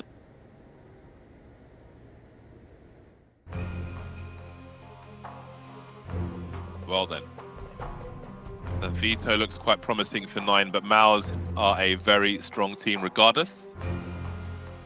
You never know with Big, they always come prepared. They always come with deep strats.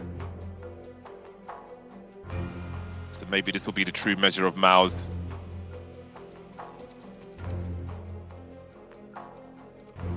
Major has to be in the back of many people's minds.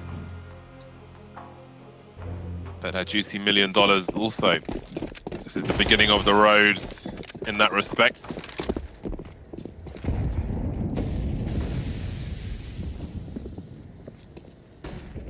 Pistols here and there then for 9.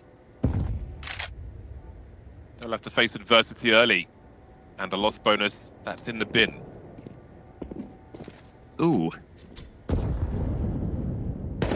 I think he's just watching this happen. Yeah, he knows he can't get the kill, really. He'll force Frozen back. I think he's just waiting for teammates to arrive so they could quickly take ramp control.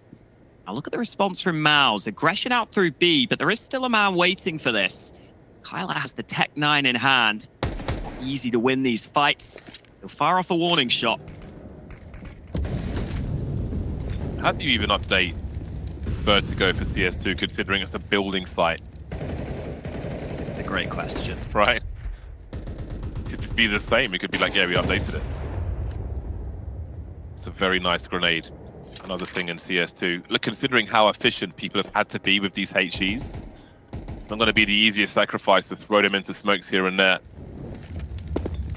Just the util damage is so important, as we see another example of it.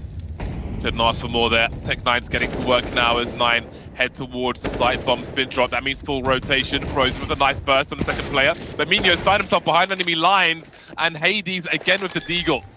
The 2-man swing. He'll get down to the last one, but Exertion will win the round. Nice work here from MOUZ. A really good bounce back early on after losing the pistol.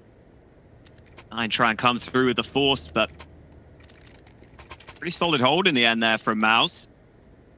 Just the lack of utility from 9 maybe making it difficult for them to fully breach the bomb site. And so Glocks and a single dig it is.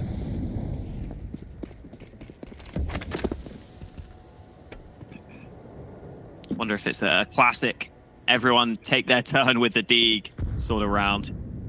Maybe not. Hades is not going forward yet.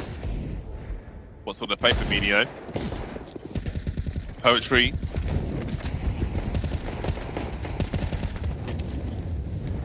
This is a good round for MOUZ. Look at their money. This is a great round for them to just put something in the wallets. Frozen's literally got 0. So, don't need to hunt for anything. No casualties would be fantastic for them. CT side is more expensive than the T side. Oh dear, burst fire. So somebody will fall. But 4 players alive is fantastic for them. 3-1 for MOUZ. Have an opportunity now to build momentum as well as some money.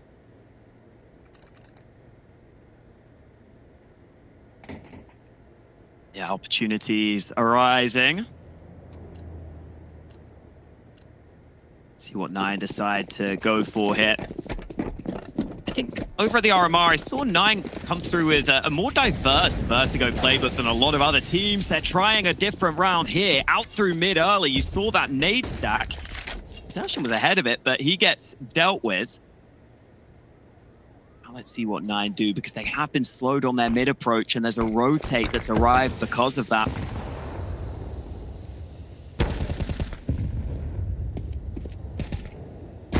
Good start. Support for Dexter as well in Frozen. Bomb secured. Well, they kind of smoked themselves off, but I don't think they'll be too concerned. There's only 2 players remaining. He can grab the bomb at least. So it seems it'll be a difficult start to Vertigo for 9. Winning the pistol, success has been vacant ever since. 1 minute on the clock, 2 versus 4. Reasonable chance they're in a 2 versus 2, whatever site they choose to push. So it's still a round that can be won. Yeah, the pop flash as MOUZ seek information. Nothing doing just yet. Dexter moving into position. You can see on the radar. They're basically playing retake on A MOUZ to give a bigger focus towards B. Frozen could have a fast rotation. Dexter was waiting for this. Playing base set up with JDC as the initial engager, who wants all the frags, all the smoke. 4-1 for MOUZ. Yeah, this is a really strong start from MOUZ. It's nice to see that individuals just stepping up, because in that opening game of this tournament against Big, it was a pretty slow start for a couple of the players. Porgy and Exertion were the 2 players delivering, but Frozen was down towards the bottom of the team. JDC also had a pretty mediocre game, so really nice to see him delivering. And for 9, I really liked that idea. The nade stack, 3 nade stack into mid. You're hoping you just get that kill so quickly that you're able to push on through. That was just enough done to slow them down, and that rotate into mid was really solid with 2 CTs getting into position. So pistols it is for 9. And the slow start here on their pick that they'll want to come back from.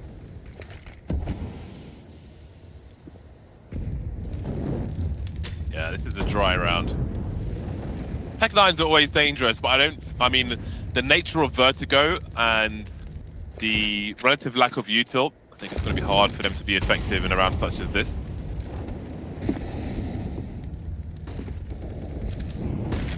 Again, before I was full-time esports, could often find me on a building site, advising the value of certain layouts. All right, the Tech 9s are going to get to work regardless then. I don't know how they got into that position for that first kill. How did Goofy get hit behind enemy lines in high definition? What on earth is happening? We're down to a 2 versus 2. I thought I'd have a chance to have a little chit-chat, but 9 had other ideas.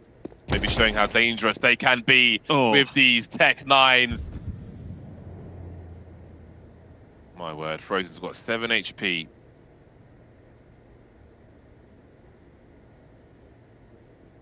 How did this happen?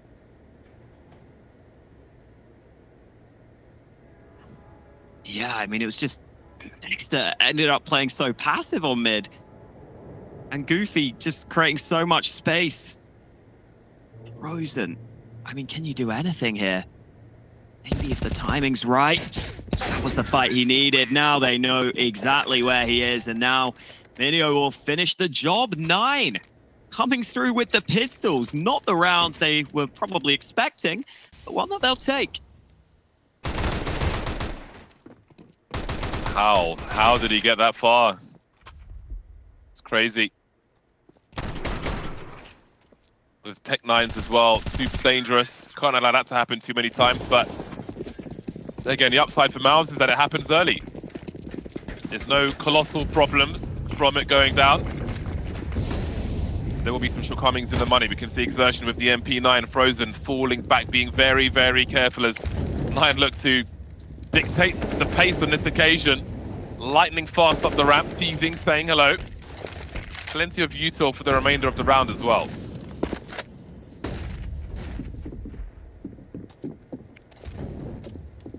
Torji hard scoped. Gonna be hard to clear him off this angle. Has to turn away, and when he turns back, K already up at his face. Good timing there on the peak with the flash to come in. And K wants more, but he decides to drop back. 5-on-4 advantage. They don't need to take any risks, especially with Hades up in sandbags.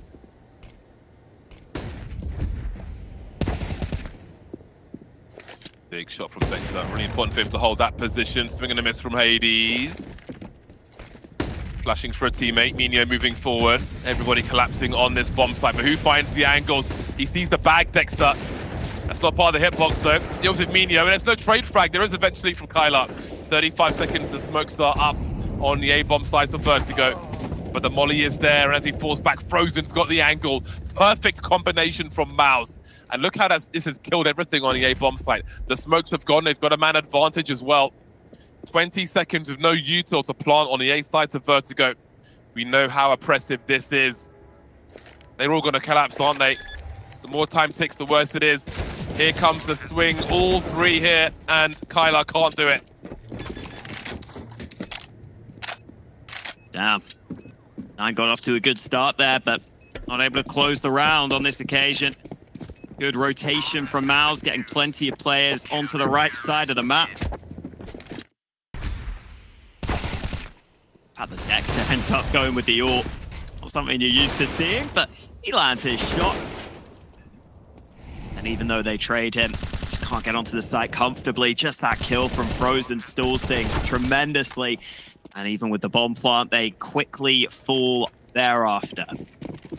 So MOUZ actually delivering nicely here on Vertigo. Ooh, and look at this mid-stack. Torji, well, they both land their shots through the wall. They both do almost the exact same amount of damage. How often do you see that?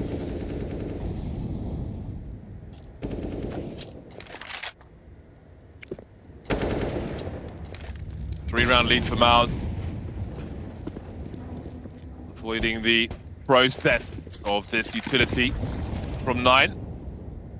Mostly, JDC has been subject to an airstrike, leaving him on 3 HP. But if he's standing, he's standing.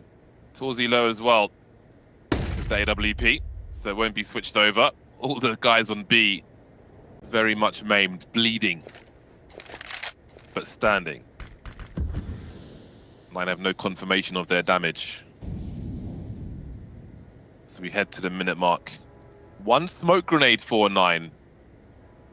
Which we have to bear in mind as far as the A plays are concerned. But look how deep into the site they've got. Oh, the boost.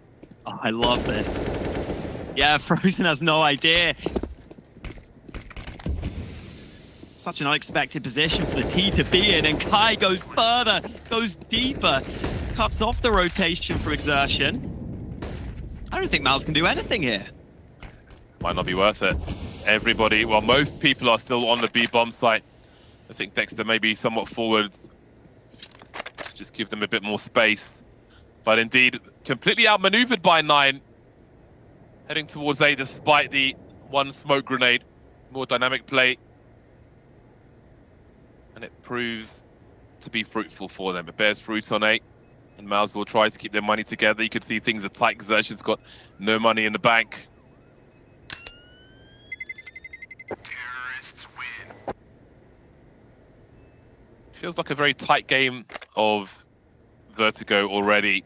9 feel very adept with what they've been offering MOUZ. AWP is still up for the CT side. And again, we've seen some different looks for 9. Let's not forget that lightning fast Ferrari peak round up A ramp. Frozen was smart enough not to stand and fight, but disengage and fall back. No losses, but the sheer threat of the different things we've seen from 9, all that util towards the B bomb site, while they just snuck up on A with a boost, no less. looking very dangerous indeed. Little jiggle peek from Goofy, and Hades will be able to trade at the very least, but Exertion knows he's rung the bell. I think you kind of saw Hades a little annoyed that he got dinked there. Kind of knew he was likely to get the trade. Here's Kai, but Torji will just win that fight. Nine going for pressure across the map. Oh, and JDC, how does he not? Okay, he does. Oh my god. I was about to say, and then the flash on point. JDC mop it up. Doesn't get jumped over though. It's so I think weird. he was standing on his head. Yeah, it must have been. T on head. That was quite a scenario. There's the money to buy for 9. Definitely a giant leg. He made it over into the corner and had absolutely no idea, Kylar. Very bizarre scenario there. But there is the money for another buy for 9. Very tense stuff in the first map of the series. Feels like the third. In the few rounds we've had already, just feels very, very tense indeed. Let's see what they'll muster for this one. I see the AWP coming out for the T side.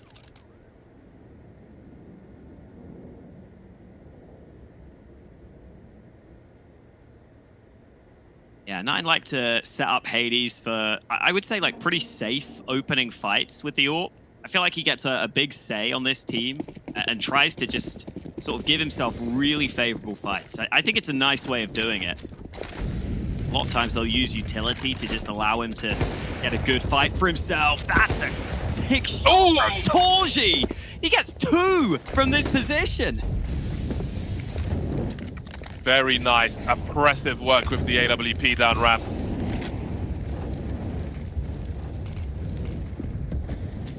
Very rough situation for 9.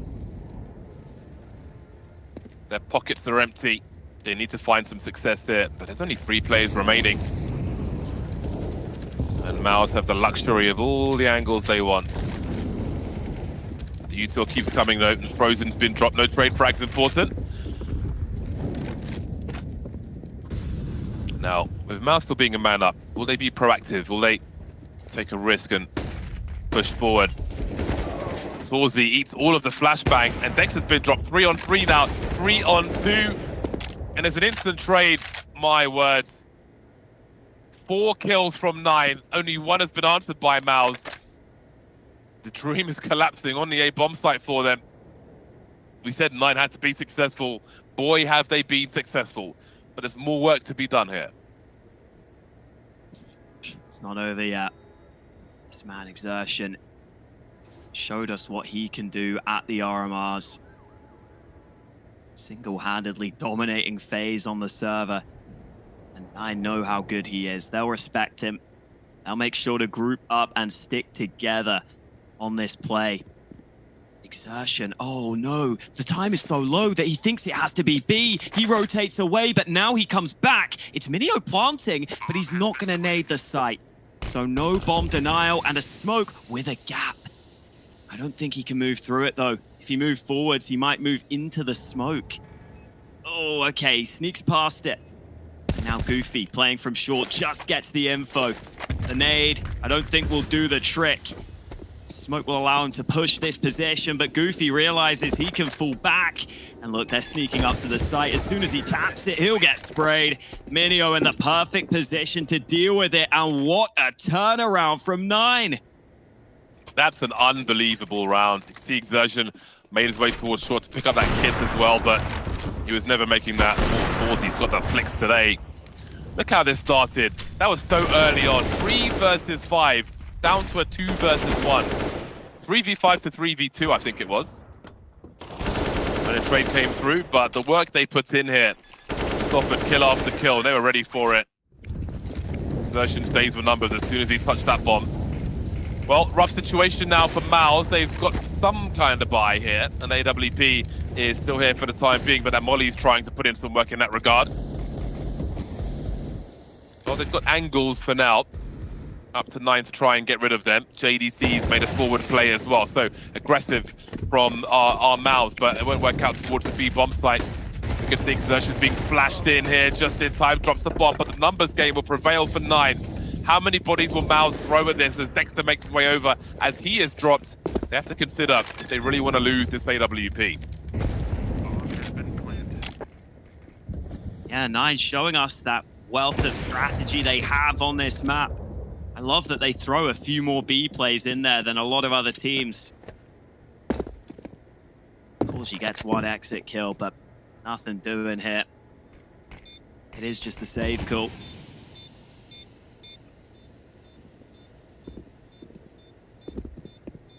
Very competitive start to this game. Nine are starting to step it up now. Gotta say, Kyler has, I would describe it as really snappy aim. Kind of reminds me of almost like someone like Twists, or maybe even Bit in the way he aims. I think he's really fun to watch on this team. Seen Kyler overperform in a lot of fights for Nine. Oh, there's a Nova. Why did they buy a Nova on the T side? Novas are ghosted. I don't think they're using that. Novas are awesome. I actually sent Valve a video today about the Nova. All right. I sent them a demonstration of quad loading a Nova as a suggestion of a rare animation or a Nova buff that they could put into CS2. Interesting. Something I recently learned. I shoot a Nova speed competition, practical shotgun. Well then. 2 rifles here for MOUZ. All in play as well. So, yeah, Frozen just standing up on the site, wins the first fight. Yeah, it's a promising start. It's a very promising full start. stack A. Have they given any sound cues away on their journey, though? I do wonder. There's plenty of time here, but there's not an AWP now. The CT's looking for more frags, but Minio's got to get a reload in, and Goofy will deliver the goods. Much needed by 9 as they look to tie the score here. Torzi remains with the AWP, 1 versus 3. Hasn't touched the molly just yet. Kyler comes in from the back. That will be a pair of 6s then. Looking dangerous for a moment, but they survive the test. 9.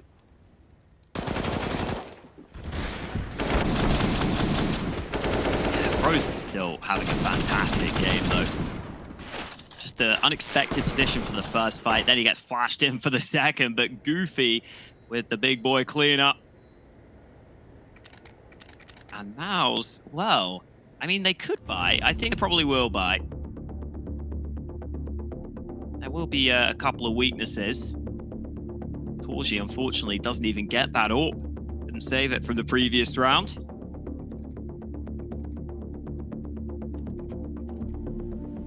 Pretty good for 9 here. I'm not sure if there's a gun for Hades or if he's just with the Tech 9 right now. Like, there is a chance. I see teams sometimes just run with the Tech 9, but no, you don't need to. You got the AWP for Hades. Back alive.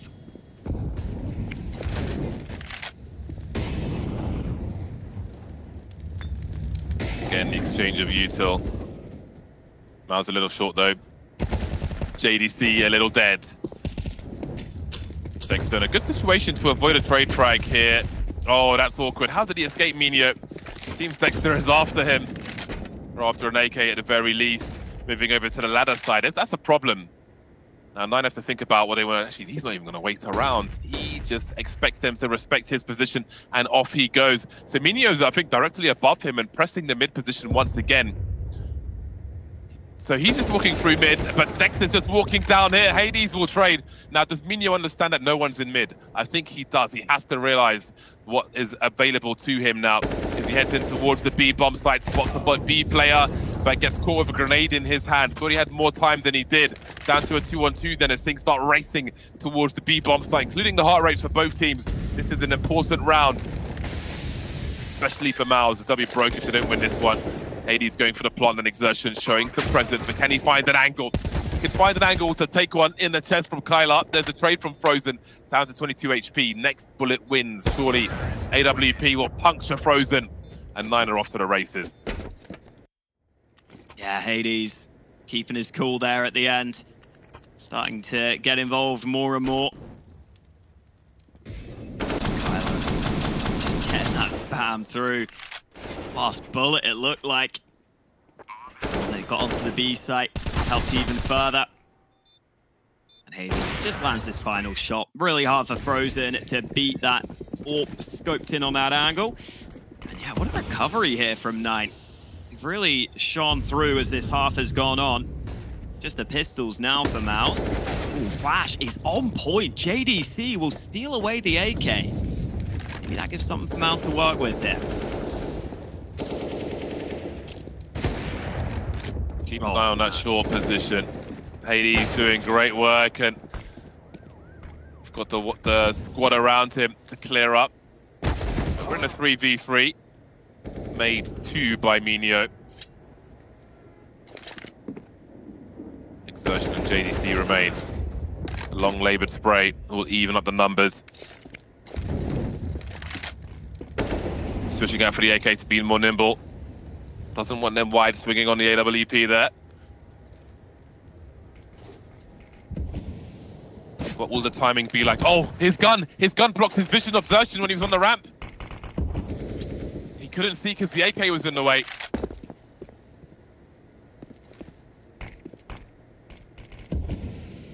"40 seconds left. Time to get that bomb planted. Exertion is creeping up the ramp towards that short area, and now Goofy's in the clutch. He knows Exertion was coming in from the back. Gets his bell rung down to 10, but still manages to clutch the round. Great to see Goofy fragging for 9 right now. Delivering a lot of impact rounds. This time had to deliver at the end of the round. MOUZ do a really good job at making this competitive. They get that AK of JDC involved. I thought that kill might be the difference maker, but Goofy able to trade, able to turn just in time. The last round of the half here, and oh wow, Hades has already got an opener. It's over on B.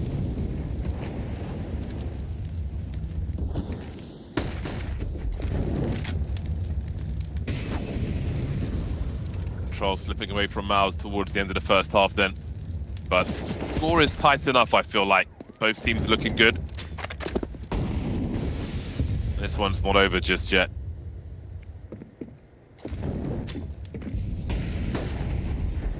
Presence being shown from 9 on both sides of the map.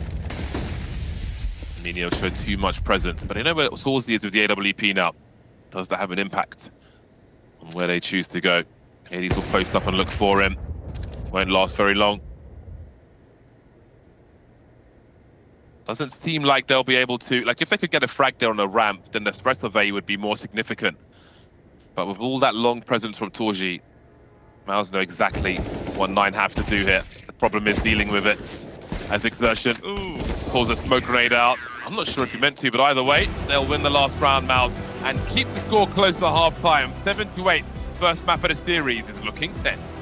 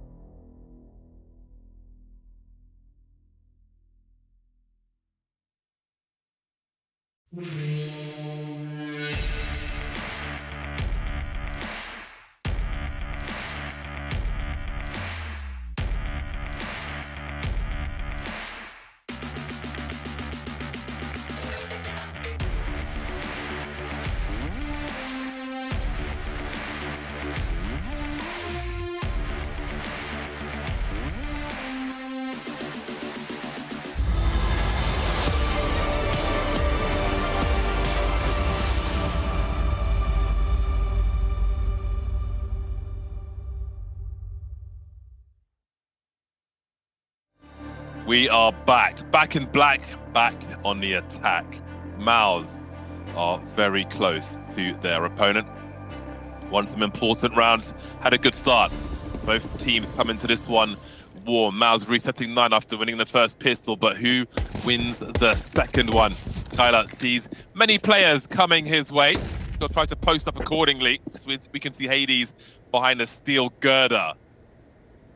Looking forward now, trying to read what might be happening. The USP Cayman, a classic choice. Very impressive. I like it. Will start to stream in now. And you can see the Super Mario Brothers is here. Exertion will drop, as will Hades. Great angles for these USPs to put in work now. As the teams have to strafe cancel and try and find some headshots, but they are being victimized at present, frozen, melted by the stairs as 9 win the second pistol. But can they win the consecutive ones this time? Yeah, that's an important point. They need to make sure they keep it up into the following round. Without the bomb farm, though, MOUZ might just take the save here. Yeah, really well played by 9. You can see them just constantly moving around. So many players stacked towards that site. They made it easy for themselves. It is indeed the full eco. And maybe MOUZ just make this a fast one. No, maybe not. Blocks, man. I'm using this pistol as well. It's pretty good. I unboxed a pair of Fade gloves. I'm like, God, what goes with this? My Fade Glock is long gone, so I've gone for the cash money pistol, the Dollars. Not bad. I have $20 in my pocket. Oh, look at you. I have 20 euro. Ooh. Hades has a lot more than that. Both MP9s end up cleaning up. That went literally perfect for 9. And now Hades can just straight up buy the AWP. So, yeah, that's amazing. I wonder how they came up with this name. 9. The 9 at the front of 9. Yeah, we should have asked them that, really. I have no idea. 5 AK-47s out for MOUZ. They've got some work to do.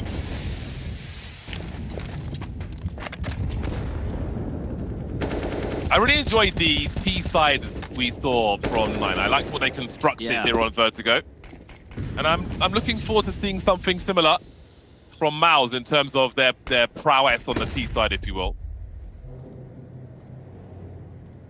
Yeah, 9 are one of the few teams I actually enjoy watching on this map. I'm not gonna lie. I think they have a few creative ideas, which is hard to do on Vertigo. A lot of teams playing the same sort of stuff. A little stack here, 3 CTs, all on this same side of ramp, including the AWP of Hades. In theory, that does leave short open. And wow, they swing, but looks like they got blinded. Hades taken down low. Kind of able to recover, though. That MP9 wins the fight. The numbers are coming. MOUZ heading forward. The smokes are up. A swing and a miss from Hades, but Goofy will do what he can. So will JDC. 2 for 2.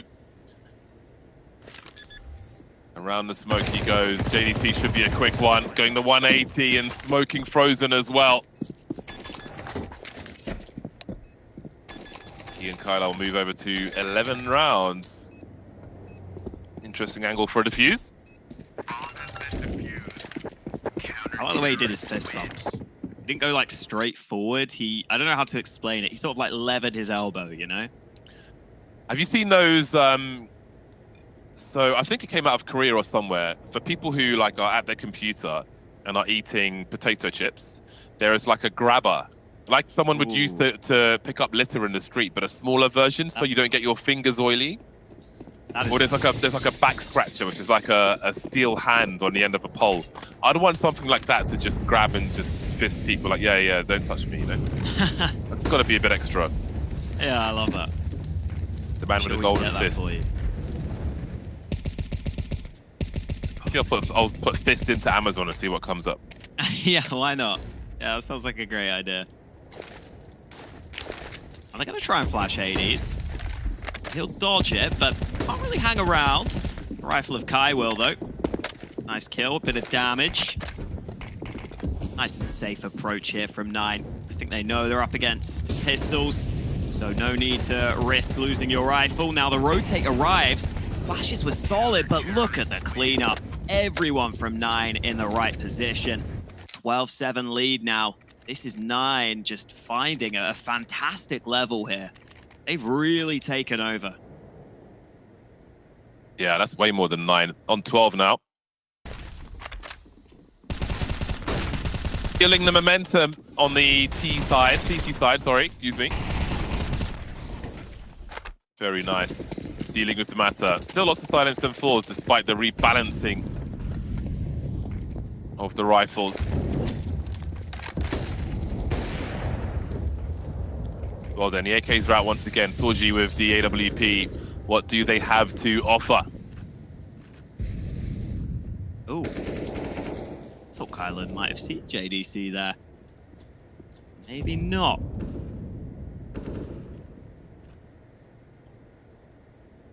A slightly different setup again from 9. So they've got a double stack on mid. And Frozen's not careful. He could walk into this. Yeah, this is so awkward to clear. I mean, it's not even an expected sort of angle in the first place. Maybe somewhat expected. Oh, wow, they dismantle it, though, and Goofy goes down. Nino trying to stay alive. Ooh. Rough pick for exertion. You can see the desperation. Like, they've got to find a way to trade that frag, but they will still be denied. That leaves the AWP with not much to do. Observe the grenades flying in his direction.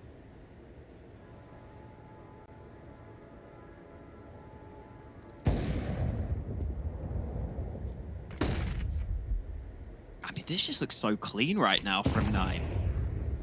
I think they've won like 6 or I don't know how many of the last rounds they've won, but they've won a lot. They've won every round here on CT side, I can tell you that. Yeah, momentum. I think like 9 out of the last 10 that they've won, something crazy like that. Ouch.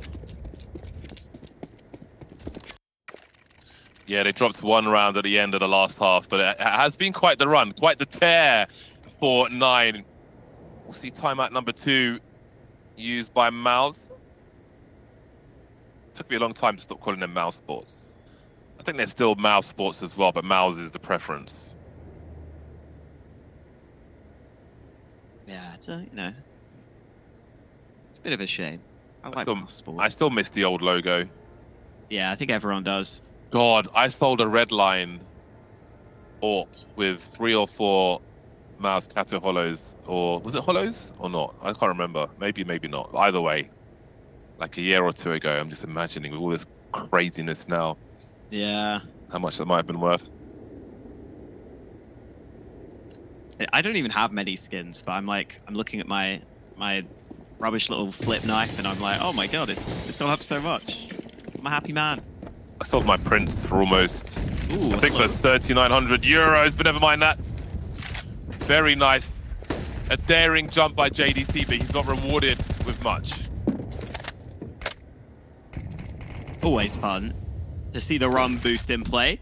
JDC has just taken another nade, though. So now he is very low on health. And Kyler moving in alongside Goofy. They spot the boost. Actually, JDC, you got taken down, but Exertion brings one straight back. You're not wrong. 9 are a very interesting team to watch on Vertigo.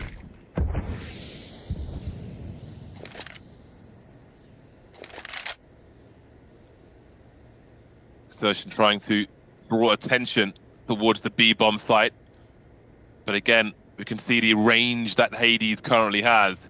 That can change quickly. There's still around a minute on the clock. But surely he gets one and falls away. Oh, straight in the face as well. That's good for 446 to 448 damage. Man advantage for MOUZ now, from 9, excuse me, which is made even better as Key pre-fires the smoke and Dexterous drops. Torji and Frozen remain. They are falling like flies. Torji in the clutch. 32 seconds is enough, but it's 20 HP. He's got the AK. He needs a headshot. He receives the AWP. 14-7, 9 with double the score of MOUZ. Yeah, this has been great from 9. I mean, you just look at the kill distribution. That's something else I love about this team. Sometimes I feel like you get these regional squads where there are 1 or 2 players always lagging behind. But this is a really well-rounded roster. You can see it right now. And Hades just loves to pick his spots, make the fights as easy as possible for himself. MOUZ with a half buy here, 14-7 down. This comeback feels almost impossible at this point, not just because of the score, but because of how convincing these rounds have been from 9.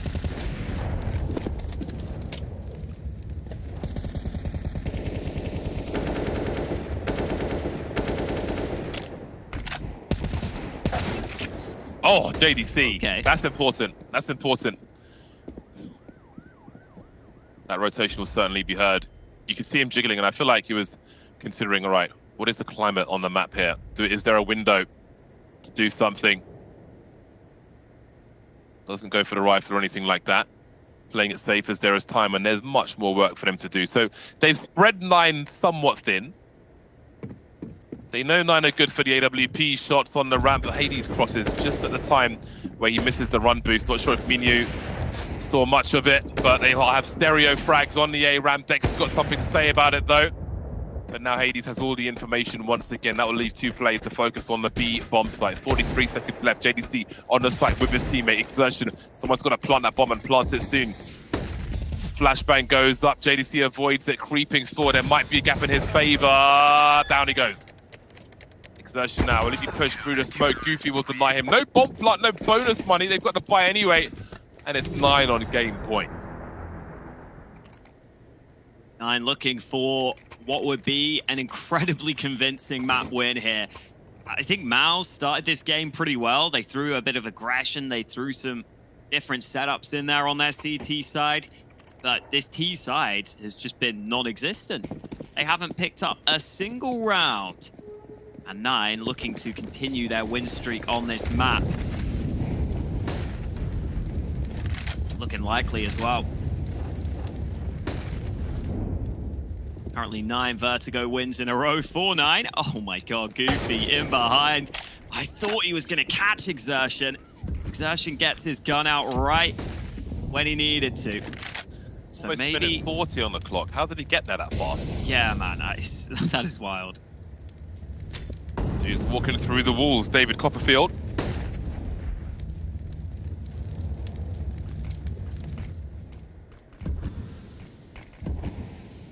Heading towards the 1 minute mark now. Again, it's been tense from the beginning. Hades with an inferior angle to Dexter. Now the urgency is rising, looking to find more. The numbers game is here though. JDC will trade. Keep them at the advantage. What is there for Minyu to do at this point? Make it expensive maybe. Although it's been expensive for his team as well.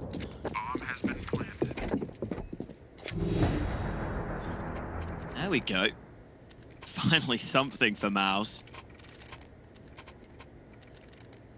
Feels like it might be too little too late here, but we shall see. I mean, 9 are also just such grinders in the online circuit. You look at their stats, they've played 27 maps of Inferno in the last, Vertigo in the last 3 months. It's crazy how much Counter-Strike these guys play. I'm sure that helps them get to this strong level. Playing basically any tournament they can get themselves into. Qualifiers as well, that's how they got to this event. To make a name for themselves. Here's some CT aggression. Oh, wow. I think Dexter's touching Kai in the smoke, but Kai comes out on top for one. Good damage done as well. And oh, wow. Okay, Kyler gets burned. Trouble then for 9. This is a promising round for MOUZ. Good implications for the long run as well. They were lining up for Goofy. And Exertion was having none of that. One man to the good now.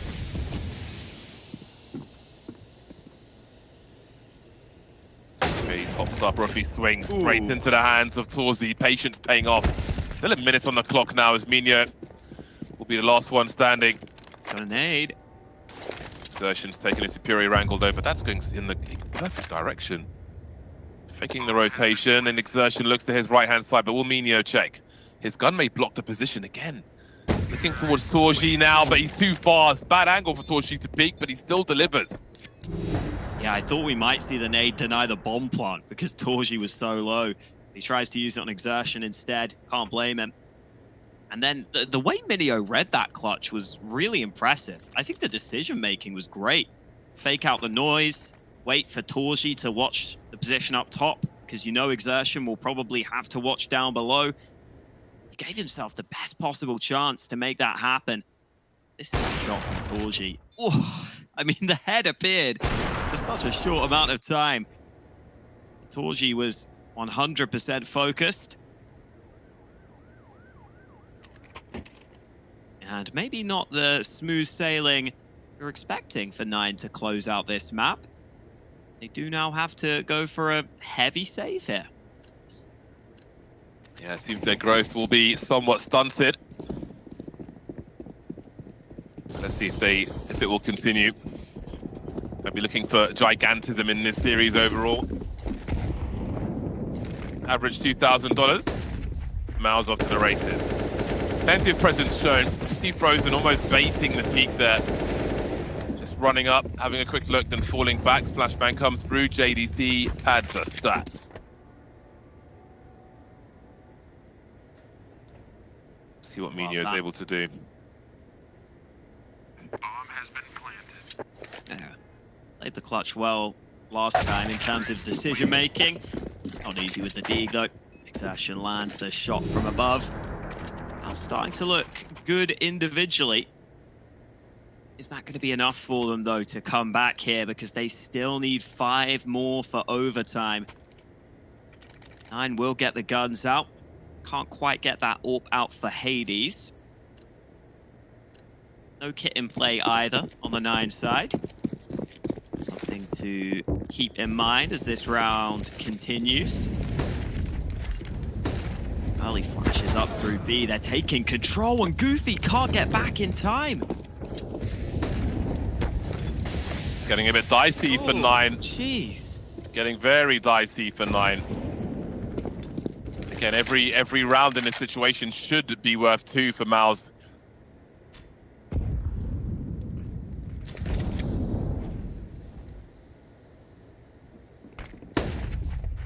Moving over towards A then.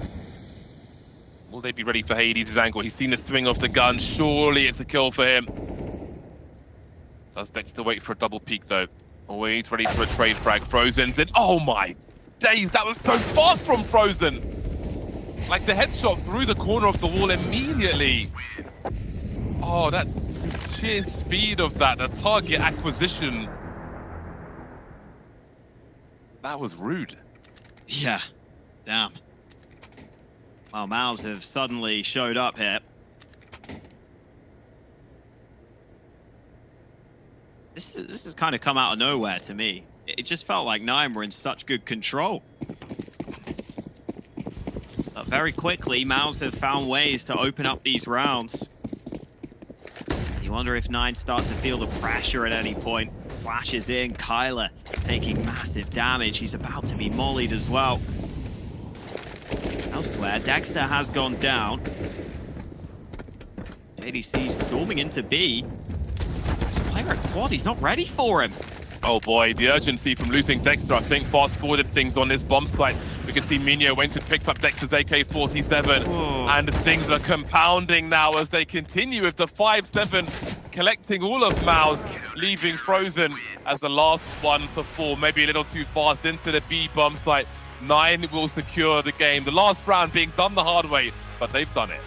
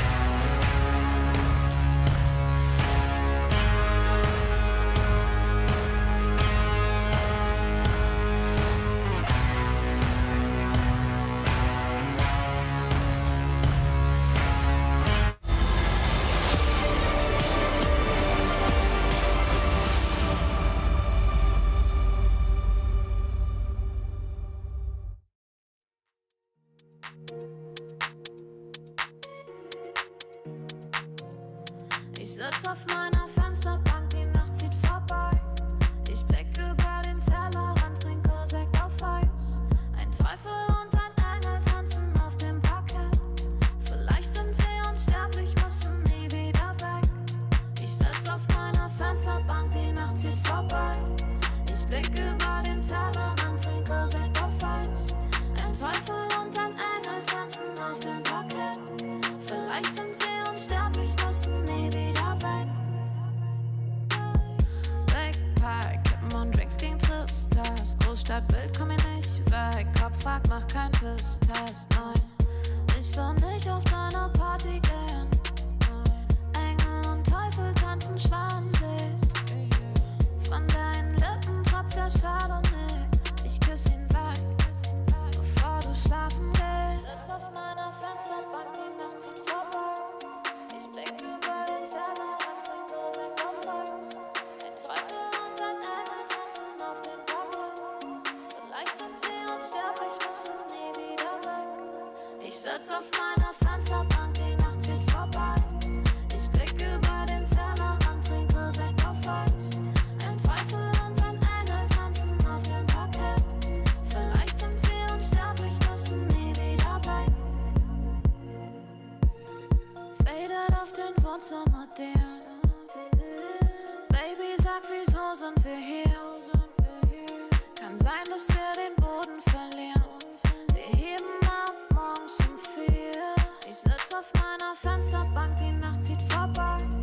Ich blick über den Tellerrand, trinke Sekt auf Eis.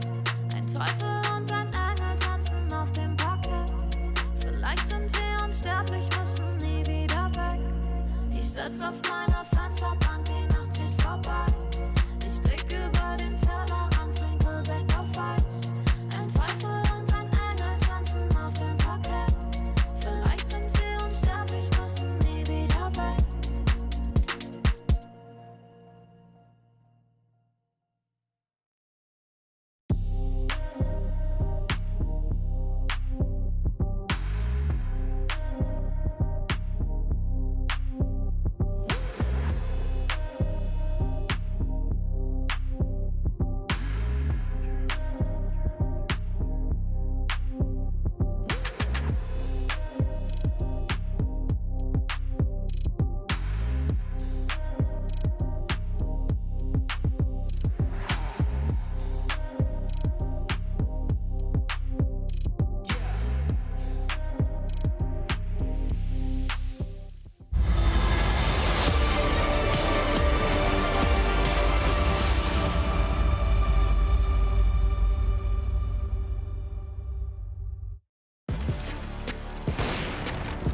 Fire on the first day here at IEM Rio.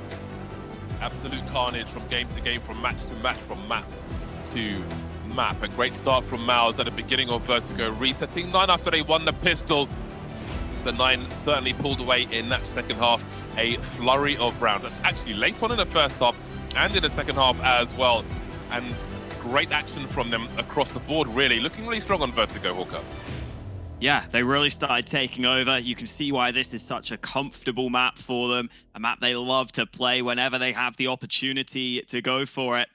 And they end up taking it 16-11, maybe a slightly closer scoreline than it could have been. MOUZ started coming back a bit at the end there. Then it's the Pistols that close it for 9. So can't complain. All round, a solid performance from 9. And it really was that very even kill distribution. I think everyone was in like a 5-kill range on the 9 side. They just all showed up here. Yeah, absolutely. Everybody turning up for 9. And it was fascinating to see them as well. I think a team who have been grinding really, really hard, who have got their own identity. It was great to watch. And again, I think a full Polish squad, everybody must be happy to see that. We've had so many great memories from everybody playing in Poland, but of course from the Polish teams as well. Classic versus Pro, quite obviously as well. Shout outs to Pasha, who is still in our hearts and minds with his current pursuits. But again, this team shows lots of promise, and they've worked hard to get to where they are, to get the opportunity to play here, and they're doing well so far. Let's have a look at our head-to-head and see who is where. Goofy and Frozen, notable player on either side with similar stats, Walker. Yeah, Frozen was definitely delivering. For MOUZ, had a really strong start, especially got them off to that good start in the first place. But Goofy on the other side, I think he was great. He was playing those clutch scenarios well when he was put into them. Again, it really was that team effort for 9 across the board, so hard to pick out one player for them. But normally it is players like Hades towards the top of the board, or Kai normally is their star rifler. So seeing Goofy step up, definitely good.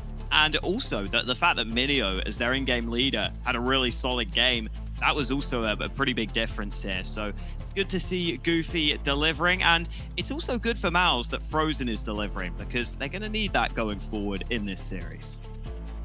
Yeah, fantastic work by Goofy and the entire squad. But that was their pick of Vertigo, and they showed us why. We know what to expect from MOUZ on Ancient.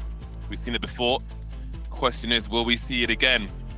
Do you have an opinion on the current form they're in? I mean, you know, MOUZ are the name brand here, right? The team, the squad, the players, they're the name brand. So when a name brand loses to relative unknowns, regardless of the work that team's been putting in, people are always like, okay, this team's bad, they're playing bad, whatever. I think 9 are quite clearly a very strong Vertigo team. Again, their recent results against the teams they've been beating on like G2 and Nuke, etc., will prove that as well. But can MOUZ play their own game on Ancient? Will they have the space to do that? I think they should. I still think the stats look bad for 9 on this map, but I don't think it's as bad as it seems for 9. Like, I mean, they played this against Heroic just earlier in this tournament, and they played it fairly close. But I do think MOUZ should be much more comfortable here, and it's not like their individuals were like crazy quiet or anything on that map. I feel like when they had chances in rounds, you saw the players were shooting pretty well, just on their individual levels.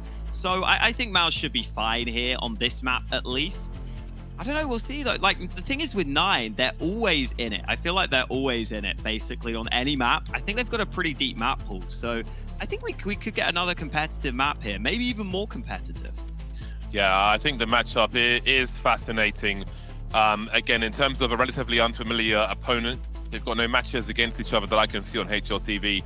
And I think that's the thing. Like, MOUZ are a team who are not shy to be aggressive. We saw that in Vertigo. We see that from map to map. But it's one thing to be aggressive when you know your opponent, you know their habits and so on, and their timings. But when it's someone you haven't played 100 games against, it's harder to make the right plays there. And if you fear that you might be expected and you don't make the plays you think you can make, then I think the only thing is disaster after that. I don't expect that of MOUZ though. I think they're a very calculated squad, and I'm sure they will deliver on Ancient, but can they deliver enough? That is the ultimate question, which we won't have too long to wait to find out.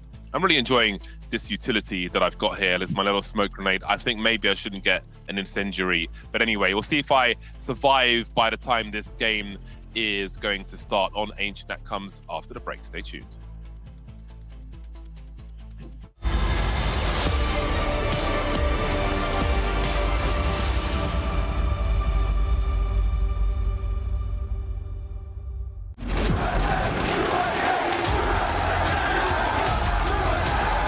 Dallas, we're back.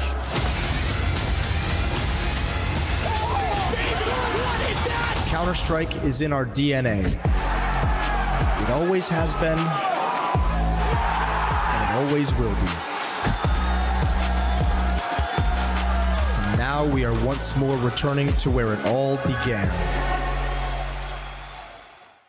Melbourne, Australia. Home of the best Palmers, the Flat White, iconic trams, the Yarra River, and CSGO. 1, 2, 3,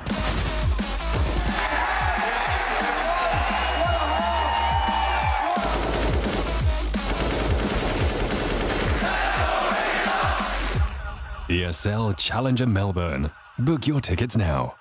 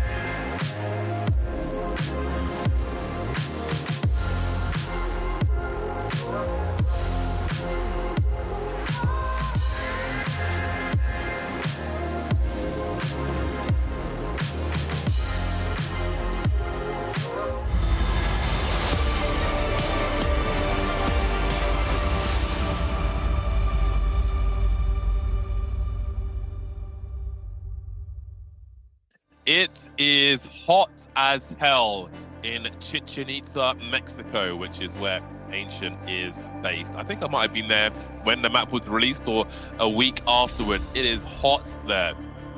You stand in front of one of those temples and you clap your hands and it echoes in the top and it sounds like a bird. It's the strangest thing that I've ever seen in person, I think, or one of them, definitely top 5.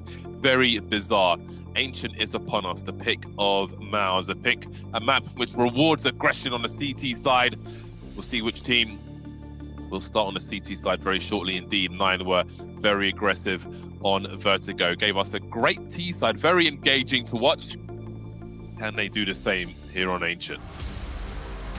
Let's find out. It is 9 coming into this one with the chance to eliminate MOUZ. Be a very early elimination for the MOUZ guys. They do not want to let that happen.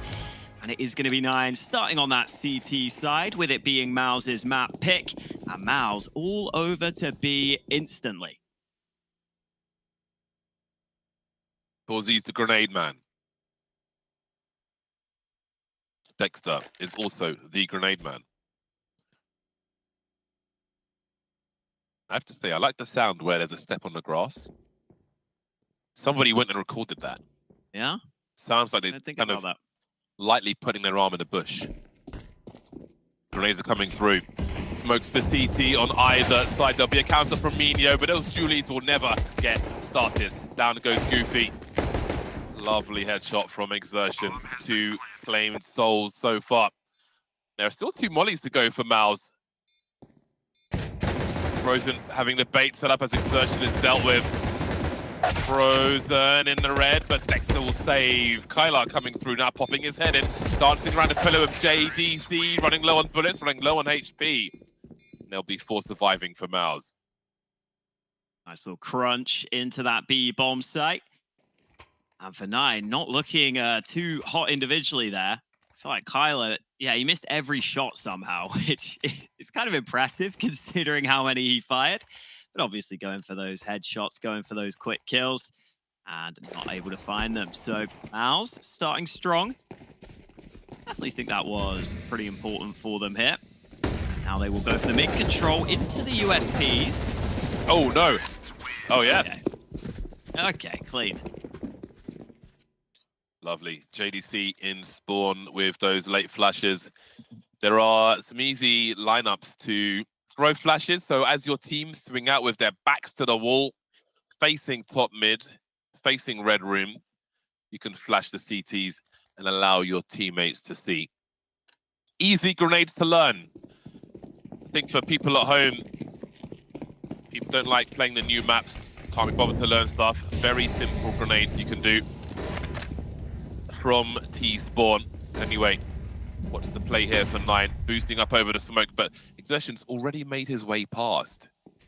Now, Hades has the position around Red Room. The trajectory will be seen as Dexter makes his way forward, or does he? Smoker's gone. They're going to wait in position as Dexter goes up and down. He is being teased, but he'll go and get his frag. Smoke down in the face of Torji. Oh, and he's getting spammed. Okay, JDC able to bring one back, but pulls out the flash at the worst time. Kyler runs him down. Bomb's actually going back here. A is a little open, but I think 9 will adjust their setup accordingly. It's a really passive setup from 9. I think they just want to make sure they don't give away anything here up in this 4-on-2, but Torji takes a shot and still somehow delivers the headshot of his own. He's going to be traded. And now that they've flushed out that B site, are they ready for Frozen on A? They should be. Hades still here. Oh, he backs up into Temple, but now he'll just hear Frozen. This should be free.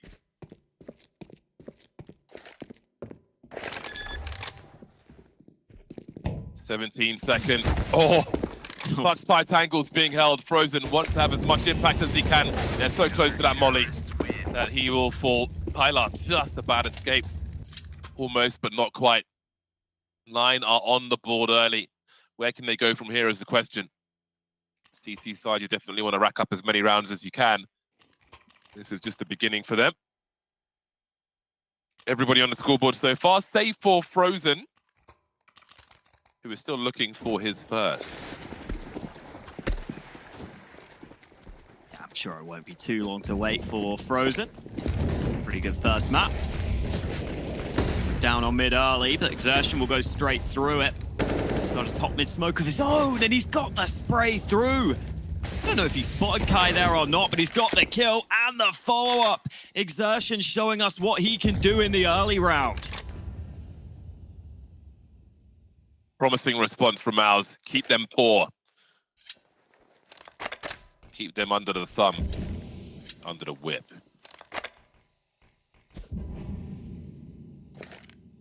Nine may consider playing together. Really hard to play CT3 versus 5. We saw the 3v5 clucks and then when they were on the T side of Vertigo, but this is a different affair. You're all playing in isolation quite often, and they're doing what I expected them to do in terms of committing to one bomb site together. No point being isolated and spread across the map, especially with how these pro teams, of course, will abuse their numbers to trade frag. You kill one, we kill one. Oh, look, we have an advantage. It's even worse now for you. They have to concentrate their efforts. They gamble towards B. It will be A. But this may not be the end of their troubles. MOUZ don't have too much money, so I'm not sure how much they will hunt, but they have so much map control already that they may give it a consideration.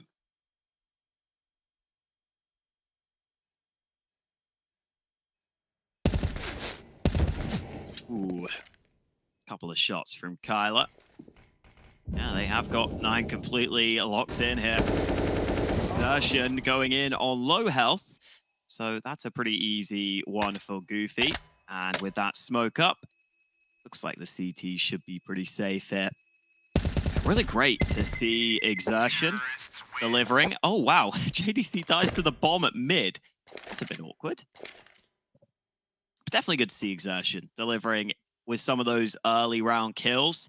He was doing that against FaZe so often at the RMRs. It felt like just every round on Inferno, Exertion was putting pressure on the map, finding openings. He's got great aim, but also a great understanding of how to catch his opponents off guard sometimes. He was a massive problem for FaZe in that series. Good form lately, and definitely delivering there. Just won that round for MOUZ with the 2 openings.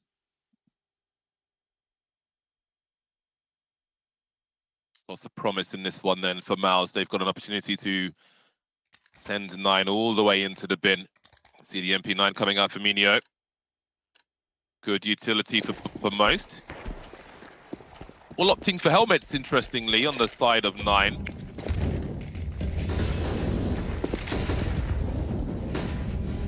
Versus the AK-47s. There's that 1 Galil for Dexter, of course.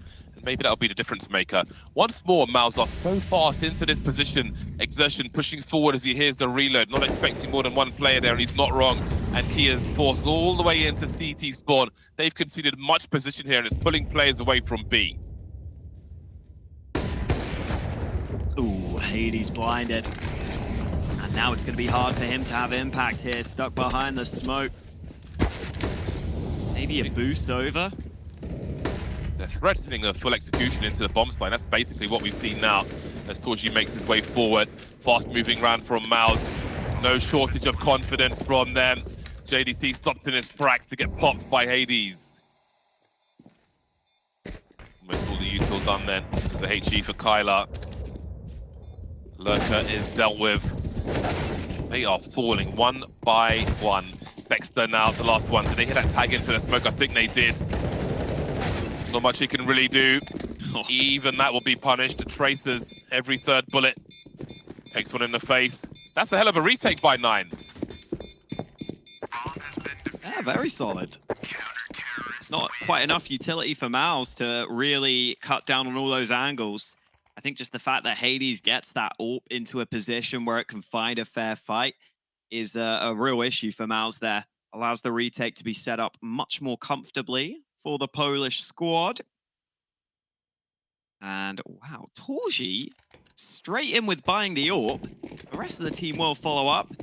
You can see some of them on pistols into this round on the MOUZ side. Oh, that's a huge risk from Torji. I thought that was the kill. That flashbang. Still going. Oh, he forced him away. God. Shot How in is the he butt. alive? Limping around the corner. Big focus towards the A bomb site then for MOUZ. Yeah, I feel like he was lucky to escape after that first shot. I thought he was done for. You can see Kylar by the donut position. Grenades coming his way. Molly's less than ideal. Got to be real careful about that. Forcing his way through the smoke. Risks being taken against the force buy. Very scary stuff. Grenades being deployed. JDC trying to create some space here. Bomb is planted. This is absolute chaos. Goofy sending it through the smokes. Why don't they wait? Kylar's here as well. Both teams refuse to lose, refuse to give up anything for free.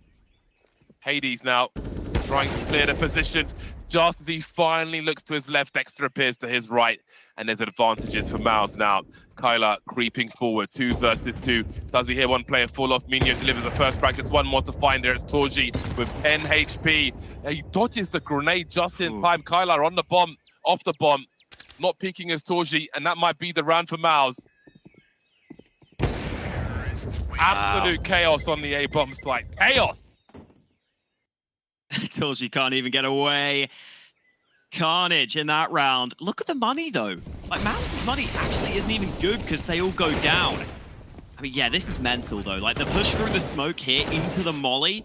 I don't even know if Goofy knew there was a molly there. He just seemed lost. So the way some of these fights go down, so awkward. Felt like Torji was the one player who kind of kept calm in all of the chaos. And, I mean, yeah, it's Galil's. It's actually a worse buy for the T's here. At least in terms of weaponry.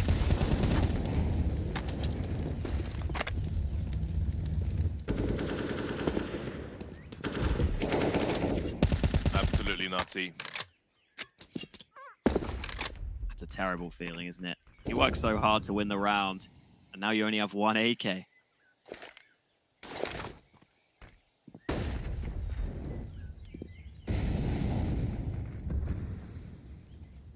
I do like the aggression that Ancient forces upon these teams.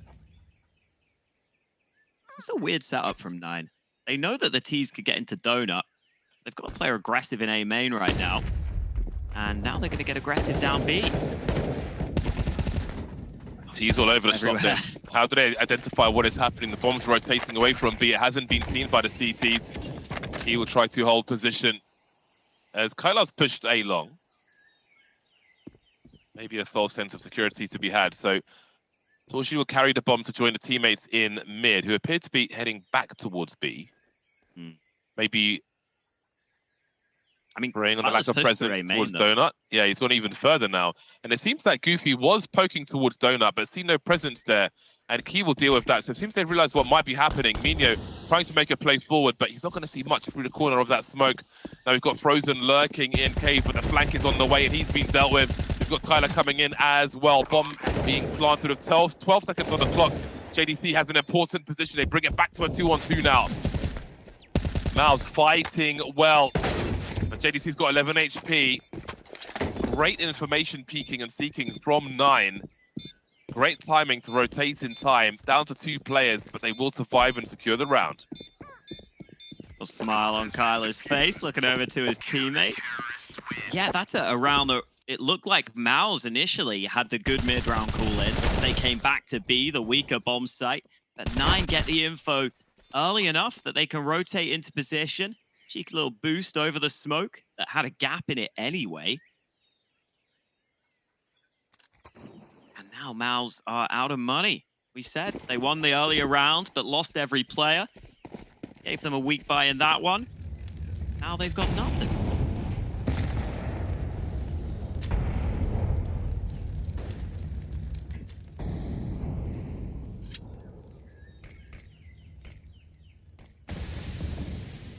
Frozen still looking for his first kill. Unlike him.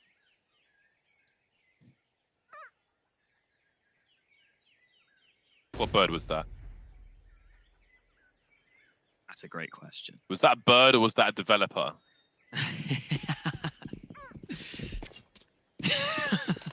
I would love for that to just be a guy. I reckon it's 50-50. I could see one of those guys going... I could see that being a thing. Yeah, I could see it. Frozen got his first kill with the Glock. Again. I can't unhear. Now you're just thinking like, which developer is it? Yeah, that's incredible. Wow. AKs are out for MOUZ. Is it mid-control time? Looks like it might be. Top mid smoke has been deployed out of spawn on the MOUZ side. I fully commit to it, though. A lot of players outside B early. See the CTs putting that utility down, making it hard for MOUZ to move up early. Look at the aggression. Kyler's out through A main again. This man is crazy. Lack of respect is always good to see. Goofy is rewarded as well. I mean, Nine just have all the info they need. Oh no, but Exertion gets the kill. Maybe they go back now. Thanks now. This is weird. They're not ready for Kyler this quick though. Oh boy, this is awkward, but they could line up for him. Oh, he's being teased. Now they have A. He might have a chance to run. Oh god. Oh my god. Oh. Well, for MOUZ, they have made the right decision. Exertion with 2 with the Galil. Kyler to try and pull this back. Wow, talk about timing. Goofy is left in. Wow, such a close one. This is crazy. This is crazy right now. So many timings, if they go differently, that could just change the round. You know, if Kyler's there like 2 seconds sooner, he probably just sprays down multiple players in the back. The fact that Exertion makes it up mid and wins that first fight means he's in that position in the first place. I like what Nine are doing here, though. I feel like they're just trying to make the rounds really weird on their CT side. They're just trying to get in weird positions because it's not their map pick. So they're saying, you know what, MOUZ? We're not just going to play you on a normal game of Ancient. We're going to play you on a weird game of Ancient. Sometimes it's the way to win. Make it weird. I like it. As they say, it's only weird if you make it weird. And Nine are going to make it weird. Hell yeah. They are in trouble now, though. I mean, they'll still buy. I wonder how you play the Hero AWP on Ancient. I imagine most people would go towards B, maybe with a boost. Looking down the ramp, you can expect to be smoked in mid. You could go towards Donut, maybe. Sometimes you see that fast jump through mid to try and peek down into B from that ledge up top. But that does rely on you landing the jump, which is hard to do. Well, not quite a Hero AWP. This is a full force buy, and everyone has a primary weapon. I feel like a Hero AWP, you have maybe one other primary weapon, and everybody else has a pistol. So we're not quite in that territory, as you can clearly see. I'd love to see one of those rounds from someone. Well then, there'll be grenades offered in towards the bomb site. 2 grenades, in fact, and Hades is deep enough to eliminate Frozen and find out what's going on, which means that MOUZ have to race over towards B and quickly through the smoke they go. Oh, he a bit slow on that one. Maybe he's looking at the radar, I don't know. Minio or Goofy. Goofy's going to find that kill over towards the B bomb site, but it has been cleared out for the time being. We've got 2 flanks on the way from Nine. As Hades creeps in CT spawn, there's a lurker waiting for him. Bomb planted. Minio has a slight window, but JDC's moved into position now, and he'll be waiting for him. That's a massive headshot. It's another rifler on the way, though. AWP's been lost, and so has Kyler. Everything's been lost as MOUZ secure another round. MOUZ dialed in there in the post plant, and Exertion especially looking fantastic, just on an individual level. Clears this corner, and he just does so much here in top mid. I mean, that jump through and headshot, incredible. And you see just no one gets to rotate through because Exertion is just gaining so much ground in towards top mid, in towards red room. I think that's something that Nine have got to figure out here. Exertion is exerting so much pressure on that position, and it means the rotates are really difficult. You can't really help on the B site when he's there.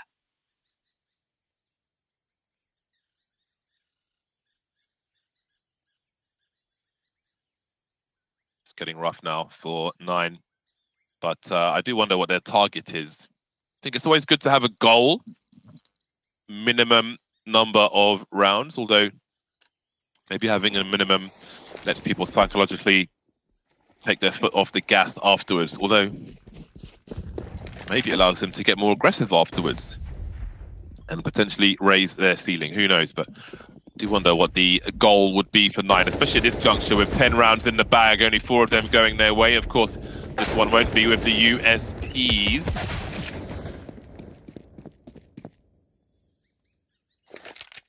There's always one. With MOUZ heading towards 7, perhaps 9 could target 7 as well. Yeah, they have made this a pretty competitive half. Not just in terms of the scoreline, but a lot of the rounds that they've lost have still been pretty close. Those don't count for anything. Are you a candle enjoyer?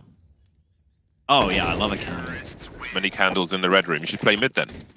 Yeah, clearly. Be amongst the candles. You can even light one. Ooh, so yeah. It's like it's real to you, you know? I get it. Yeah, I get you. I get you. Light the candle when you play mid on Ancient. Immerse yourself. It'll be like playing in VR. I don't know what smell I need from the candle. I don't know what they'd be on Ancient. To figure that out. Maybe go to Mexico, buy a candle from there. Full immersion. 7 to We got 4 the then. full buy. Indeed, we do. M4s only for 9. Oh my, okay. Yeah, that's a note from Goofy. Minio's got to be careful about the reload. He could be punished here, although Session's down to 11 HP. Oh, this is so awkward now.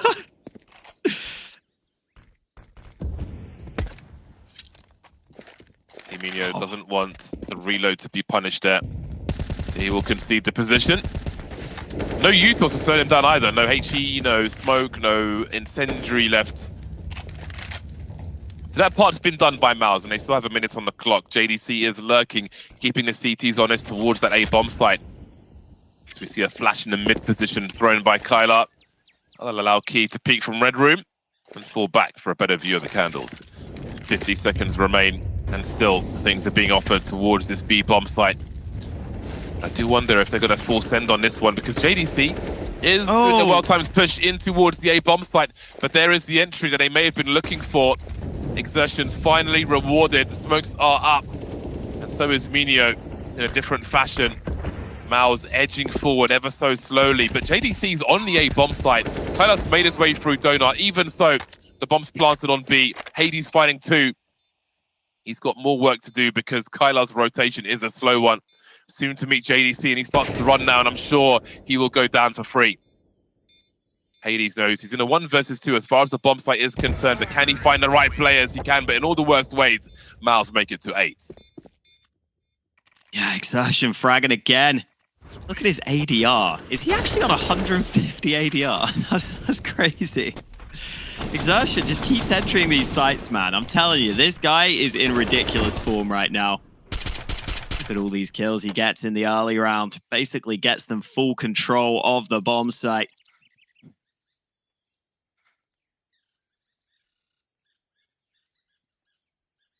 That is great. He has 151 ADR.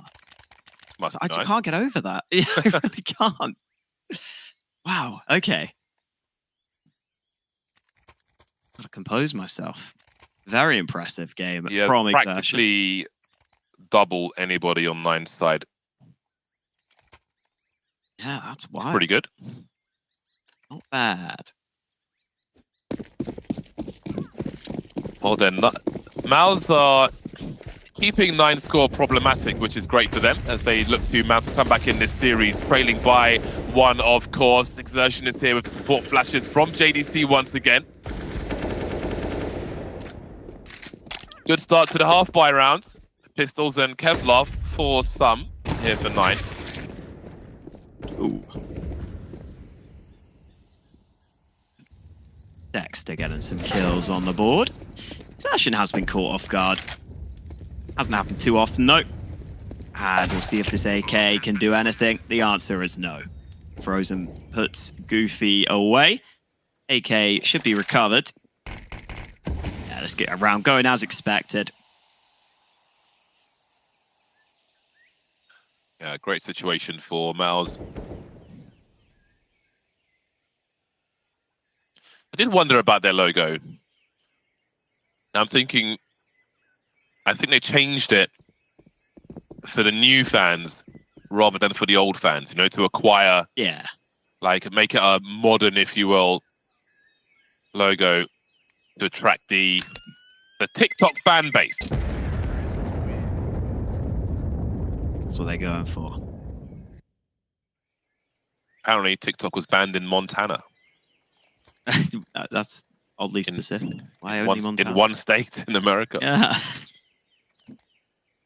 Fair enough. You a TikToker? No, I've never installed it. I don't think I want to. Good man. Yeah. Stick with YouTube. You are on TikTok, so is Counter-Strike. Look them up. True.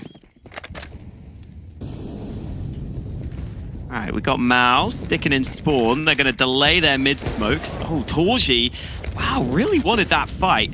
But Minio there on the other side. Hold true with the AK. It looked good until it looked bad. Every round. But this time it's not going to work. No, it isn't. And this would be a much-needed round 4-9 as MOUZ continue to run into the cannons that 9 are holding. There's another one for the books and the bomb as well. So, yeah, this is perfect for 9. It's 500 HP team right now. Even damage is good for Frozen and MOUZ as they head towards the last round of the first half. He can buy regardless, the whole team can. JDC's got plenty of cash to drop Exertion and weapon if required. So, if he can make an expensive Frozen, then that would be something. Always got to try and squeeze every drop out of the lemon. But not on this occasion. 5 rounds then for 9. Potential of 6 for a 6-9 scoreline at half-time. 9 keeping it close enough. Yeah, Exertion has been having a great time on mid, so I think he's trying to just get into the feel for it and tries to make a high-risk play that just doesn't pay off this time. So MOUZ looking for 10 at the half. We have got Torji contact A early. Kyler has been pretty aggressive here at times. The AWP up against him, and he will go down. That's an opener from Torji. He's going to accelerate towards that A bomb site. He's got full control. Oh, not anymore. Well done by Key. Exertion is lurking here as well. Bomb wondering what to do as Frozen is still buying a CT smoke towards the ramp of B. Minute 10 on the clock. Are they going to go for a rotation here with MOUZ towards B, I wonder? Or is Frozen, how's he going to get into this action? Because 9 are completely focused on this bomb site. Seems he may be lurking. A risky play in this last round. We'll see if it pays off with MKey spinning around the corner, but Dexter is ready. There's Minio enacting revenge. Frozen heading towards Donut. Slowly but surely, Exertion will need help soon. That smoke won't be there forever. And there are 3 players to find. Look how focused he is. His back is covered now. He can focus on CT spawn. Big swing from Exertion. Looking on the other side now. They identify both plays, starting to spread out, but they're getting deleted one by one, down to the 1v1. And that clock is ticking. Exertion is buying time. Minio has to push the issue. But I don't think he's got time. Running out of bullets, Exertion, but still alive, still wasting time and securing the round with the pistol. 10 at half-time for MOUZ. A landslide in their T-half of Ancient.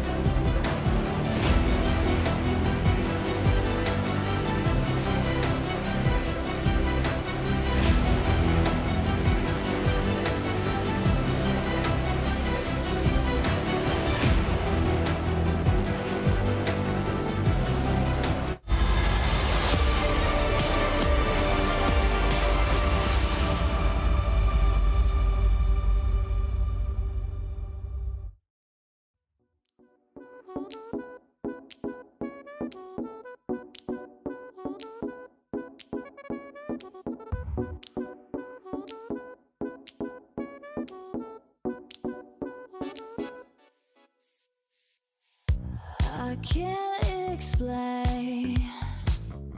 I can't explain it. I go insane when we get naked. Hold me down, never let me go. Take me in, I want you to show. Hold me down, never let me go. Take me in, I want you to show me love.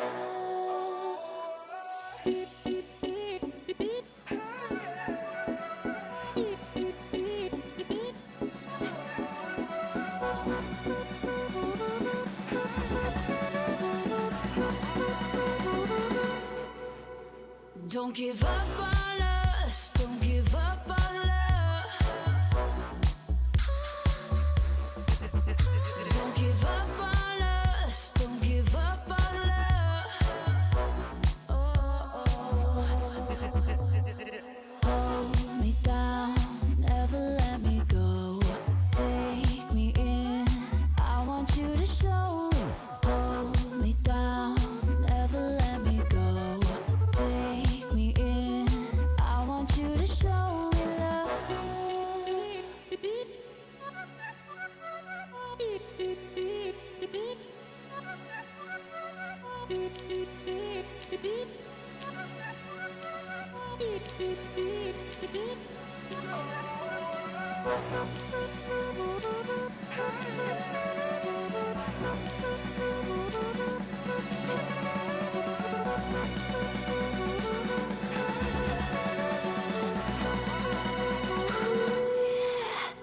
Don't give up on us, don't give up on us, don't give up on love. Don't give up on us, don't give up on us, don't give up on love. Hold me down, never let me go. Take me in.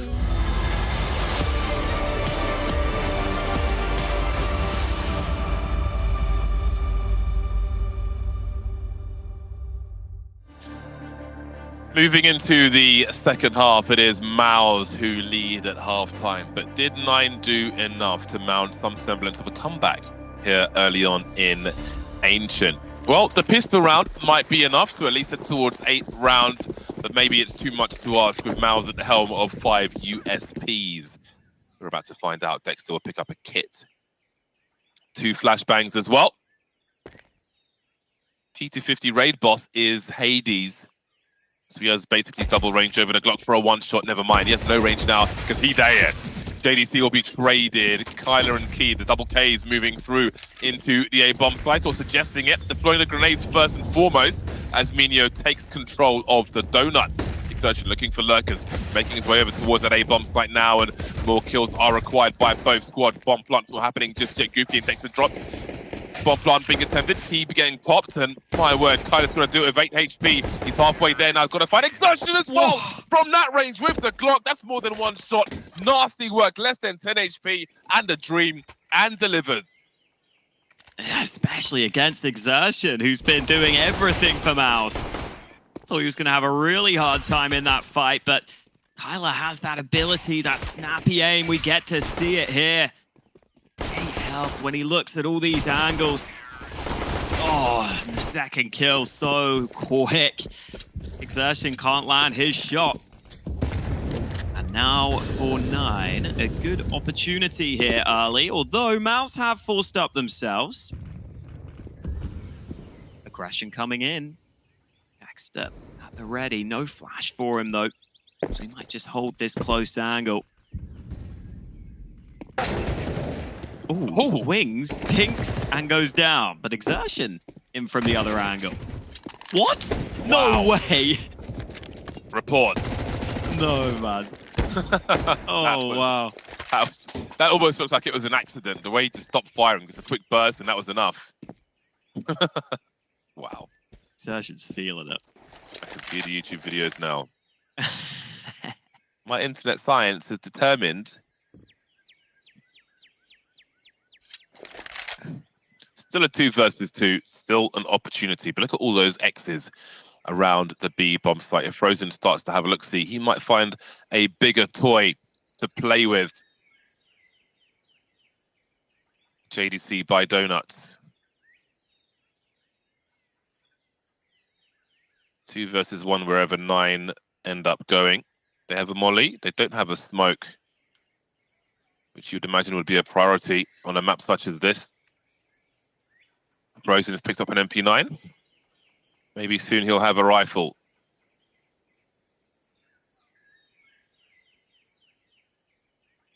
Ooh.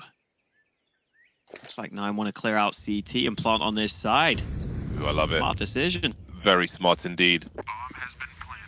Much better limiting of risk. Frozen only able to find an MP9. Goofy's got a pretty reasonable angle. Oh, his gun might have been seen. I think it has been seen by JDC. He'll deliver the kill regardless. Goofy to deliver. Kyler playing it safe from the back. And they secure the round. Stop the rot there, 9. As they move to 7. Yeah, MOUZ getting outrageous. It's just not reasonable. Got off to a good start early, but yeah, the fact that 9 decide to clear out CT, it's just so much easier to clear CT than that donut area. And now MOUZ, with very little to work with, go for this mid stack. We saw 9 do this themselves on USPs in the first half, so I think they'll be ready for it. Such a clean first shot there from Minio, and Hades will have some trouble cleaning up. But he can go and switch up for an AK-47 now. 3 plays survive for 9 as they move forward to 8. MOUZ, their game begins now in the second half. Started with 10. Orp is up for Torji. Now let's see what their aggression will look like on the CT side. Plenty of util for them as well. Now the true test starts for 9. Can they do it in 2? Certainly gonna give a go of it. Spawn smoke for Goofy, which is promising to see. No shortage of work being done. Donut grenade being lined up as well. Might as well have Frozen and JDC on this bomb site. We've got a creep from Minio in mid towards that. That'll be really important, but Kyler wasn't expecting that. Goofy swinging with the bomb to trade the frag. The jig is up, the rotation is on. Dexter and Frozen still here. Molotovs towards A long, trying to compromise the rotation. The swing out from 9 as they start to make their way forward. That flashbang though catches Dexter. That was in front of the box, but it bounced in a weird way and just about flashed him as well. Still drops the bomb though. And now they have massive advantages, MOUZ. Yeah, Torji comes in with the AWP to clean up the final 2 kills. I think for 9, they had some decent initial utility, but you kind of see them first just overlook JDC's position. Nice little wide angle. I love that JDC goes wide there, makes it difficult.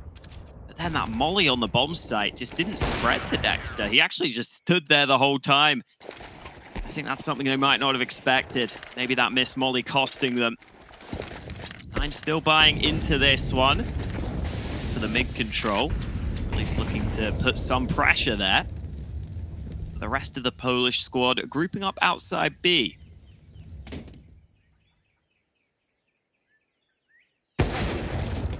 Oh, that's a big one. No, Torji goes down. That's a very big one. It's the exertion, trying to hold on to the bomb site, unable to do so. Dexter maybe here too late, maybe not though. He will avenge his fallen teammate, keep it close to Molly, going towards that bomb plant. That really buys some time. That's a big difference maker. Hades with that AWP, trying to get that bomb plant in. There's the swing from the Mac 10, but Dexter deals with it. No problem for him. On the reload now, what does he switch to? Can't switch to anything in time. Somewhat exposed there as Hades delivers the frag, but it's down to Minio now. 1 versus 2. Look at all the X's on that bomb site. The whole match has happened here for this particular round. The bomb is being defused and Frozen will cover as well. 9 will be frustrated with that. They got clean entries onto the B bomb site, but they kind of overextend there, I feel. They give Dexter these opportunities. I mean, that's the first kill. Torji only spotted the top of the head. It's a 5-on-3, but Kyler extends further. Dexter waiting. And then look at that, another headshot. I mean, it's a good shot from Dexter, I don't know if they need to give him that fight. And then from that point, MOUZ able to get in on the retake. For 9, even with the bomb plant, it has to be the half buy here.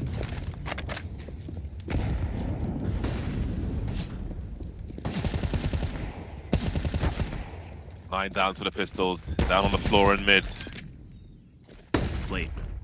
Very clean indeed, clinical. MOUZ will be 3 rounds away from a deciding map very soon indeed. Nuke would be very interesting. Would be a spectacle, I feel.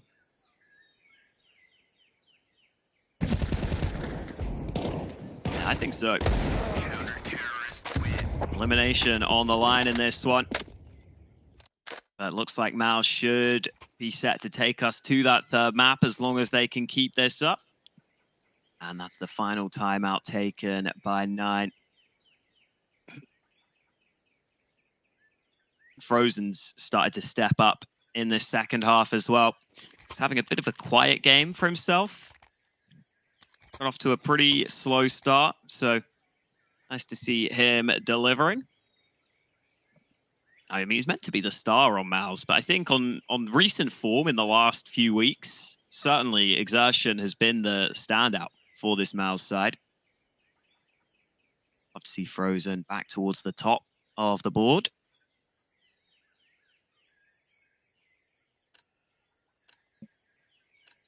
Here we go then. Important round for 9. They have to win this really to have a chance on this map. Top mid smoke goes in early. CT utility deployed in reply. Minio will take some damage. Not gonna get out mid though. Just as MOUZ did, making their way towards Red Room. Frozen will be dropped. Everybody's pretty deeply committed to their bomb sites here. Instant presence being shown, big presence. 9 wants to draw plays away, but they're basically ignoring the hole in their defenses. I would imagine JDC might rotate soon. He's got to smoke up on A long. The B players are falling back somewhat. Sorzy will say hello to Minio.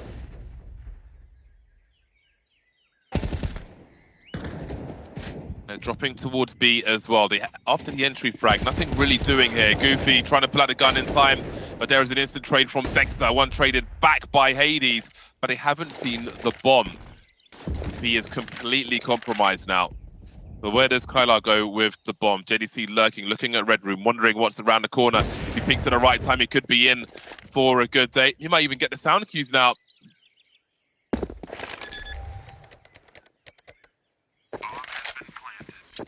Seems like he's figured stuff out. Ooh. Kylar considering rotating over once again. That molly will slow them down as they're both moving together, but he only knows that one player is there. Sorzy with the AWP. Kylar could be in a few places now. Knows it's an AWP. Down to the pistol. The crowd from Sorzy halfway through the fight delivers the headshot. Nothing going the way of 9 in the second half. MOUZ march to a 14th round. There from Torji as well. You saw him celebrate that round win. He pulled through for his team because that opening looked so good for 9, getting into top mid like that, but Minio caught as he goes back. And they send across the map, losing that fight. Kylar, well, he had a chance, but yeah, that crouching pistol comes through from Torji. 9 have made this a scrappy game, but I think MOUZ have done just enough here to stay on top on their map pick. Again, you're seeing 9 just spread across the map. I think they're just trying to make it like confusing and just trying to make it uncomfortable for MOUZ. But MOUZ with just enough of the fights, and you see JDC with 1 and damage onto Hades.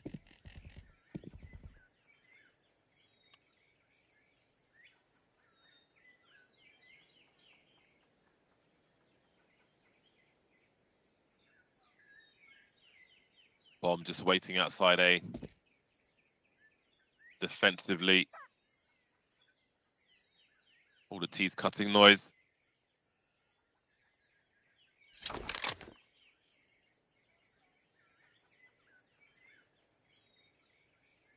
Pair of T's moving forward.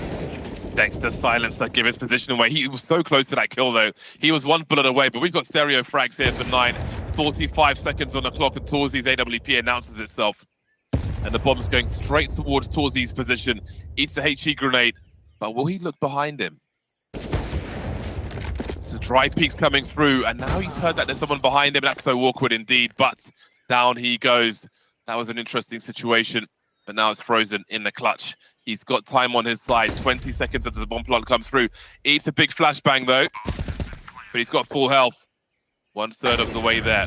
But Hades won't let him go any further. Big headshot from him. 9 rounds for 9. Yeah, again, just keeping this spread style. Making it difficult for MOUZ to know really what's going on. And just doing enough to get into a better position in that one. Timeout taken by MOUZ. They want to make sure they get on top of this. And maybe figure out if they can buy in this round. Because Torji has a lot of money, but there are a lot of players short on cash. Whatever happens, there'll be a decent investment here. And yeah, it will be a decision to buy. So a couple of players will be missing rifles on the MOUZ side. Maybe this is Nine's chance to try and get back into this game.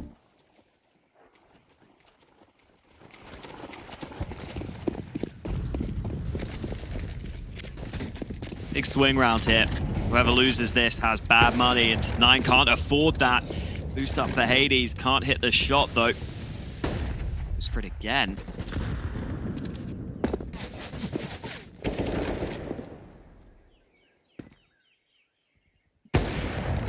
Five rounds to claw back, but Torji's ready.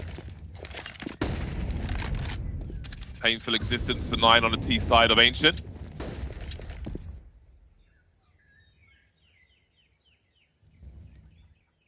Minio lurking towards A-Long.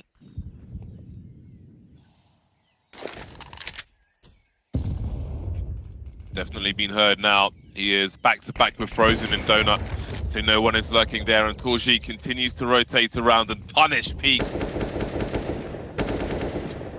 9 can't afford any losses, any unanswered losses here. They've only got 3 players left, and look at MOUZ. They are taking liberties.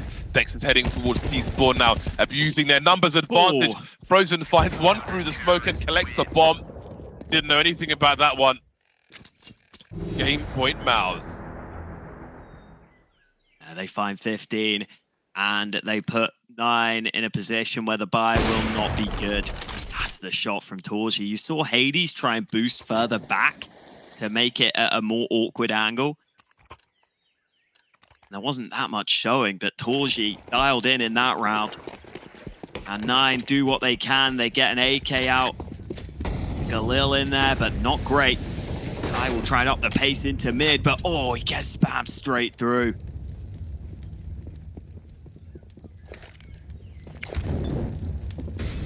Careful. Oh, hello. It's awkward. Possession's confident though. Minio's found himself towards Red Room as well, but you never know what lurks around the corner. Some of those angles are oppressive. Might not be able to do it for free. MOUZ holding steadfast with 3 on the B bomb site. They know 9 don't dare make a brazen play. They can't afford the risk. Such a rough situation for them, and Torji continues to press forward. Perfect bounce, Goofy down to 60. Relentless harassment from Torji. Some nice shots in this game from him. Frozen caught sleeping, looking one way, killed by the other, but the numbers are dwindling so badly for 9. Goofy eating nade after nade.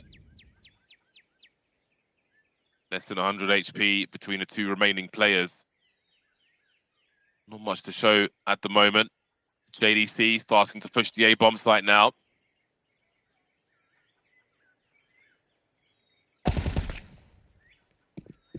Death by paper cuts here for 9 on Ancient. Goofy remains at 43 HP. 16 seconds on the clock. At the mercy of MOUZ as they find the final kill. And fight back. They forced a third in deciding MOUZ for a strong performance on Ancient.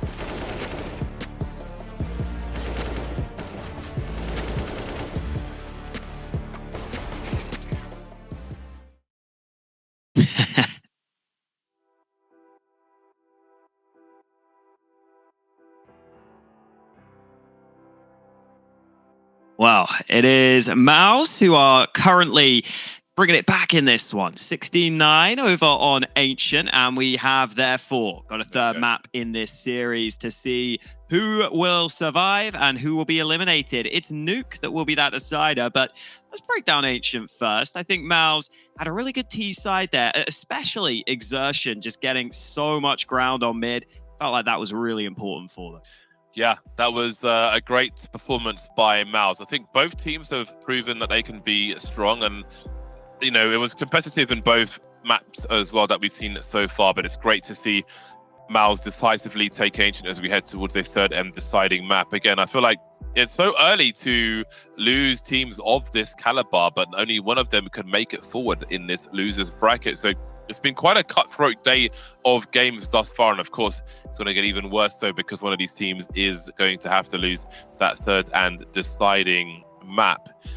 I mean, I think that I don't like to make generic statements, and I wouldn't say it's a generic statement, but it does sound like one saying that I think that both teams are very capable of taking this series. But it's like, you know, I feel like the previous one, could be chaotic at times, but I think we've got two very strong teams here who are trying to outplay each other and are capable of doing so.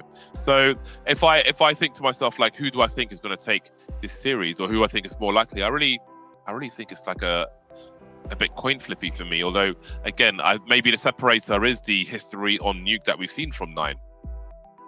Yeah, I think I'd agree with that. I think, especially on that map, I don't really want to judge too much because I really feel like 9 were taking a lot of risks and trying to make the game as weird and uncomfortable as possible. And you kind of saw that where you were having these chaotic rounds on sites or just fights all over the map at the same time. But I think on Nuke, you'd expect it to be much more controlled for both teams, which is quite an exciting prospect. I agree, though. I really think that 9 have just got a really good veto here. I feel as though they might be slight favorites. The question is whether you think they can handle the pressure.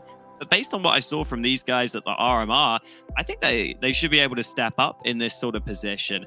The only thing you have to wonder is, you know, do MOUZ have that extra gear that they're going to get to? Because we kind of know with MOUZ, they're a team who should be capable in this sort of position. So there are questions, but on paper, you would have to say 9 have got to be feeling really good about getting to a Nuke decider. Yeah, I think Frozen is going to be key for MOUZ. He needs to have a good performance if MOUZ are to have a good result in this game. I think he's a very important player on Nuke specifically for the squad. So I'm going to be looking for him to be a standout player for them, especially when they are on the CT side. It's up to 9 to stop them, to stop him as well. I think he's going to be a key player for them to shut down if they are to be successful in this game of Nuke. And sure, they've beaten the likes of G2 and so on in the past, but maybe the style that MOUZ bring will be enough to do one better on this occasion. But again, in terms of pressure, I think if you're beating G2 on Nuke, then you're capable of beating anybody on Nuke. So I can't imagine pressure is going to be a thing for 9 whatsoever. But again, MOUZ are still another good team, another strong team.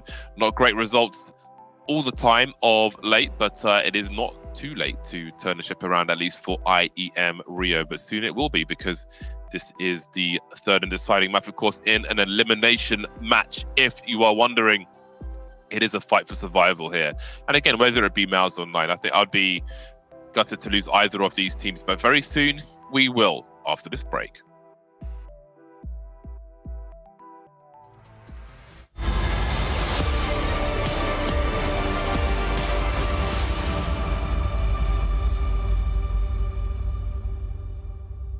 The bell tolls for Cologne.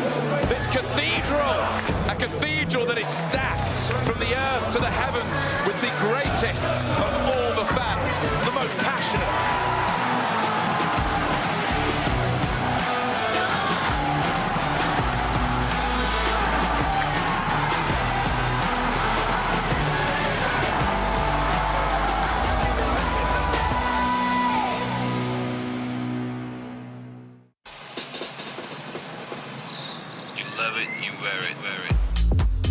Wear your passion.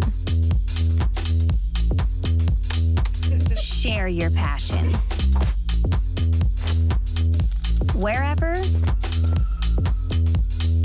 whenever. Gaming is a lifestyle. Get your merch at shop.eslgaming.com.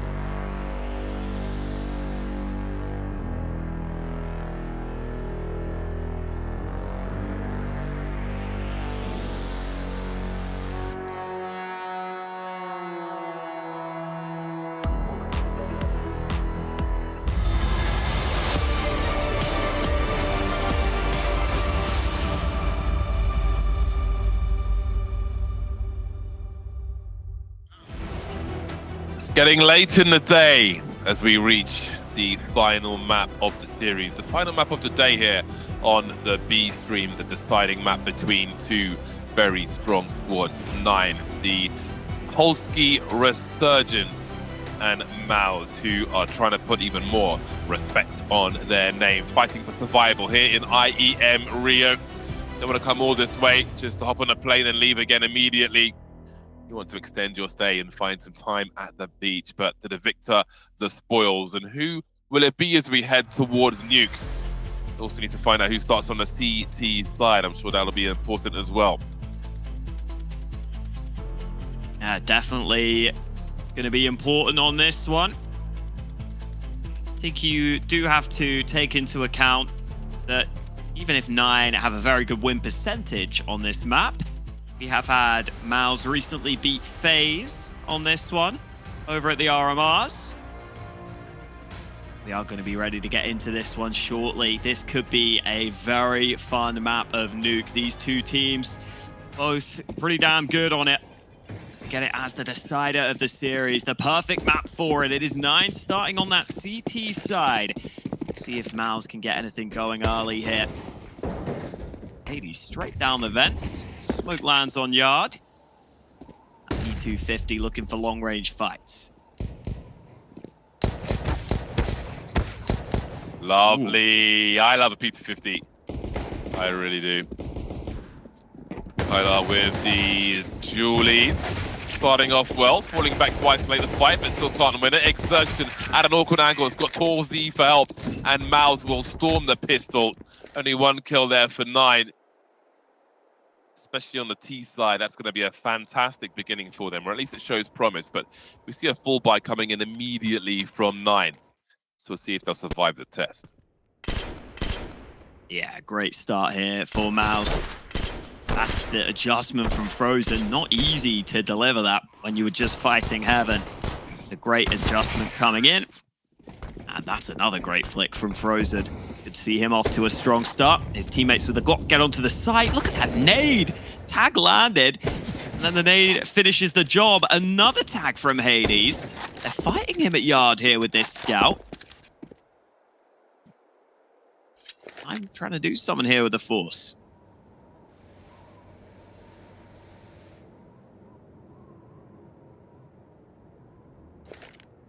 They will be chilling in lobby. On Nate to blast open the door. And Nate into the A-bomb site. Goofy getting up close. JDC in position. The Galil actually loses out there. Goofy with another headshot. Finally falls. The Kyler on the ladder forced back down. It might not matter though. Look at the health here for MOUZ. Torji commits. He gets a kill. Somehow gets away with it. This is such an awkward 2v2. Where do MOUZ go here? You know that Minio's on this A side of the map. Scout move in. Now switches to the Deeg. Kyler's just going to stay down those vents. And MOUZ may be waiting to see if they can bait in this aggression. And Minio will move into hut, but they're not holding this angle right now. They'll go back out through door on towards A. Minio could still do everything here, though. He only needs body shots, and he's on the big flank.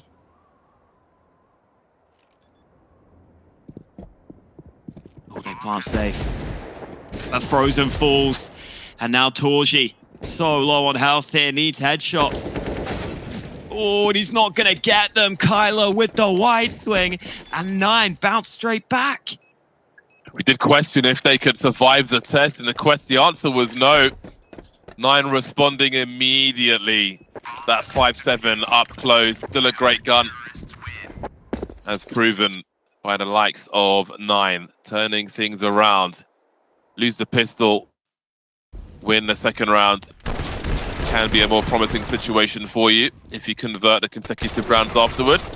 Plus the loss bonus in the bin. Man like Goofy on deck.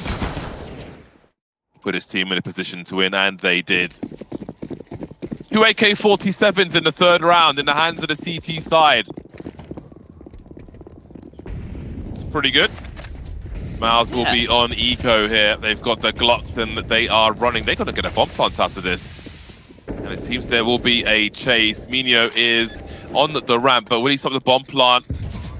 Expected to be rounded back through the grenade. So that's mission accomplished then. Pretty sure that was a target for MOUZ, and they've achieved it.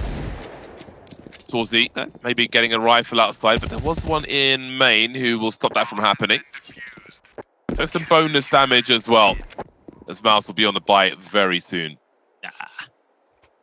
Frozen really tried it, but can't get there in time. And yeah, this will be the opportunity now for MOUZ. Good start for 9, though. I love that they got that 4 straight back. Get to see what MOUZ decide to go for here. Oftentimes, teams will love those standard yard smokes. Just try and get that early control and see how the CTs respond to it. But look at the CTs. Hades moving aggressive. The nade in his face. He can't hit the shot, but Goofy's got up close here. So they'll know that no one's crossed here yet. And wow, look at the swing from Goofy. The brazenness from 9. Things are showing promise. 3 left then for MOUZ. They try to do what they can, but 9 are all over the place in the best way as far as they are concerned. JDC has a lot of people coming their way. This is something that MOUZ are going to have to try and solve quickly. Very dangerous round. 9 are a fascinating team to watch. Yeah, I love it. Different opening moves at their disposal. And then you see MOUZ try and quickly respond. They see that yard presence, so they say, okay, maybe A is weak. Maybe we can get into this A site. And 9 rotate players back and just keep enough competitiveness there and get the ramp aggression for the big flank. Beautifully done. And their reward is only having to go up against pistols in this round.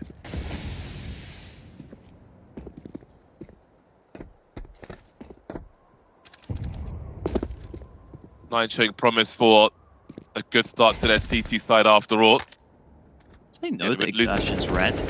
Not sure. Should. Okay, they do. Sorry, I got a little scared there for a second. Love the confidence in the way 9 play.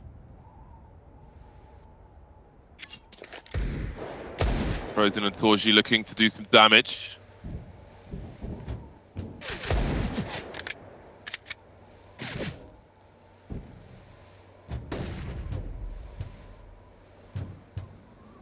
Yeah, I think it's... Oh. Okay, Frozen. Whoops. Just a little full damage. Yeah, I think interesting to see how he clears the angles. It's always fun to watch that. Yeah, for sure. It's really cool. The 9 go for that in the first gun round. I feel like just fighting yard like that, you kind of know that someone's going to be there or someone's going to try and pressure it. And you get to see if it's the whole team or not. Frozen has started pretty strong. Could be important for MOUZ, who now have an AWP alongside their buy.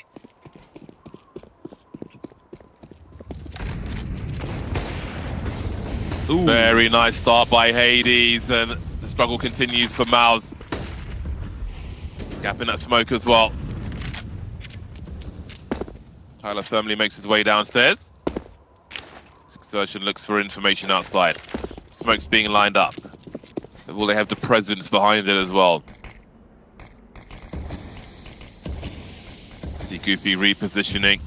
Look at this hop up from Key. He has got a great angle. Spotting 1, spotting 2. Look at the damage they've done in round number 6. Monstrous performance from Key.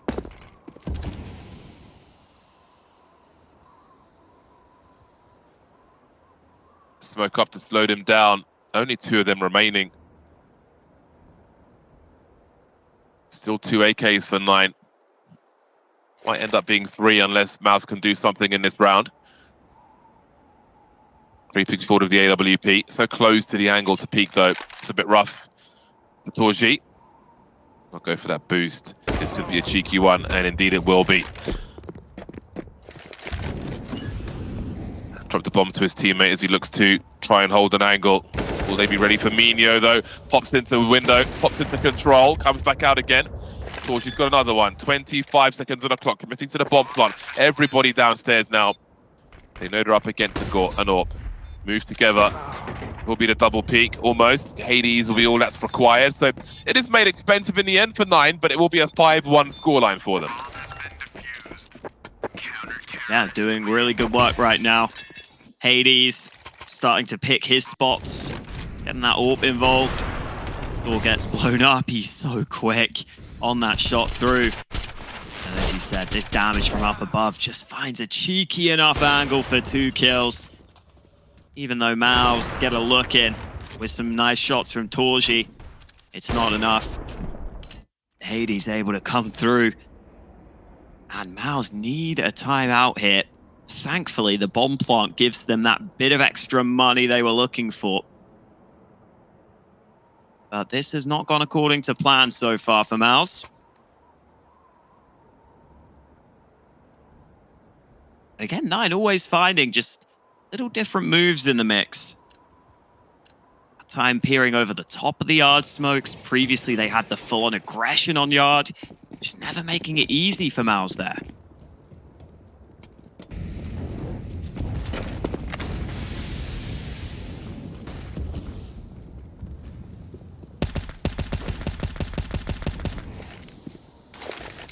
This looks like the first round MOUZ might just get down without too much resistance from 9. There are 2 CTs already on B.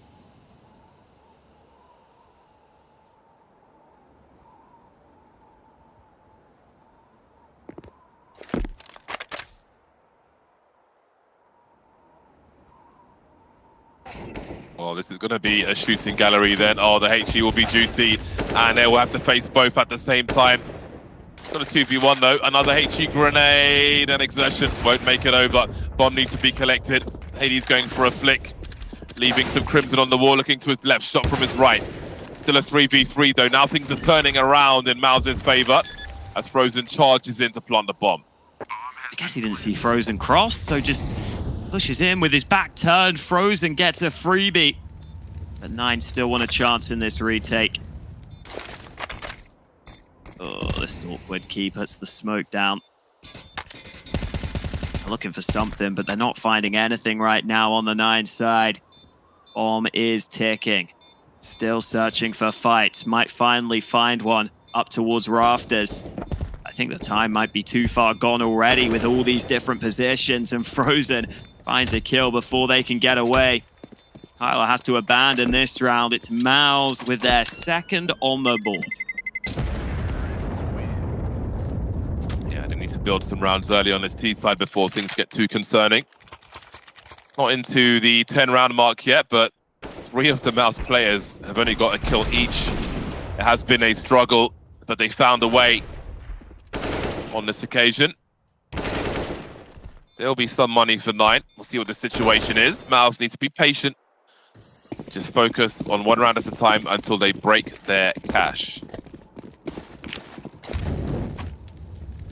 9 will be looking to stop that, of course. Initial exchange outside, and we keep seeing different setups from 9. AWP's back towards the ramp, however, he has just swung all the way towards Secret immediately on the outside.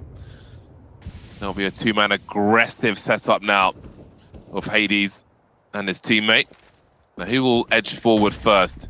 You see Hades holding the angle, but Minio is here as well.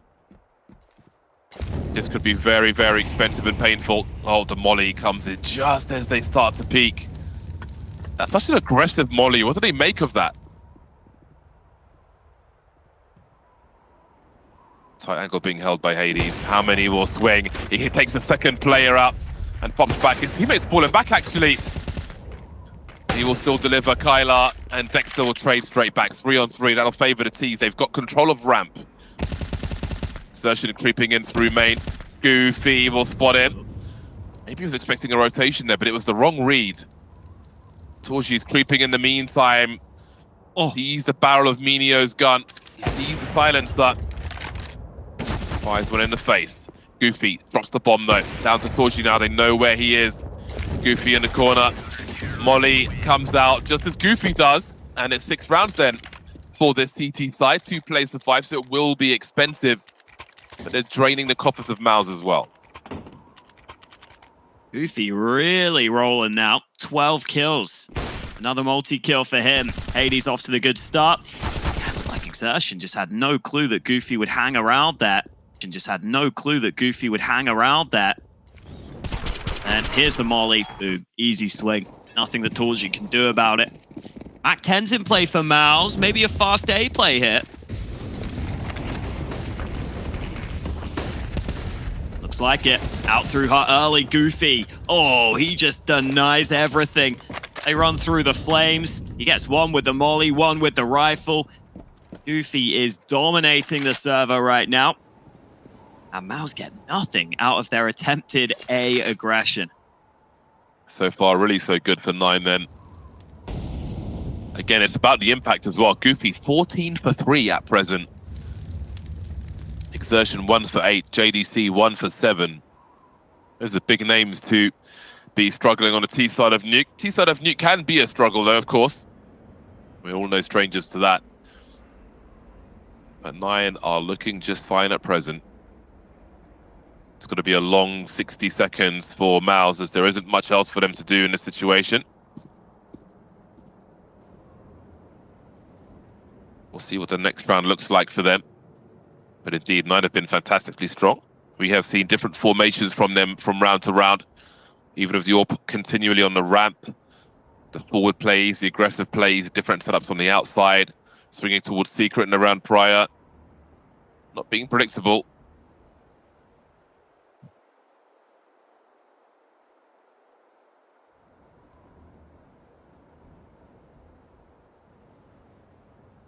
Damn. I mean, it's just a full save from MOUZ. They spent the whole round having to save this one. Yeah, man, 9 have got a lot of depth to their playbook. You can see it. Goofy, by the way, up to 6 multi-kill rounds out of the first 9.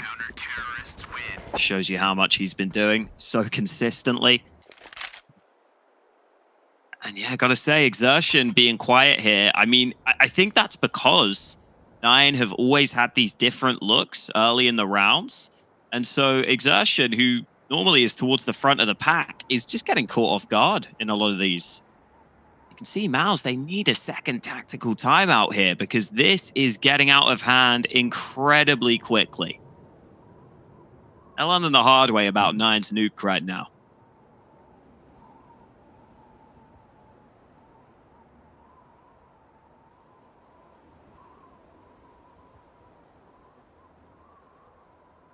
A third AK will be wielded.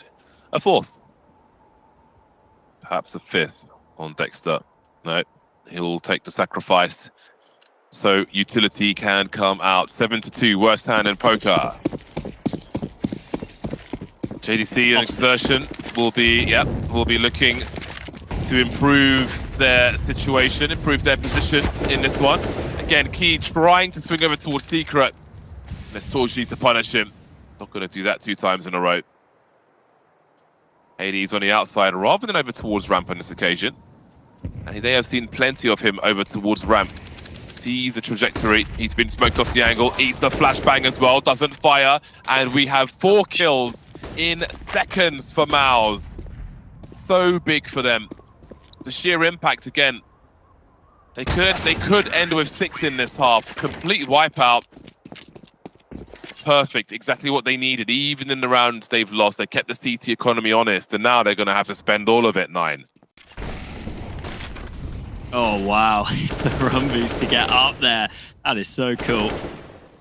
Yeah, you see the CTs try to flash to get him into position. JDC also very clean. Okay, that's more like it from MOUZ.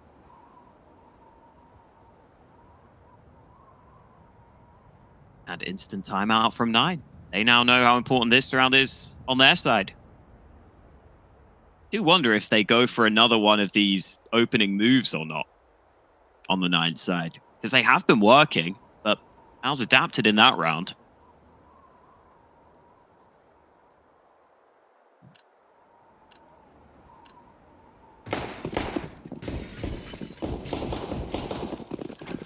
Big opportunity. This is a must-deliver round for MOUZ.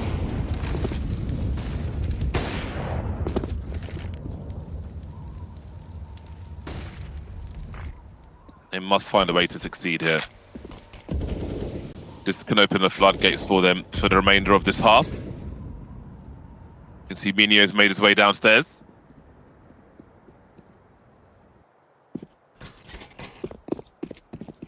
Seems that the smokes will be deployed.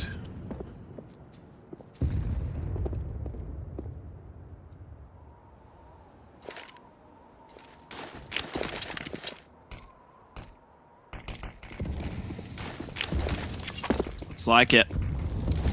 Made back at exertion. He actually takes it on full effect down to half health.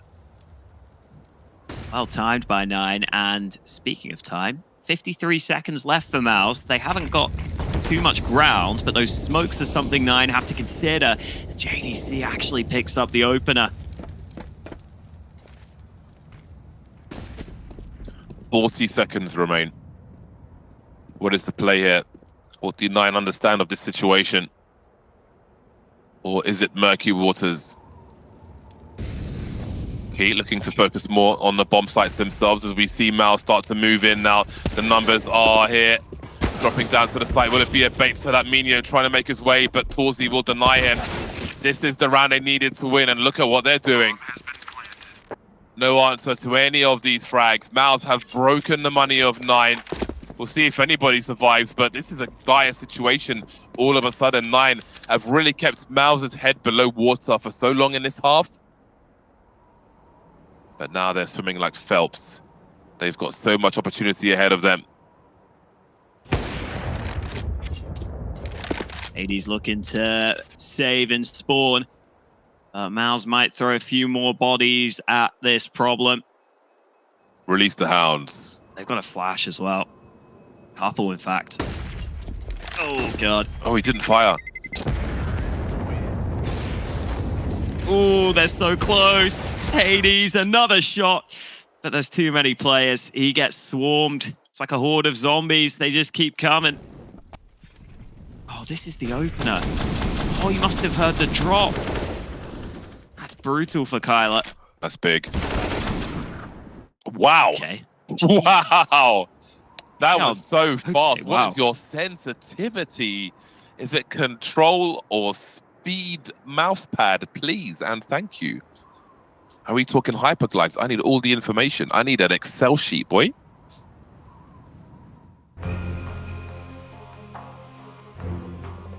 With a control surface or a speed surface? Oh, yeah. I definitely know what the difference between those are. Yeah. What is mine? I think mine's control. Is this for the mouse map? Yeah. What is this? Okay. So I suppose it's like a smoother surface versus a more coarse surface. So like a smoother surface, your mouse would in theory glide.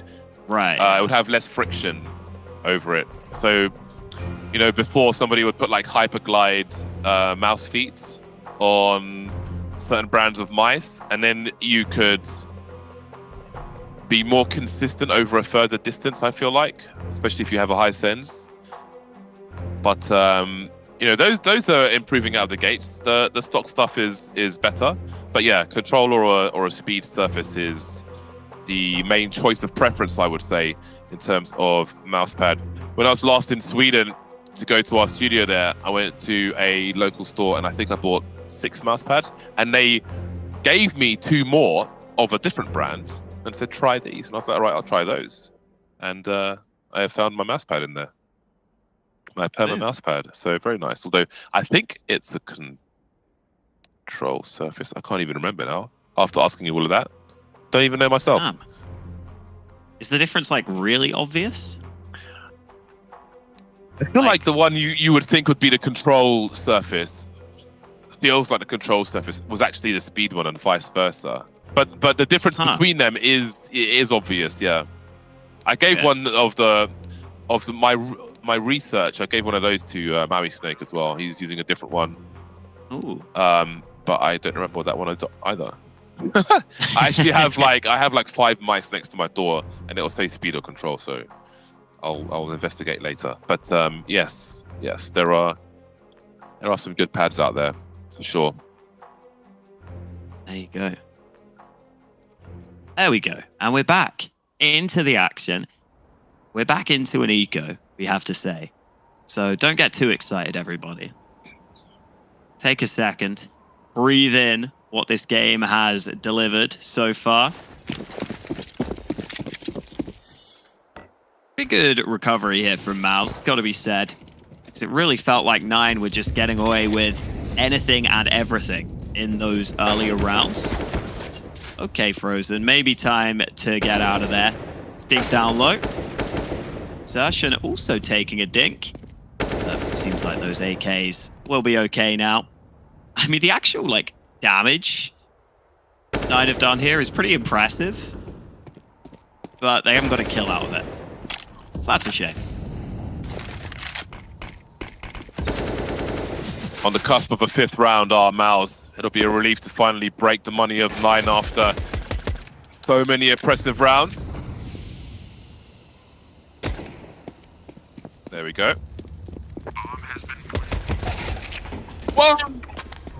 Okay. Whoa, whoa, whoa! What you doing? Free AWP. Wow. In this economy? Yeah, that's a bit unfortunate for MOUZ. Mistakes were made. That reminds me of a very young Simple, many years ago. I think he was running around on Dust 2, chasing people when they were on anti-eco, and I think it was Adren who was behind him, like following him around just to protect the AWP if it was lost and they both died in the round. Classic. Always a good lesson there. Reorp for the CT side. Very nice indeed.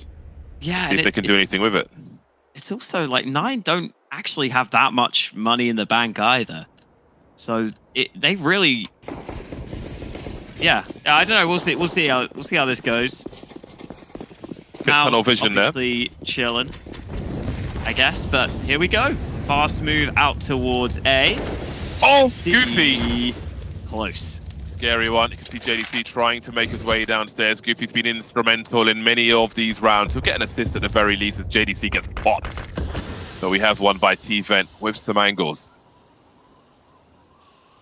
Now MOUZ may wait for an opportunity to present itself here. They found a frag onto Kyla, and there goes Key as well. What does Goofy do in this situation? The numbers are dwindling. How do they respond? 2 players on the A bomb site. And Minio in the ramp. Hades has got some work to do. Needs to find himself an angle. How does Torzi deal with this position? A quick creep and a headshot. That's the bomb spotted on the outside, and Goofy will activate as well. There's more to be had here as he changed position, Hades, but he's missed his shot. Attacked through the box, and Dexter survives with the bomb in situ. Hades has to be careful now. They've turned things around for the time being. Goofy just about surviving with 2 HP. Don't give it away for free, though. Oh, look how tight that is from Minio, jiggling up to heaven. And then Frozen is left in the clutch. He'll deliver one onto Goofy, but with that 2 HP, he put Frozen down to 20. And there's 20 seconds on the clock. He doesn't have the bomb. And I don't think he'll have this round either. As you mentioned, the money is of note. Exertion and Torzi with a combined $3,000. So Frozen needs to hold on to this AK. Yeah, and I mean, ahead of this round, I don't know if 9 would have bought the AWP. I don't know if they could have afforded it, but it would have been difficult for them to actually get it out properly. So it's kind of crazy they get gifted that, and see it come into play there with Hades on Yard getting an important kill. Missed 1 or 2 as well, but it happens. It's 9 still able to come out on top. And a 3rd tactical timeout taken by MOUZ. You can see how stressed they are here. I think they're grinding out rounds. They've already got up to 5. So I don't know. I don't think it's going to be a bad T side for them. But they're clearly not happy with how this game is going. MOUZ have informed me that JDC is using a mouse pad which is something between speed and control, some kind of hybrid. Wow. It gets deeper, yeah. Deeper down the rabbit hole. Another interesting round then in this first half as we head towards the end of the first half. Goofy's been so crucial. 16 frags, far ahead of everybody else on the CT side. Even on the T side, Torshi's the only one who's been close. All the kills we've seen from him. MOUZ with 5 on the board so far. Still potential for 7. Could get quite the haul from this T side of Nuke. Ooh, Hades down to 15 HP. I don't think that's going to help him. Although maybe it does, because we've seen 2-person setups from 9 in these positions on both the stairs. So MOUZ could be falling into a trap. They don't know if there's a bait around the corner. Not as simple to chase as we initially first thought. Yeah, they reset back up, but are still CTs ready for this. You see Minio just tucking into position. Scary thing is Heaven. Yeah, you can see 9 kind of looking between the 2 angles. Goofy will now come to cover this off. Dexter will start to move on up. It seems like MOUZ are pretty set on wanting this A play. Look at this from Minio, though. Takes initiative. I love that play. Stops the Heaven flank. And now this is desperate for MOUZ. Coming in through main. These are not good fights, but they're winning them. Frozen with a couple of kills. And Exertion hits the headshot. Oh, he goes down. How does he get away with that mid-air? He hits the shot. And now he's going back up. This is crazy. Oh, man. He gets him. And 9 pick up their 9th. Too carried away there, but that would have been a flow state if he managed to clutch out that round. And indeed, it will be 9-4-9. Absolutely crazy. There's like no hesitation whatsoever. No like, oh my god, or anything. It's like, oh, I guess it's a guy now. I'll just kill him as I fly down the vent. No problem. Well then, 9 pull away a little further. Very interesting game of Nuke. I feel like it's closer than the score might suggest. 5's pretty good for MOUZ on the T side, and there's still potential for 1 more. JDC on a Desert Eagle. Rest on rifles. And Key will start off the proceedings with a kill on the outside. Fade away